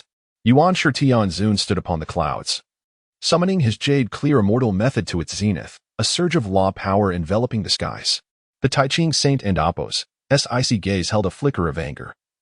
Dixin dared to kill the Chan sect's 2nd-generation disciples before him, which was a complete disregard for their authority. What qualifications does a mere mortal emperor possess to contend with us? Let us end this swiftly. The Taiching saint spoke coldly, unleashing a strike that combined with Yuan Shi Tianzun's assault. Boom. Thunder roared, divine might as fierce as a prison. Yet, Dixin, with his brows raised and royal robe billowing, wielded his spear and struck towards the heavens. The combined strike of the 2 saints not only failed to slay Dixin but was instead directly blocked. At that moment, both sides were utterly astonished. Had Dixin's power truly reached a level where he could withstand the might of 2 celestial saints? The previously boisterous officials of Shiqi fell silent, as if smitten by a resounding slap. Yuan Shi, come forth to battle. Let us see your full strength. Dixin smiled brilliantly, the aura of the human emperor radiating across the heavens. The ministers of the Shang Dynasty were left in a state of stupor. Their king was indeed invincible in the world. Your Majesty, how majestic! The fairy Bixiao's eyes sparkled with admiration, her face glowing like a peach blossom, eager to rush forth and fight alongside Dixin. Humph, my man is not someone to be trifled with. The Qin saint's long brows furrowed slightly. Although he had refrained from employing the Taiji diagram, that strike had already utilized all of its strength. Nevertheless, Dixin had effortlessly blocked it. Dixin, having withstood the combined might of our brotherhood is commendable, yet today we shall not allow you to live.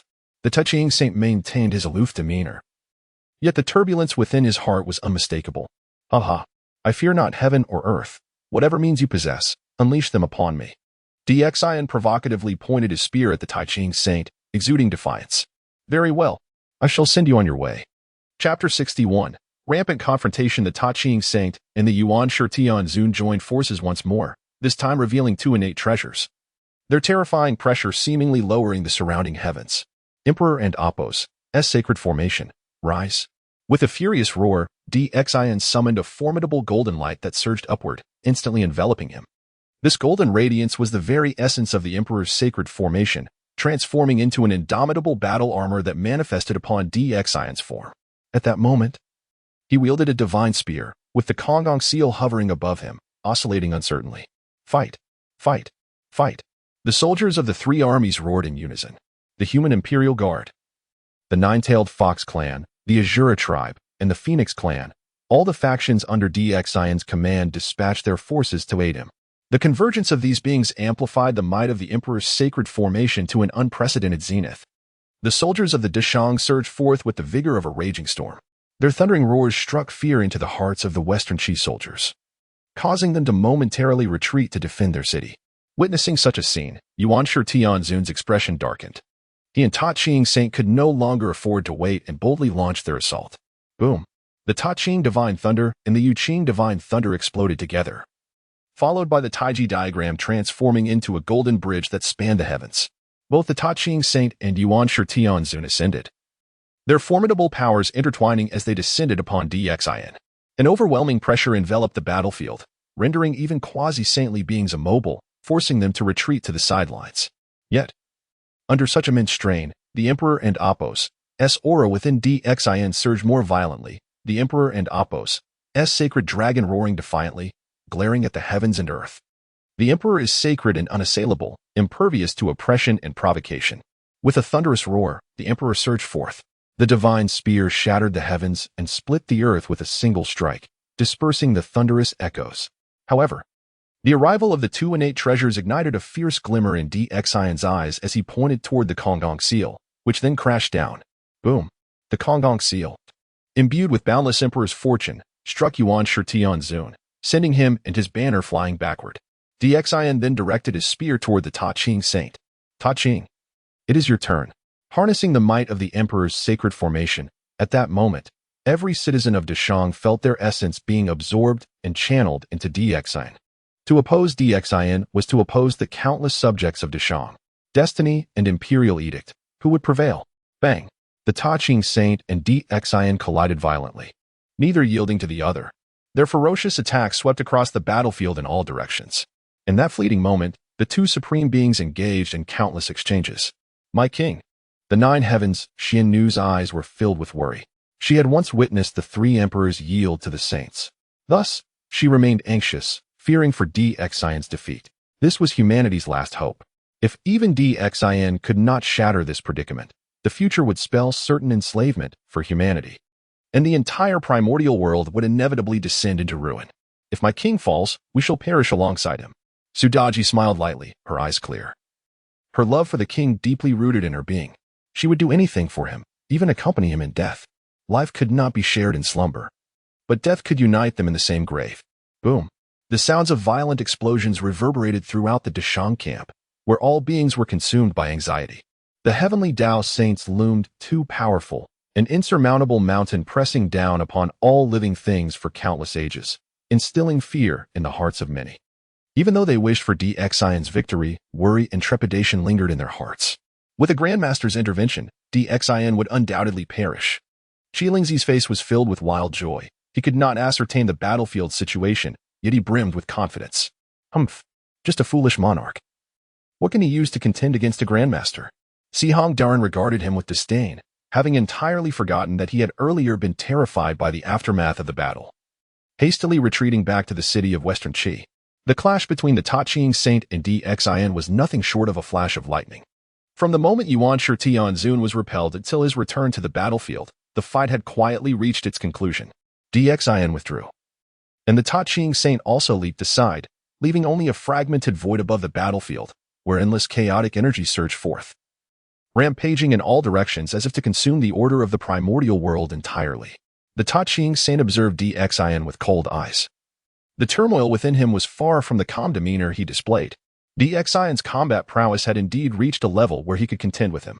In the heavenly court, the heavenly emperor was utterly flabbergasted. He had never anticipated that Xin could fight the Ta Ching Saint to such an extent. Had he acted rashly and sent troops against Xin, he would likely have jeopardized the safety of the heavenly court. When did Xin's strength escalate to such terrifying heights? The Queen Mother of the West wore a similarly pale expression. She had previously contemplated revenge against Xin.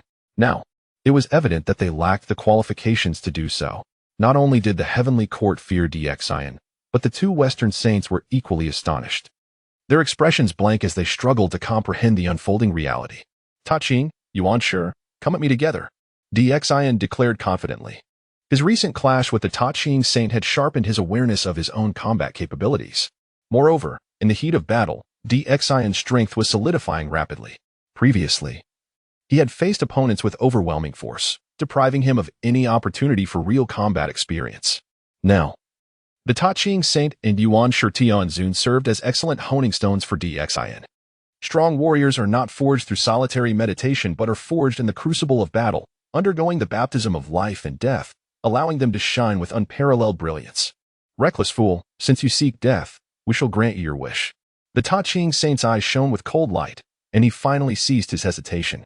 Brother, unleash the combined assault technique and together slay this foolish monarch.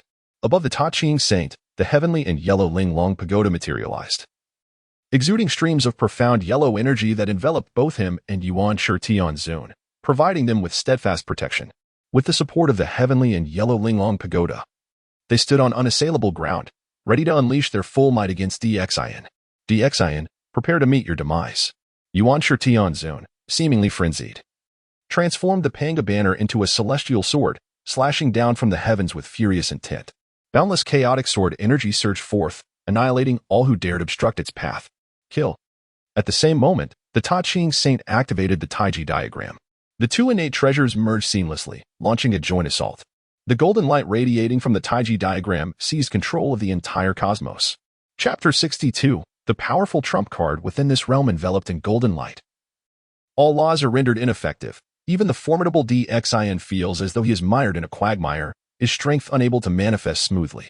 The combined might of these two saints multiplies their combat prowess. Yet, in the face of such dire straits, Wang maintains an unruffled demeanor. Undaunted by the imminent collapse of Mount Tai, this is the essence of Xin's strength. This young man is boundless in potential. In the Ziguang, the Grand Tao ancestor murmurs, his appraisal of Xin evidently soaring high. Boom. The divine spear in Xin's grasp transforms into a celestial dragon, coinciding with the leap of the auspicious holy dragon, culminating in a dual dragon offensive, harnessing the essence of countless beings. Xin has now ascended to the status of the human sovereign, his overwhelming aura surging skyward. With a firm grip on the world, he declares, slash. Xin stands resolute, challenging the two heavenly Tao saints. The Tai Qing saint's eyes blaze with murderous intent as he chants incantations, unleashing a torrent of loss. Boundless is the way, limitless is the law, annihilating the universe. The Tai Qing saint's words resonate with divine power, causing the heavens and earth to tremble. Boom. A ferocious force coalesces into a sword of the Tao, joining forces with the chaos heavenly sword wielded by the Yuan Shi Tianzun, striking out in all directions. Roar. The divine dragon bellows, and the celestial sword resonates. The terrifying forces clash violently, creating a cataclysmic upheaval that obliterates everything in its path. Mountains crumble, the earth collapses, and countless innocent lives are reduced to ash. Shiqi City bears the brunt, transforming into a desolate wasteland. The inhabitants are left in devastation, even the cultivators flee in panic. In contrast, the Deshang side, bolstered by the human sovereign's holy formation, finds unity among its soldiers and Xin, rendering them impervious to harm as long as he remains undefeated.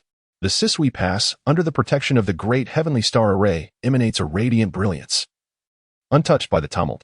After all, this formation was meticulously crafted by Xin himself, whose power rivals that of the saints. How could such a formation be undone by the aftermath of battle? Boom.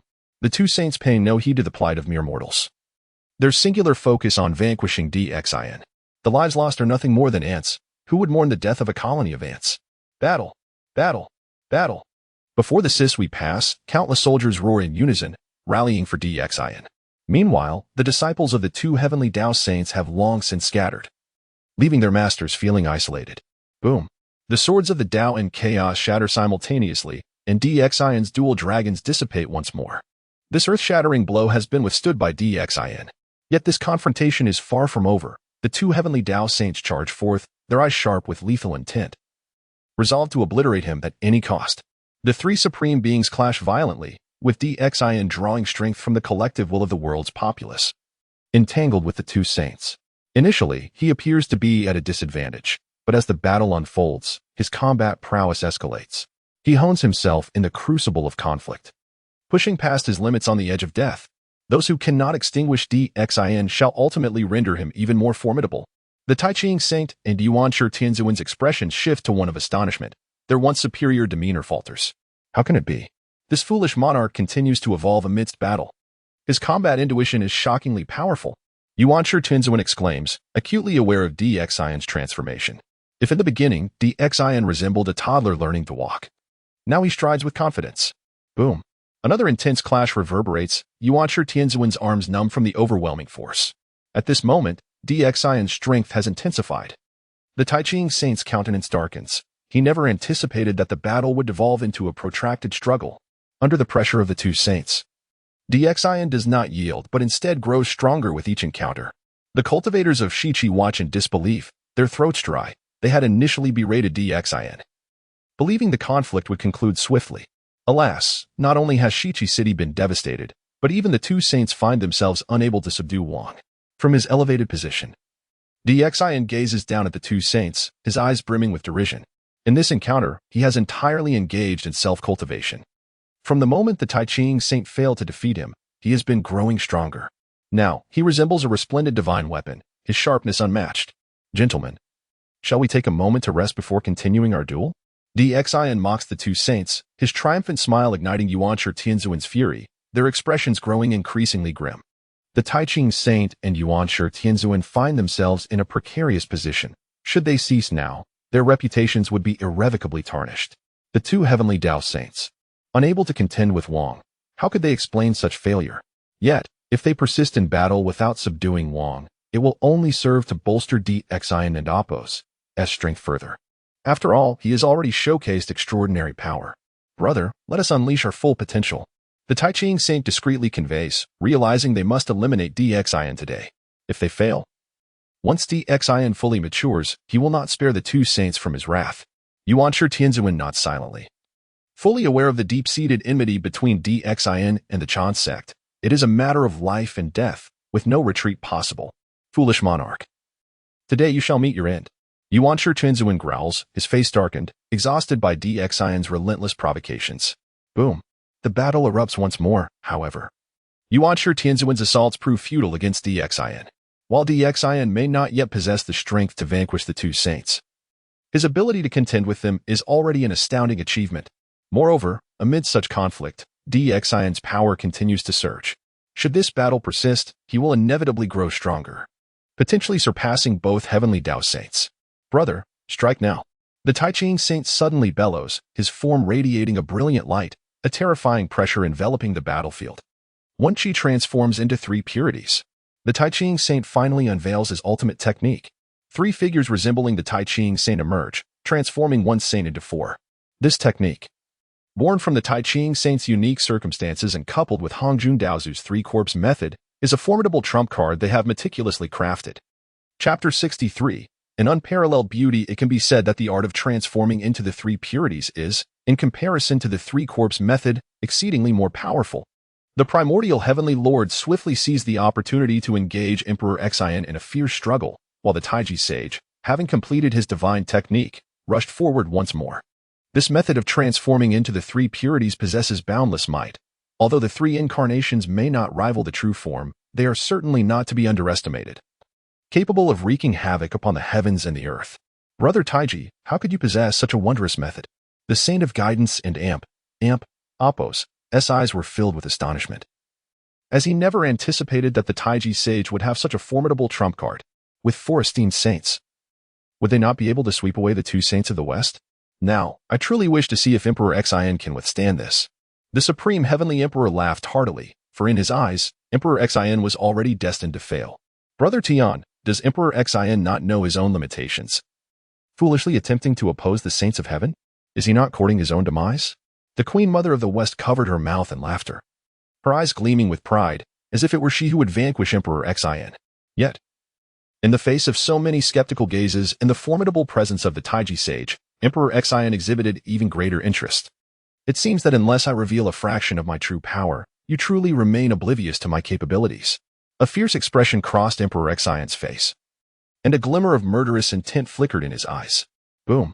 Waves of powerful divine energy surged forth as at this moment, Emperor Xian activated the great formation of the 10 cities' divine energy.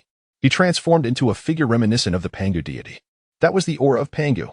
At some point, Emperor Xian had managed to modify the great formation of the 12 cities, merging his essence with the profound mysteries of Pangu. Facing the furious charge of the Taiji sage and the primordial heavenly lord, Emperor Xian raised his divine spear, transforming it into a colossal battle axe of creation. First style of creation, opening the heavens and parting the earth. Emperor Xian morphed into a giant of immeasurable height, his arm quaking violently as he grasped the enormous axe, bringing it down with tremendous force. No one could fathom the sheer power contained within this strike, yet the Taiji sage, who bore the brunt of it, felt a shiver run through his heart. Although Emperor Xian had not summoned the true form of Pangu, this manifestation embodied the essence of the great deity. The overwhelming pressure caused the myriad realms to tremble. Open. The divine axe cleaved downward, intertwining 6 figures in an instant. Boom. The unstoppable divine might sent the Taiji sage flying, his 3 incarnations shattering, and even the primordial heavenly lord was struck out from the Linglong Tower of heaven and earth.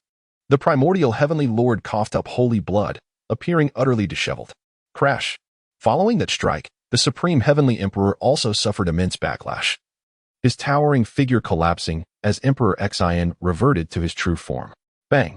The primordial heavenly lord shattered countless mountain peaks, propelled back hundreds of thousands of miles before finally regaining his footing.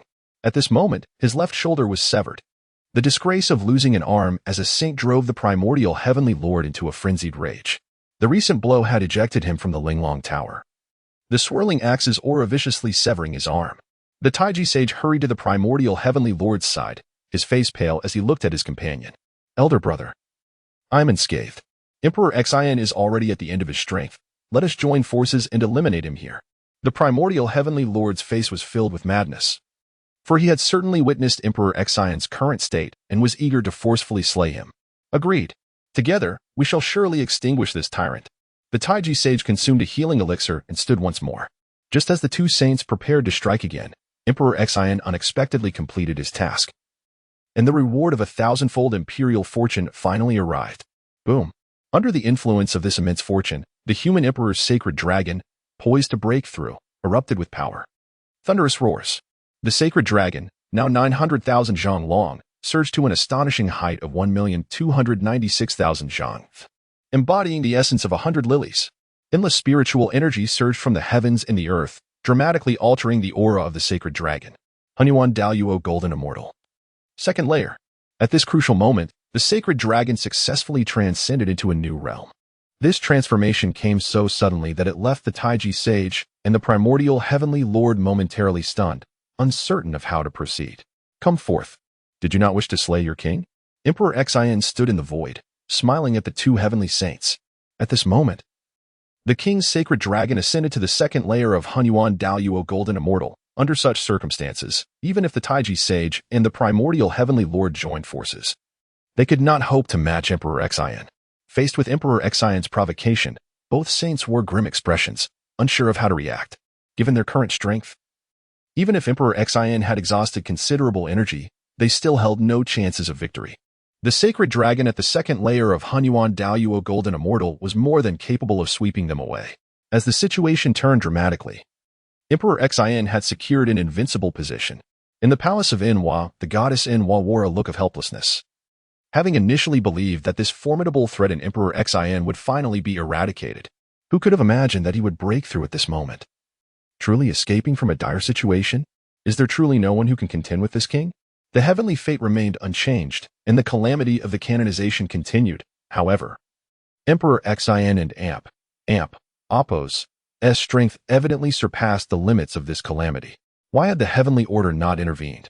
Enhua felt a growing unease in her heart, unaware that the heavenly fate was gradually shifting in favor of Emperor Xian. Yet, to alter the course of the canonization calamity would require a lengthy period. After all, this calamity had been determined since the inception of heaven and earth, and changing it would indeed be an arduous task. Long live the king! Long live the king! The courtesans of the harem cheered, witnessing Emperor Xion's breakthrough. These favored concubines cast aside their worries, rejoicing with abandon, truly a sight to behold. The armies of the Shang Dynasty were invigorated, their morale soaring, while the forces of the Western Qi appeared battered, their cities in ruins, and their soldiers suffering heavy losses. Bearing the visage of impending doom, the disciples of the Yushu sect, who had previously boasted the loudest, now fell silent, rendered mute. Two saints. You do not intend to change your minds and spare this king, do you? Emperor Xian slyly taunted them. Now that the Taiji sage and the primordial heavenly lord were unable to contend with Emperor Xian, and Emperor Xian could not kill them either, he continued to provoke them, causing the two heavenly saints to falter in their resolve. Elder brother, let us fight him. The primordial heavenly lord roared incessantly, for his enmity with the king was irreconcilable. If they could not ascertain a victor, how could the primordial heavenly lord rest easy? Chapter 64. Unmatched might, particularly now, as his arm lay severed, failing to regenerate. It was evident that the strike from Xin was imbued with an overwhelming array of principles. Only by expunging the residual laws from the wound could the supreme, primordial one fully heal his injuries. Foolish monarch, cease your arrogance, for my brothers have arrived. Just as Xin taunted the supreme primordial one, a cascade of golden light illuminated the western firmament, shrouded in boundless auspicious clouds. The two saints approached, sharing a magnificent 10-tiered golden lotus platform, accompanied by several esteemed disciples from the Western Church. Impious tyrant, you dare to be brazen before my esteemed brothers? I shall summon them to apprehend you. The Taoist of reception glared fiercely, pointing his sword at Xin, his bare foot raised, enveloped in an endless radiance of gold, exuding a majestic and unparalleled aura. Upon witnessing the two Western saints, the Supreme Primordial One felt a surge of joy, his previous anxiety and concern dissipating in an instant. With the arrival of the two Western saints, their combined powers would surely render Xin incapable of resistance. Xin, glancing at the two Western saints, proclaimed, Old Mule. Under my governance, the great Shang flourishes with harmony and prosperity. How then do you deem me a foolish monarch? If I am indeed so, then what of your Western Church, where the masses suffer and lament? Are you not even more foolish? His words left the two saints at a loss for rebuttal. The West was indeed impoverished, and its minor states struggled to thrive, unable to compare with the flourishing great Shang of the East. Instead of cultivating diligently in the Lingshan, you come to stir chaos in my realm. I see that you are itching for a fight, Xin scolded. And even the thick-skinned saint of provisional measures found it hard to withstand. Foolish monarch, do not indulge in verbal sparring. Soon you shall kneel and beg for mercy. The saint of provisional measures retorted angrily. Brothers, let us unite and eradicate this tyrant. The Taoist of reception urged, fearing any delay might lead to unforeseen changes. After all, the interests of the heavenly master of the Jia sect were entwined with those of the great Shang. Should the great Shang fall, the Jia sect would surely fragment as well. Now that Xin had displayed formidable combat prowess, the remaining matter lay in how the heavenly master would choose to act. Very well, let us four saints join forces. Can this foolish monarch truly ascend to the heavens? The Supreme Primordial One laughed heartily, convinced that with the unity of the four saints, Xin's defeat was inevitable. Yet, just as the four saints prepared to launch their assault, another auspicious light surged from the east. A torrent of sword energy surged forth, revealing a youthful figure clad in a Taoist robe, astride a celestial ox. A treasured sword hung at his waist, while a large gourd trailed behind him, accompanied by thousands of celestial beings, akin to stars orbiting the moon, advancing in a grand procession. Even before his arrival, the sounds of profound chants resonated, illuminating the principles of creation and discussing the doctrines of the Tao. This figure was none other than the master of the Baiyu, the great master of the Jia sect, the heavenly master of Tong Tian. Disciple pays respects to the master. Disciple bows to the ancestor. Countless cultivators from the west approached, bowing deeply to the heavenly master. The Jia sect, deeply rooted and formidable, vastly outnumbered the disciples of the Chan sect. Witnessing the heavenly master's imposing presence, the Supreme Primordial One felt an overwhelming rage surging within him. His long-standing rivalry and envy towards the heavenly master had reached a boiling point. Tong Tian, you assist the tyrant in his misdeeds and dare to come before me and my elder brother? Go back to Baiyu. Upon seeing the heavenly master arrive, the Supreme Primordial One erupted in fury. The heavenly master frowned, a displeased expression crossing his face, while the disciples of the Jia sect glared with anger, their voices raised in protest. Primordial, do you wish to lose your other arm as well? The heavenly master coldly retorted, striking at the heart of the Supreme Primordial One's grievances. Enough. This infuriates me. The Supreme Primordial One spat out a mouthful of blood, his three corpses in turmoil. Unable to contain his rage. Now united as four saints, yet the Heavenly Master chose to side with Xin. Their positions were starkly defined. The Supreme Primordial One felt a murderous intent towards the Heavenly Master, contemplating whether to resolve his grievances with Xin by first eliminating the Heavenly Master. Alas, the other three saints would surely not assist him against Tong Tian, and given his injuries, he could not hope to contend with the Heavenly Master. Tong Tian, wait for me. I shall make you kneel and beg for mercy one day. The Supreme Primordial One bellowed, his indignation palpable. In response to his threats, the Heavenly Master coolly remarked, why wait for another day? Why not today? The Supreme Primordial One was momentarily taken aback, wounded as he was. He was no match for the Heavenly Master, yet to concede so easily would be a blow to his pride. Just as the Supreme Primordial One found himself trapped in indecision, the Saint of Ta Ching spoke coldly. Everyone, let us unite to vanquish this foolish monarch first. Brother Zhuan, you shall hold back Tong Tian. The Saint of Ta Ching could not engage the Heavenly Master directly. Yet he would not allow Xin to escape unscathed. Thus, he resolved that the three saints would subdue Xin, while Zhuan would detain the Heavenly Master. Humph! I will see who dares to touch Xin today. The Heavenly Master summoned his celestial ox, gesturing with his hand as the treasured swords of his four core disciples soared into the air, the legendary four swords of extermination. Pointing to the heavens, a great formation took shape instantaneously, with the four swords of extermination each manifesting a unique array, accompanied by a rotating array map overhead. This was none other than the famed extermination formation, renowned throughout the primordial world. Previously, in the Purple Palace, the ancestor Hong Dao had declared that this formation was formidable only when powered by the four saints. Tong Tian, do you truly wish to forsake brotherly ties and turn against us? A glimmer of coldness flashed in the eyes of the Saint of Ta Ching. Their brotherhood had become a mere jest in the primordial world. Yet, the Saint of Ta Ching still hesitated to confront the Heavenly Master directly. But the current situation left him no choice. Humph! You each remember only your own interests, forgetting the bonds of brotherhood. Today, I, Tong Tian, shall sever all ties with you. The Heavenly Master showed no gratitude, and as the extermination sword formation took shape, the four divine formations spun in the air, releasing an unending torrent of sword energy. The terrifying aura was palpable even beyond the formation, exuding a chilling sharpness. The Saint of Provisional Measures appeared disheartened with his strength. He could not withstand the extermination sword formation. Indeed, the extermination formation was the deadliest in the primordial realm, and the Heavenly Master's prowess was unrivaled. Xin, observing the Heavenly Master, immediately showered him with praise. Chapter 65 The Final Resilience The Sovereign King is overly complimentary. My abilities are merely modest. With a smile on his face, the Celestial Master of the Heavenly Way showed great courtesy towards Emperor Xin. The current Emperor Xin, capable of withstanding the might of two saints, certainly merits the respect of the Celestial Master. The four saints observing the situation before them were momentarily taken aback. They knew that the extermination sword array could only be breached by the four saints, and with Emperor Xin standing against two. The combined force of the Celestial Master and Emperor Xin made their defeat seem inevitable. Yuan Shi, our battle is not yet concluded. I am eager to see what further measures you possess. Emperor Xin declared with confidence. As long as the Celestial Master could hold off the two Western saints, he could continue to contend with the Taiji Saint and Yuan Shi Tianzuan.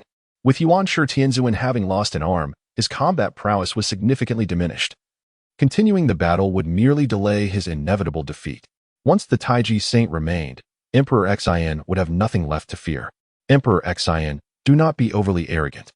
Those who disregard all are often met with a dismal end. The Taiji Saint spoke calmly, reassured by their unity as four saints. However, with the arrival of the Celestial Master, it seemed highly improbable that they could slay the king today. Upon hearing this, Emperor Xin laughed. My fate is determined by myself, not by heaven. Taiji, I cannot predict my future, yet I am certain yours will be dire. Emperor Xin pointed at the Taiji Saint, offering no semblance of respect. Having previously vanquished the Grand Master Xuandu, he now sought to claim the 8 scenic palaces of the Great Luo. What audacity! I shall see if, with my addition, you can still turn the tide. At that moment, amidst the heavenly realm, the goddess Nuwa finally arrived, riding the colors of the wind. Upon her appearance, the faces of the Taiji Saints faction brightened with joy. Aha! With Sister Nuwa's arrival, Emperor Xion's demise is assured. The Saint of Enlightenment exclaimed joyfully, casting a glance at the newly arrived goddess Nuwa.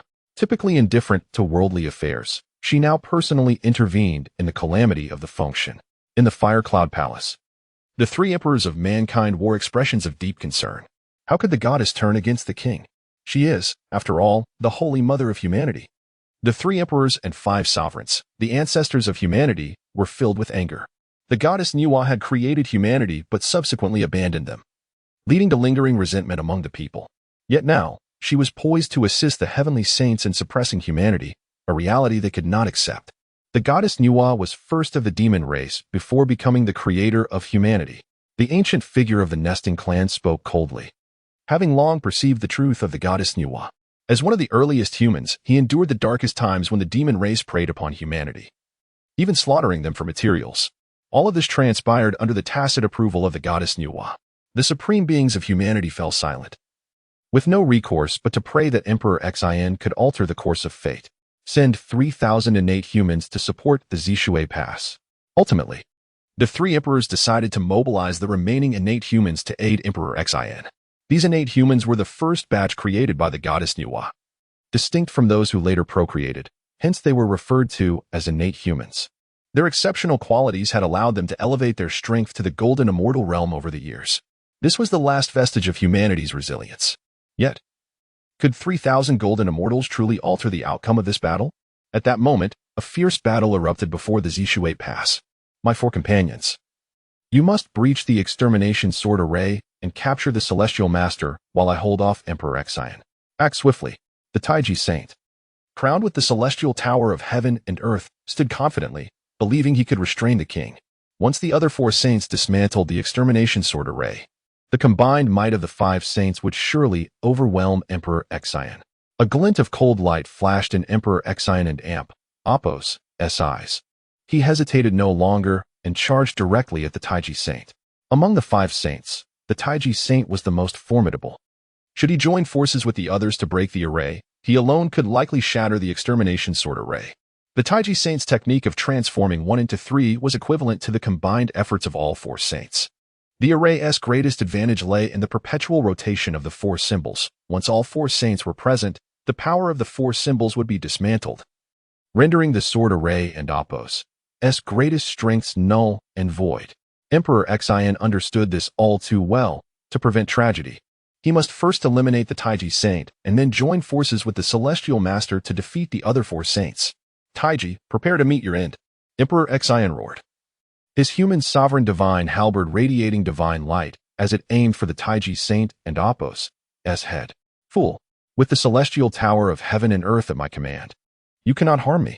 The Taiji Saint invoked boundless divine light, enveloping himself in the aura of heaven and earth. He sought only self-preservation, not to slay.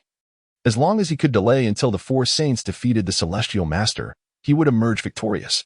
At that moment, Yuan Shi Tianzuan and the other 3 saints entered the extermination sword array, unleashing a terrifying surge of sword energy that engulfed the 4 saints instantly. Will the king prevail? The fairy Qiongxiao expressed deep concern, her ample form rising and falling with anxiety for Emperor Xin. Do not worry, my sister. The king has never disappointed you. The fairy Bai Xiao flashed a knowing smile, instantly lifting Qiongxiao's spirits. Indeed, the king is truly formidable. The clash between the human sovereign divine halberd and the Taiji Saint's defense was evenly matched, neither able to gain the upper hand. After all, the Taiji Saint wielded the renowned first defensive treasure, the celestial tower of heaven and earth. With such a safeguard, even the human sovereign divine halberd, known for ignoring defenses, could not pierce through. The merits of the Pangu and Apos' creation contained boundless divine power. Emperor Xin mused, had it been any other defensive treasure, the human sovereign divine halberd would not have returned empty-handed. Yet this celestial tower of heaven and earth, forged from the merits of Pangu in the aura of heaven and earth, possessed mysterious applications beyond the comprehension of outsiders. Foolish monarch, the innate spiritual treasure you wield cannot breach my defenses. I advise you to abandon this futile endeavor. The Taiji Saint mocked Emperor Xin, deriving joy from witnessing his once arrogant demeanor falter. Break your defenses? Why must I do so? Emperor Xin, upon hearing the Taiji Saint and Apos' words, suddenly realized that defeating the Taiji Saint did not necessarily require breaching his defenses. Chapter 66. A decisive showdown. It was akin to striking a turtle. It was not necessary to shatter its shell, for the principle remained entirely the same. Xin gazed at the cunning saint of Ta Ching with a sinister smile as he summoned the innate treasure, the Kongtong seal. The saint of Ta Ching, perplexed, was about to continue his mockery of Xin when the Kongtong seal came crashing down upon him. Boom!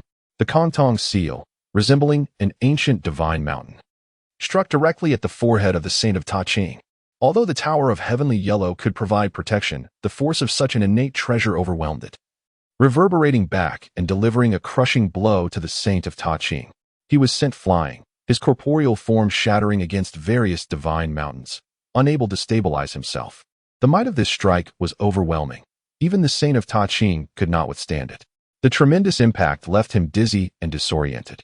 Yet, before the saint of Ta Ching could regain his composure, the king of Na had already surged forth, his shadow expanding ominously in the saint and Apos' vision. Ta Ching, receive another blow from this king. This time, Xin exerted even greater effort, sending the saint of Ta Ching soaring into the 9 heavens. Foolish monarch, you truly lack honor. Dare to engage me in a fair fight. The saint of Ta Ching was utterly disoriented, unable to discern his surroundings, and he cast aside his dignity to erupt in a torrent of curses. The saint, known for his pretense, could no longer maintain his facade. Very well. Put away your Tower of Heavenly Yellow. This king will indulge you in a game. Xin struck the saint of Ta Ching once more, who had the audacity to scold him. Boom! This time, the saint was thrust into the heavenly court. The protective formation surrounding the heavenly court shattered, and its palatial structures crumbled into fragments as the saint of Ta Ching lay amidst the ruins, dust swirling around him. The Emperor of Heaven and the Queen Mother watched in trepidation, hiding in the shadows, too frightened to utter a word. Foolish monarch, you court your own demise. The saint of Ta Ching, thoroughly battered, had his robes in disarray, and his once meticulously arranged hair now resembled a tangled mess of gray straw. Xin, grinning viciously, showed no signs of relenting. Boom! The Kongtong seal soared once more, the strike piercing through the 33 heavens. The plight of the saint of Ta Ching was dire. He was once again plummeted to the earth. Mountains crumbled, the ground fractured, and the surroundings lay in ruin. Have they departed? Within the heavenly court, the Emperor of Heaven, still shaken, peered into the abyss below, revealing a seemingly bottomless pit. The aura of the saint of Ta Ching emanated from within this chasm. Since you refuse to emerge, I shall entomb you alive. Xin took decisive action, burying the pit and entombing the saint of Ta Ching within. Yet, Xin was not satisfied. He wielded the Kongtong seal once more, intent on completely trapping the saint. Boom! The saint of Ta Ching erupted in a desperate bid for freedom. Foolish monarch, may you meet a wretched end. Subjected to relentless assaults from Xin, the saint found himself unable to manifest his presence. Ultimately, in a moment of desperation, he resorted to the art of evasion. Witnessing the saint of Ta Ching in such a pitiful state left the gathered cultivators in utter shock. Who was the saint of Ta Ching? He was the foremost among the 3 pure ones, the master brother of the Zishu Palace. Yet now, he was reduced to a wretched creature fleeing in disgrace. The might of Xin had thoroughly instilled fear among all beings of the West. Boom! At that moment, a terrifying explosion reverberated. The sword array of the immortal execution was shattered. The 4 saints of heaven had united their strength to dismantle the sword array of Tong Tian. However, Tong Tian swiftly retracted the 4 swords of immortal execution, and the array diagram remained intact. He had merely lost a skirmish. With the array breached, a fierce battle was imminent.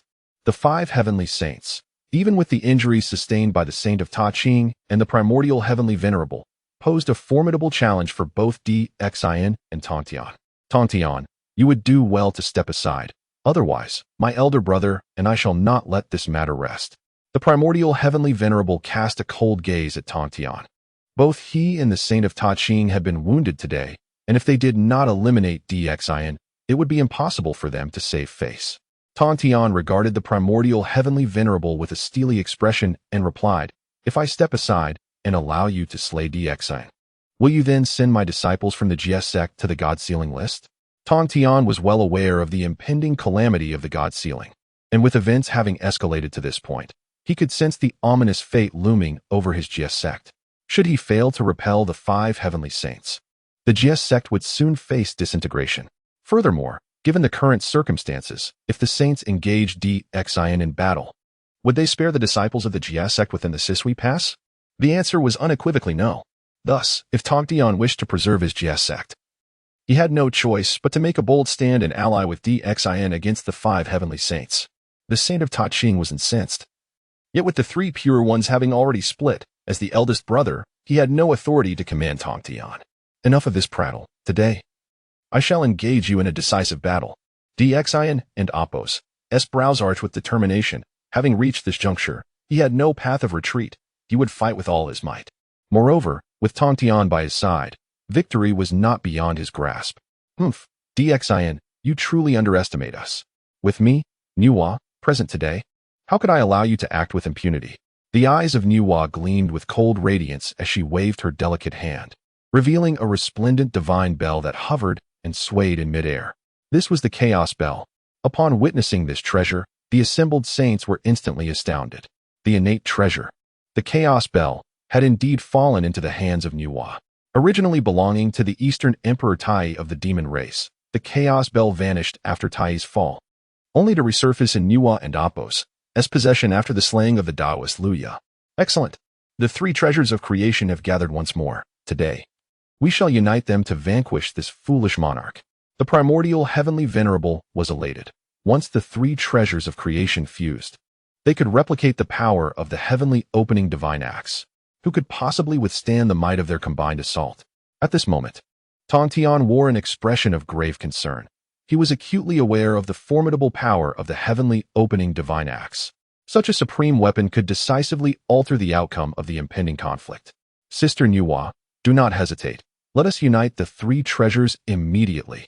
A flicker of murderous intent flashed in the eyes of the Saint of Ta Ching as he wielded the Taiji diagram, unleashing torrents of primal energy. The primordial heavenly venerable hastily controlled the Panga banner as chaotic energies swirled in every direction. Chapter 67. Delusions. The goddess Nuwa gently swayed the Chaos Bell, infusing it with enigmatic energy that merged with the 2 other innate treasures. The saints, Zhuanti and Jiayin, radiated with excitement as they stood guard beside the 3 holy beings, striving to buy them time for the fusion of the 3 treasures. My lord, we must not allow them to integrate the treasures. We must act swiftly, roared the Tong Tian, unleashing an endless wave of sword energy directed at Zhuanti. Zhuanti's eyes glimmered with divine light as he brandished the 7 treasures' mysterious tree, unleashing bursts of golden radiance that clashed against Tong Tian and Apos' sword energy. Kill! Emperor Xin bellowed, his gaze ablaze with madness. At this critical juncture of life and death, the king of Shang hesitated no longer. With a decisive strike, Emperor Xin unleashed the mightiest of attacks, transforming his divine spear into the form of the heaven-opening divine axe while simultaneously bringing down the Honghuang seal. He understood the urgency in preventing the 3 saints from merging their powers and thus had no time to waste. The Jiayin saint was momentarily taken aback by Emperor Xin and Apos' full-force assault. He had intended to flee, but the sight of the 3 saints behind him made him reconsider. If he abandoned them, not only would their plan to eliminate the king of Shang fail, but the other saints would likely harbor resentment against him in the future. Therefore, Jiayin steeled himself and brandished his guiding divine banner, illuminating the vast expanse with golden light. 10,000-foot golden body, he roared, manifesting the most formidable form of the Western teachings. His golden body shimmered with countless hands and faces, radiating infinite auspicious golden light, appearing utterly invincible. Foolish monarch, I shall see how you intend to shatter my 10,000-foot golden body. The Jiayin saint, now fully committed, unleashed his fury. With unwavering resolve, Emperor Xin thrust forth the human sovereign divine spear. Laws of power surged forth from the spear, dismantling Jiayin and Apos' golden body with ease. As the spear ignored both defenses and divine abilities, no matter how profound the golden body of the Western teachings, it was merely a powerful technique that was utterly countered by the human sovereign divine spear. In an instant, the golden body shattered completely, its formidable divine light dissipating into nothingness. The earth trembled and the heavens quaked, leaving behind traces of destruction. As even the barriers of space could not withstand such an onslaught, the clash was so cataclysmic that it threatened to obliterate the entire world. Yet, Emperor Xin found himself powerless, facing imminent death and unable to think of anything else. With a furious roar, the Taiji saint witnessed Jiayin being sent reeling, bloodied, As the three treasured artifacts finally fused into one, unfazed by the charging king, the primordial heavenly venerable was filled with unrestrained joy. The fusion of the three treasures unleashed a terrifying pressure that reverberated throughout the realm. The ancient, formidable form of the heaven-opening divine axe materialized in the air, a weapon that could shake the foundations of the entire world. At this moment, every being sensing the presence of the heaven-opening divine axe felt a profound awe. This artifact was an unrivaled force capable of creating and destroying worlds. Upon witnessing this divine weapon, fear gripped the heart of the king of Shang. Yet, with a primal roar, Emperor Xin succumbed to frenzy, declaring, in the face of certain death, who dares to speak of victory or defeat before the battle has even begun? Charging forward, he met the overwhelming pressure head-on, determined to strike first. Kill. The primordial heavenly venerable and Taiji saint shouted in unison, their hearts ignited with murderous intent. As the formidable heaven-opening divine axe radiated limitless power, aimed directly at the king's head. The sheer force emanating from the axe was enough to render the surrounding cultivators powerless, as Emperor Xin advanced with his human sovereign divine spear, now transformed into the shape of a massive axe. The Taiji saint and his cohorts wielded the heaven-opening divine axe, while the king embodied the essence of Pangu, with both sides unwilling to yield an inch. This catastrophic strike, regardless of the outcome, threatened to shatter the entire world of the Honghuang. In this moment of desperation, Emperor Xin and Apos' latent potential surged forth, his human sovereign fortune solidifying, causing his own realm to ascend rapidly yet again. The potential of humanity was boundless. Such dire circumstances only served to awaken it. Witnessing the escalating aura surrounding Emperor Xin, the Taiji saint's murderous resolve intensified. If such a prodigious talent were to remain unchecked, it would undoubtedly become a future calamity. The Taiji saint sensed the looming threat, should the king survive. Their collective fate as heavenly saints would be grim. Recognizing this, he resolved to eliminate Emperor Xin. For the best way to deal with a promising adversary was to extinguish him in his infancy. With an explosive clash of unfathomable power, they collided violently. "My lord!" The beautiful celestial maidens cried out in alarm, their concern for the king palpable. In stark contrast, the disciples of the Chan teaching swelled with confidence, convinced that this time the foolish monarch was doomed. To survive the strike of the heaven-opening divine axe is but a delusion. They jeered, envisioning the king's demise. However, soon enough, some began to sense something amiss. That strike, laden with boundless divine power, yet why did it yield no tremor? The ferocious force erupted, yet the energy remained contained, as if a cataclysmic explosion were confined within a mere grain of sand. As the dust settled, the gaze of the gathered saints fixated on the battlefield, only to narrow in astonishment. Emperor Xin stood proudly unscathed, while beside him stood an elderly figure clad in coarse robes, stroking his beard. The six saints beheld this scene with trepidation. Disciples pay their respects to the master, they exclaimed, bowing deeply, even Tong Tian and Zhundi hastening to offer their greetings. Upon witnessing this spectacle, the king could no longer feign ignorance of the venerable identity of the celestial elder before him. "I pay my respects to the Tao ancestor." Though Emperor Xin was audacious, he was not foolish. In the presence of Hongjun Daozu, he refrained from arrogance, recognizing the assistance he had received moments prior. Hongjun Daozu cast a glance at the six saints, but offered them no acknowledgement, instead nodding slightly to the king. This moment left all present in utter disbelief. Hongjun Daozu disregarded the six saints entirely, yet extended a gesture of recognition towards Emperor Xin, making the hierarchy of respect glaringly clear. Chapter 68. Non-interference in a world ravaged by chaos, where countless beings suffered. Do you dare to continue your battles upon this earth? Do you wish to obliterate this primordial realm? The expression on Hongjun Daozu's face was one of icy severity, as he rebuked the six saints without a hint of deference. It was precisely due to the repeated interventions of these saints during the previous divine calamity that the primordial world was brought to utter ruin. Yet now, Hongjun Daozu appeared just in time to halt this devastation. "Master, I acknowledge my mistake." The Taiching saint reacted swiftly, nodding in acquiescence. From the moment Hongjun Daozu arrived, the Taiching saint understood the shift in fate. It had veered towards King Zhou. While he was unaware of when this change occurred, it mattered little now. What was paramount was this undeniable truth. You saints should not have involved yourselves in the divine calamity and with the changes that have transpired. You ought not to engage in conflict within the primordial realm. Hongjun Daozu's admonishment left the six saints silent and submissive, each too intimidated to utter a word in defiance. This was the essence of absolute power. Even if one were a saint of heaven, the sovereign of the primordial, one must bow in deference. King Zhou gazed at the imposing figure of Honghuang Daozu, filled with envy. When would he attain such a level, one that allowed him to disregard all else? You are all to return henceforth. Do not engage in any further battles within the primordial realm, lest you inflict greater harm upon it, Honghuang Daozu stated calmly. Dismissing the 6 saints. We accept your command. The 6 saints bowed and retreated to the side. At this juncture, Honghuang Daozu turned to King Zhou and said, Your Majesty. Regarding the conflict between these 2 nations, it is your duty as a sovereign to oversee the situation. However, your essence has long transcended the mundane. Thus I seek a favor from you. I kindly request that you refrain from intervening in the future. Is that agreeable? Honghuang Daozu and Apos' politeness left the 6 saints utterly astounded. Their eyes wide with disbelief. What manner of being was the Daozu, that he would seek favor from a king? The practitioners of the great Shang and Shiqi were equally taken aback, yet the king smiled and nodded. The Daozu, with his heart set on the primordial realm. I shall certainly comply. As long as the saints do not interfere, I too shall refrain from action. King Zhou's words were flawless, yet the saints' expressions darkened. The power of the great Shang was at its zenith, bolstered further by the support of the sect. If the saints chose not to intervene, how could Shiqi stand against the might of the great Shad? With Shiqi city already in ruins, who could possibly withstand the celestial forces of the great Shan? However, in the presence of Honghuang Daozu, none of the saints dared to speak out of turn. Very well, henceforth. You are all prohibited from arbitrarily investigating the matters of the divine calamity. Let mortals contend amongst themselves. Honghuang Daozu and Apos' gaze fell upon the 6 saints, clearly addressing them. We shall heed your teachings.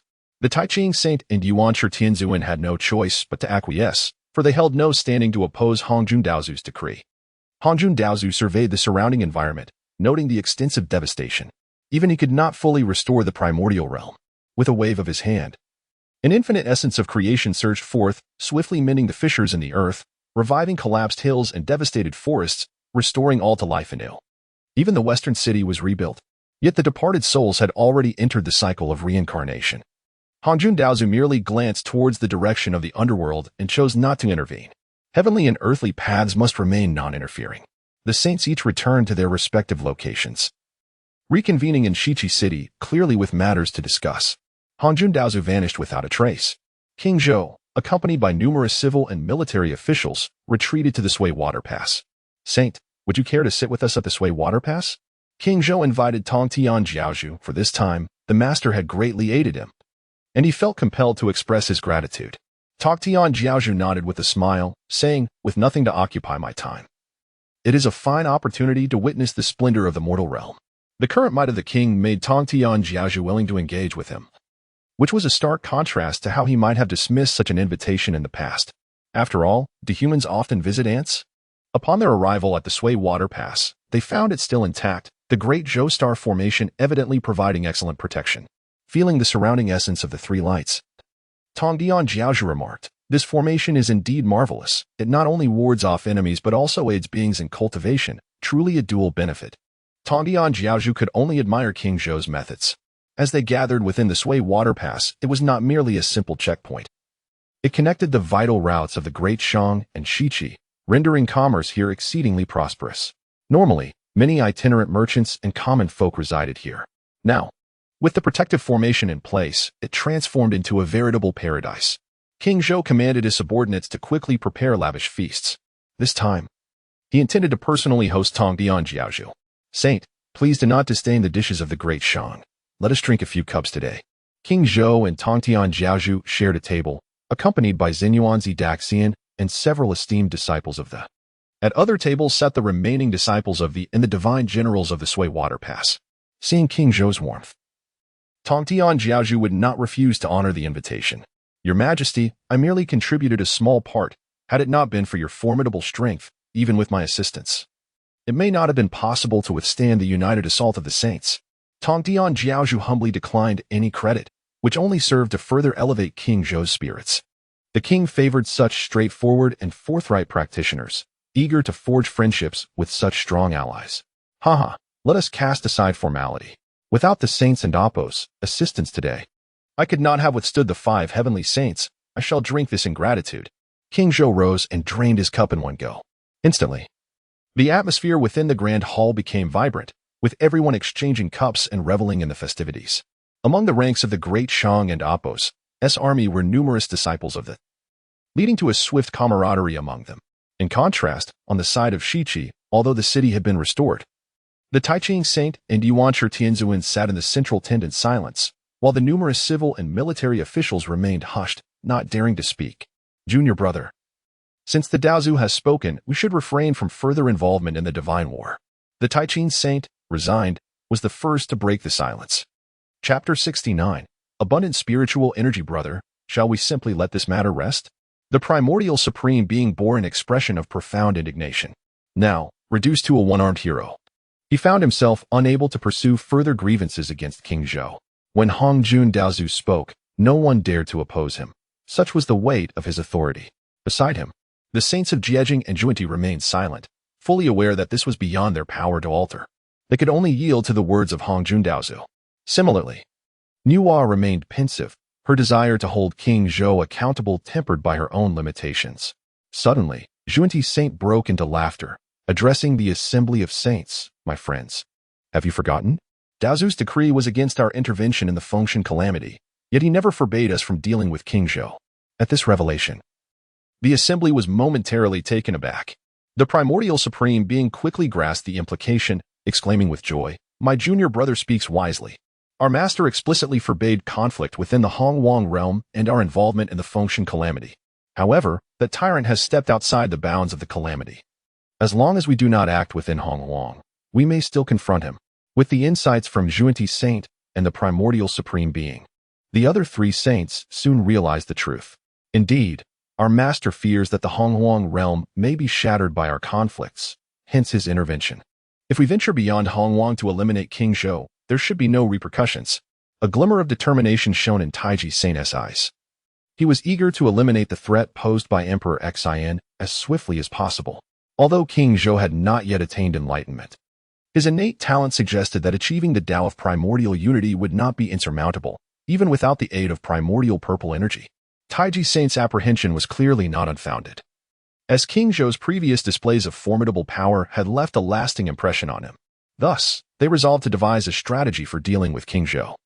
Jian Saint smiled with satisfaction, bearing a grudge from their earlier conflict where he had been pierced by Wang Yiji's spear. He was unwilling to let that grievance fade. All 5 Heavenly Path Saints harbored grudges against King Zhou and were disinclined to let the matter rest.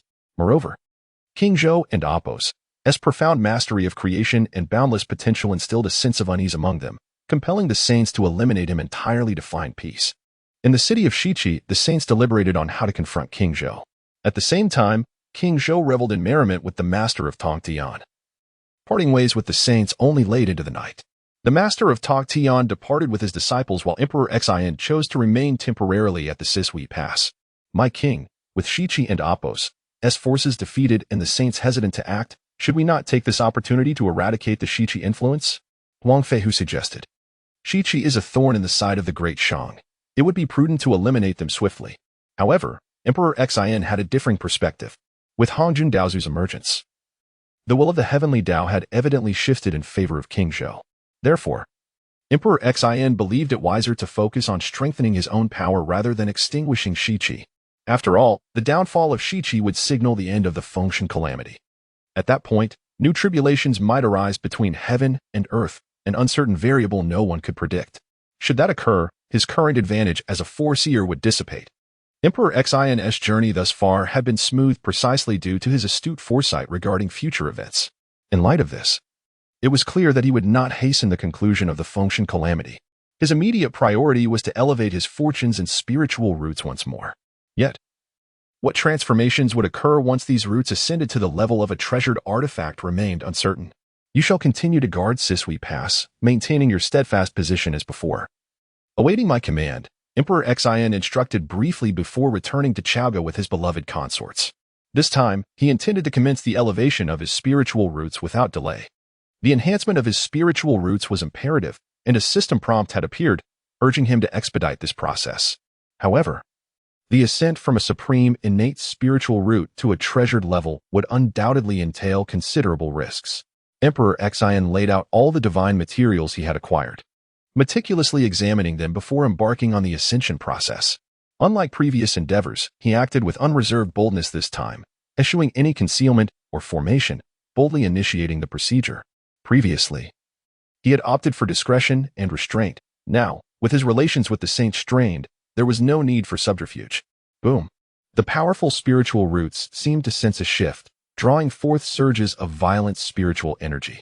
At that moment, the spiritual energy throughout the Honghuang realm surged chaotically. After all, the current state of the Honghuang realm had diminished in its former abundance of spiritual energy. Emperor Xin paid no heed to these fluctuations as he unveiled each spiritual root, including the vital life root. After preparing everything, he commenced the operation. Divine materials from the treasures of various powerful beings were consumed without reservation, supplying the spiritual roots with sustenance. The roots of the spiritual essence extended robustly, frantically entwining the initially refined resources, ravenously absorbing them. Rumble. As the divine materials were devoured, the spiritual energy of heaven and earth was drawn in, all converging into the spiritual roots. In Chaoga, the atmosphere quaked, and even throughout the great Shang realm, the very fabric of heaven and earth seemed on the verge of upheaval, oscillating violently. What is happening? Within the Ling Mountain, Zhou Di Xin was refining elixirs when the surrounding spiritual energy plummeted dramatically, leaving the already barren western lands utterly depleted. At that moment, the elixirs were in the critical phase of absorbing the spiritual energy of heaven and earth, but with the energy gone, where could they draw from? Before Zhou Di Xin could comprehend the situation, his batch of elixirs erupted in an explosive failure. Boom. Devoid of spiritual nourishment, the elixirs shattered, resulting in a catastrophic failure. Zhou Di Xin wore an expression of vexation. Upon returning from Shiqi, he had immediately begun preparing resources to refine elixirs. Initially, he had intended to utilize this batch to enhance his strength, but alas, now he found himself bereft of all resources. Gazing at the charred remnants scattered across the ground, he suddenly recalled that it was precisely the recent drain of spiritual energy that had precipitated the failure of his elixirs. Chapter 70. Understanding the unseen. What has transpired? Why did the spiritual energy within Ling Mountain suddenly vanish? The Sage of Purity immediately began to investigate. For this sacred mountain had been meticulously managed by the two saints for many years, with its intricate formations, designed to gather and solidify spiritual energy, layered upon one another. I shall find the mastermind behind this. If I do, they shall face my wrath. The Sage of Purity's countenance darkened as he commenced his examination. Yet, the formations within Ling Mountain remained intact, showing no signs of damage, even as the spiritual energy continued to dissipate. There was not a trace of spiritual energy left in the entire mountain. What could be the cause of this? The Sage of Purity looked outward, only to discover that not only Ling Mountain but the entire western realm resembled a parched ocean, devoid of any spiritual essence. Following the currents of his divine consciousness, he quickly identified the source of the anomaly. Countless streams of spiritual energy were surging towards the city of Chaoga in the eastern lands. Above, an enormous, unimpeded black hole in the heavens was revealing the king, who was ravenously absorbing spiritual energy to infuse into his fateful roots. That foolish monarch. Once again, it is this imbecile. The Sage of Purity roared in fury, golden flames erupting from his eyes. Alas, after a bout of impotent rage, he fell silent. Faced with the formidable Emperor Xin, what more could the Sage of Purity do but seethe inwardly? Before the king, he would hardly dare utter a single curse. Humph. Once our plan is set into motion, I shall personally execute this foolish sovereign. Burning with indignation, the Sage of Purity gazed at the terrifying storm of spiritual energy above the nine heavens, yearning to soar forth and discern the unfolding events. Such immense fluctuations in spiritual energy could only signal the presence of something extraordinary, compelling the sage to observe intently. At this moment, several other saints were similarly ensnared by the spectacle, all eager to uncover what trickery Emperor Xin was concocting. This foolish ruler, ever the master of deception, was surely plotting something nefarious. Confusion etched upon her face. The mother of all, Niwa, began to scrutinize the situation from her celestial abode. Emperor Xin was well aware of their prying eyes, and he was intentionally allowing them to observe, seeking to disturb these saints and prevent them from achieving tranquility in their cultivation. With a resounding rumble, as spiritual energy continued to pour in, the treasures of heaven and earth were consumed by the fateful roots, which began to grow at an alarming rate. The fateful roots, now towering to a height of 1,000,000 zhang, were developing with the might of a pillar supporting the heavens. Their formidable stature rivaled that of the legendary Mount Buzhou. the fateful roots expanding and thickening with each passing moment. In the heart of the land, it seemed as though a new pillar of heaven and earth was rapidly maturing. The vast power of fate was being absorbed, and Emperor Xin could distinctly sense that some of the fate from beyond had been drawn into the primordial world. This influx effectively bolstered the overall fate of the primordial realm, allowing it to flourish even more. In essence, both the primordial world and the great Shang Dynasty thrived on fate. A robust destiny ensured the prosperity of the nation, while a flourishing fate would empower the entire world. Thus, rather than facing opposition from the heavenly Tao regarding the ascension of the fateful roots, it appeared that the heavenly Tao was subtly clearing the path for their advancement. The time had come to devour other spiritual roots. Recognizing the ripe opportunity, Emperor Xin ceased his hesitations and began to offer the various spiritual roots for consumption by the fateful roots. As each innate spiritual root was absorbed, the growth rate of the fateful roots became increasingly astonishing. Their branches stretched skyward, some as massive as ancient divine mountains. The fateful roots blotted out the sun, their colossal presence absorbing all light from the solar star, while a gentle breeze rustled beneath their shade. Witnessing such a terrifying behemoth, the sage of Taiji could no longer remain composed. The sheer magnitude of these roots possessed the power to support the heavens. And should this king obtain such a mysterious root, his destiny would be even more formidable. The sage of Taiji's thoughts raced, yet he found himself devoid of alternatives. Previously, the Tao ancestor Honghuang had sternly warned them against engaging in open conflict within the primordial realm. If the sage of Taiji were to intervene personally, the Tao ancestor would undoubtedly suppress him. Brother, this foolish monarch and Apos' foundation grows increasingly formidable. Even we saints may not stand a chance against him. The sage of the beginning lamented, feeling a tumult of emotions as he witnessed Emperor Xin's rising power. The sage of Taiji shook his head, fully aware of the king's continuous growth. However, in the face of such a predicament, they were utterly powerless. The saints had previously conspired to lure Emperor Xin out of the primordial realm and then encircle him for elimination. Yet, having just engaged in battle, initiating their plan now would surely raise the king's suspicions. Thus, they had no choice but to endure, biding their time until Emperor Xin believed they had abandoned their vengeance. Only then could they strike with lightning precision to ensure their success. Let that foolish monarch revel in his arrogance a while longer. The sage of Taiji decided to close his eyes, choosing not to dwell further on the matter. During this period, he abstained from wandering and took residence in Kuan Mountain, within the Three Purities Palace. This had once been the shared abode of the three brothers, but following their division, the sage of Taiji and the master of Tongtian established their own sanctuaries, while the sage of the beginning founded the Jade Void Palace, leaving the Three Purities Palace vacant. Now, with the human teachings destroyed and the master of Xiandu fallen, the sage of Taiji found himself alone, reluctant to dwell in the Eight Sceneries Palace. Each of the saints was increasingly vexed by Emperor Xin's machinations, while the king himself beamed with excitement at the ascension of the fateful roots. As the spiritual roots were consumed, the fateful roots and Apos' absorbing power grew even more formidable. Beyond the primordial world, within the boundless chaos, numerous streams of fate were drawn in, gradually converging to form a powerful surge of destiny, all siphoned into the primordial realm. It was as if countless rivulets had merged into a vast ocean, exuding an overwhelming and majestic power. With this continuous influx of fate, Emperor Xin and Apos' strength was rapidly ascending. After all, it was this very power of fate that had nurtured his growth. As long as the streams of fate flowed unceasingly, his cultivation would advance by leaps and bounds. Boom. The fateful roots underwent yet another transformation, their entire form now gleaming with a golden hue, as streams of golden fate were irresistibly drawn toward them. Chapter 71.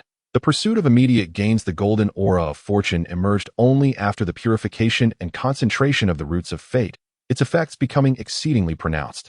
The roots of fate did not disappoint this king. Xin beamed with joy. The golden aura was indeed tenfold more potent than the ordinary.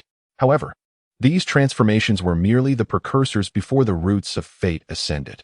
What terrifying effects might arise once the roots of fate reached the innate treasure level? Xin felt a flicker of anticipation in his heart. The path ahead seemed to shimmer with promise. All these changes were evident to the several celestial saints, who gritted their teeth in frustration, yet found themselves powerless. The life roots had also been consumed. Xin presented the most formidable life root, as all others had been devoured, leaving only this one remaining. The roots of fate now stood at a critical juncture.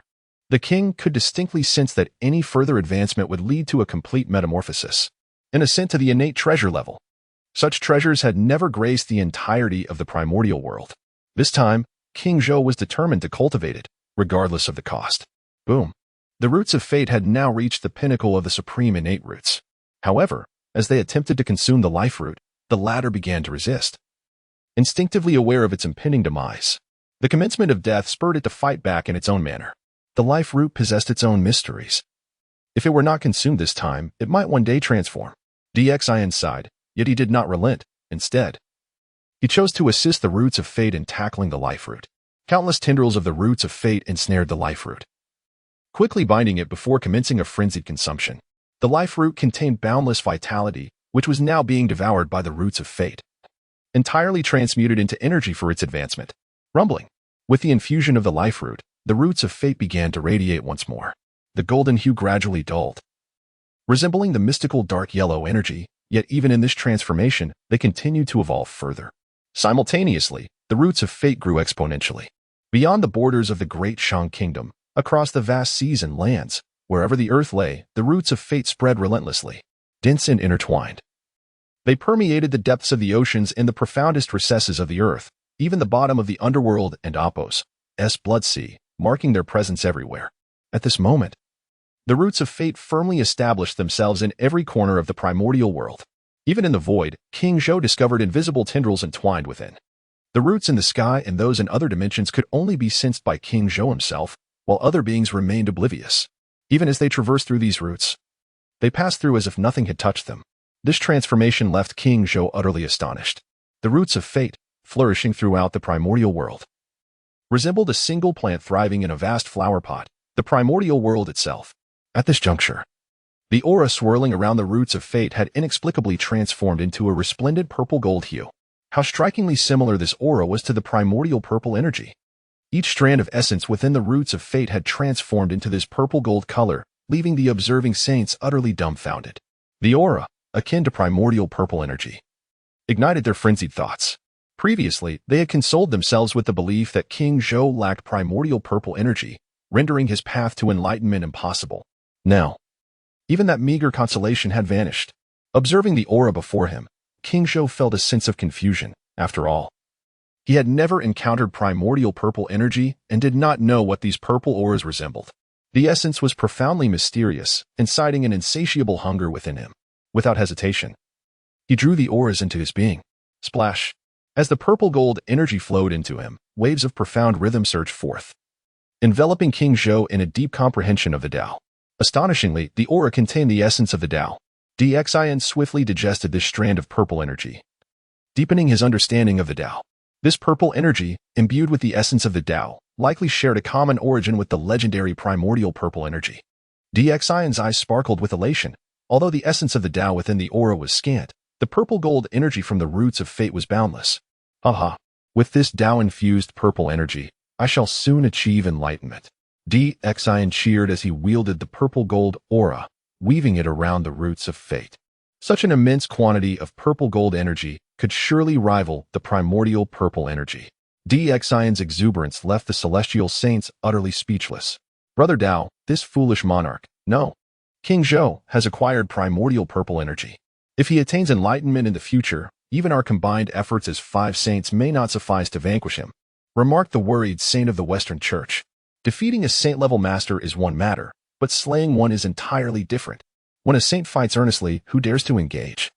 Without absolute overwhelming superiority, none would dare to engage in a life-and-death struggle. Moreover, King Zhou's individual combat prowess was not only on par with theirs but even superior. Thus, King Zhou found himself in an advantageous position. In the face of absolute strength, all schemes and plots would become mere jokes.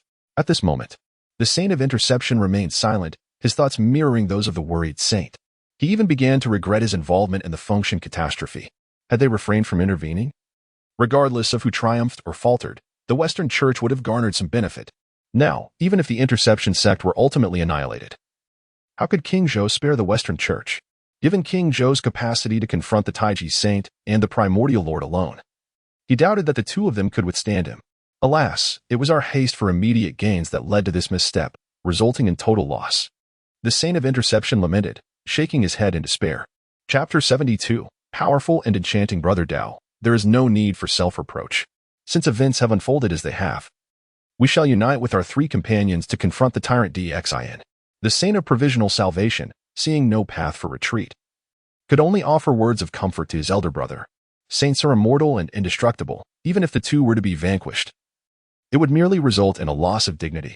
As for dignity, neither Jane nor Zhuani held it in high regard. For the sake of the Tao, they would forsake anything but their lives. At that moment, as the 2 saints lamented their predicament, the auspicious spiritual root had finally ascended, directly elevating to the realm of innate treasures. The formidable tree, with its wild aura of fortune, appeared utterly powerful and captivating. The saints momentarily forgot their animosities, entranced by this tree of fortune, each coveting it for themselves. However, Xin was too formidable. None were qualified to seize such a spiritual root from the hands of the King of Shou. The King of Shou, in high spirits, gazed upon the boundless purple-golden aura of fortune, already formulating his future cultivation plans. This purple-golden fortune contained boundless Tao rhythms. Should he absorb it, his cultivation would surely experience a significant enhancement. Especially in his comprehension of the great Tao, he would inevitably progress further. Congratulations, Your Majesty. With such a powerful root of fortune, your strength will surely grow exponentially. The fairy Yun approached, her eyes filled with envy as she regarded the king. With this divine tree, the day of your enlightenment is imminent. Fairy Chaoshi looked upon the spiritual root, noting its superiority over the laurel tree of the moon and the Yin star, 100-fold stronger. Xin surveyed his beloved consorts and the officials who had come to offer their congratulations, unable to conceal the delight upon his countenance. Aha! With the ascension of this spiritual root, the fortune of our great Shang will surely soar, and the fortune of humanity will flourish even more. Those who follow me will undoubtedly shine in the future. The King of Shou, filled with fervor, rallied the many cultivators. At that moment, blossoms of purple-golden hue began to bloom upon the spiritual root, releasing enchanting fragrances that astonished all present. The tree of fortune is about to bear fruit again, exclaimed the heavenly maiden, her eyes brimming with joy. The last time she consumed a common fortune fruit, her strength had surged dramatically. Now, with this entirely different spiritual root, what effects might the fruits hold upon maturity? The fragrances emanating from these blossoms contained profound Tao rhythms. What manner of spiritual root is this? Her eyes widened in astonishment. Merely the scent of the flowers evoked a feeling of enlightenment within her. Esteemed guests, once the fortune fruits mature, I promise that each of you shall receive your share. Xin proclaimed generously, fully aware of the benefits that awaited. Each fruit would contain boundless Tao rhythms, offering immeasurable benefits to all who partook. Upon observing the countless fruits adorning the divine tree, which numbered over 1 million, Xin felt confident in distributing some to his subordinates and beloved consorts. Thank you, Your Majesty. You are truly generous. The cultivators praised in unison, eliciting envy from those who had yet to pledge allegiance to Xin upon witnessing this scene. With a grand wave of his hand, Xin escorted his beloved consorts back to the inner palace, now awaiting the ripening of the spiritual fruits. As he gazed upon the largest fruits, he wondered how they compared to the primal purple chi. The fortune fruits had yet to mature. Thus, Xin returned to his chambers, spending this time in the company of his beloved consorts while awaiting the fruits ripening. Suddenly, he realized that his cultivation of the Heart Sutra of the mysterious maiden had unknowingly reached an advanced level. With this breakthrough, his physical form had also been greatly enhanced. This Heart Sutra of the mysterious maiden is not in the least inferior to my Holy Emperor's True Sutra. It seems this technique has been underestimated. Xin felt a sense of treasure in his discovery and immediately began to study it further with his many beloved consorts. The ideal conditions for cultivating this Heart Sutra involve gathering various exquisite fairies, maximizing its efficacy. Xin, with his multitude of consorts, fortuitously met this crucial requirement. Living a life of blissful companionship, the fortune fruits gradually ripened. During this time, a fragrant aroma filled the entire territory of the Great Shang. These fragrances contain the essence of the Tao. As the fortune fruits matured, the Tao rhythms within the fragrance became increasingly vibrant. For all living beings within the Great Shang, this was a monumental blessing. Within the territory, the closer one was to Chaoga City, the more intense the aroma became. Any cultivator longed to enter Chaoga City. However, Xin and Apos' formidable presence deterred many cultivators from approaching, fearing they might offend him. Today, several powerful cultivators did arrive in Chaoga City, seeking to pledge their allegiance to Xin. These 7 individuals exuded immense power, their cultivation far surpassing that of ordinary citizens in Chaoga City. Due to DXIN's previous call for talented individuals, anyone with exceptional abilities could easily enter and exit the city. After announcing their presence to the guards, the 7 warriors awaited outside the Longda Hall. With DXIN and Apos as power at its zenith, no one dared to disrupt the peace of Chaoga City. Soon, a young attendant reported, "Your Majesty, this morning, 7 valiant individuals have come to pledge their allegiance, calling themselves the 7 Brothers of Maishan. They humbly request an audience with you." Upon hearing this, DXIN and Apos' interest was piqued. The 7 monsters of Maishan. They had shown brilliantly during the Battle of the Gods and ultimately remained loyal to the Great Shang, earning their place on the God-slaying list after death. However, with DXIN's defiance against fate, many former loyalists of the Great Shang had survived to the present day. "Allow them in. I shall meet these brothers of Maishan personally," DXIN commanded, taking his seat upon the throne. Before long, the 7 imposing figures entered. They're formidable or palpable. "7 brothers of Maishan, we pay our respects to your Majesty. May you live a long and prosperous life." The 7 monsters of Maishan immediately knelt before DXIN.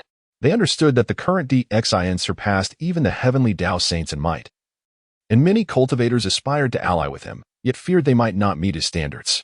Chapter 73, Disappearance. DXIN beheld the leader of the Maishan 7 monsters. "Yuan Hong, since you have chosen to pledge your allegiance to me, there is no need for excessive formalities. Please, rise." DXIN and Apos' courteous treatment of the lower-ranked warriors instantly heightened the esteem the Maishan 7 monsters held for him. The king, transcending even the saints, treated them with such respect, which filled them with pride. "My brothers may not possess great strength, but we are eager to offer our humble assistance. Command us as you wish." Yuan Hong laughed heartily, revealing his impatient nature. With his mastery of the profound arts, Yuan Hong's abilities rivaled those of Yang Jian, and given his extraordinary talent, his future path was boundless. DXIN nodded approvingly. "Your willingness to serve the nation brings me great comfort. The world is not yet unified, and I foresee that you will have much work ahead." The kingdom of Shiqi had not yet been vanquished, and since King Zhou had decided against hiding in the shadows, the next step was to gradually undermine them. DXIN had no intention of swiftly extinguishing Shiqi. After all, the calamity of sealing the gods could not conclude too quickly. He required time to meticulously orchestrate their downfall. Since the calamity of sealing the gods was a pivotal moment in the fate of humanity, success stood in stark contrast to failure. If DXIN could turn the tides, humanity would surely rise again, perhaps even surpassing its former glory. Yet, all of this must be approached with caution and patience. After the Maishan 7 monsters pledged their loyalty, DXIN immediately conferred upon them titles, elevating the 7 brothers to the ranks of the divine generals of the Shang Dynasty. With a resounding sound, their powers surged, filling their faces with unrestrained joy. "Thank you, Your Majesty." They expressed their gratitude once more, their breakthrough in cultivation deepening their loyalty to DXIN. "You are all the pillars of my Shang Dynasty, and I shall nurture your talents to the fullest. Those who achieve great deeds shall be richly rewarded." Having secured the allegiance of the Maishan 7 monsters and granting them the titles of divine generals, DXIN's imperial fortune swelled once more. While this fortune could not be compared to that derived from the roots of destiny, with continuous effort, his fortune would undoubtedly grow. Moreover, as his subordinates advanced in their cultivation, DXIN would reap further rewards, establishing a virtuous cycle. DXIN nurtured his subordinates, they grew stronger, and in turn, his fortune increased. The Maishan 7 monsters had always intended to serve DXIN, though their arrival was slightly delayed.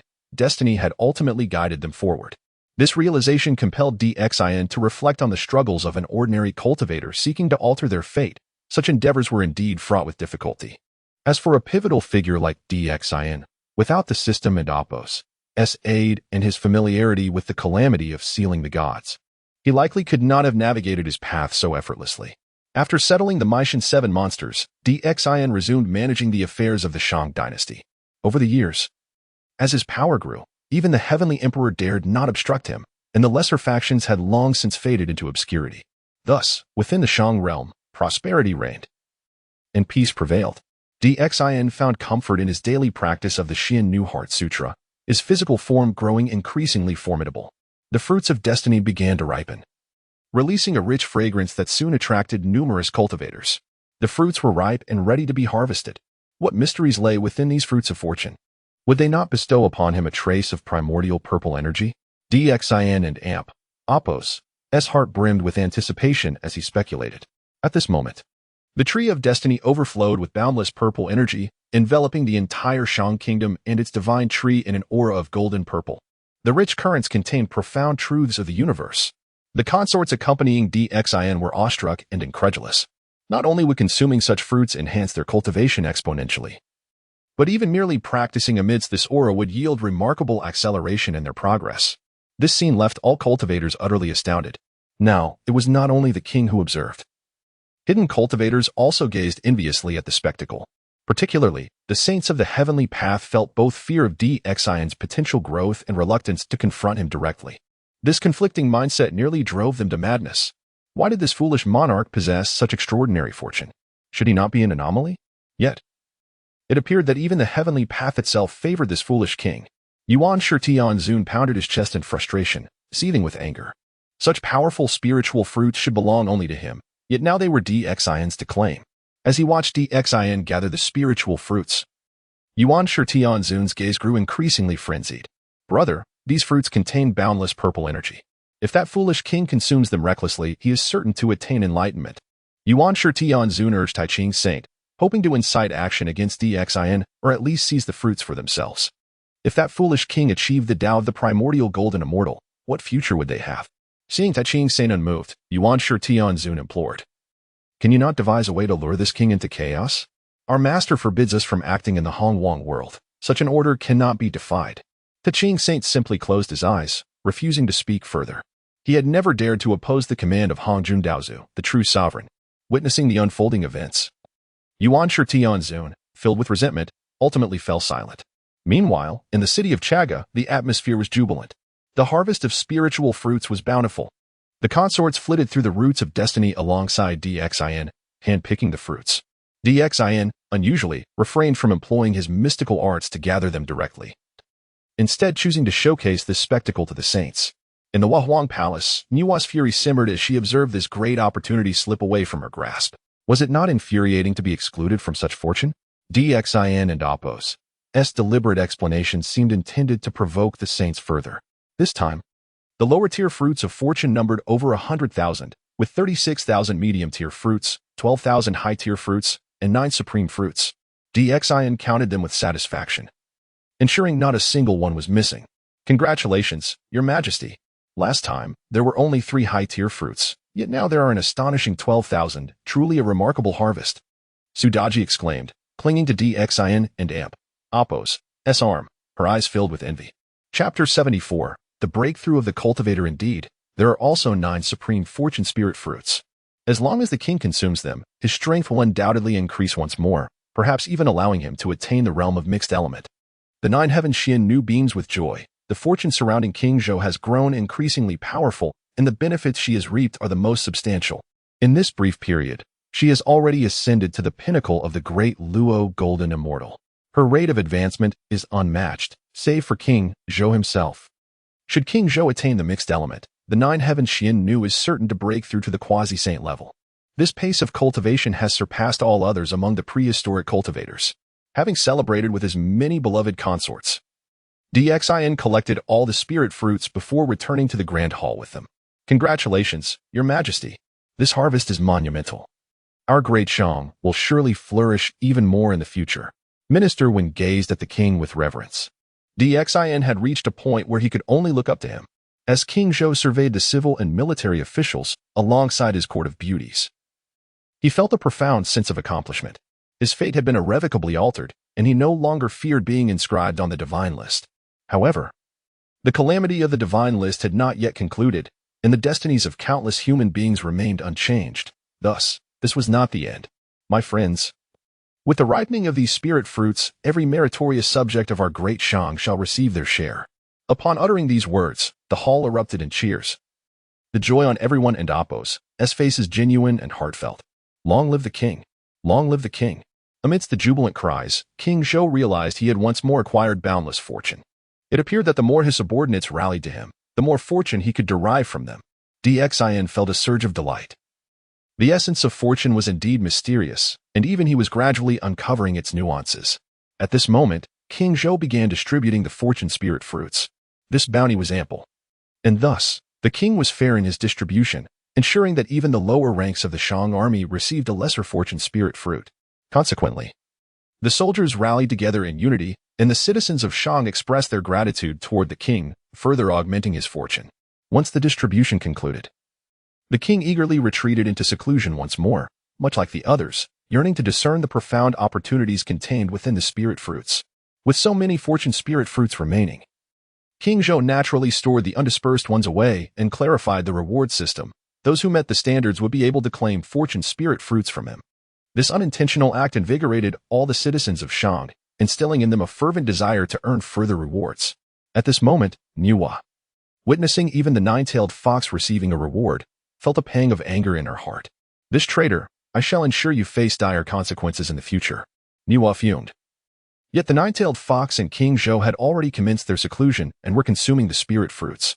Xin took out the 9 supreme fortune spirit fruits, choosing not to distribute them.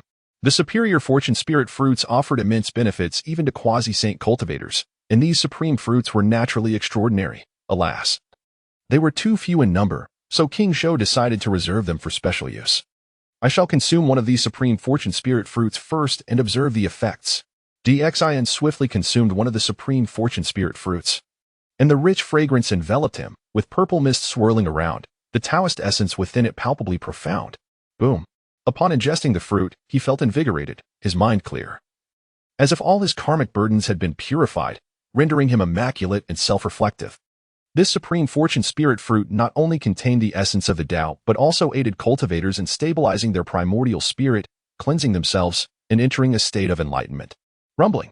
Following this, streams of Taoist essence began to emerge, reaching an extraordinarily terrifying level. While Xin was uncertain of the nature of the primordial purple energy, he was confident that with several more of these fortune spirit fruits, he would undoubtedly attain the mixed element. With the fruit now in his belly, King Zhou quickly set aside distracting thoughts and devoted his full attention to absorbing the Taoist essence. Every strand of this essence contained boundless principles. Even with King Zhou's aptitude, he found it impossible to fully digest it in a short span of time. Day turned to night, and the stars shifted in the sky. On this day, an explosive surge of spiritual energy erupted throughout the city of Chaga.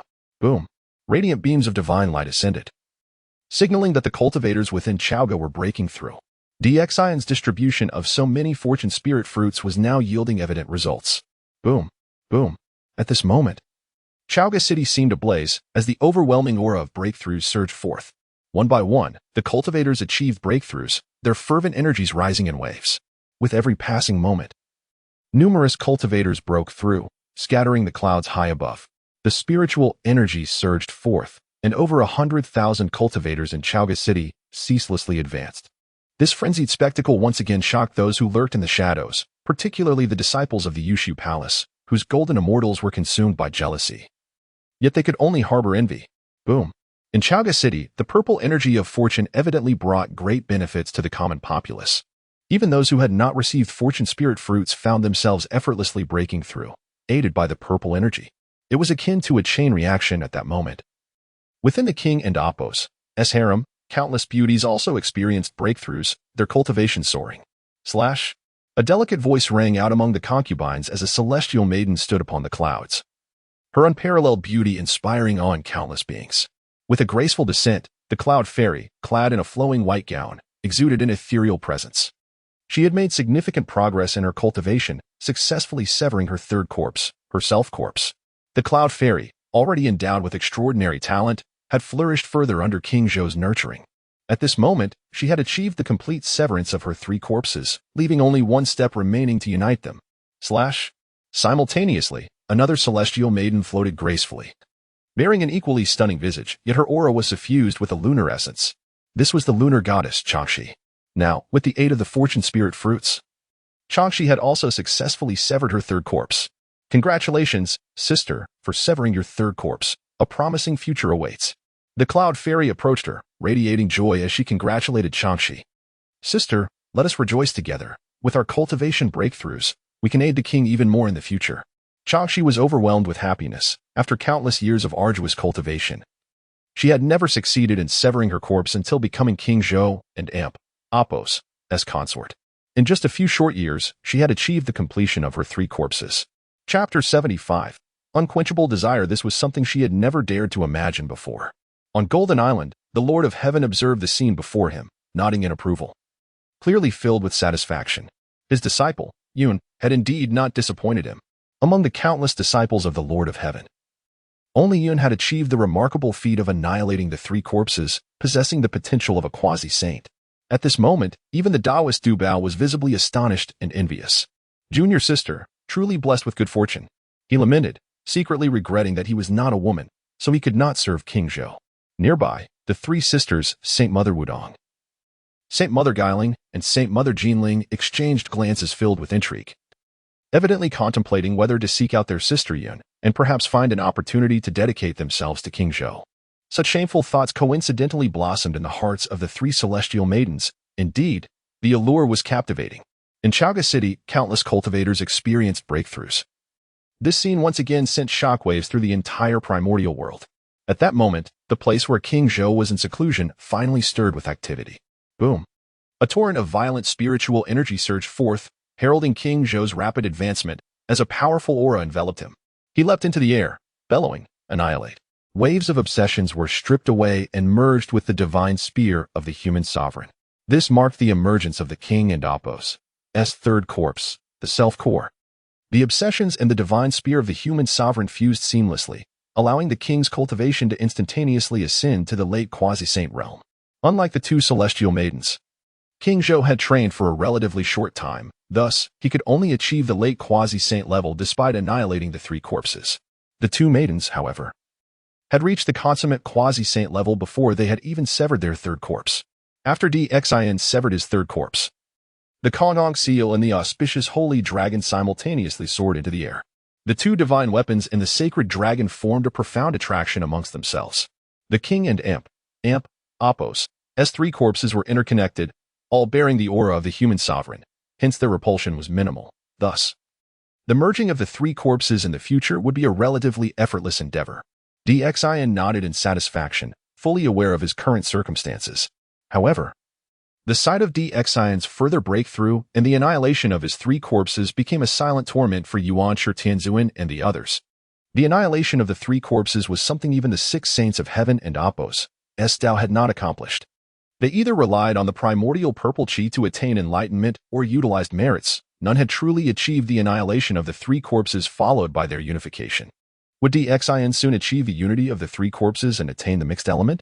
The Taching Saint and Apos' eyes were filled with concern. Having noticed that there was no repulsion among King Zhou's 3 corpses, instead, they attracted each other upon emergence. Such a configuration would undoubtedly facilitate their merging. With Xin's strength increasing once more, this inadvertently placed greater pressure upon the several saints. This tyrant inherently possessed the potential to surpass the saints. And now with the added fortune, how could they possibly contend with him in the future? The Zhuani saint lamented, feeling utterly helpless, reduced to mere grumbling.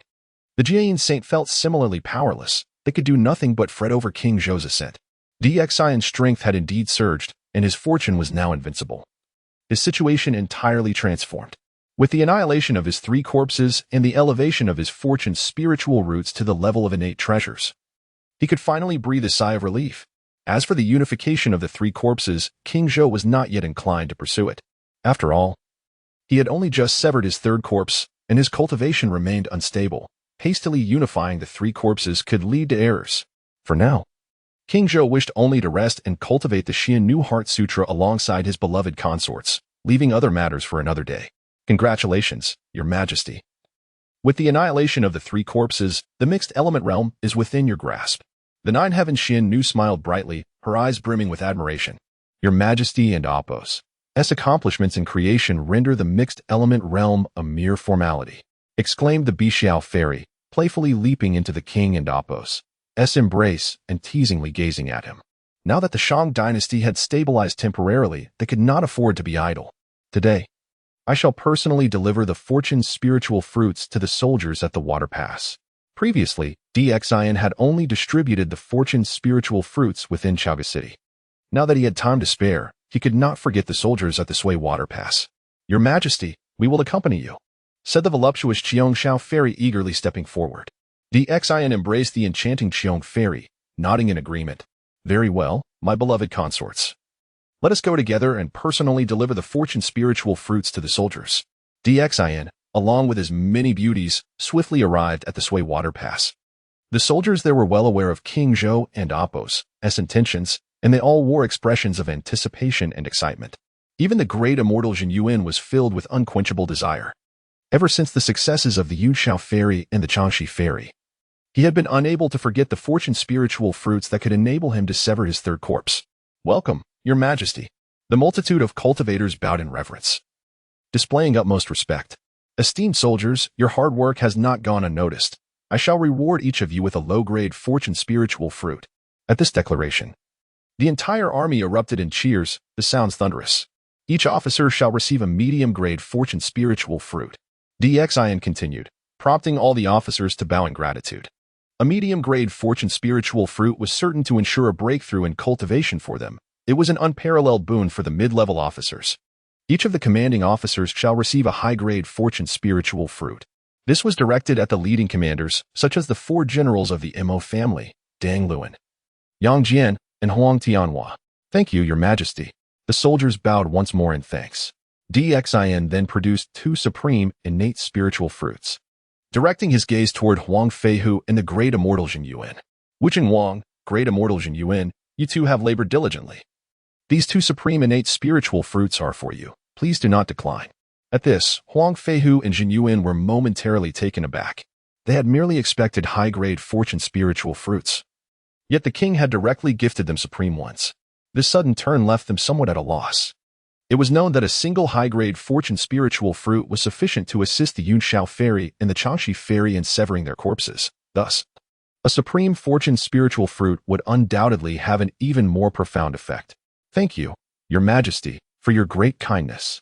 Huang Feihu's eyes glistened with emotion as he stepped forward to express his gratitude, respectfully accepting the supreme innate spiritual fruit. Given his strength, he knew he was unworthy of such an honor. Chapter 76. Filled with anticipation, however, it was his service to the nation that earned him such favor from King Zhou, which filled Huang Feihu's heart with an overwhelming gratitude akin to a mighty river, ceaseless and profound. At this moment, Zhen Yuanzi respectfully accepted the spirit fruit, his own emotion surging, equally grateful to King Zhou. Thank you, Your Majesty. In the future, Zhen Yuanzi shall dedicate himself to protecting the borders of the Shang Dynasty, ensuring that the forces of the West do not advance an inch. His words were heartfelt. If previously he had defended the borders out of allegiance to King Zhou, now he willingly chose to serve as the king and Appo's foremost vanguard. Each soldier, united in purpose, channeled the imperial aura into the king, reinforcing his power. Indeed, Emperor Xin felt a surge of joy within, his face adorned with a gentle smile. By winning the hearts of the soldiers and rewarding his subordinates, he could further consolidate the imperial aura around him, simultaneously strengthening the resolve of his troops and enhancing the cohesion of the Shang Dynasty. A true win-win situation. Haha, you are all esteemed contributors to the Shang Dynasty. There is no need for such formality. Send out the orders for a grand feast to reward the troops. As the emperor, he was well-versed in governance, and with the continual support of the 9 heavens' mysterious maiden, his ability to command was as refined as his prowess in matters of courtship. At this moment, the cries of celebration echoed throughout the Shui Pass, reaching even the distant Westqi city, where the cultivators could hear it all too clearly. In stark contrast to the jubilant atmosphere of the Shang, the Westqi side felt desolate and devoid of vitality. After Emperor Xin distributed the fortune fruits, numerous cultivators began to consume them that very night. By dawn, formidable auras surged forth from the Shui Pass, an oppressive force enveloping the heavens, as soldiers within began to break through their limits. This spectacle ignited fury among the troops in Westqi, who dared not even breathe too loudly for fear of provoking an attack from the Shang forces. Emperor Xin observed the most potent aura, belonging to the great Zhen Yuanzi, who had successfully broken through to the third corpse realm. Zhen Yuanzi ascended to the peak of the quasi-saint realm, with only a thin veil separating him from the Honghuang de Luo Jingxian. Now, Qingyang Mountain stood even taller, exuding a commanding presence, its peak piercing the clouds, capable of housing millions of students. The 4th-tier Imperial Academy was undoubtedly more powerful than the 3rd tier. Emperor Xin accessed the system to review the details. Upon selecting the activation option for the 4th-tier Shang Imperial Academy, the upgrade was completed in an instant. This 4th-tier academy could directly assist cultivators in reaching the early quasi-saint realm, Truly extraordinary. Emperor Xian marveled, once appointed as the dean. The academy head could directly break through to the quasi-saint realm, a boon many cultivators would dream of. Even the vice dean could ascend to the late Deluo Jingxian realm. Various other key positions reached the Tai Jingxian and early Deluo Jingxian levels. Remarkably, even the most ordinary assistant teachers could attain the pinnacle of the Jingxian realm. Thus, the Shang Imperial Academy alone boasted tens of thousands of Jingxian cultivators, representing a hidden reservoir of formidable strength. Within the Imperial Academy, countless positions existed, each one bestowing enhancements upon its holders. At this moment, as the Academy and Apos, as Chancellor, Prime Minister Shang Rong and Vice-Chancellor Baigan experienced the most significant power boosts. The surging auras left the entire student body in awe. With a quasi-saint level powerhouse overseeing the academy as long as no saint emerged, other cultivators could hardly challenge the Shang Academy. Emperor Xian was immensely satisfied. The Shang Academy was the cornerstone of nurturing talent. The benefits of educating disciples had gradually become apparent over the years, with the first batch of students having already completed their studies, some of whom spread across the vast lands of the Shang Dynasty. This method of branching out, after some time, would yield even more astounding results. It was a multiplication effect, where each student leaving the academy could impart knowledge to countless others. At this moment, as Emperor Xian gazed upon the fourth-tier Shang Academy, he was filled with anticipation. The establishment of the fourth-tier academy would allow for the construction of 2 additional branches, one of which could even be upgraded to a second-tier academy. Emperor Xian nodded in approval. He had previously speculated about these promotion rewards, but the outcomes exceeded his expectations. With 2 more academies set to be established, the first location that came to Emperor Xian's mind was Honghuang Mountain, the birthplace of humanity. Fertile and adjacent to the Eastern Sea. Now that the Eastern Sea had surrendered, it was the perfect opportunity to build an academy there to simultaneously suppress the various tribes of the Eastern Sea. Emperor Xian quickly pinpointed the locations, the first being Honghuang Mountain by the Eastern Sea, and the second near the Jiepai Pass behind the Sishui Pass. The establishment of the academy at Honghuang Mountain aimed to intimidate the tribes of the Eastern Sea, while the academy near Jiepai Pass was intended to monitor West Qi. In the original War of the Gods, the Tongtian cult leader had laid down the Excalibur array at Jiepai Pass, leading to its utter destruction after the battle. However, everything had changed now.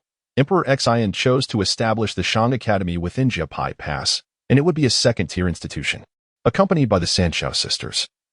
Emperor Xian arrived at Jiepai Pass, where General Sugai rushed forward to pay his respects. Sugai, once a traitor, now showed no hint of rebellion, wholeheartedly serving the Shang Dynasty under Emperor Xian and Apos as formidable reign. Your Majesty, I am remiss in not welcoming you properly. Sugai gazed at the king with admiration, astonished that this man had previously surrendered the entire Jiepai Pass to West Qi. General Su, you need not fuss over me. Simply command 1,000 soldiers to heed my orders. Emperor Xian instructed, quickly identifying a suitable site within Jiepai Pass, a mountain named Jiutian Peak. This peak was designated as the location for the academy, and soon, the Jiutian Academy was officially established. With the completion of the second-tier Jiutian Academy, countless students flocked to pay their respects, and a wave of talented individuals hastened to request teaching positions within the academy. Previously, the Feihuang Academy and the Shang Academy had already gained widespread acclaim, promising a direct enhancement of cultivation for those who joined. Such opportunities were in high demand, with everyone eager to be part of it. After careful selection, Emperor Xian promptly determined the various positions within this academy. Prominent figures such as Yang Ren and Du Yuanqi were appointed to oversee all affairs at Jiutian Academy. Chapter 77. Size of Existence. Following the establishment of the Nine Heavens Academy, it swiftly adopted a formal structure, attracting numerous scholars eager to study. The barren lands beyond the Boundary Gate soon became populated with practitioners from various regions. The Boundary Gate rapidly evolved into a significant stronghold, boasting a remarkable population. In less than a decade, it is likely that the Boundary Gate will transform into a provincial city. King Zhou was exceedingly pleased for this time. The students seeking knowledge were not just from the Great Shang, but also from various other territories due to the proximity of the Boundary Gate to foreign lands. King Zhou welcomed all, for he intended to unify all human races under the Great Shang in the near future. When that day arrived, the entire realm would be filled with Great Shang citizens, rendering distinctions meaningless. After attending to the affairs of the Nine Heavens Academy, King Zhou settled down with the 3 Shaos on the summit of Nine Heavens Peak. He erected a grand temple where he and his 3 beloved consorts indulged in daily pleasures. Only when the academy was filled to capacity, and the lands beyond the boundary gate were teeming with people, did King Zhou venture to the shores of the eastern sea with the 3 Shaos. On Shouyang Mountain, he established a branch academy, aptly named Shouyang Academy. With the completion of all 3 branch academies, the fortunes of the great Shang surged once more. Educating the populace is the foundation of a nation. Thus, although these 3 academies were modest in size, they directly contributed to 3,000 years of national prosperity. Upon observing the situation, King Zhou realized he had been entrusted with the task of befriending the Tongtian Patriarch. During the previous great battle outside Sishui Pass, King Zhou had indeed received significant assistance from the Tongtian Patriarch. Had it not been for the timely arrival of the Patriarch, King Zhou might have faced humiliation at the hands of the 5 saints of heaven and Appos. Way. My beloved consorts, since we are already in the Eastern Sea, shall we visit the Tongtian Saint at Biao Palace? Upon hearing this, the 3 Shaos nodded joyfully. Being disciples of the Jiejiao, they seldom returned to Biao. Now that King Zhou himself proposed a visit to the Tongtian Saint, they naturally could not decline. My lord, when shall we depart? Bi Xiao inquired eagerly. We shall set forth at once. There is little to attend to at Shouyang Academy. Let us board the Bone Whale King and proceed directly to Biao Palace. King Zhou summoned the Bone Whale King, which he had tamed in the blood sea of the underworld. The 4 of them mounted the whale and Appos' back and headed toward Biao Palace. In the primordial world, many practitioners possessed mounts, which also served as a symbol of status. However, a mount of the Bone Whale King's caliber, nearing the pinnacle of quasi-saint status, was likely unique to King Zhou alone. A being of such formidable strength, who among the ordinary practitioners could hope to tame it? The Bone Whale King cut through the waves with remarkable speed, and before long, they arrived at a grand celestial island, the very site of Biao Palace. From afar, the practitioners on the island spotted the imposing figure of the whale. Its sheer size was impossible to ignore. The Jiejiao disciples peered out from the formation, initially suspecting an incursion. After all, such a powerful quasi-saint creature barreling toward them could hardly be lost, could it? Wait, that creature bears the 3 Shaos on its back. An astute practitioner recognized them and called out, having clearly seen the 3 Shaos and King Zhou. As realization dawned upon everyone, their astonishment only intensified. This impressive quasi-saint creature was a mount. One of the 10 heavenly monarchs, Qinwan, was utterly stunned. He found it hard to believe what he witnessed. A mount of quasi-saint caliber. Surely even the Tongtian Patriarch would not possess such a spectacle. The disciples of Jiejiao were left dumbfounded. If King Zhou's mount was of quasi-saint level, did that mean they were unworthy even to be his steeds? This revelation struck a chord, causing the celestial beings to sigh in despair. Within Biao Palace, the Tongtian Patriarch had long since their arrival. He looked towards his 7 attendants and said, Today, we welcome esteemed guests. Diguang, please go prepare a sumptuous feast, and let us greet our honored visitors. At the Patriarch and Appos' command, the 7 attendants promptly bowed and departed. Daobao Daoist and the 3 junior sisters exchanged puzzled glances, wondering who this esteemed guest could be that warranted such preparation. Before long, jubilant cheers erupted from outside Biao Palace. Master, we have returned. The cheerful voices of the 3 Shaos echoed, prompting the Tongtian Patriarch to smile and gaze toward the entrance. Upon hearing their voices, Daobao Daoist's expression shifted to one of understanding. The arrival of the 3 Shaos, being Jiejiao disciples, indicated they were not mere guests. Therefore, it could only be King Zhou accompanying them, for only a figure of his stature could be deemed an esteemed guest by the Tongtian Patriarch. Realizing this, Daobao Daoist stood respectfully beside the Patriarch. Disciple pays respects to the Master. May your path be boundless. The 3 Shaos bowed in homage, and King Zhou also advanced to pay his respects. It is good to have you back. My lord, please take your seat. The Tongtian Patriarch had already arranged a cushion beside him, one that was equal to his own. King Zhou graciously accepted, seating himself next to the Patriarch. After exchanging pleasantries, King Zhou promptly stated his purpose for visiting. Previously, during the encounter at Sishui Pass, thanks to the Saint and Appos' assistance, I was able to avert disaster. Now that the auspicious fruits of fortune have matured, I present these to the Saint, and I hope you will graciously accept them. As he spoke, King Zhou produced 10 spirit fruits, 1 supreme-grade fortune spirit fruit and 9 high-grade fortune spirit fruits. Upon the unveiling of the fruits, a profound silence enveloped Biao Palace. The rich aroma of the fruits wafted through the air, imbued with subtle traces of Tao rhythm, captivating all present. The Tongtian Patriarch feigned reluctance. Yet upon sighting the supreme-grade fortune spirit fruit, his eyes sparkled with undeniable interest. The three Shaos, witnessing King Zhou and Appo's generous offering to the patriarch, exchanged glances filled with sweetness. Reminiscent of a son-in-law presenting a grand gift to his father-in-law, much to the delight of his bride. My lord. The assistance rendered at Sishui Pass was indeed motivated by my own interests, but these fortune spirit fruits are truly precious and greatly beneficial to my cultivation. The Tontian patriarch candidly admitted, acknowledging that his support for King Zhou had stemmed from the fear that should King Zhou be defeated, Jie Jiao would also suffer the consequences. Chapter 78. A resounding support. Such thoughts are quite natural. One might say that every cultivator harbors them. However, the heavenly teacher possesses a straightforward character. Feeling a sense of guilt for the grand gift bestowed upon him by King Zhou, he chose to address it candidly. Upon hearing this, King Zhou not only felt no aversion but rather appreciated the heavenly teacher and Appo's frankness even more. Haha, sage. In the world of the primordial chaos, interests always come first. Moreover, with such honesty from a sage, where lies the question of guilt? Had you not intervened, I would surely have met my doom. As he spoke, King Zhou handed the spiritual fruit to Bixiao, signaling her to present it to the heavenly teacher. Bixiao, already favored by the heavenly teacher, joyfully approached him and offered the spiritual fruit, leaving the heavenly teacher with no choice but to accept. Excellent. From this day forth, whenever the great Shang requires aid, my sect shall offer unwavering support.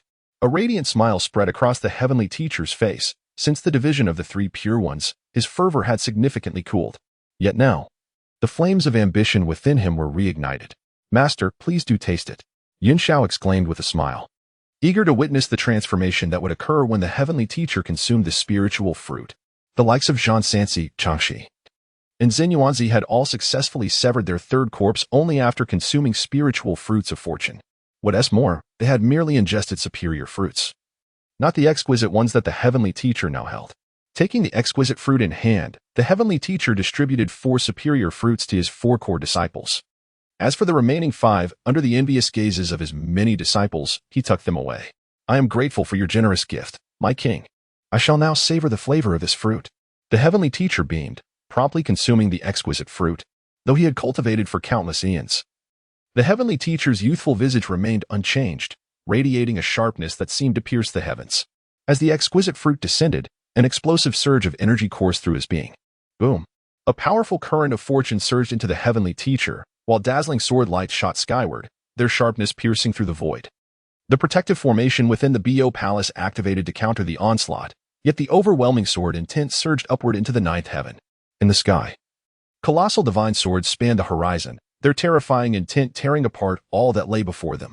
The heavenly teacher suddenly opened his starry eyes. 2 golden rays slicing through the air.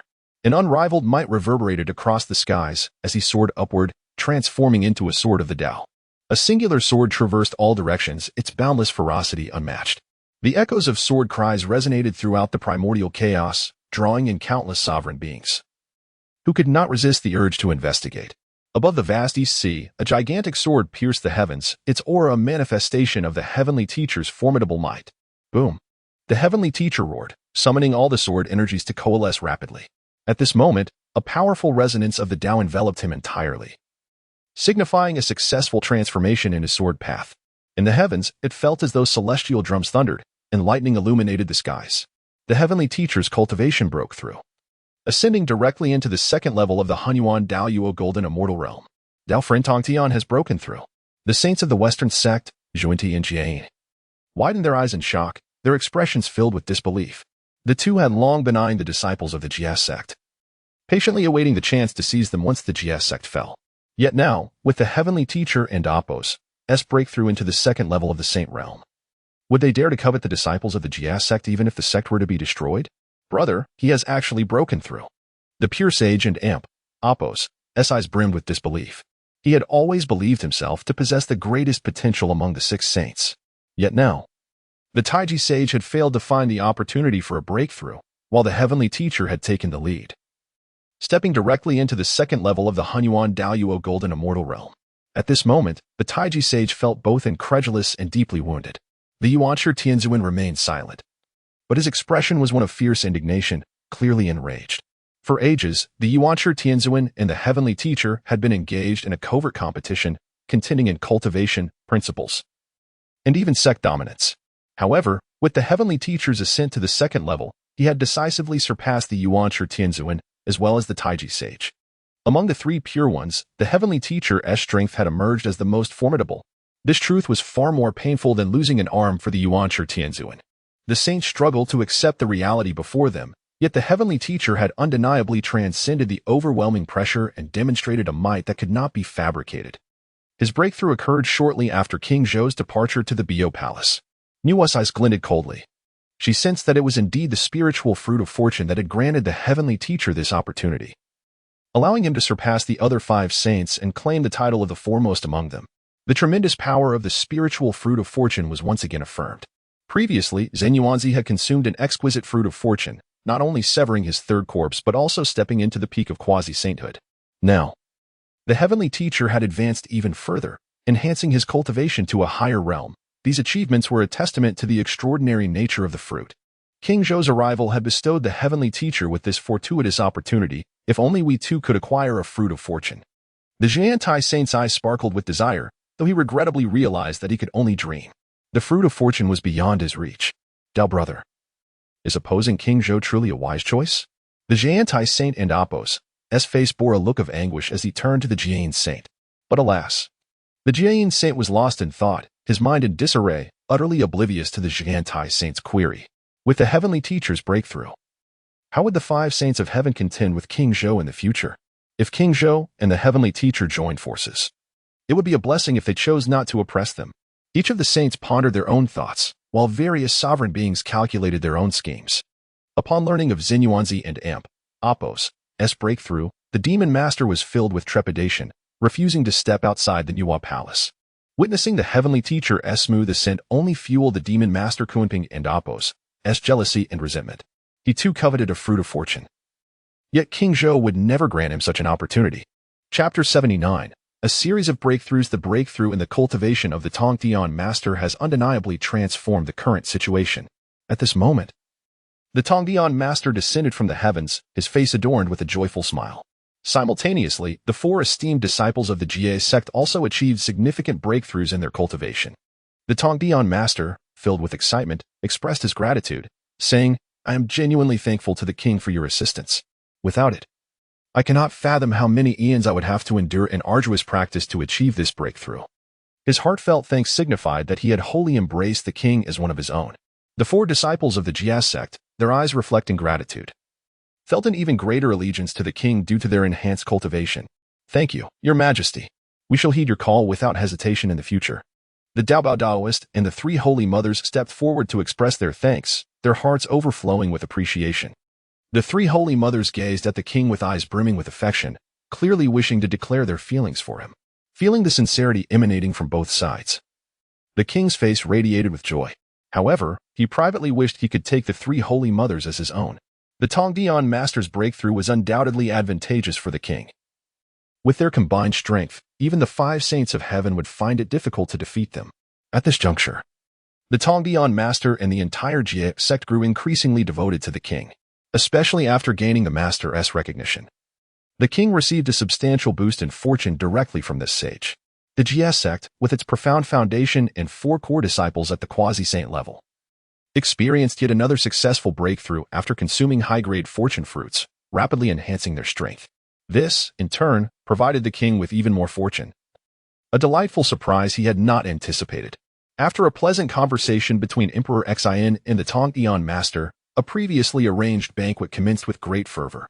During this time, the Jia sect disciples approached enthusiastically to offer toasts, especially the female immortals, who frequently filled the king's cup and exchanged envious remarks about the Sanshao sisters. The implication was clear: they longed to become the king's consorts.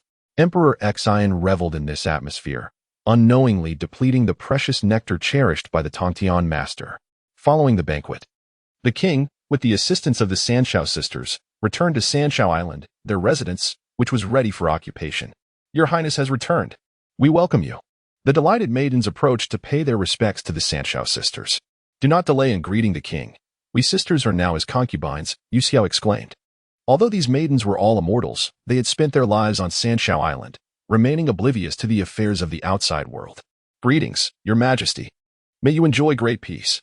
The maidens hastily bowed to Emperor Xin, having heard of his esteemed reputation, as he was known as the eighth supreme being in the primordial realm.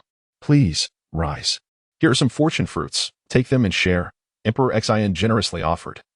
Knowing these maidens were trusted confidants of the Sanshao sisters, the maidens, realizing this was a rare opportunity, eagerly expressed their gratitude once more.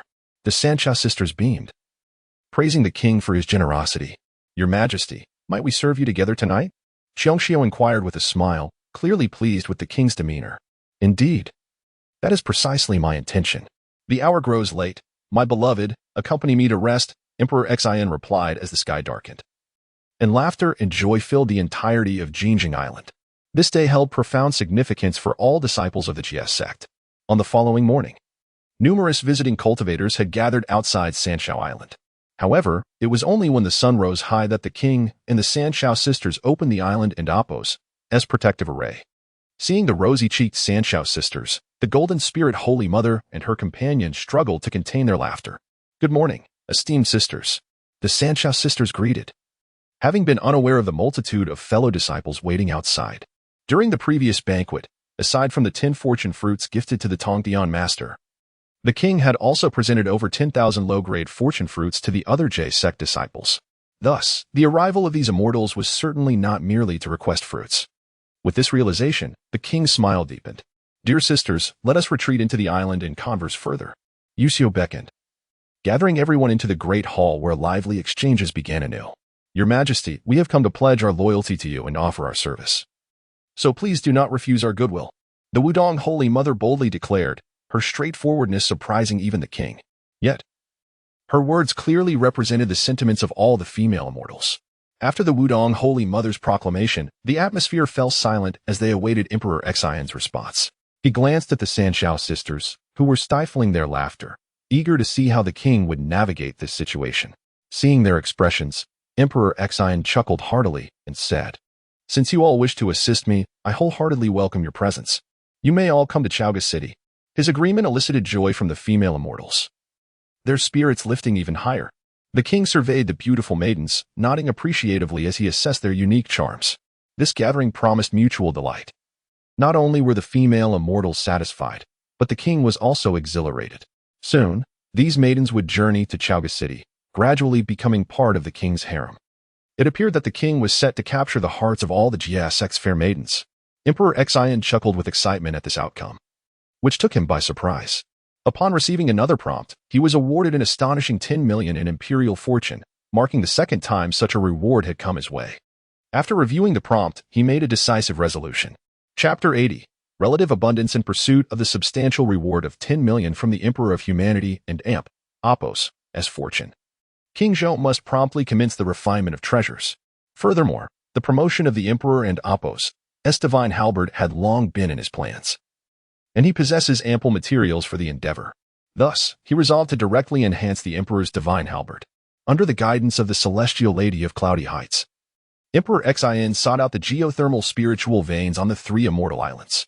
These veins are most suitable for the crafting of treasures, thereby significantly increasing the likelihood of success in King Zhou's alchemical pursuits. Should the Emperor's divine halberd ascend, it would attain the level of an innate supreme treasure. A flicker of anticipation ignited within Emperor Xion. He was well aware of the immense power an innate supreme treasure holds. Previously, during his battles against the Saint of Taiji and others, had it not been for the Kongdong seal in his possession, he would have stood no chance against the saint. With everything prepared, King Zhou began to melt various divine materials, initiating the first step in the refinement of the Emperor and Appos as divine halberd. Boom! A surge of potent spiritual energy erupted, causing the entire 3 immortal islands to tremble. Numerous spiritual gathering formations had been established across the islands, and the energy in the Eastern Sea was relatively abundant. Alas, even with these advantages, the spiritual energy appeared somewhat insufficient at the moment King Zhou commenced his treasure refinement. At this very moment, even the Bayou Palace and many nearby islands witnessed their spiritual energy being drawn away, converging upon the 3 immortal islands. The Eastern Sea Dragon Palace had been entirely drained. As the spiritual energy dwindled, the mighty beings grew concerned, lamenting the scarcity that hindered their cultivation. The Eastern Sea Dragon King fretted over the situation, feeling utterly helpless. In ancient times, the primordial world was rich with spiritual energy, even outside of sacred grounds. One would witness the energy coalescing into radiant clouds. Yet now, even within the various sacred realms, spiritual energy often proved inadequate. Spiritual energy is the foundation for cultivators. And if even the powerful lack sufficient amounts, how could the nascent cultivators possibly thrive? This cycle would inevitably lead to a diminishing number of new cultivators, steering the entire primordial world toward an era of spiritual decline. At present, King Zhou remained singularly focused on enhancing the Emperor's divine halberd, paying no heed to these concerns. As innate prohibitions were nurtured and inscribed into the divine halberd, it began to exude an extraordinary presence. An overwhelming divine might radiated in all directions, drawing forth the boundless fortune of humanity. The Emperor and Apos' divine halberd, being a crystallization of humanity and Apos' fortune, required this very essence for its evolution. The earth and Apos' fire surged, and thunder roared. Spiritual energy surged forth from all directions, causing the mountains and rivers to tremble. In the Bayou Palace, the celestial master of the heavenly way, who had been refining his own cultivation, felt the terrifying commotion and began to investigate. King Zhou was once again enhancing an innate supreme treasure. The celestial master stared in disbelief, his eyes filled with envy. Innate spiritual treasures are dictated by the heavens, and their enhancement is nearly impossible. Yet, Emperor Xin represented an anomaly, and the treasures in his possession were not bound by the primordial world and Apos' constraints, making their promotion considerably easier. Coupled with the abundant fortune of humanity surrounding him, success in his endeavor was not out of reach. Having already acquired one innate spiritual treasure, King Zhou now sought a second. The celestial master sighed, glancing at his own 4 swords of extermination. While his treasure was also formidable, it remained merely a weapon of destruction, incapable of commanding the tides of fortune. Thus, he had long desired to find an innate supreme treasure capable of subduing the fate of a great sect. While King Zhou focused intently on his treasure refinement, the commotion had already attracted the attention of formidable beings from all quarters. Several heavenly Dao saints, witnessing the scene, felt a sense of numbness. King Zhou and Apos' rise had been exceedingly rapid, and his fortune was overwhelmingly exceptional. None of the saints could thwart him. As King Zhou continued to grow stronger, they could only fret in silence. Boom! Just as the powerful beings watched in awe, King Zhou soared into the heavens. The Emperor's divine halberd traversed the cosmos, summoning boundless geothermal energy from the skies above. In an instant, spiritual energy surged wildly, accompanied by incessant thunder. Using the heavens as a furnace, spiritual energy as fuel, and the Tao as a divine hammer, he forged an unparalleled divine weapon. King Zhou wielded the Emperor's divine halberd, laboring diligently to meld various celestial materials into it. Simultaneously, the fortune of humanity continuously poured forth to nourish the halberd. As Emperor Zhou meticulously operated, an even more terrifying pressure emanated throughout the heavens, leaving all beings in utter shock. With such a supreme weapon in hand, who would dare challenge King Zhou in the future? Crack! Terrifying bolts of lightning descended, and with their slashing force, innate patterns began to manifest. The Emperor's divine halberd became enveloped in mysterious energies, merging harmoniously. This spectacle bore resemblance to the ascension of the Honghuang seal. Both divine weapons were inextricably linked to humanity's fortune, leading to similar paths of enhancement. Amidst the swirling golden radiance, innate prohibitions were successfully inscribed. The brilliance of the Emperor's divine halberd intensified, rendering even the thunder powerless against it. Boom!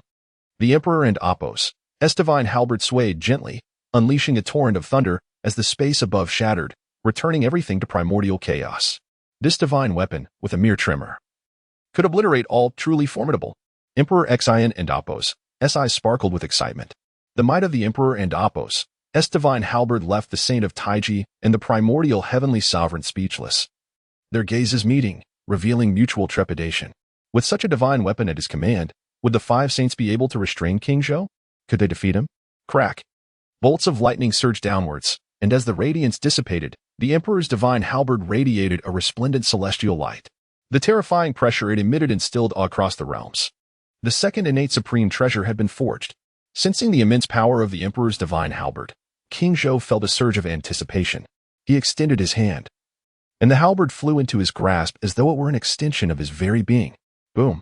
The sensation of a bloodline connection made him feel as if this were not merely an innate supreme treasure, but a continuation of his physical form, an inseparable part of himself. All information regarding the Emperor's divine halberd flooded into his consciousness, and he instantly grasped its essence. 49 layers of innate prohibitions, the innate supreme treasure. A radiant smile illuminated Emperor Xion's face. All innate treasures are of equal standing, each possessing the same 49 prohibitions. However, in the heat of battle, the might of the Emperor's divine halberd would undoubtedly surpass that of the Taiji diagram and the Panga banner. Chapter 81. The complete ascendancy after all. The Emperor's divine spear was crafted for battle, a weapon meant to instill awe across the realm through sheer force. This spear possesses formidable powers, disregarding defenses, laws, and paths. In its presence, the concept of innate invincibility becomes irrelevant. Should King Zhou encounter the heavenly pure saint and Apos' earthly mysterious yellow Linglong pagoda again, the innate mysterious yellow chi would stand no chance against him. After careful contemplation, Emperor Xian took solace in storing this treasure away. Meanwhile, silence enveloped the entire Honghuang world as countless cultivators pondered their allegiances in light of such a powerful weapon. Congratulations, Your Majesty. This innate treasure appears to surpass the Honghuang seal in might. The fairy of Bixiao approached King Zhou, her face alight with joy. The strength of her husband filled her with profound satisfaction.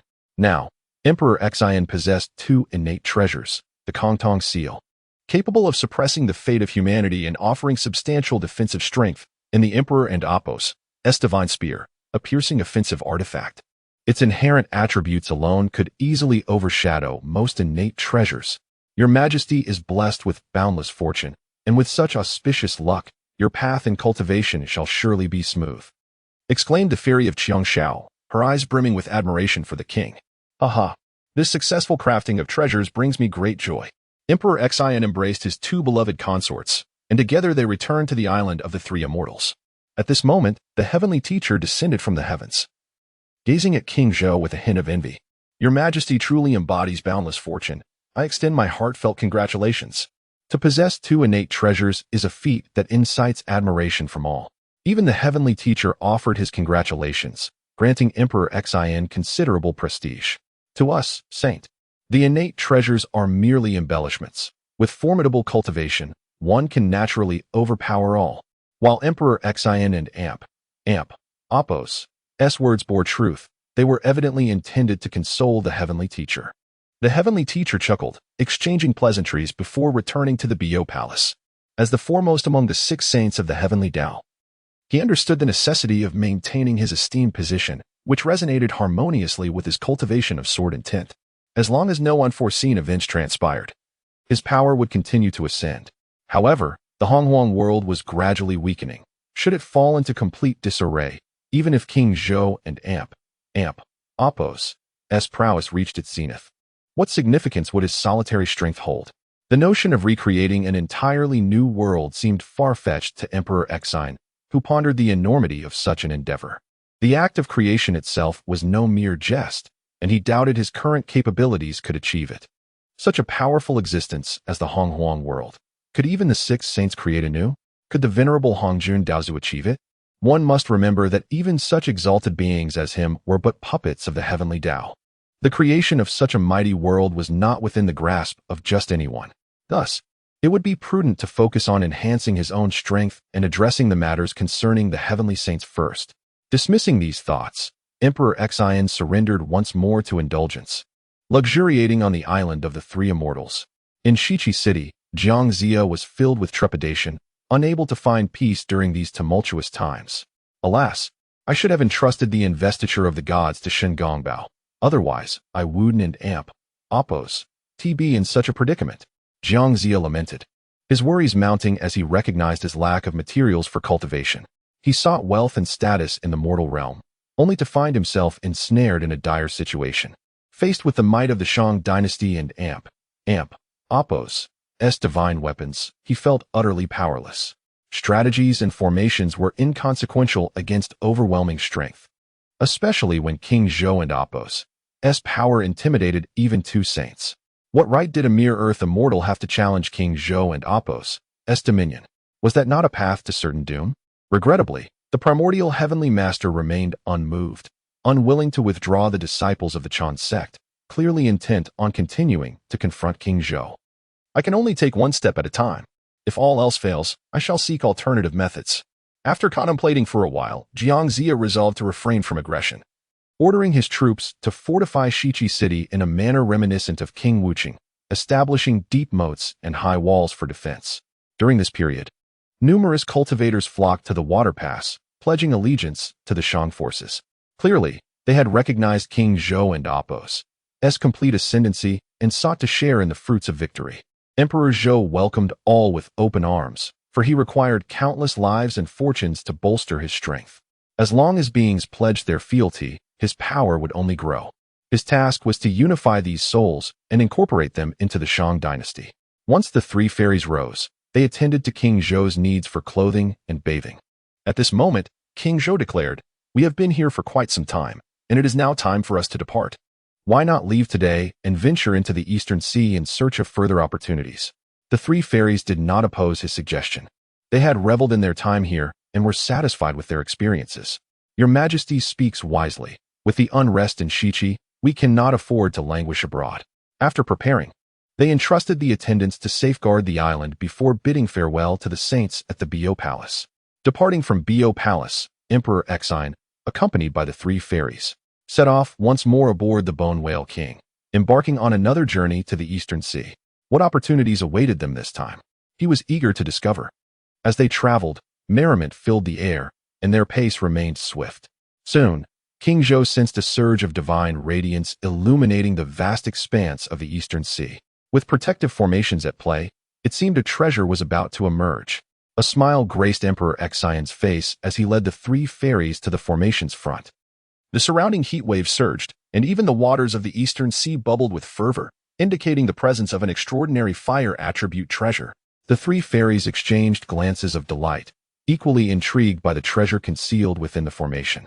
With a resounding crash, the formidable formation could not withstand Emperor Xion and Apos' approach.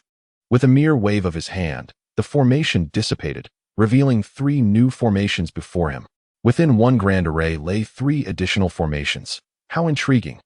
As Emperor Xion observed the formations before him, his interest was piqued. Chapter 82. Steady growth. The Eastern Sea, abundant in resources, surprised King Zhou as he unexpectedly encountered three protective formations. This was akin to receiving three fortuitous opportunities. The celestial maiden Yunxiao, radiating delight, had not anticipated such serendipity.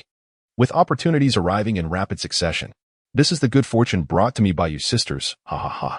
Emperor Xion beamed, advancing to simultaneously unlock the three grand formations.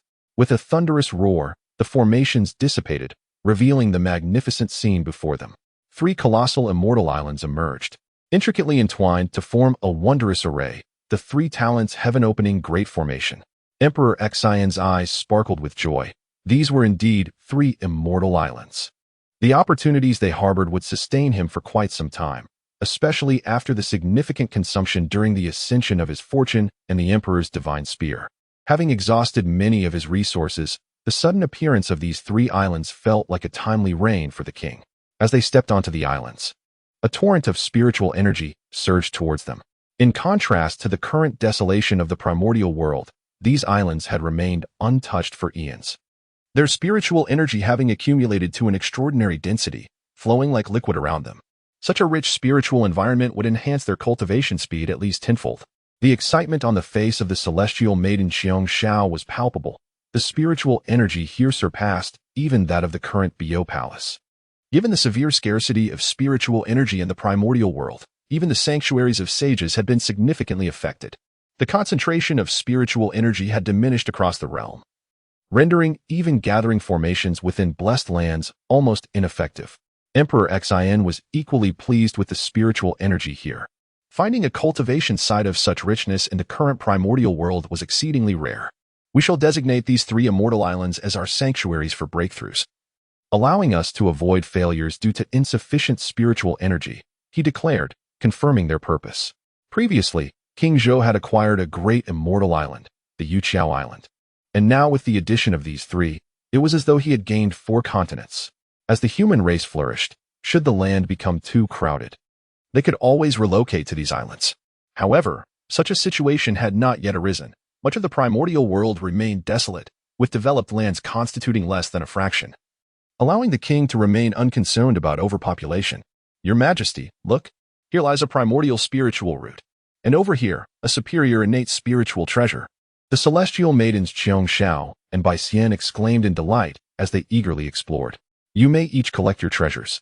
I shall temporarily take the spiritual roots and other cultivation materials, Emperor Xian stated, feeling indifferent towards the spiritual treasures, having already possessed 2 innate supreme treasures. The sisters were unreserved in gathering the spiritual treasures, with roots and divine materials all handed over to the king. As the king and Apos, as consorts, Emperor Xian was more than willing to empower them. They swiftly explored the first island, gathering all the heavenly materials and treasures, 12 innate spiritual treasures for primordial spiritual roots, and countless other precious resources. This island, named Yingzhou Island, was one of the 9 islands overseas, unexpectedly falling into the king and Apos' possession, injecting his divine consciousness into the island. A stream of information emerged. The Yingzhou Island, formed from chaotic fragments, was indeed a treasure trove. With a flick of his thought, he transformed it into a mustard seed and stored it away. They then quickly explored the other 2 islands, depleting their treasures as well. The islands of Yingzhou, Shenzhou, and Liuzhou were each immensely prosperous. It seemed the king would have to venture out more often. Having amassed countless resources once more, a smile graced Emperor Xian and Apos' face. Such opportunities were becoming increasingly rare, yet he still yearned for more. The 4 of them secured the islands before contentedly returning to Chaoga City. Upon their return, Emperor Xian suddenly noticed that the national fortune of the Deshang had risen by 3,000 years, elevating to the level of a quasi-saint. Seeing this, Emperor Xian felt a surge of joy. Recently, many powerful beings had flocked to Deshang, and through his association with the Tongdian Patriarch and the acquisition of 3 immortal islands, the national fortune had experienced a significant boost. As long as the king remained prudent, the fortune of Deshang would surely continue to grow steadily. Once back in Chaoga City, everything returned to normal. The king diligently managed state affairs during the day and engaged with his beloved consorts at night, leading a life rich in flavor. Your Majesty, there is a cultivator outside claiming to be Mo Yuan, requesting an audience with you. Emperor Xian, currently in court, nodded and replied. Since a cultivator has come to pay his respects, let him enter. The influx of cultivators seeking refuge in Deshang had increased, yet few were allowed into Chaoga City, as only those of considerable strength could gain entry. Mo Yuan pays respects to your Majesty, wishing your Majesty eternal prosperity. Mo Yuan, a striking figure with an imposing presence, approached and bowed deeply. Upon seeing him, Emperor Xian smiled. The Qilin clan? Mo Yuan, you must be the current leader of the Qilin clan. Recognizing Mo Yuan's quasi-saint level of cultivation, Emperor Xian instantly deduced his identity. What? The long-lost Qilin clan has arrived in Chaoga City? Grand Tutorwin, astonished, recalled that his steed was a mixed-blood black Qilin, thus he was somewhat knowledgeable about the clan. Your Majesty has a keen eye. Mo Yuan is indeed the leader of the Qilin clan. He has come to pledge his clan and Apos' allegiance to you. Mo Yuan, humble before the king, showed no hint of arrogance despite his status. Having remained hidden for many years, the Qilin clan and Apos' sudden allegiance to Deshang clearly indicated their recognition of the Emperor and Apos' fortune. Emperor Xian's formidable presence compelled even the Qilin clan to seek his favor. However, Mo Yuan felt a twinge of regret for not joining Deshang sooner, sensing that earlier support might have garnered greater favor from the king. Nonetheless, Emperor Xian welcomed the Qilin clan with open arms. Chapter 83, The Unassailable Dignity After All. With each additional spirit pledging allegiance, King Zhou and Apos' power would grow stronger, and the fortune of the Shang Dynasty would extend further. In the Longda Hall, the civil and military officials beamed with joy upon witnessing the chief of the Qilin clan personally come forth to offer allegiance. With the current might of the king and the flourishing strength of the Shang Dynasty, it was only natural that talents from all corners would seek to join. This was indeed a tremendous boon for the Shang. However, after surveying the scene, King Zhou did not immediately acquiesce. The ministers, noticing the king's silence, began to feel perplexed. At that moment, Mo Yuan turned to King Zhou and said, Your Majesty, our Qilin clan has dwelled in the depths of the abyss for countless millennia. Yet we possess some extraordinary treasures. Today, in our pledge of fealty, we would like to present these treasures to your Majesty. Mo Yuan, clearly astute, understood the king and Apos' intentions. With the Shang Dynasty and Apos' current dominance, many would come to offer their service, but should the Shang ever falter, would they not seek to undermine it from the shadows? Therefore, King Zhou deemed it necessary for these opportunistic clans to pay a price. By presenting their treasures, the Qilin clan would undoubtedly prefer the Shang and Apos' survival over their own demise. For finding a new patron would demand further sacrifice. Haha, Chief Mo Yuan, you are indeed most courteous. I have heard tales of the Qilin maidens and Apos' unparalleled beauty. I wonder if such claims hold true? King Zhou did not mention the treasures but instead inquired directly about the Qilin maiden. This seemingly subtle maneuver implicitly acknowledged the acceptance of the Qilin clan and Apos' offerings, while also requesting the presentation of their beauties. Mo Yuan hesitated briefly before quickly responding, Your Majesty. While I cannot claim that our Qilin maidens are unmatched in beauty, they possess a unique charm. My 7 daughters await just outside the hall. Along with 100 other Qilin beauties, all carefully selected for Your Majesty and Apos' delight. I sincerely hope Your Majesty will not find them lacking. Mo Yuan, evidently skilled in diplomacy, had meticulously arranged everything, merely awaiting the king and Apos' words. Ha ha ha, Chief Mo Yuan, you truly align with my sentiments. Let the maidens retreat to their rear quarters to rest. From now on, the Qilin clan shall become part of our human kin. King Zhou nodded approvingly at Mo Yuan, recognizing the cunning wisdom of the old chief. After discussing some specific matters, the morning court session concluded. Prime Minister Baigan escorted Chief Mo Yuan to continue their deliberations on other details, while King Zhou returned to the inner sanctum. Your Majesty, in the rear quarters. The Qilin beauties had already arrived, led by several princesses, each radiant and enchanting. Very well, you may retire. Let the attendants arrange your accommodations. And take comfort in residing in Chaoga. As it was still daytime, King Zhou felt it inappropriate to indulge immediately, thus prioritizing their arrangements. After dismissing the maidens, he returned to his study to resume his cultivation.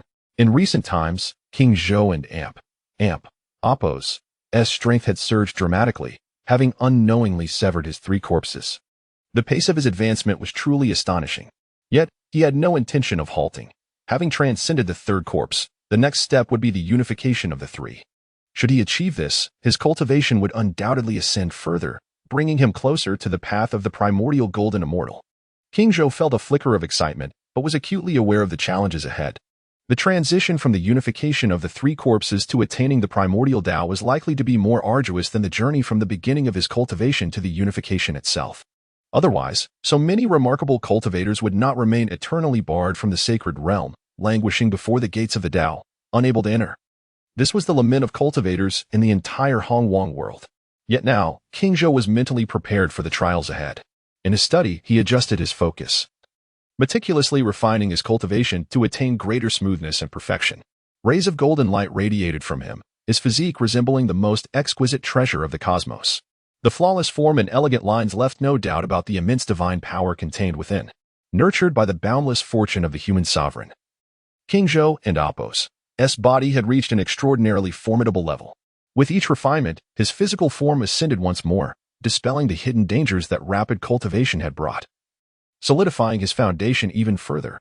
Throughout King Zhou and Apos' growth, the system had provided substantial assistance, engendering in him a profound trust. Let us summon forth the supreme fortune spirit fruit to aid me in achieving the final unification of the 3 corpses.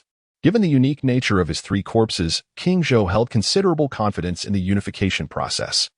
The materials he required were all intimately connected to the fortune of the human sovereign, thereby eliminating any potential conflicts among them. With that major concern alleviated, the remaining tasks became much more manageable. At this moment, King Zhou opened his mind, allowing his 3 corporeal incarnations, Prime Minister, Fortune Sacred Dragon, and Honghuang Seal, to converge.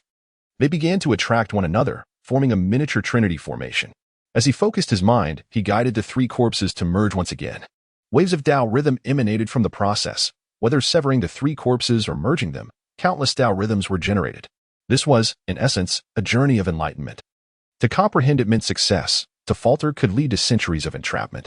Throughout history, many cultivators have found themselves ensnared at a certain realm, desperately seeking a breakthrough. Yet, endowed with exceptional talent and fortune, King Zhou was quick to grasp the Tao, resulting in an explosion of Tao rhythms. Simultaneously, a mighty aura surged forth, engulfing him entirely. King Zhou was on the verge of unifying the 3 corpses. Utilizing the fortune spirit fruit, he sought its aid in the unification. Boundless Tao rhythms flowed as he immersed himself in the profound essence of the human sovereign and Apos' Tao. The human sovereign, as the supreme being among all spirits, was not to be disdained. An aura of unparalleled nobility radiated from King Zhou, exuding an undeniable sense of divine authority that overshadowed all. At this moment, the three corpses began to intertwine, aided by the fortune of the human sovereign, as everything progressed smoothly. With the continuous merging of the three corpses, the aura of the human sovereign around King Zhou intensified further. Chapter 84. The Chosen One. The great king was merging the three corpses. Princess Changxi opened her beautiful eyes. Since she had severed the third corpse, she had been striving to unite the three. However, until now, she had merely refined her cultivation to a more harmonious state. And the merging of the three corpses remained elusive. The three corpses that Princess Changxi had severed were all crafted from the dense essence of the Yin energy. Regrettably, even with such powerful materials, the repulsive force among the corpses was formidable. This led Princess Changxi to ponder whether the three corpses technique passed down by the Dao ancestor Honghuang harbored some fatal flaw. For none among the 6 saints of heaven could achieve the union of the three corpses. Even she, after countless years of being trapped, had only managed to sever the third corpse with the assistance of King Zhou. Yet now, sensing the aura of the king merging the three corpses, a glimmer of hope flickered in Princess Changxi's eyes. If the great king could successfully unite the three corpses, it would imply that the three corpses technique was indeed sound. She gazed expectantly at the king's position. After countless years of cultivation, she had longed to use the three corpses technique to attain enlightenment. Thus, she fervently hoped that her years of effort would not culminate in a dead end. Boom. A formidable aura surged forth, and boundless spiritual energy once again flooded the surroundings. At present, the concentration of spiritual energy in Chaoga City could be deemed the richest in the entire primordial world. Since the fortune root had ascended to the level of a supreme treasure, it could not only absorb the fortune from beyond the realm, but also nourish the primordial world, generating a certain amount of spiritual energy. This was a remarkable ability for King Zhou. Consequently, within the grand celestial array arranged by King Zhou, the spiritual energy emitted by the fortune root was completely contained here, exclusively for the use of the human populace within Chaoga City. As for the other cultivators in the primordial world, they remained deprived of this boon. At this moment, King Zhou fully absorbed the spiritual energy, causing the fortune divine tree to begin to sway, its leaves and branches dancing amid the tempest of spiritual energy. With this infusion of energy, King Zhou's aura grew ever stronger, and the merging of the three corpses became increasingly seamless. Xin was on the verge of uniting the three corpses. In Kunlun Mountain, Yuanshi Tianzuan looked on with a face full of resentment, observing everything before him. Until now, he had not severed the third corpse, let alone achieved their union. Yet here was King Zhou, capable of severing all three corpses and now preparing for their fusion. He could not possibly succeed. It was absolutely impossible. Yuanshi Tianzuan's gaze was icy as he fixed his eyes on Chaoga City. After this period of recovery, the severed arm of Yuanshi Tianzuan had finally regrown. Yet the restoration of his limb did not diminish his hatred for King Zhou. Rather, it intensified his resentment. At this moment, the pure sage was also awakened, examining the stirrings within Chaoga City. For the Taiji sage, it was evident that he did not wish to witness the king's rise, yet he found himself powerless to intervene, only able to pray to the heavens for Xin and Appos as failure. However, the momentum within Chaoga City continued to grow stronger, and Xin and Appos as three corpses were merging smoothly, showing no signs of failure. Above Chaoga City, enormous auspicious clouds gathered, seemingly celebrating the imminent success of King Zhou. Boom. The overwhelming Dao rhythm erupted completely at this moment. As Xion's three corpses finally merged, integrating seamlessly into his corporeal form, Xion's body radiated a golden light of immeasurable brilliance, enveloping the entire primordial world in this resplendent glow. Countless beings, upon sensing this divine radiance, prostrated themselves on the ground, offering endless reverence. Within this divine light dwelled boundless warmth and grace, evoking a sense of submission among all living beings. In turn, those beings enveloped by this divine glow inevitably harbored thoughts of allegiance to King Zhou. This was the Emperor and Appos as fortune, compelling the world to bow. Compared to the golden light of the Buddha, the influence of the Emperor's fortune was far more profound and devoid of any hint of deception. The union of the three corpses was complete. The three Shao's fairies and countless beauties in the imperial harem were all astounded, gazing at the king. Still immersed in his cultivation, their eyes filled with pride. This time, Xin and Appos' fusion of the three corpses propelled his cultivation directly to the level of a quasi-saint. One step further, and he would reach the realm of the Honghuang Daoyuo Jingxian. How could this be? What merit did this foolish monarch possess to achieve such a feat? Yuan Shi Tianzuan was livid, feeling an overwhelming sense of imbalance. At that moment, the Taiji sage also wore a face of shock, shaking his head in disbelief. When I was on the righteous path, I harnessed the primordial purple energy and severed the third corpse at the final moment, yet to this day, I still cannot unite the three corpses. The Taiji sage murmured, still unwilling to accept the scene before him. Could it be that King Zhou was truly destined by heaven? Was he genuinely the chosen one? The words of the Taiji sage dripped with deep-seated resentment after years of being the elder brother of the Zishu palace. He had never bowed to anyone. Yet now, in the face of King Zhou, he found himself utterly suppressed, which made the pride ingrained in the Taiji sage's very being reluctant to acknowledge this reality. DXIN's power continued to surge, undeterred by the astonishment of the several sages. Streams of Tao rhythm continuously flowed into DXIN's body, deepening his understanding of the great Tao. This path of merging the three corpses was indeed a process of King Zhou's comprehension of the great Tao. His ability to unite the three corpses signified that he had thoroughly grasped certain essences of the Emperor's path. Boom. The Emperor's sacred dragon materialized once more around DXIN. The already terrifying sacred dragon grew even more formidable, and astonishingly, a brand new dragon head sprouted at its forefront. A double-headed sacred dragon. Now, at the level of the Honghuang Daluo Jingxian, the battle prowess of the Emperor's sacred dragon would at least double. This was an unexpected delight for DXIN. With his own strength enhanced and the merging of the three corpses, this represented a monumental breakthrough for his destiny. After all, as King Zhou grew stronger, he could bear more hope and responsibility, thereby fortifying the sacred dragon of fortune in an intangible manner. DXIN gazed at the two dragon heads of the sacred dragon, each embodying a distinct aspect of the Emperor and Apos' great Tao, the path of righteousness, the path of dominance. With a glance, DXIN instantly comprehended this. The art of emperors was indeed profound, the path of the Emperor was boundless. Now, King Zhou had merely just begun. The once formless and colorless Emperor and Apos' fortune had transformed into a brilliant golden hue, an aura of unparalleled nobility enveloping DXIN at all times. Chapter 85. Awakening Thoughts. The path of the human emperor is fundamentally rooted in the essence of the human emperor's heart, which bears a remarkable resemblance to the sword heart of the heavenly master. Emperor Xin delved deeply into this concept, gaining profound insights along the way. The journey of enlightenment is intrinsically a process of refining one's spirit. With each step forward, King Zhou and Apos' comprehension of the great Tao deepened significantly. Having reached the realm of the lesser sage, he was on the threshold of true sanctity. At this moment, with a mere wave of his hand, laws and principles manifested before him. King Zhou had now mastered the human emperor and Apos' great Tao with ease, manipulating the rhythms of the Tao as if they were an extension of himself. Congratulations, Your Majesty. With the unification of the three corpses, you have made another stride towards the great Tao, Princess Changshi remarked, her eyes still shimmering with astonishment. Previously, her cultivation level, alongside that of Fairy Yunxiao, had far surpassed that of King Zhou. Yet, within a mere few years, he had remarkably caught up, ascending to the lesser sage realm of the three corpses. This pace of advancement could only be described as unparalleled in the primordial world. My beloved, this is merely a stroke of fate. I have seized the opportunity presented by the ethereal fruits to break through, Emperor Xin chuckled. He turned to see the celestial maidens, including the three Shaos, the 9 heavens Xian Nu, and others, who had come to offer their congratulations. Your Majesty, the 3 senior sisters and numerous junior sisters from the Bo Palace have arrived in Chaoga City. Please arrange accommodations for them, Fairy Yunxiao inquired. Astonished at how eagerly her fellow disciples had come to serve King Zhou, the arrival of my fellow disciples signifies their trust in me. Let us first construct a divine abode to accommodate them in Chaoga City, King Zhou declared. His original intention was to have them reside directly in the royal chambers.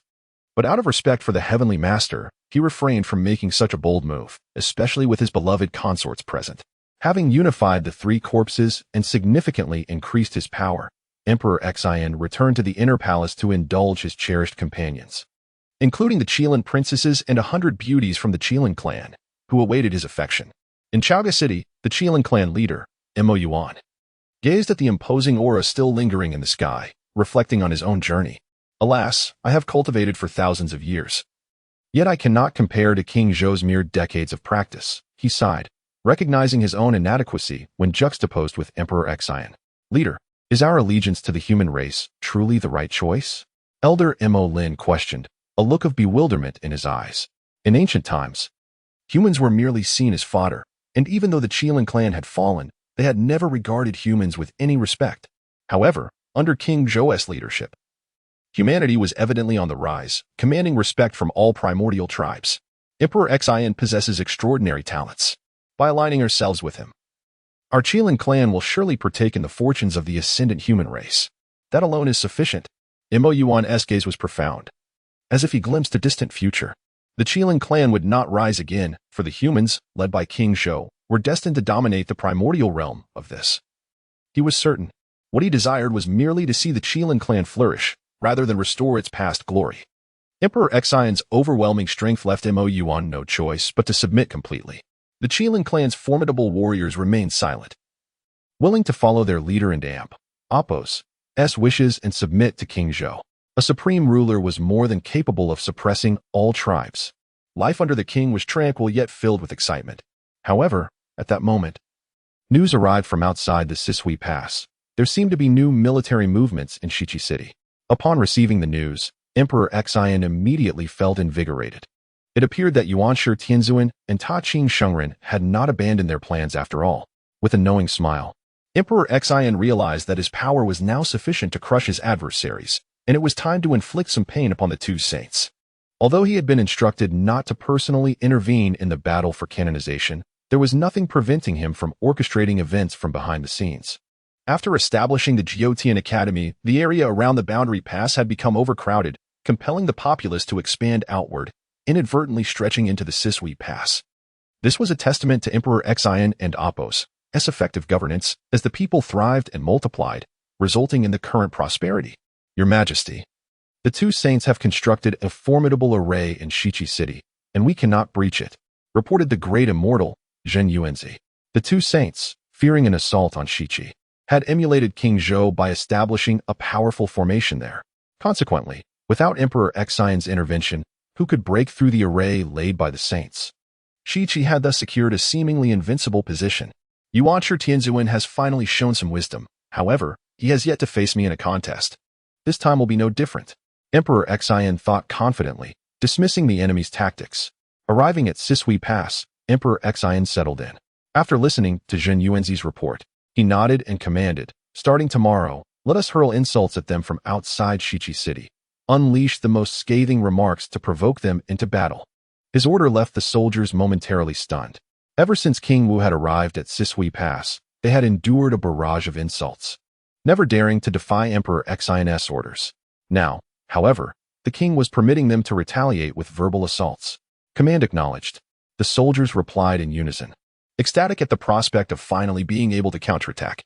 Emperor Xian had not anticipated the profound resentment the troops harbored towards Shichi, as Yuanshi Tianzuan continually opposed him. King Zhou's escalating power naturally compelled him to seek retribution. Even if he could not intervene directly, he had no intention of sparing the disciples of the Chan sect. The following morning, numerous generals followed Emperor Xian's directive, opening the water gate and advancing towards the foot of Shichi City. Within Shichi, Jiang Zia was convening a strategy meeting when a scout rode in with urgent news. Reporting to the Prime Minister, the army of the Shang is gathering outside Shichi City, forming ranks before the gates.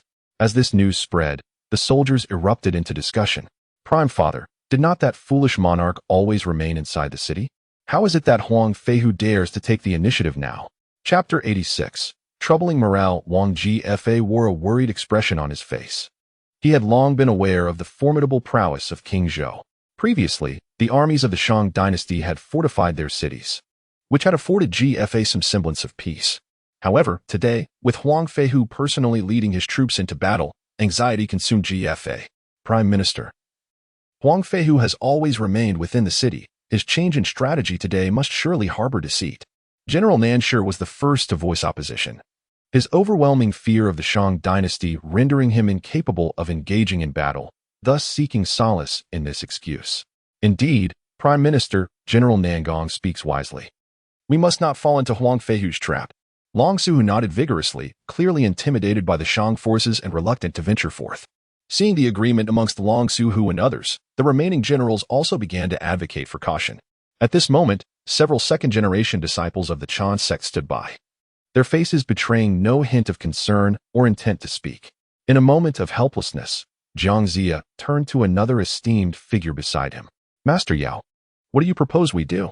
The Yu Master Ping, revived by Yua, had been dispatched once more by her to intimidate the Shang.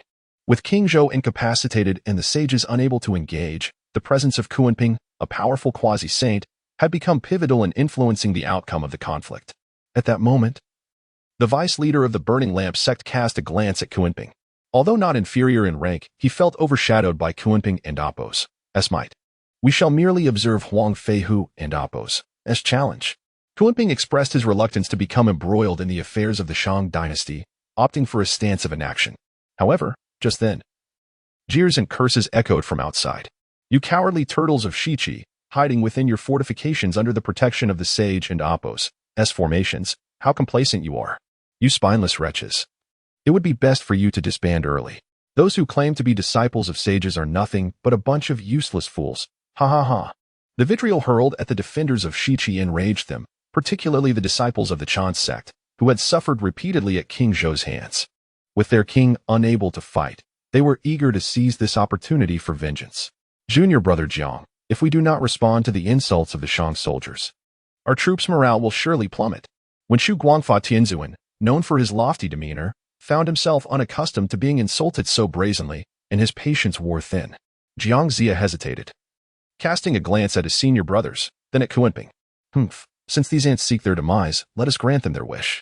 Kunping, wary of King Zhou, nonetheless held no fear of the soldiers at Sisui Pass, viewing them merely as slightly more robust insects. Mobilize the troops, prepare for battle. Jiang Zia waved his flag, decisively choosing to engage. In an instant, the drums of war thundered, and the sky darkened with battle clouds as the soldiers of Shichi surged forth from the city. The Shang soldiers, upon hearing this, declared, since you seek death, we shall oblige. Soon, we will leave you with naught but bones.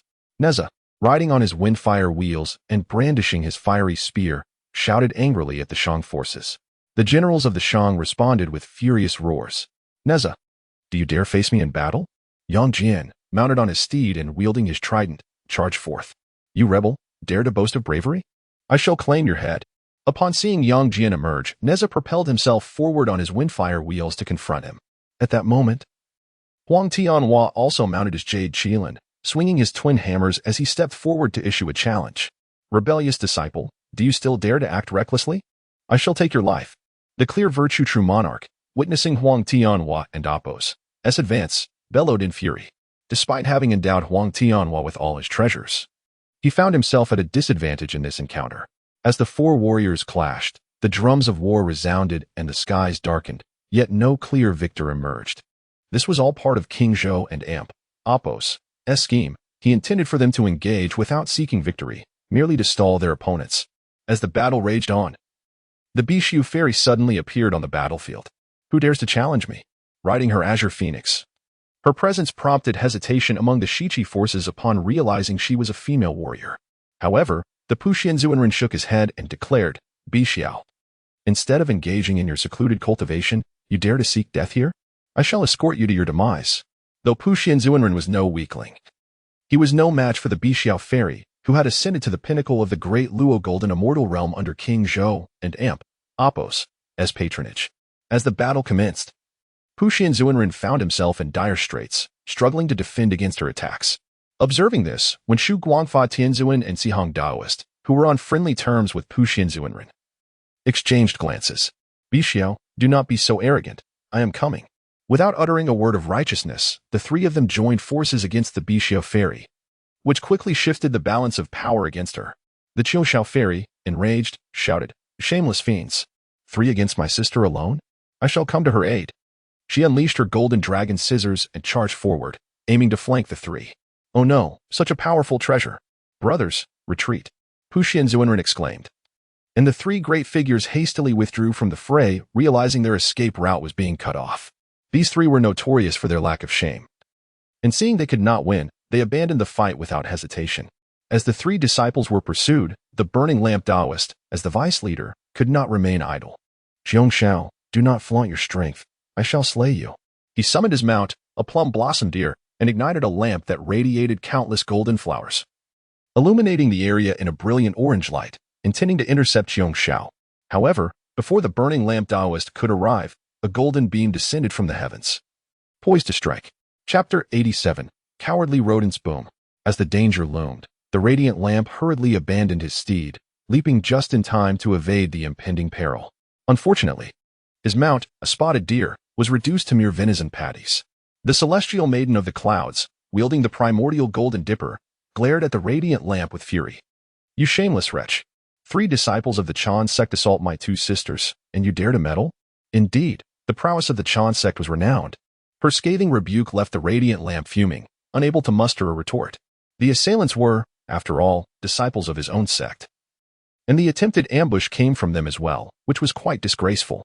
Do not indulge in petty banter. I shall weigh your worth and test the high skills of your sect. The radiant lamp unleashed his 3 flowers and 5 chi. Brandishing a treasured measuring rod that radiated divine brilliance, golden rays illuminating all directions as he lunged towards the celestial maiden. At that moment, Jiang Zia, witnessing the plight of his 3 seniors, urgently addressed the surrounding generals, quickly, rally to their aid.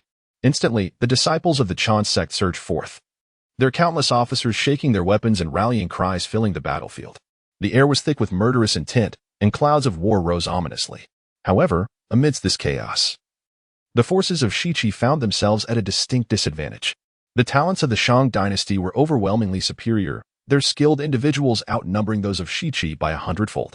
As the Shiqi forces surged forward, hoping to rescue the esteemed Wenshu Guangfa Tianzuan and his companions, they were met with a swift counter-encirclement from the minions of DXIN.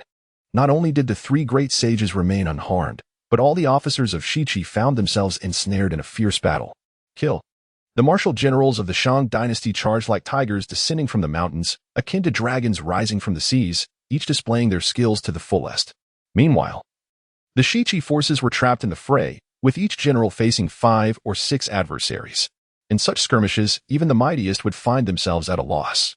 Jiang Zia watched in astonishment, unable to comprehend the dire situation. If this bloodshed continued, total annihilation awaited them. He turned anxiously to the Elder Peng, bowing respectfully, "Elder, I beseech you to intervene and save our comrades of Shiqi." His earnestness was palpable. Yet, the Elder Peng had no intention of joining the fray. A glint of cold light shone in his eyes as he admonished, "What a fool. Even if I were to assist, Zhen Yuanzi would undoubtedly obstruct me.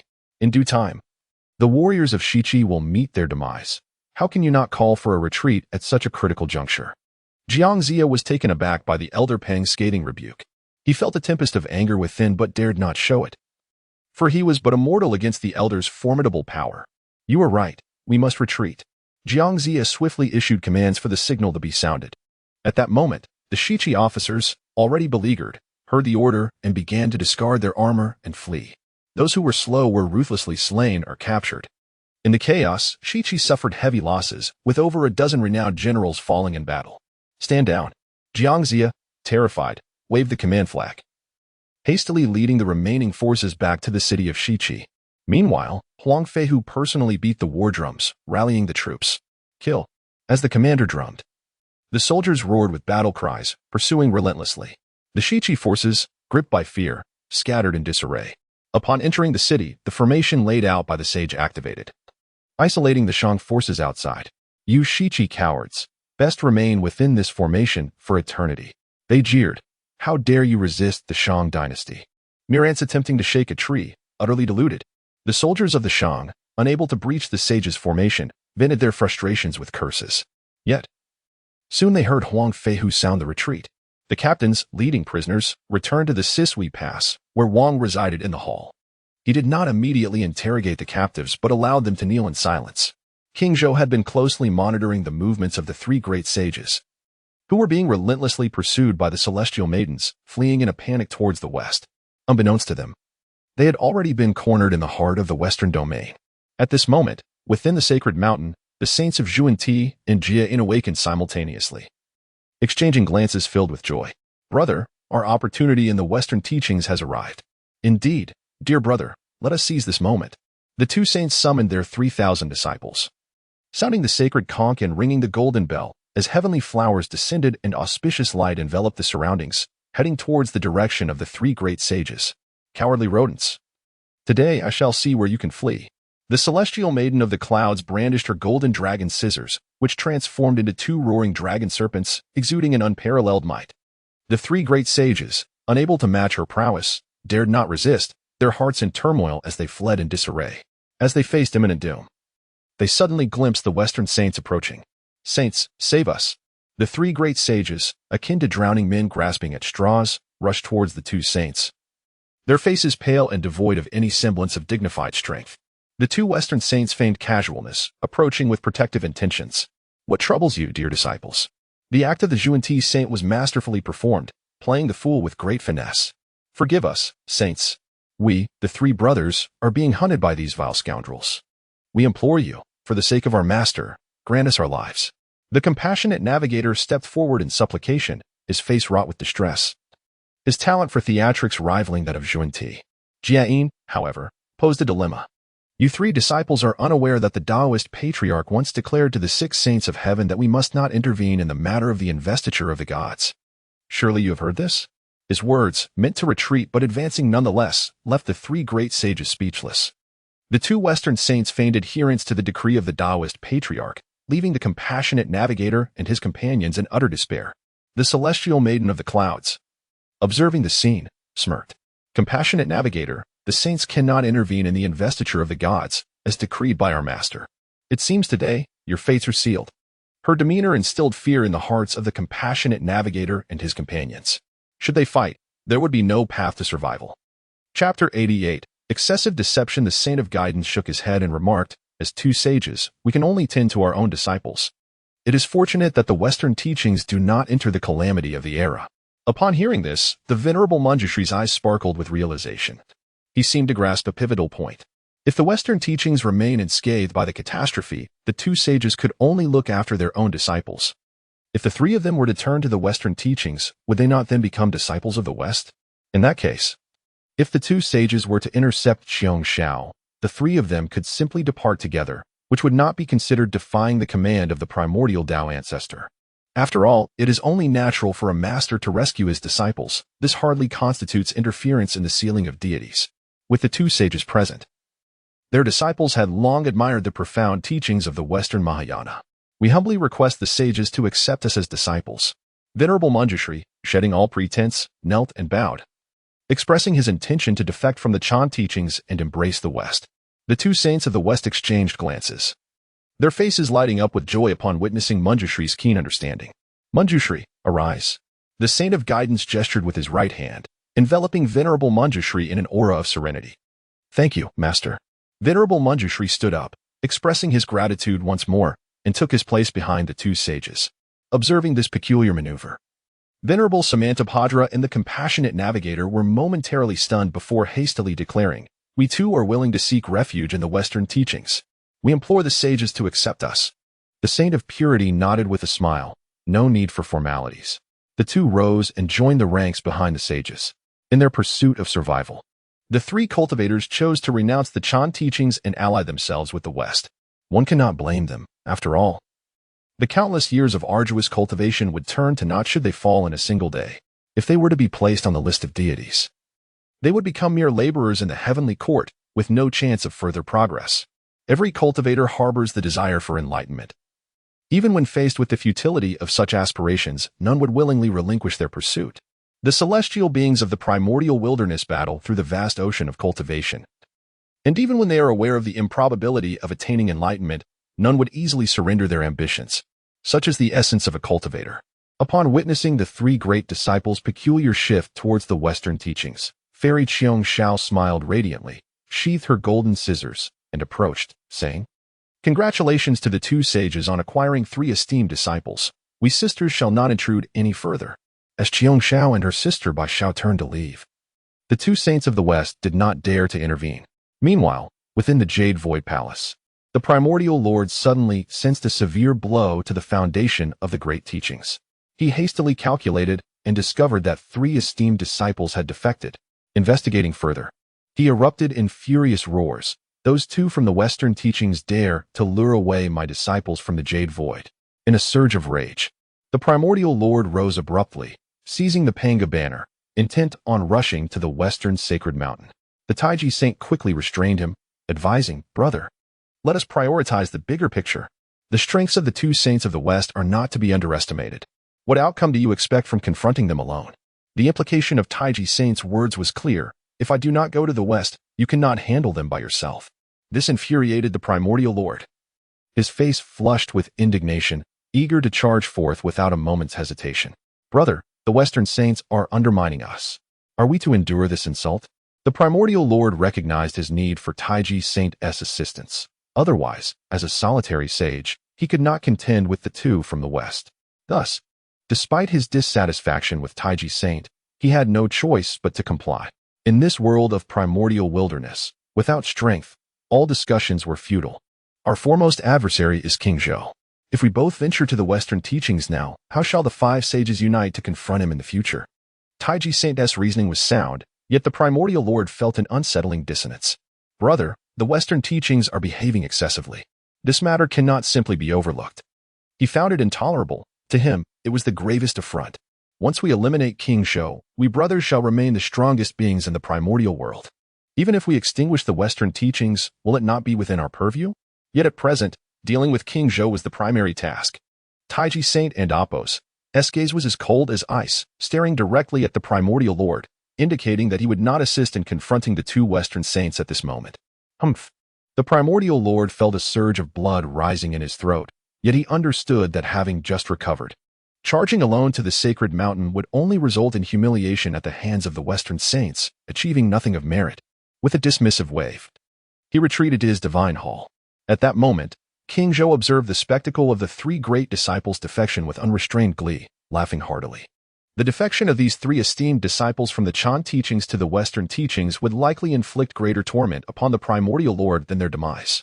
King Zhou reveled in this turn of events. Not only would it infuriate the primordial lord, but it would also sow discord among the saints. As a result, any future collaboration among the saints to confront King Zhou would be increasingly fraught with difficulty. This was a crucial point of concern for him. Should the five celestial sages unite, they might pose some trouble for him. However, the defection of these three great disciples was preordained. King Zhou's arrival merely accelerated its fruition. Although the immediate impact seemed negligible, its true significance would unfold in due course. Having received the rewards of the Emperor and Appo's fortune, King Zhou turned his attention to the kneeling generals of the Western Qi. Now was the time to address them. In this conflict with the Western Qi, numerous generals had fallen, with more than a dozen captured. The battle had cost Western Qi nearly a third of its leadership, a grievous blow to King Wu, GFA. Observing the kneeling generals, King Zhou commented with a smile, "The land of Western Qi is indeed fragile. The three great disciples of the Chan teachings have defected to the Western teachings. How laughable." Upon hearing this, the kneeling generals were struck with astonishment. Among them were several disciples of the Chan teachings' third generation, and they could hardly believe the news of the three great disciples' defection. "Foolish monarch, do not speak recklessly. Our Western Qi is blessed by divine favor, and we shall not allow you to tarnish our name. The disciples of the Chan teachings are valiant. Who among them would fear for their lives?" The speaker was the Dragon Whisker Tiger, a disciple of Jiangxia. Chapter 89. Unrest. The Longshu Tiger, a peculiar beast of the Eastern Sea, possessed mediocre talents and lacked substantial abilities. Upon hearing this, Emperor Xin remained unperturbed and commanded, "Bring forth the Longshu Tiger.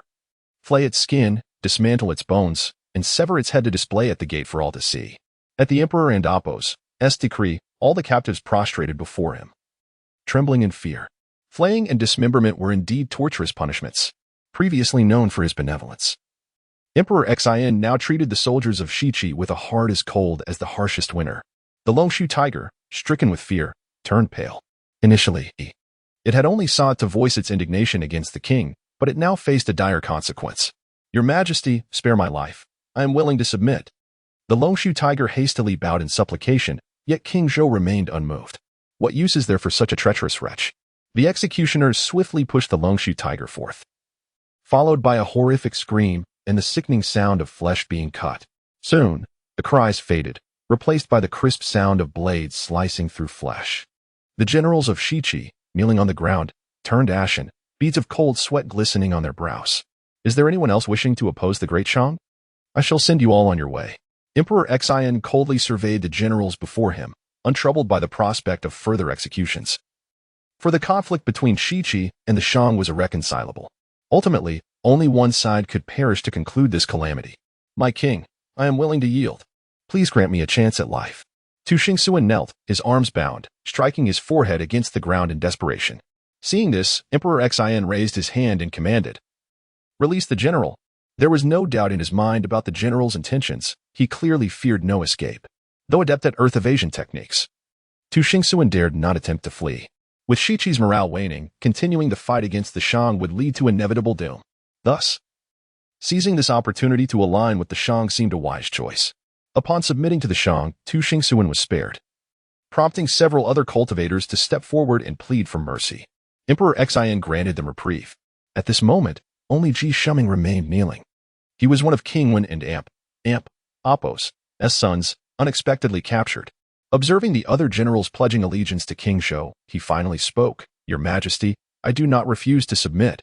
However, my family resides in Chaoga. If I rebel, they may face dire consequences. Therefore, I humbly request a swift death." Ji Shuming and Appo's words resonated with Emperor Xian, who nodded in understanding. Not all of Ji Chang's sons wished to rebel like GFA, yet they found themselves with no choice. Should one refuse to rebel, others would surely turn against them. Indeed, loyalty and filial piety are difficult to balance. You possess the spirit of a true man. I grant you a swift death.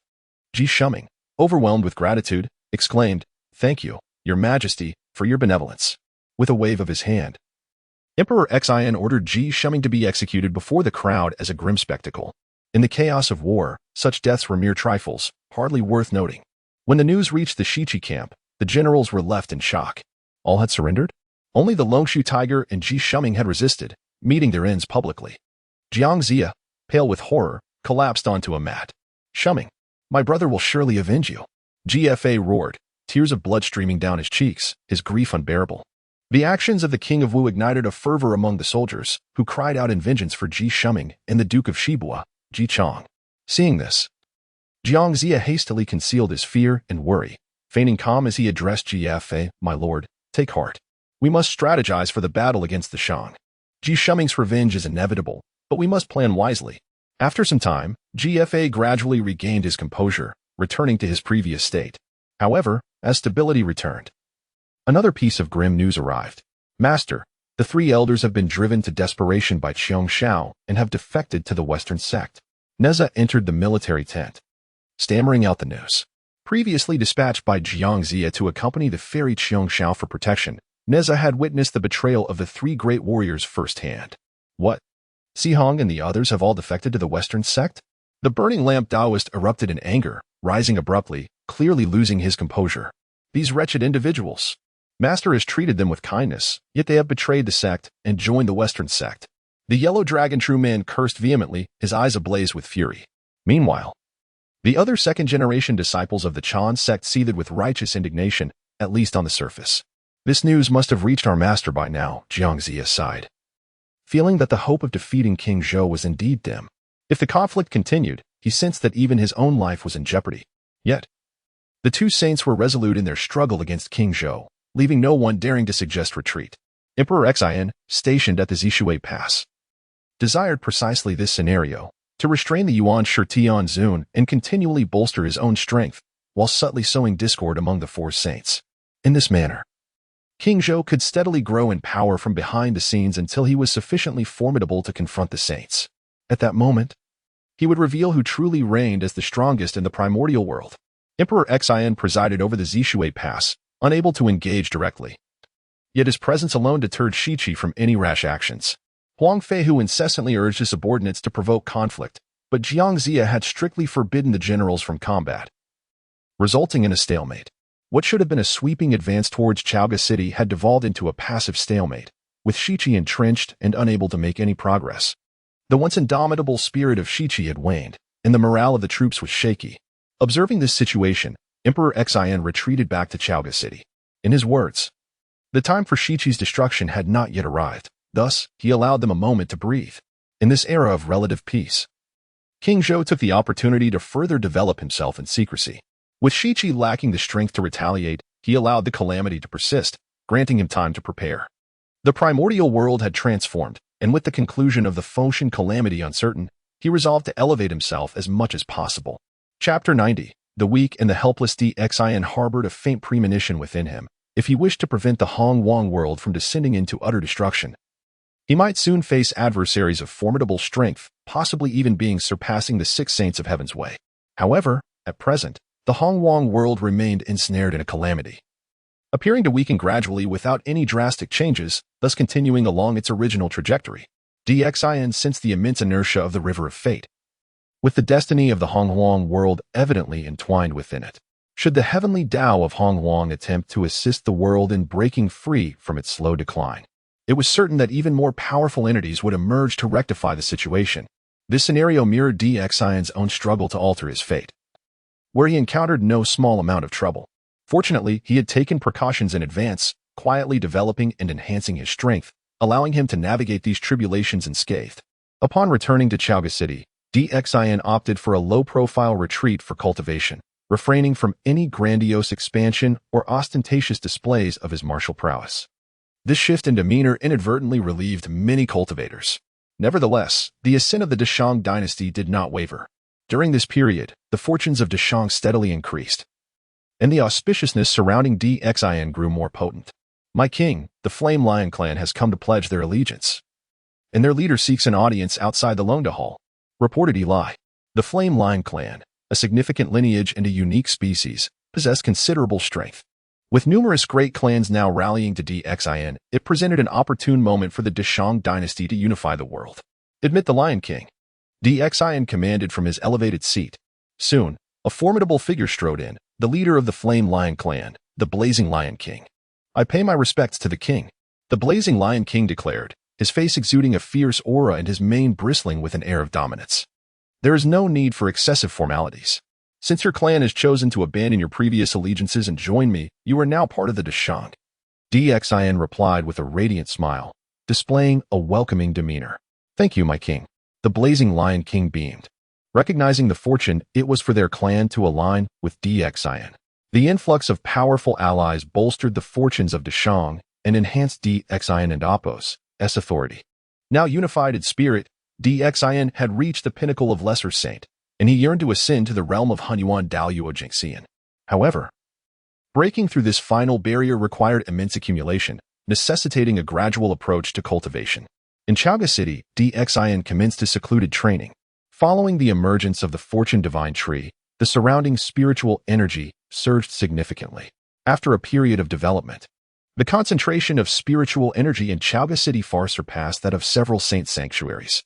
This root of fortune not only absorbed energy from beyond the Honghuang world, but also drew an abundance of spiritual essence from the chaos. This spiritual essence returned to the Honghuang world, nourishing the land, while the root of fortune also functioned to revitalize the ley lines. Under such circumstances, an immense dragon vein began to form beneath Chaoga City. After the collapse of Mount Buzhou, the earth and Apos' dragon vein suffered a devastating blow, causing much spiritual essence to vanish into thin air. Since then, the remaining dragon veins in the Honghuang world have become exceedingly scarce, with only a few, such as Kunshan and Lingshan, retaining some. The continuous wars and calamities over the years had severely damaged these small spiritual veins, leading them towards gradual desiccation. However, the re-emergence of a dragon vein within the Deshang's territory and its ongoing strengthening signified a revival for the entire Honghuang world. This root of fortune interconnected the realms of the Honghuang world, and given sufficient time, it could potentially restore the spiritual veins of the entire realm. Yet, this was destined to be a lengthy process, and thus DXIN could only wait patiently. At that moment, however, ominous dark clouds began to gather in the heavens of the Honghuang world. Thunder rumbled ominously as a battle erupted instantaneously, obliterating the Lingshao Palace high above the 9 heavens. Fierce beings charged towards the heavenly court with fury. The heavenly court and Apos' defenses were already feeble, and Emperor Haotian found himself at a loss for how to respond. What has transpired? Emperor Haotian roared in exasperation, caught off guard by the assaults originating from beyond the Honghuang world. For years, he had borne the mantle of Hongjun Daozu's disciple, commanding respect even from the 6 saints of Heaven's Way. Yet now, powerful entities were assailing the protective array of the heavenly court, a reality he found intolerable. Relay my orders. Activate all defensive formations and summon all heavenly soldiers to confront the enemy. With a thunderous cry, the divine mirror beside him radiated brilliant light, while the heavenly sword burst forth with resplendent energy. Yet outside, a formidable dark formation relentlessly bombarded the heavenly court and Apos' as protective barriers, threatening to shatter them at any moment. This is an invasion from beyond. Quickly contact Daozu and summon the 6 saints for assistance. Emperor Haotian was forced back, unable to withstand the overwhelming power of the formation. And he immediately thought of Hongzhun Daozu and the 6 saints. The violent assault shook the very foundations of the Honghuang world, leaving all beings on the land in a state of shock. Since the inception of the Honghuang world, none had experienced such a crisis.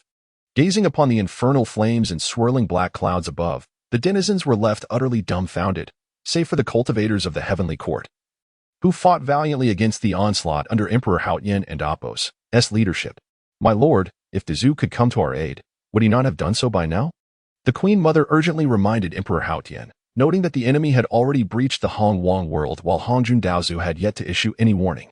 This indicated a profound issue. It was likely that Hongzhun Daozu was unable to assist them. The Emperor and Apos' countenance darkened as he begrudgingly acknowledged the truth in the Queen Mother and Apos' words. Such an invasion posed a significant threat to the Honghuang world, and Hongzhun Daozu would undoubtedly intervene to prevent such calamity. Yet the absence of his presence spoke volumes. Chapter 91. The Greatest Blow. Tai Bai Jingxing hastened to summon the 6 saints of heaven. The Emperor Haotian issued another decree, dispatching his most trusted minister, Tai Bai Jingxing, to request the aid of the 6 saints. At this moment, the Queen Mother of the West opened her mouth, but chose not to say much. If the 6 saints were inclined to assist, would it not be unnecessary for the emperor to send for them? Such a significant disturbance could hardly go unnoticed, even by the blind, let alone the omniscient saints. However, with no retreat left, the emperor had no choice but to send Tai Bai Jingxing to plead for assistance, if only to provide himself with a semblance of hope. Your Majesty, I shall obey. Tai Bai Jingxing transformed into a streak of light, disregarding all formalities as he soared forth. Meanwhile, in Kunlun Mountain, the Taiji Saint and the primordial heavenly venerable observed the events unfolding before them, showing no interest in aiding the Emperor Haotian. Elder brother, if we do not intervene in this extraterrestrial invasion, the entire Honghuang world may fall into calamity. The primordial heavenly venerable and Apos' eyes were filled with concern as he surveyed the battle from beyond. The Taiji Saint chuckled. Dear brother, I perceive this as an opportunity. His words instantly piqued the interest of the primordial heavenly venerable. How so? How can this crisis be turned into an opportunity? The Taiji Saint stroked his long beard, smiling as he explained, should the heavens prove unable to withstand this invasion, once these beings from beyond encroach upon the Honghuang world, whose followers shall suffer the greatest blow. With this statement, the eyes of the primordial heavenly venerable brightened. Once these invaders reached the Honghuang realm, the flourishing human race would undoubtedly be the first to bear the brunt of their wrath. The likes of King Zhou and the Shang Dynasty would feel the most severe repercussions. In contrast, the Taiji Saint was a solitary figure, while the primordial heavenly venerable had but a handful of disciples, all of whom could easily reside within the Jade Void Palace. However, the human race numbered in the billions, scattered throughout the vast expanse of the Honghuang world. How could they evade such intruders? At that moment, King Zhou would surely endeavor to protect his people, facing off against the invaders. If the human race were to suffer, the power of the king would inevitably wane. Thus, regardless of the outcome, it would ultimately benefit the 2 saints. It was precisely for this reason that the Taiji Saint declared it an opportunity for them. As for the fate of the Emperor Haotian, it was of no concern to these 2 saints. Even if all beings in the Honghuang world were to perish, it mattered not to them. In their pursuit of undermining King Zhou, they would not hesitate to sacrifice the entire Honghuang realm. After all, to them, the human race was no more significant than mere ants. As for the emperor's plea for help, it was of little consequence to them. The 2 saints had long sought to suppress the emperor, and this was an opportune moment to extinguish his arrogance, teaching him the extent of his limitations and who he truly depended upon. Shortly after the 2 saints concluded their discussion, Tai Bai Jingxing arrived at Kunlun Mountain. Yet, the golden immortals of the Chan sect, having received the primordial heavenly venerable and Apos' directive, would not allow Tai Bai Jingxing to meet the saints. Dear friends, I come at the behest of the Emperor Haotian to pay my respects to the Jade Void Saint. I implore you to convey my message. Despite his urgency, Tai Bai Jingxing maintained a courteous demeanor. Shi Lingzi glanced at him disdainfully and replied coldly, White Taoist, I advise you to return. Our master is currently in seclusion with the Grand Master. Any matters must await their conclusion. Tai Bai Jingxing's face flushed with embarrassment, a saint's seclusion typically lasted for millennia. Given the current circumstances of the emperor, he could not withstand even a month. By the time the saints emerged, it was likely that the heavenly court would have already been annihilated. Being astute, Tai Bai Jingxing understood the saints and Apos intentions and recognized that his plea for assistance was futile. Yet, he could not simply watch the heavenly court perish. The emperor had shown him kindness, and thus Tai Bai Jingxing was determined to aid him. Having remained unwaveringly loyal to Hao Tian, I shall seek out King Zhou. After observing the reactions of the two saints, Tai Bai Jingxing made a bold decision. He resolved to approach King Zhou, who was not particularly friendly towards the emperor, for he believed that the thoughts of the six saints were aligned. And perhaps the king might offer a glimmer of hope. Meanwhile, in the city of Chaoga, King Zhou had long been aware of the happenings in the sky. The invasion of these extraterrestrial beings indeed irked him. After all, the Honghuang world had only just begun to flourish, and such incursions would surely inflict further harm. Additionally, the roots of fortune were now deeply embedded within the Honghuang realm. Should the heavenly court fall, the magnitude of this fortune would undoubtedly attract destruction from the invaders. Furthermore, as the human race dominated the Honghuang world, conflicts between the invaders and the humans were inevitable. However, King Zhou had no intention of assisting the Emperor Hao Yin. Although he had not witnessed the Emperor and Apos' covert machinations, he understood that Hao Yin had perpetually been at odds with him. After all, the human sovereign and the heavenly emperor could not coexist peacefully.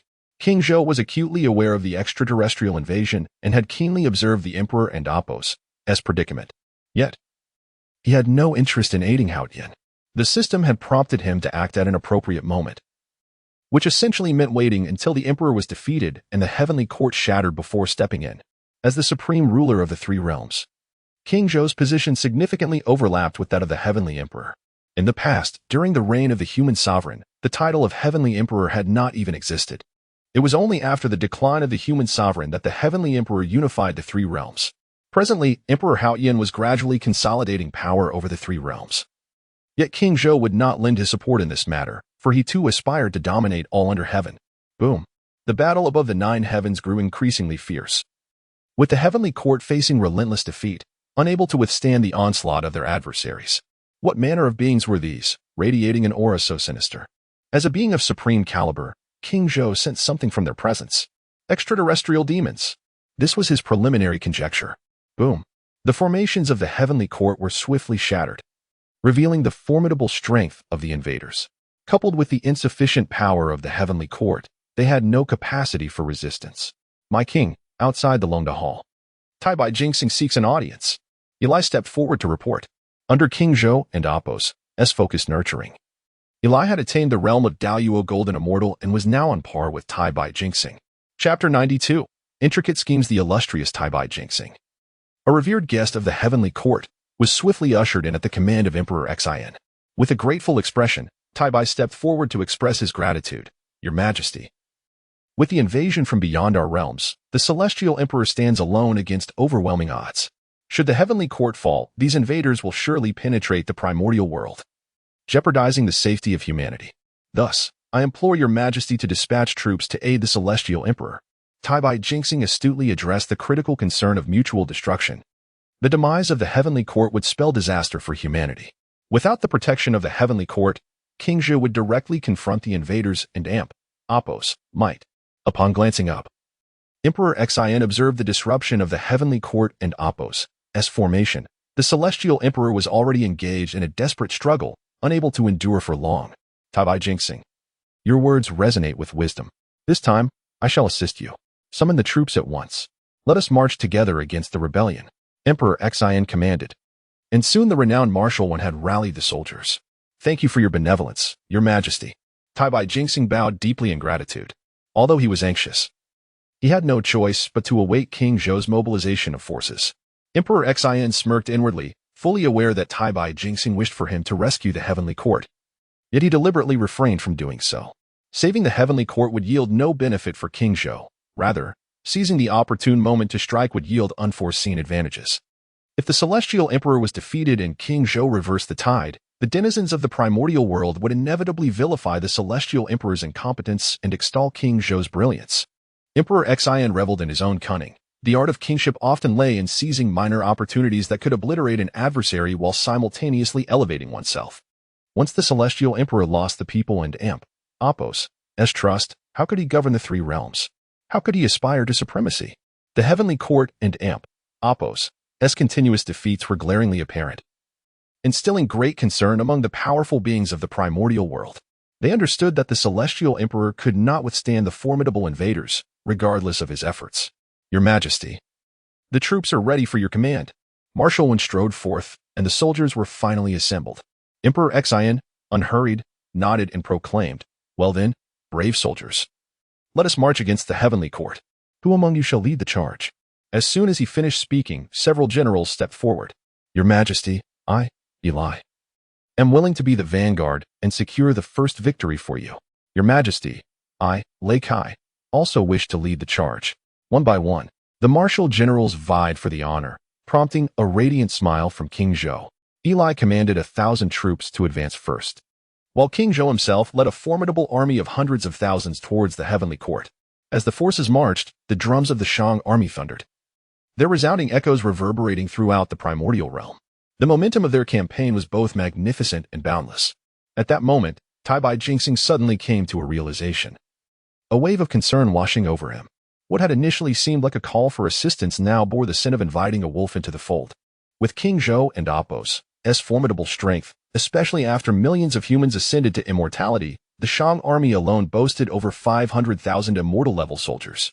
Coupled with the contributions from various races, such as the nine-tailed fox, the Azura, the phoenix, and the Qilin, they had assembled an additional formidable force of tens of thousands. These were no ordinary soldiers, but beings of the celestial order.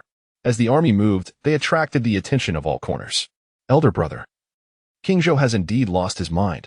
Your predictions have proven correct." In Kunlun Mountain, the primordial lord rejoiced. To him, King Zhou's mobilization was the first step towards his ruin. The invaders from beyond were exceptionally strong, and both the primordial lord and the supreme pure one had observed this clearly. Even if they intervened, they could not swiftly end the conflict. Only a stalemate awaited them. Should Emperor Xian deploy his forces, he would inevitably be ensnared in a protracted war of attrition. This scenario would unfold as the two saints had anticipated. "King Zhou is digging his own grave. Let us watch the spectacle unfold," the Supreme Pure One mused, stroking his long beard with an air of certainty. However, as the Shang army mobilized, all beings in the three realms witnessed the event with clarity. The King of Shang has taken to the battlefield. We are saved. His Majesty's benevolence is unparalleled. In this dire time, while the six saints refuse to aid us, it is the King of Shang who comes to the rescue. His Majesty is mightier than the celestial emperor and more compassionate than the six saints. He shall surely triumph. The denizens cheered upon witnessing Emperor Xian's army. An overwhelming wave of energy enveloping him, causing his power to surge even before any action was taken. Feeling the resurgence of his imperial fortune, Emperor Xian was elated, having anticipated this very outcome. In stark contrast, the primordial lord and his allies were rendered speechless by the unfolding spectacle. The Supreme Pure One had meticulously plotted yet overlooked the will of the people. At this crucial juncture, Emperor Xian was indeed rescuing the populace from their dire straits. How could the world not express gratitude for his efforts? With a self-satisfied smile, Emperor Xian reveled in his foresight, having seen through the Supreme Pure One's machinations. In this clandestine contest, King Zhou had gained the upper hand. Yet, the nature of the ensuing battles remained uncertain, and the identity of the external invaders loomed large. The Supreme Pure One's countenance darkened as the primordial world descended into chaos. Following Emperor Xian's maneuvering, he not only incurred no losses but instead garnered immense fortune and popularity. In such a crisis, it was evident that the multitude of beings found it easier to rally behind King Zhou, witnessing his power grow once more. How could the Supreme Pure One accept such a turn of events? Humph! Let this foolish king bask in his moment of triumph. When war erupts, he shall learn the true severity of his situation. The Supreme Pure One consoled himself as he and the Primordial Lord awaited the unfolding of events in Kunlun Mountain. At that moment, the Celestial Emperor was in disarray, his robes tattered, his demeanor disheveled, bearing numerous wounds. "Your Majesty, we must retreat from the heavenly court," the Queen Mother urged anxiously, for the already sparse troops were now reduced to almost non-existence. "Your Majesty, you and the Queen Mother should leave first. The giant spirit will cover your retreat." The giant spirit, wielding twin axes, stood resolute, ready to sacrifice himself for the Celestial Emperor. "Alas, giant spirit, join me in retreat. We cannot hold this ground any longer." The Celestial Emperor's eyes were filled with despair, Not a single saint had arrived, a situation he had long anticipated. Chapter 93. As stalwart as this yet, Hao Tian found it difficult to relinquish the heavenly court, having cultivated it over countless years. To retreat without a fight left a bitter taste in his heart. At this moment, the only sentiments that remained within the Emperor Hao Tian were dissatisfaction and resentment towards the 6 saints of the heavenly Tao, rather than reflecting on his own inadequacies. He shifted all blame onto the 6 saints for their lack of assistance. This, indeed, was Hao Tian's grave error. In a catastrophic defeat, Emperor Hao Tian hastily retreated from the heavenly court, accompanied by a mere handful of cultivators, escaping in utter disarray. The emperor had been vanquished. Witnessing this scene, the cultivators of the Honghuang world were left utterly disillusioned with Hao Tian. The once mighty sovereign of the 3 realms was rendered incapable of protecting the Honghuang world. What right did he have to claim the title of Heavenly Emperor? What authority did he possess to command all beings of the Honghuang? Disappointment ran deep among the denizens of the Honghuang, who shook their heads in dismay. However, just as the invaders prepared to breach the Honghuang world, King Zhou arrived with his formidable army. All soldiers, heed my command. Form ranks to confront the enemy. With a wave of his dual whips, Master Wen, riding his black qilin, summoned the thunderous roars of countless storms. A powerful aura surged upwards, a terrifying pressure enveloping the surroundings. The human emperor's sacred formation was activated in an instant, bathing the realm in radiant golden light. The overwhelming force of the formation surged forth, driving back the dark divine formations of the invaders.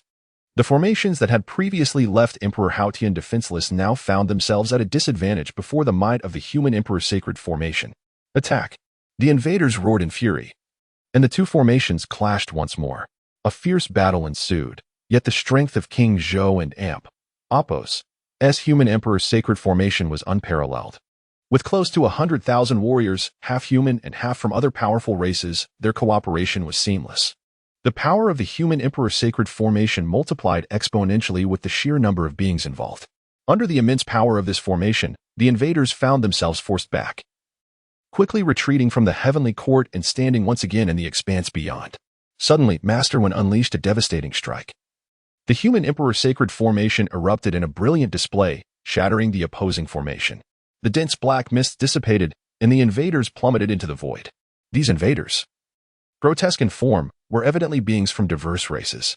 Cheers erupted throughout the Honghuang world as the denizens rejoiced.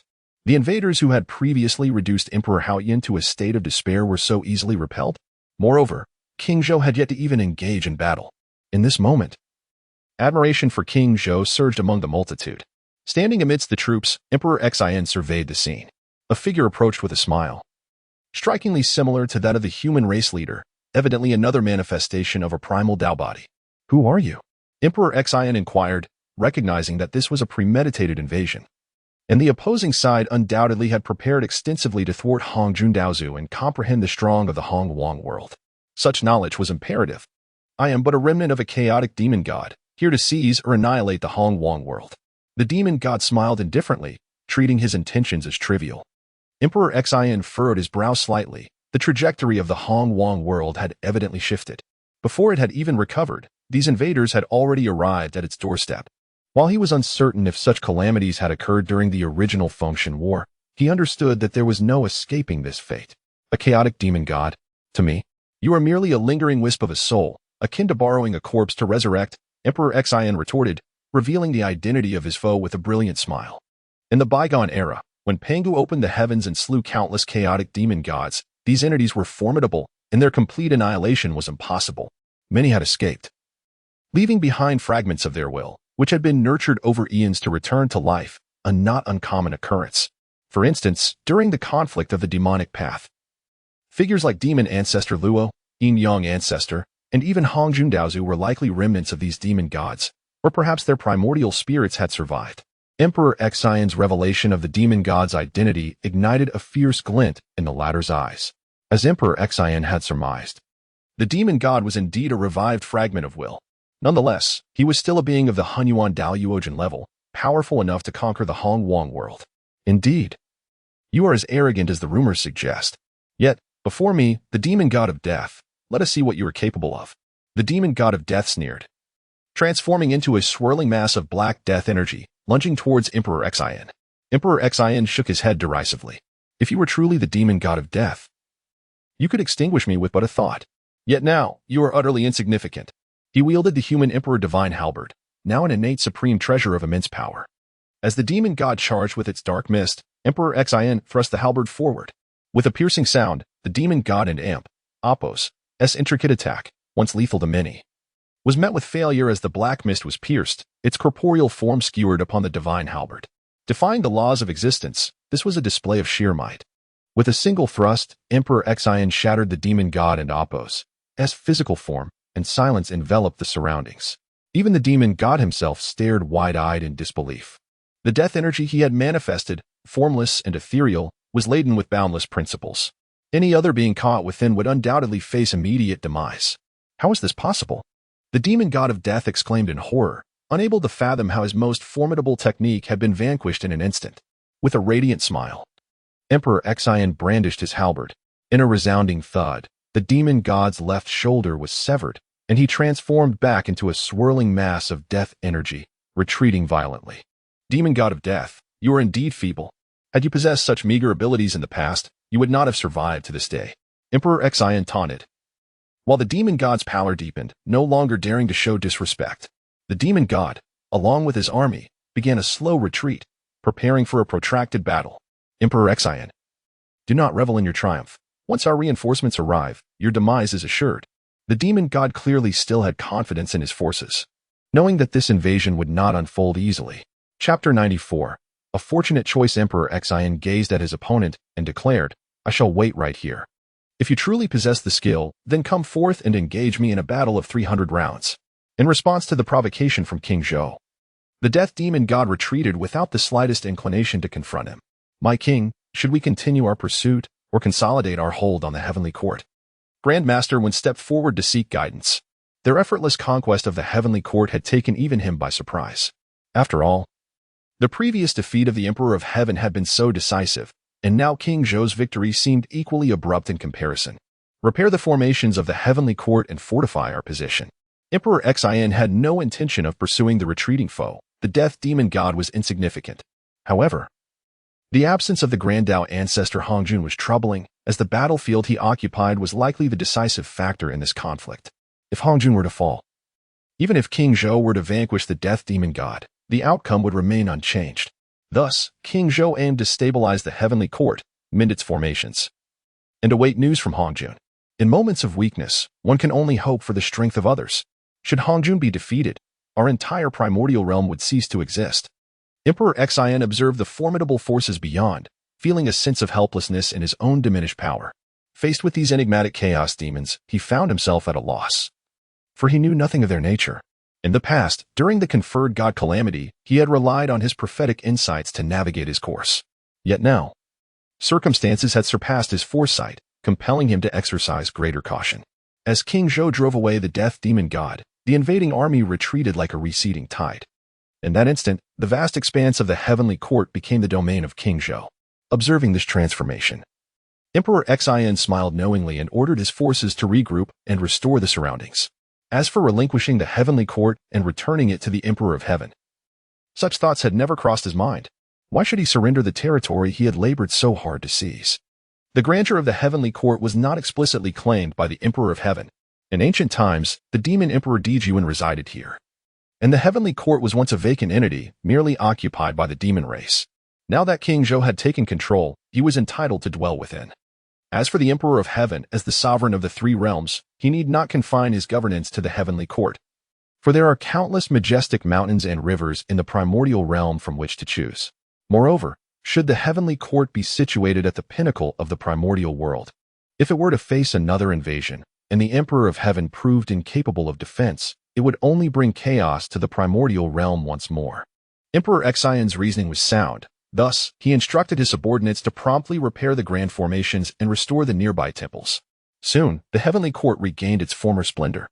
My king, the spiritual energy within the heavenly court is abundant, and its proximity to the Star River is unparalleled. Should we establish the grand celestial star formation here? Its effects would amplify exponentially. The fairy Changxi hastily suggested, recalling her fortunate visit to the ancient demon court and its former glory.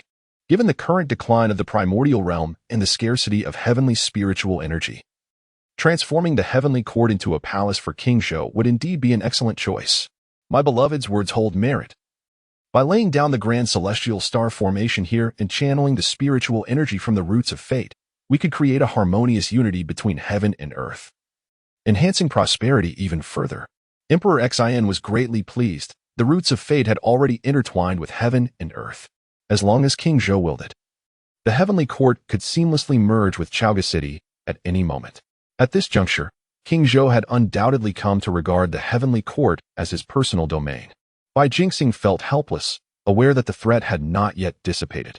To argue about the ownership of the heavenly court at this time seemed premature, especially considering that even if it were returned to the Emperor of Heaven, could he truly defend it? Furthermore, the death demon god had stated that reinforcements were yet to arrive. After much contemplation, Bai Jingxing approached Emperor Xin. My king, the peril of the heavenly court has been averted, and I must return to report. Upon hearing this, Emperor Xin regarded Bai Jingxing and said, Bai Jingxing, should you encounter any discontent upon your return, do not hesitate to seek me out. You are always welcome. Emperor Xion's words seemed to suggest that Bai Jingxing was invited into the heavenly court merely to facilitate his occupation of it. Should the Emperor of Heaven express dissatisfaction with Bai Jingxing and place blame upon him, then Bai Jingxing could easily shift his allegiance to King Zhou. Thank you for your kind consideration, my king. I take my leave. Bai Jingxing bowed and exited the divine hall.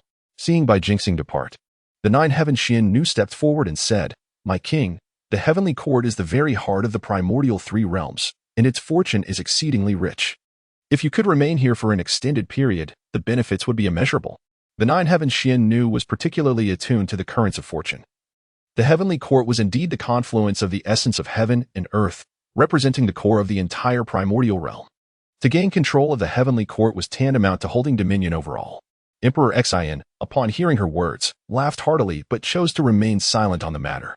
With external threats still looming, it was premature to discuss other matters. After all, the situation surrounding the Grand Dao ancestor Hongjun remained shrouded in uncertainty. Meanwhile, as King Zhou asserted his claim over the heavenly court and restored the surrounding formations, the order within the heavenly court was reinstated. In that moment, boundless heavenly fortune surged forth, once again bestowing its might upon King Zhou. Boom. The overwhelming influx of fortune was a boon that King Zhou had never anticipated. He had merely sought to drive away the Emperor of Heaven, occupy the heavenly court, and garner the people's support, believing that sufficient. Little did he expect to receive such formidable imperial fortune as well. This imperial fortune was precisely what King Zhou required. At this moment, the holy dragon of humanity manifested from within him, seemingly invigorated by the dragon energy emanating from the heavenly court. The path of the Emperor of Humanity was one of unrivaled supremacy, ruling over the seas and lands alike. By occupying the heavenly court, Emperor Xin, in a way, had affirmed his position in the hearts of many beings. After all, the reality he presented was deemed more suitable for ruling the three realms than that of the Emperor of Heaven. As a result, his aura grew even more formidable, and the currents of fate surrounding him intensified. Roar. The holy dragon of humanity roared mightily, its colossal form beginning to grow once more. Previously, the holy dragon had ascended to a two-headed state. What transformations might it undergo this time? Emperor Xin awaited with eager anticipation. For in the face of the invading chaos demons, he was in dire need of strength. The further ascension of the holy dragon of humanity would undoubtedly provide invaluable assistance to Emperor Xin. Chapter 95. Increased Admiration Boom. At this moment, the holy dragon of the human emperor was absorbing the errant energies drifting within the heavenly court. The nine heaven Xian Nu and Oppos, eyes widened in surprise as she exclaimed, Great King, the heavenly court harbors an immense fortune. Although it differs from the fortune of the human emperor, it seemingly originates from the same source. Upon hearing this, the king felt a stirring in his heart, realizing something profound. The demon emperor, Di Jun, had resided in the heavenly court for countless ages. After his fall, he surely lingered fondly on this realm, and subsequently, the heavenly emperor made his abode here, leaving behind his own fortune. Regrettably, they lacked the understanding to suppress or absorb this fortune, thus benefiting the king immensely. With excitement, the king smiled. His holy dragon of the human emperor could devour fortune, while the Kantong seal could suppress it. Consequently, the royal energies accumulated over countless years within the heavenly court would undoubtedly be absorbed by King Zhou, transforming into the essence of the human emperor, which would greatly benefit him. The holy dragon of the human emperor continually absorbed, its already colossal form swelling further to a staggering 2,100 million zhang. Now, the holy dragon of the human emperor, previously of the second heavenly layer of the Honghuang de Luo golden immortal, had ascended to the pinnacle of the second layer. The royal energies, once belonging to the demon emperor Di Jun and the heavenly emperor, had now become the driving force for the growth of King Zhou. The various cultivators observing King Zhou's gradual ascension felt a myriad of emotions. Some beings from the primordial world held an even deeper admiration for him, flocking to the heavenly court to pledge their allegiance, for this was a golden opportunity to achieve great deeds. Seizing this moment would surely earn them recognition from the primordial heavenly Tao in the future. Conversely, a faction of cultivators prepared to witness the unfolding drama. Among them was the Yuan Shi Tian Zun from Kunlun Mountain, whose expression darkened as he harbored ill will toward King Zhou, secretly wishing for the extraterritorial demons to arrive swiftly and obliterate him. In the western Spirit Mountain, the saints, including Zhuan Ti and Jieyin, shared similar sentiments, having previously conspired with the Tai-Ching saint to contend against King Zhou. Unbeknownst to King Zhou, who diligently cultivated within the heavenly court, the plans of the saints unfolded, causing his fortune to rise rapidly. Since arriving at the heavenly court, King Zhou had realized he stood atop the moral high ground, hence attracting so many powerful followers. This King Zhou possesses some cunning, but once my allies arrive, I shall reduce him to ashes. The death demon, retreating with his army into chaos, closely monitored the developments within the heavenly court. Witnessing King Zhou and Appo's rising power, he felt a sense of discomfort. Yet, at that moment, King Zhou reveled in delight. For this expedition had not only granted him abundant fortune but also dominion over the heavenly court, achieving a dual victory. At this juncture, the heavenly court had returned to its original splendor, adorned with a celestial ambience that appeared infinitely beautiful. Many soldiers of the great Shang were stationed there, experiencing a sense of lingering attachment. My king, outside the city of Shiqi, those treacherous ministers are restless again. Grand Master Wen suddenly entered the Lingyao Palace, reporting to King Zhou once more. King Zhou nodded with a smile. This must be instigated by the two saints. They are indeed suited for such matters. We need not concern ourselves. Let Jin Yuanzi and Huang Fei who handle it. King Zhou dismissed the rebellion in Shiqi, focusing his attention on the impending battle outside the heavenly court. As long as this stronghold was secure, all other matters would pose no issue. In the West Kunlun, after being expelled, the heavenly emperor found himself with nowhere to turn, eventually arriving at West Kunlun, a place of immense size where many scattered cultivators gathered. After settling in, the Taibai Jingxing returned to West Kunlun. Your Majesty, I am guilty for failing to summon several saints to assist. Please punish me. Taibai Jingxing prostrated himself before the heavenly emperor. Seeing Taibai Jingxing in disarray, the heavenly emperor personally helped him up, reassuringly saying, Taibai Jingxing, this is not your fault. The saints' reluctance to intervene is not due to your failure, but rather their unwillingness to assist. Rise quickly. The heavenly emperor, fully aware of the circumstances, felt helpless, as the tides of fate were beyond his control. Taibai Jingxing, filled with gratitude, stood and expressed his appreciation to the heavenly emperor. Your Majesty, I intended to seek King Zhou's aid, yet inadvertently invited a wolf into the fold, allowing him to seize the heavenly court. Taibai Jingxing spoke candidly, unaware of the flicker of resentment that crossed the heavenly emperor's eyes. My dear, there is no need for self-reproach. We have been defeated. Even if you had not sought help, King Zhou would have seized the opportunity to occupy the heavenly court. The heavenly court has always been the core of the three realms. Who among the powerful does not covet it? The heavenly emperor had previously maintained control of the heavenly court due to being the front disciple of Hongjun Daozu. However, now that he had been driven back by the extraterritorial demons, King Zhou's entry was not an act of usurpation but rather a safeguard for the three realms. This was not only justifiable, but commendable. Thus, even if Hongjun Daozu were to descend, he would have no grounds for reproach. With King Zhou entrenched within the heavenly court, all formations were swiftly restored, and he personally established the great array of the constellations. Previously, in vanquishing the Peng Old Ancestor, King Zhou had seized the He Tu and Luo Shu that belonged to him. Now, these artifacts were employed to reinforce the great array of the constellations, significantly amplifying its power. As the nine heavens Xian Nu had mentioned, the heavenly court was closest to the starry river. Thus, the efficacy of the great array surpassed that on the primordial earth manifold times. At that moment, the entire heavenly court seemed to exist amidst the starlight, enveloped in an ethereal dreamlike quality that continually blossomed in beauty, providing boundless benefits to the cultivators. The light of the sun, moon, and stars had formed a misty presence, indeed more potent than in the city of Chaoga. King Zhou, immersed in the nurturing light of the celestial bodies, found that being within the heavenly court equated to ceaselessly strengthening his corporeal form.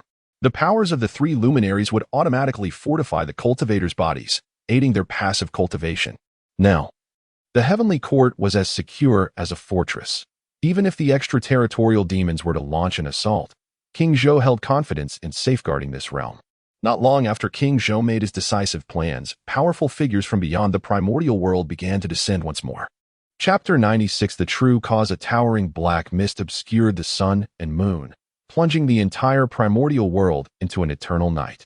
The advent of darkness heralded the onset of war once more. Countless beings were gripped by fear, apprehensive that King Zhou might not withstand the invaders, should that occur. They would be confronted directly by the blades of their aggressors. They fervently hoped that King Zhou could repel these intruders and safeguard the tranquility of the primordial realm. As each practitioner began to pray, their heartfelt wishes coalesced into streams of thought, converging upon King Zhou. These thoughts gradually transformed into the aura of the emperor, which King Zhou absorbed entirely. Meanwhile, he led his army and beheld the figures of the invaders. This time, their numbers had surged, reaching into the millions. Moreover, among these invaders emerged a new Honghuang de Luo Jingxian. Aside from the death demon god, this was evidently another surviving demon deity. Upon seeing this, Emperor Xian chuckled. For this time, a female demon god had arrived. At least, from her appearance, she resembled the female immortals of the primordial world. So this is the King Zhou you speak of? His strength seems rather lacking. The demon god's voice was melodious, and she was indeed a woman. King Zhou chuckled, already devising a plan. This time, he not only intended to defeat this female demon god, but also sought to capture her and taste the essence of her being. After all, he had yet to experience the pleasures of a demon god within the primordial realm. Miao Wan, do not underestimate King Zhou. His power is formidable. The death demon god warned, her expression cooling. Miao Wan, also a chaotic demon god, practiced the laws of illusion and foresight, rendering her quite powerful. Observing the cautious demeanor of the death demon god, Miao Wan smiled enchantingly and locked eyes with King Zhou. He gazed back at her, his expression unwavering. Miao Wan, like a celestial maiden, possessed an enchanting beauty and an impeccable figure, undeniably alluring. Emperor Xian, I perceive boundless foresight in your eyes. Suddenly, Miao Wan transformed into a divine maiden. Adorned in a pristine white gown, as if she had descended from the heavens, radiating an aura of purity. Emperor Xian smiled indifferently, neither confirming nor denying her words. Foresight is indeed the true reason for my survival until this moment. He harbored aspirations for survival, to grow stronger, and to possess and govern all. It was these very ambitions that fueled his continuous growth, leading him to his current stature. His response elicited a subtle smile from the Miao Wan demon god, rendering her even more captivating. Many practitioners renounced their desires, some even severing their aspirations to draw closer to the Tao. Yet King Zhou took the opposite approach, embracing his aspirations to continually spur himself forward, thus achieving his own greatness. This exquisite phenomenon intrigued Miao Wan, who began to harbor a newfound admiration for him.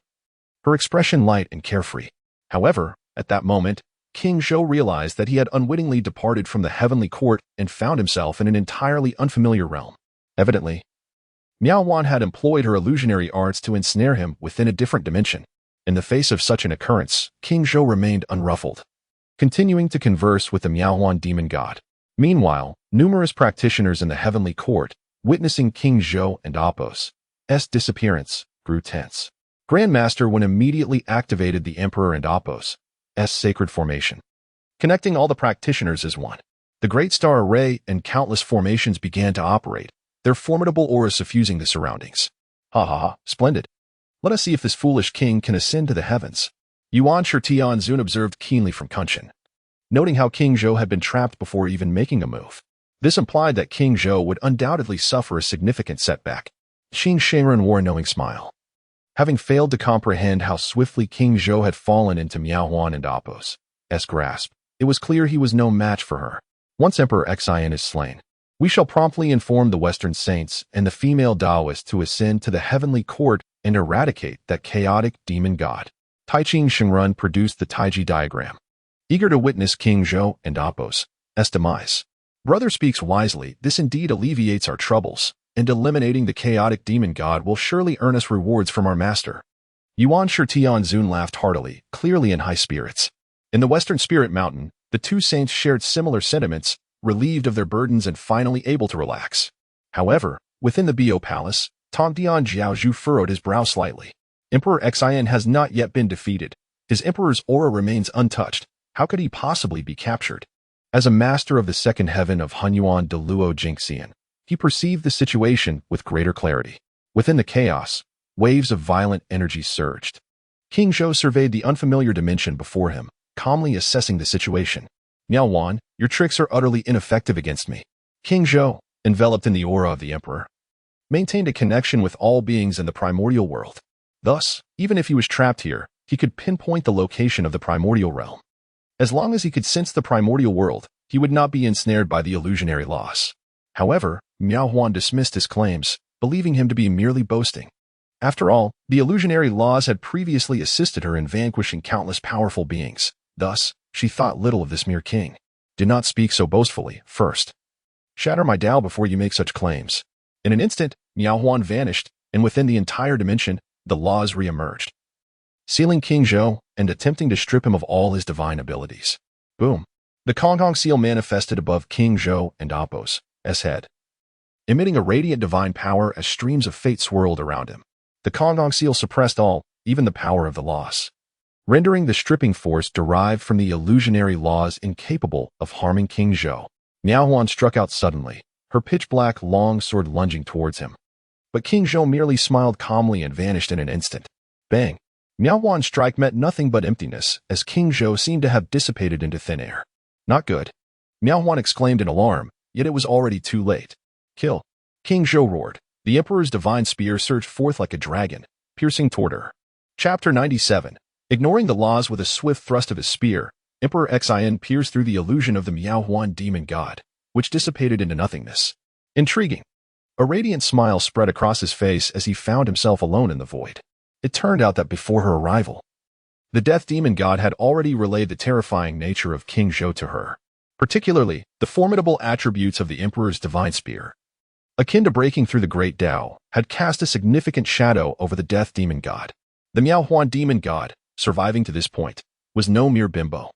Hence, her previous series of actions was entirely a probe of Emperor Xian's capabilities. Clearly, King Zhou's cunning was still somewhat juvenile compared to this ancient being who had lived for countless ages. Nevertheless, Emperor Xian's strength was beyond what the Miao Huan demon god could withstand. Although she had evaded his strike, the otherworldly space around her began to fracture beneath the might of the emperor and Appo's divine spear. Ignoring the laws, disregarding the great Tao, the otherworldly space summoned by the illusionary laws was effortlessly shattered by the emperor and Appo's spear. The Miao Huan demon goddess most relied upon technique proved utterly futile against King Zhou. Stepping forward with resolve, he re-entered the heavenly court amidst the astonished gazes of numerous cultivators. What was happening? At this moment, the Taiji sage and the primordial heavenly sovereign had prepared everything, yet King Zhou returned unscathed. It was akin to proclaiming, I have undressed. And you tell me it's done? The king appeared before the heavenly court without a scratch, leaving the death demon god utterly dumbfounded.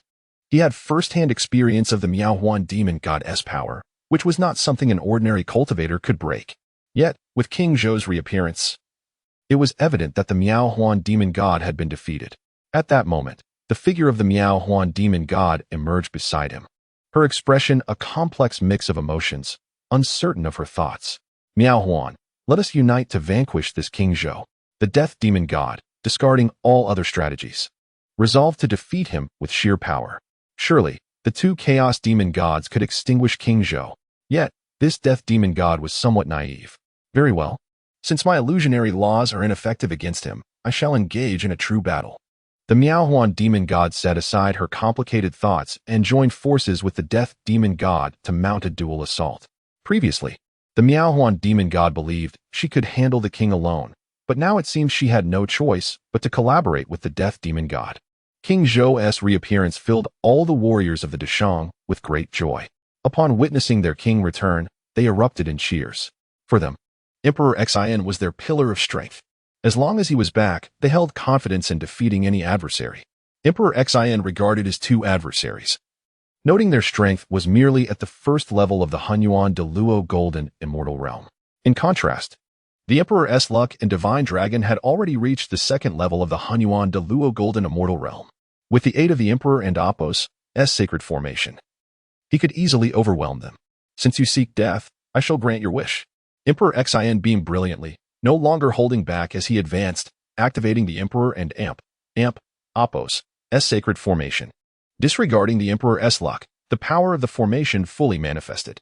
Radiant celestial light enveloped Emperor Xin as boundless divine might spread in all directions. The Miaohuan demon god, unaware of the depths of his power, charged forward alongside the death demon god.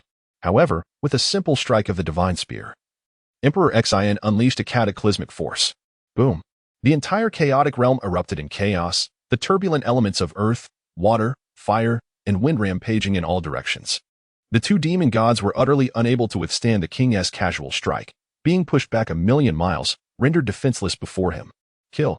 Emperor Xin took a step forward, his divine spear striking with precision. The eyes of the two demon gods widened in horror. They could hardly fathom that King Zhou possessed such overwhelming strength, capable of confronting both of them single-handedly. Boom. The Emperor's luck surged forth, and he pressed forward relentlessly. The Emperor's divine spear lunged directly at the death demon god. A fierce glint ignited in the death demon god's eyes. Having previously lost an arm to King Zhou, he was filled with rage. Now, with the Miaohuan demon god's support, he was unwilling to concede again. Emperor Xin. Perish. With a frenzied expression, the death demon god transformed into a torrent of death energy, crashing towards King Zhou like a tidal wave. This was the death demon god's ultimate technique, death enveloping the sky. Countless sovereigns had perished under this attack, for its pervading death energy was impossible to resist. A mere touch would ensnare an opponent like a parasite, rendering them unable to escape. Yet, Emperor Xin paid no heed to the oncoming storm. The Emperor's divine spear transformed into an immeasurable weapon, striking through the 9 heavens. Possessing the power to break laws, the spear pierced through the endless chaos, annihilating the pervasive death energy in an instant. The death demon god's most potent strike became his final gambit. With a surge of might, Emperor Xin decisively vanquished the death demon god. Although he was a formidable being within the chaos, he stood no chance against the Emperor's divine spear, which disregarded all laws and defenses. These two defining characteristics alone were sufficient to obliterate all other sovereigns. The death demon god's path of death proved ineffective, and his attempts to flee were futile. Thus, with a thunderous strike, Emperor Xin pierced through the death demon god's primordial spirit, finally extinguishing the fate that had lingered until now. Boom! The boundless death energy erupted violently, dissipating silently throughout the chaos. Truly, there was nothing left of him. However, following the demise of the death demon god, treasures and resources fell into Emperor Xin's possession. As a chaos demon god existing since the dawn of creation, the death demon god had amassed considerable wealth over countless years, despite the barrenness of the chaos. After all, he had lived for an exceedingly long time. With the death demon god's fall, a powerful aura of luck was swiftly absorbed by the luck spiritual root, subsequently transforming into Emperor Xin's own. As a chaos demon god, the death demon god's fortune was indeed prosperous. Otherwise, he could not have reached the Honghuang de Luo Golden Immortal Realm. Now, Emperor Xin not only eliminated the death demon god but also seized his treasures and absorbed his fortune, leaving nothing behind. At this moment, the Miaohuan demon god gazed at the unfolding scene, her eyes filled with astonishment. Emperor Xin's strength was astonishingly beyond her expectations. She had never anticipated such a seemingly effortless strike could obliterate a Honghuang de Luo Golden Immortal. This divine weapon, truly remarkable. She looked at the Emperor's divine spear. Her eyes filled with yearning, yet she understood all too well that she was unworthy of such a divine artifact. Chapter 98. The final opportunity. Xin was already a formidable force, and with the Emperor's divine halberd in hand, he became an invincible presence to the Miaohuan demon god. The king of Zhou had grown even stronger. A look of shock crossed the face of Yuanchi Tianzuan, as both he and Ta Qin Shangren recognized the fear reflected in each other and Apos' eyes. These two heavenly Tao saints were nearly equal in strength to the death demon god. Thus, if Xin could easily obliterate the latter, he could do the same to them. Contact the other saints, we must be ready to act at any moment, Ta Qin Shangren decisively declared. This was their last chance. In such a short span of time, Xin's power had escalated once more. Should he continue his reckless cultivation, even united, they would stand no chance against him.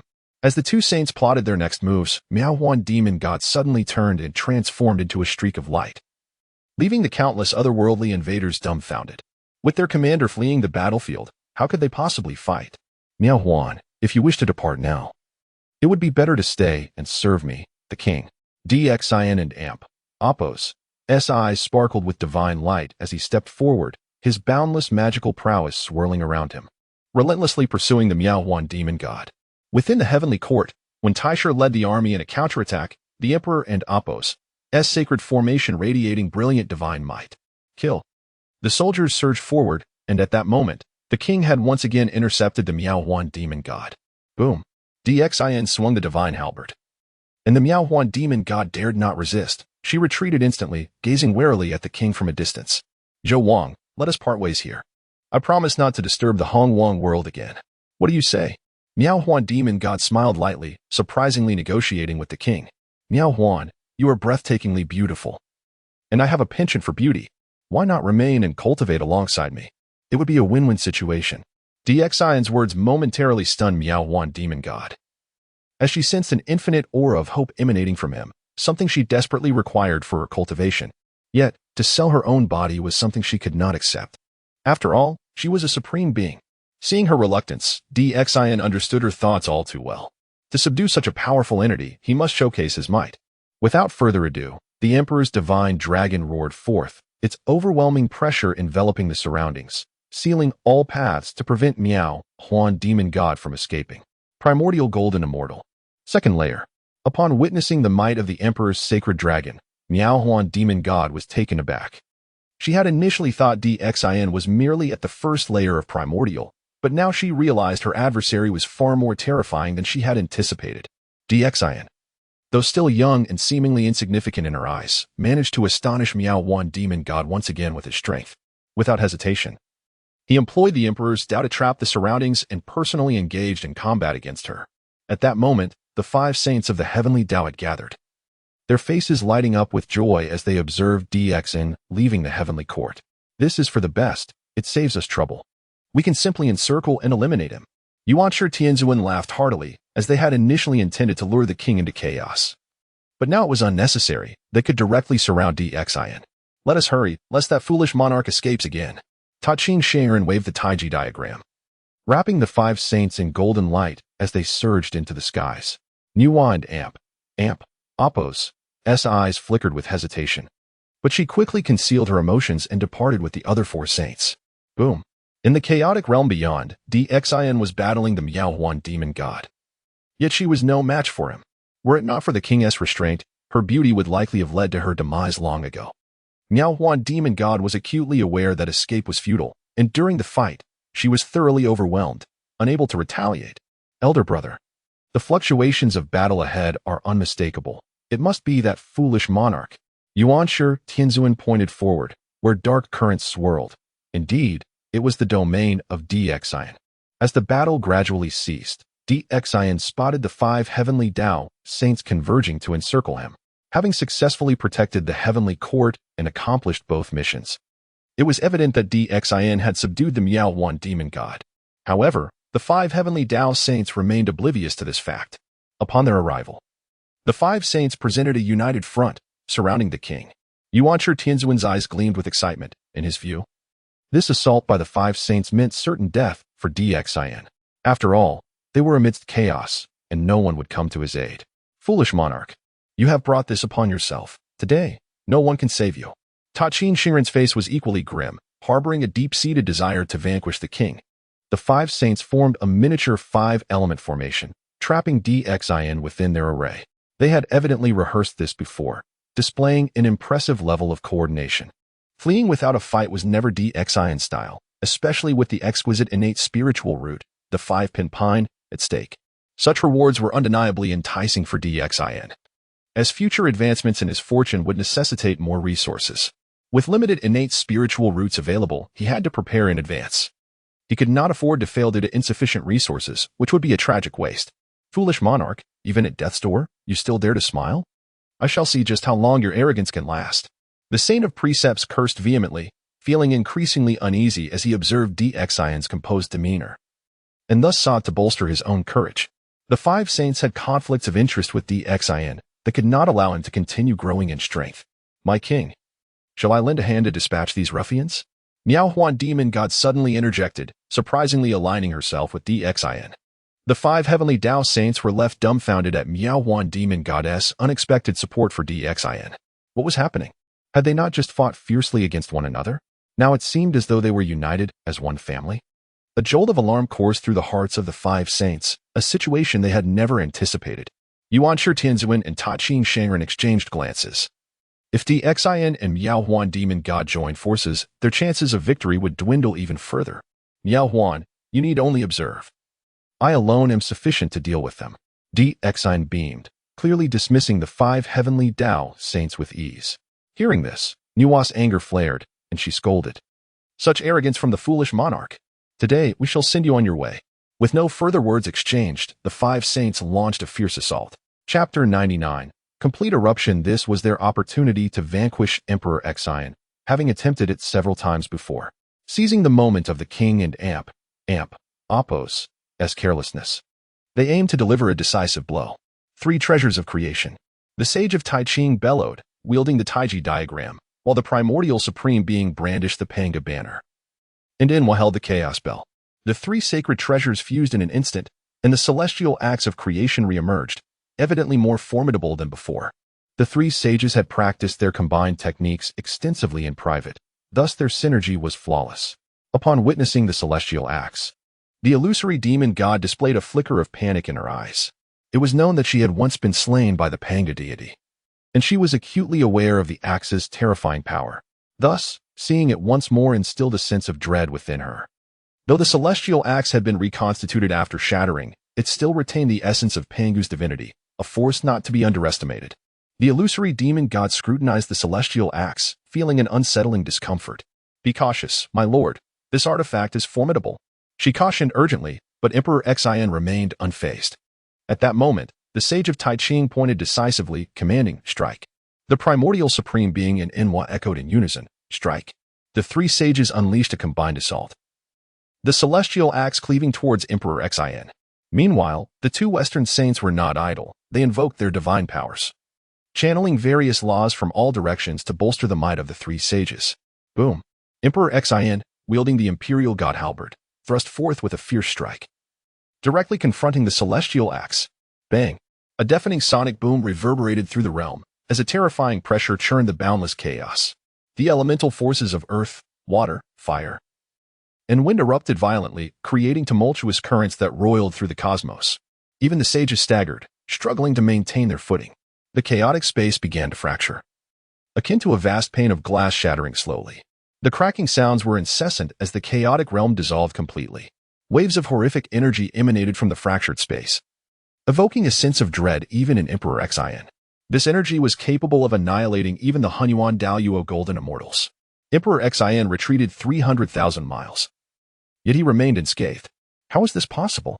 Exclaimed Saint Qingtue, astonished, for he believed that blow was sufficient to obliterate Emperor Xin. Yet, it appeared the celestial axe's strike had failed to injure the king. This foolish monarch remained completely unharmed. Saint Jane also wore an expression of disbelief. Had he been in the same position, he felt he would have had no means of withstanding such overwhelming pressure. Humph, the celestial axe is invincible. I refuse to believe this foolish king can endure such a barrage, roared the primordial supreme being, his eyes brimming with resentment and madness. Only useless curs bark the loudest. If you have the ability, come slay me. Emperor Xin taunted, showing no respect, continuously provoking the primordial supreme being. In the midst of the previous clash, Emperor Xin had grasped a hint of the true essence of the celestial axe. It must be noted that the celestial axe and Pangu were symbiotic, their true meanings intertwined. Should Emperor Xin comprehend Pangu and Oppos' essence, it would yield immense benefits for him. Previously, after understanding the first strike of creation, Emperor Xin and Oppos' combat prowess had surged. If he were to gain further insights now, his power would undoubtedly increase exponentially. Foolish monarch, cease your arrogance. Prepare to receive another blow. The primordial supreme being roared repeatedly, joining forces with the two other saints for another fierce strike. The terrifying celestial axe cleaved through the boundless chaos, separating the pure from the impure. manifesting a semblance of the grandeur of creation. Faced with such overwhelming force, Emperor Xian remained undeterred, confronting the celestial axe head-on. Boom! The space shattered in all directions. Even time itself came to a standstill beneath this strike.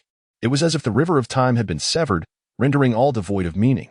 The illusory demon god beheld such a dreadful onslaught, her eyes filled with horror. This strike was truly overwhelming. Meanwhile, the 5 saints of heaven rejoiced with unrestrained ecstasy. No one had anticipated that their joint offensive would resonate with the profound laws contained within the celestial axe. With this resonance, the power of their strike transcended the mere capabilities of the 3 saints, akin to Pangu himself launching an assault. In that moment, Emperor Xian felt the weight of the oppressive force, yet his expression remained resolute, the halberd soaring skyward. Fight! Emperor Xian roared, unleashing the boundless might of the Imperial Emperor's fate. Boom! The celestial axe and the Imperial god halberd clashed fiercely, sending the king hurtling 100,000 miles away. Witnessing this, the 5 saints erupted in jubilant glee. Isn't Emperor Xian formidable? Yet, in this strike, he was reduced to a frightened dog. The primordial supreme being looked down upon him, reveling in his superiority. Just a foolish monarch. What can he achieve? Even if he enjoys a moment of success, it will not last. The sage of Tai Ching and the primordial supreme being exchanged triumphant remarks, as if Emperor Xian had already been vanquished. However, they remained oblivious to the fact that Emperor Xian had sustained no significant harm. His once radiant brilliance had turned inward, a necessary phase for a cultivator. As the light faded and chaos settled, the king surged forth once more. Come now, is this truly all you can muster? You lack even the ability to tickle me. Emperor Xian returned, his demeanor calm and composed. In the recent clash, he had grasped a fragment of a new understanding of the celestial axe's true essence. And the outburst of the saints had provided him with a fortuitous opportunity for enlightenment. Thus, seizing the moment, Emperor Xian provocatively challenged the 5 saints once more. Meanwhile, cultivators throughout the primordial world sensed the shifts within the chaos. The emperor's consorts watched him with concern, for the might of the celestial axe was immense. No one could withstand its sweeping power. Yet Emperor Xian repeatedly taunted the saints, igniting flames of indignation on their faces. Very well. This time I shall see just how strong you truly are. The sage of Tai Ching, losing his composure, intensified the laws swirling in his grasp, filling the space with formidable power. Kill! The 3 saints roared again, unleashing the celestial axe with every ounce of their might, fully committed to a life-and-death offensive.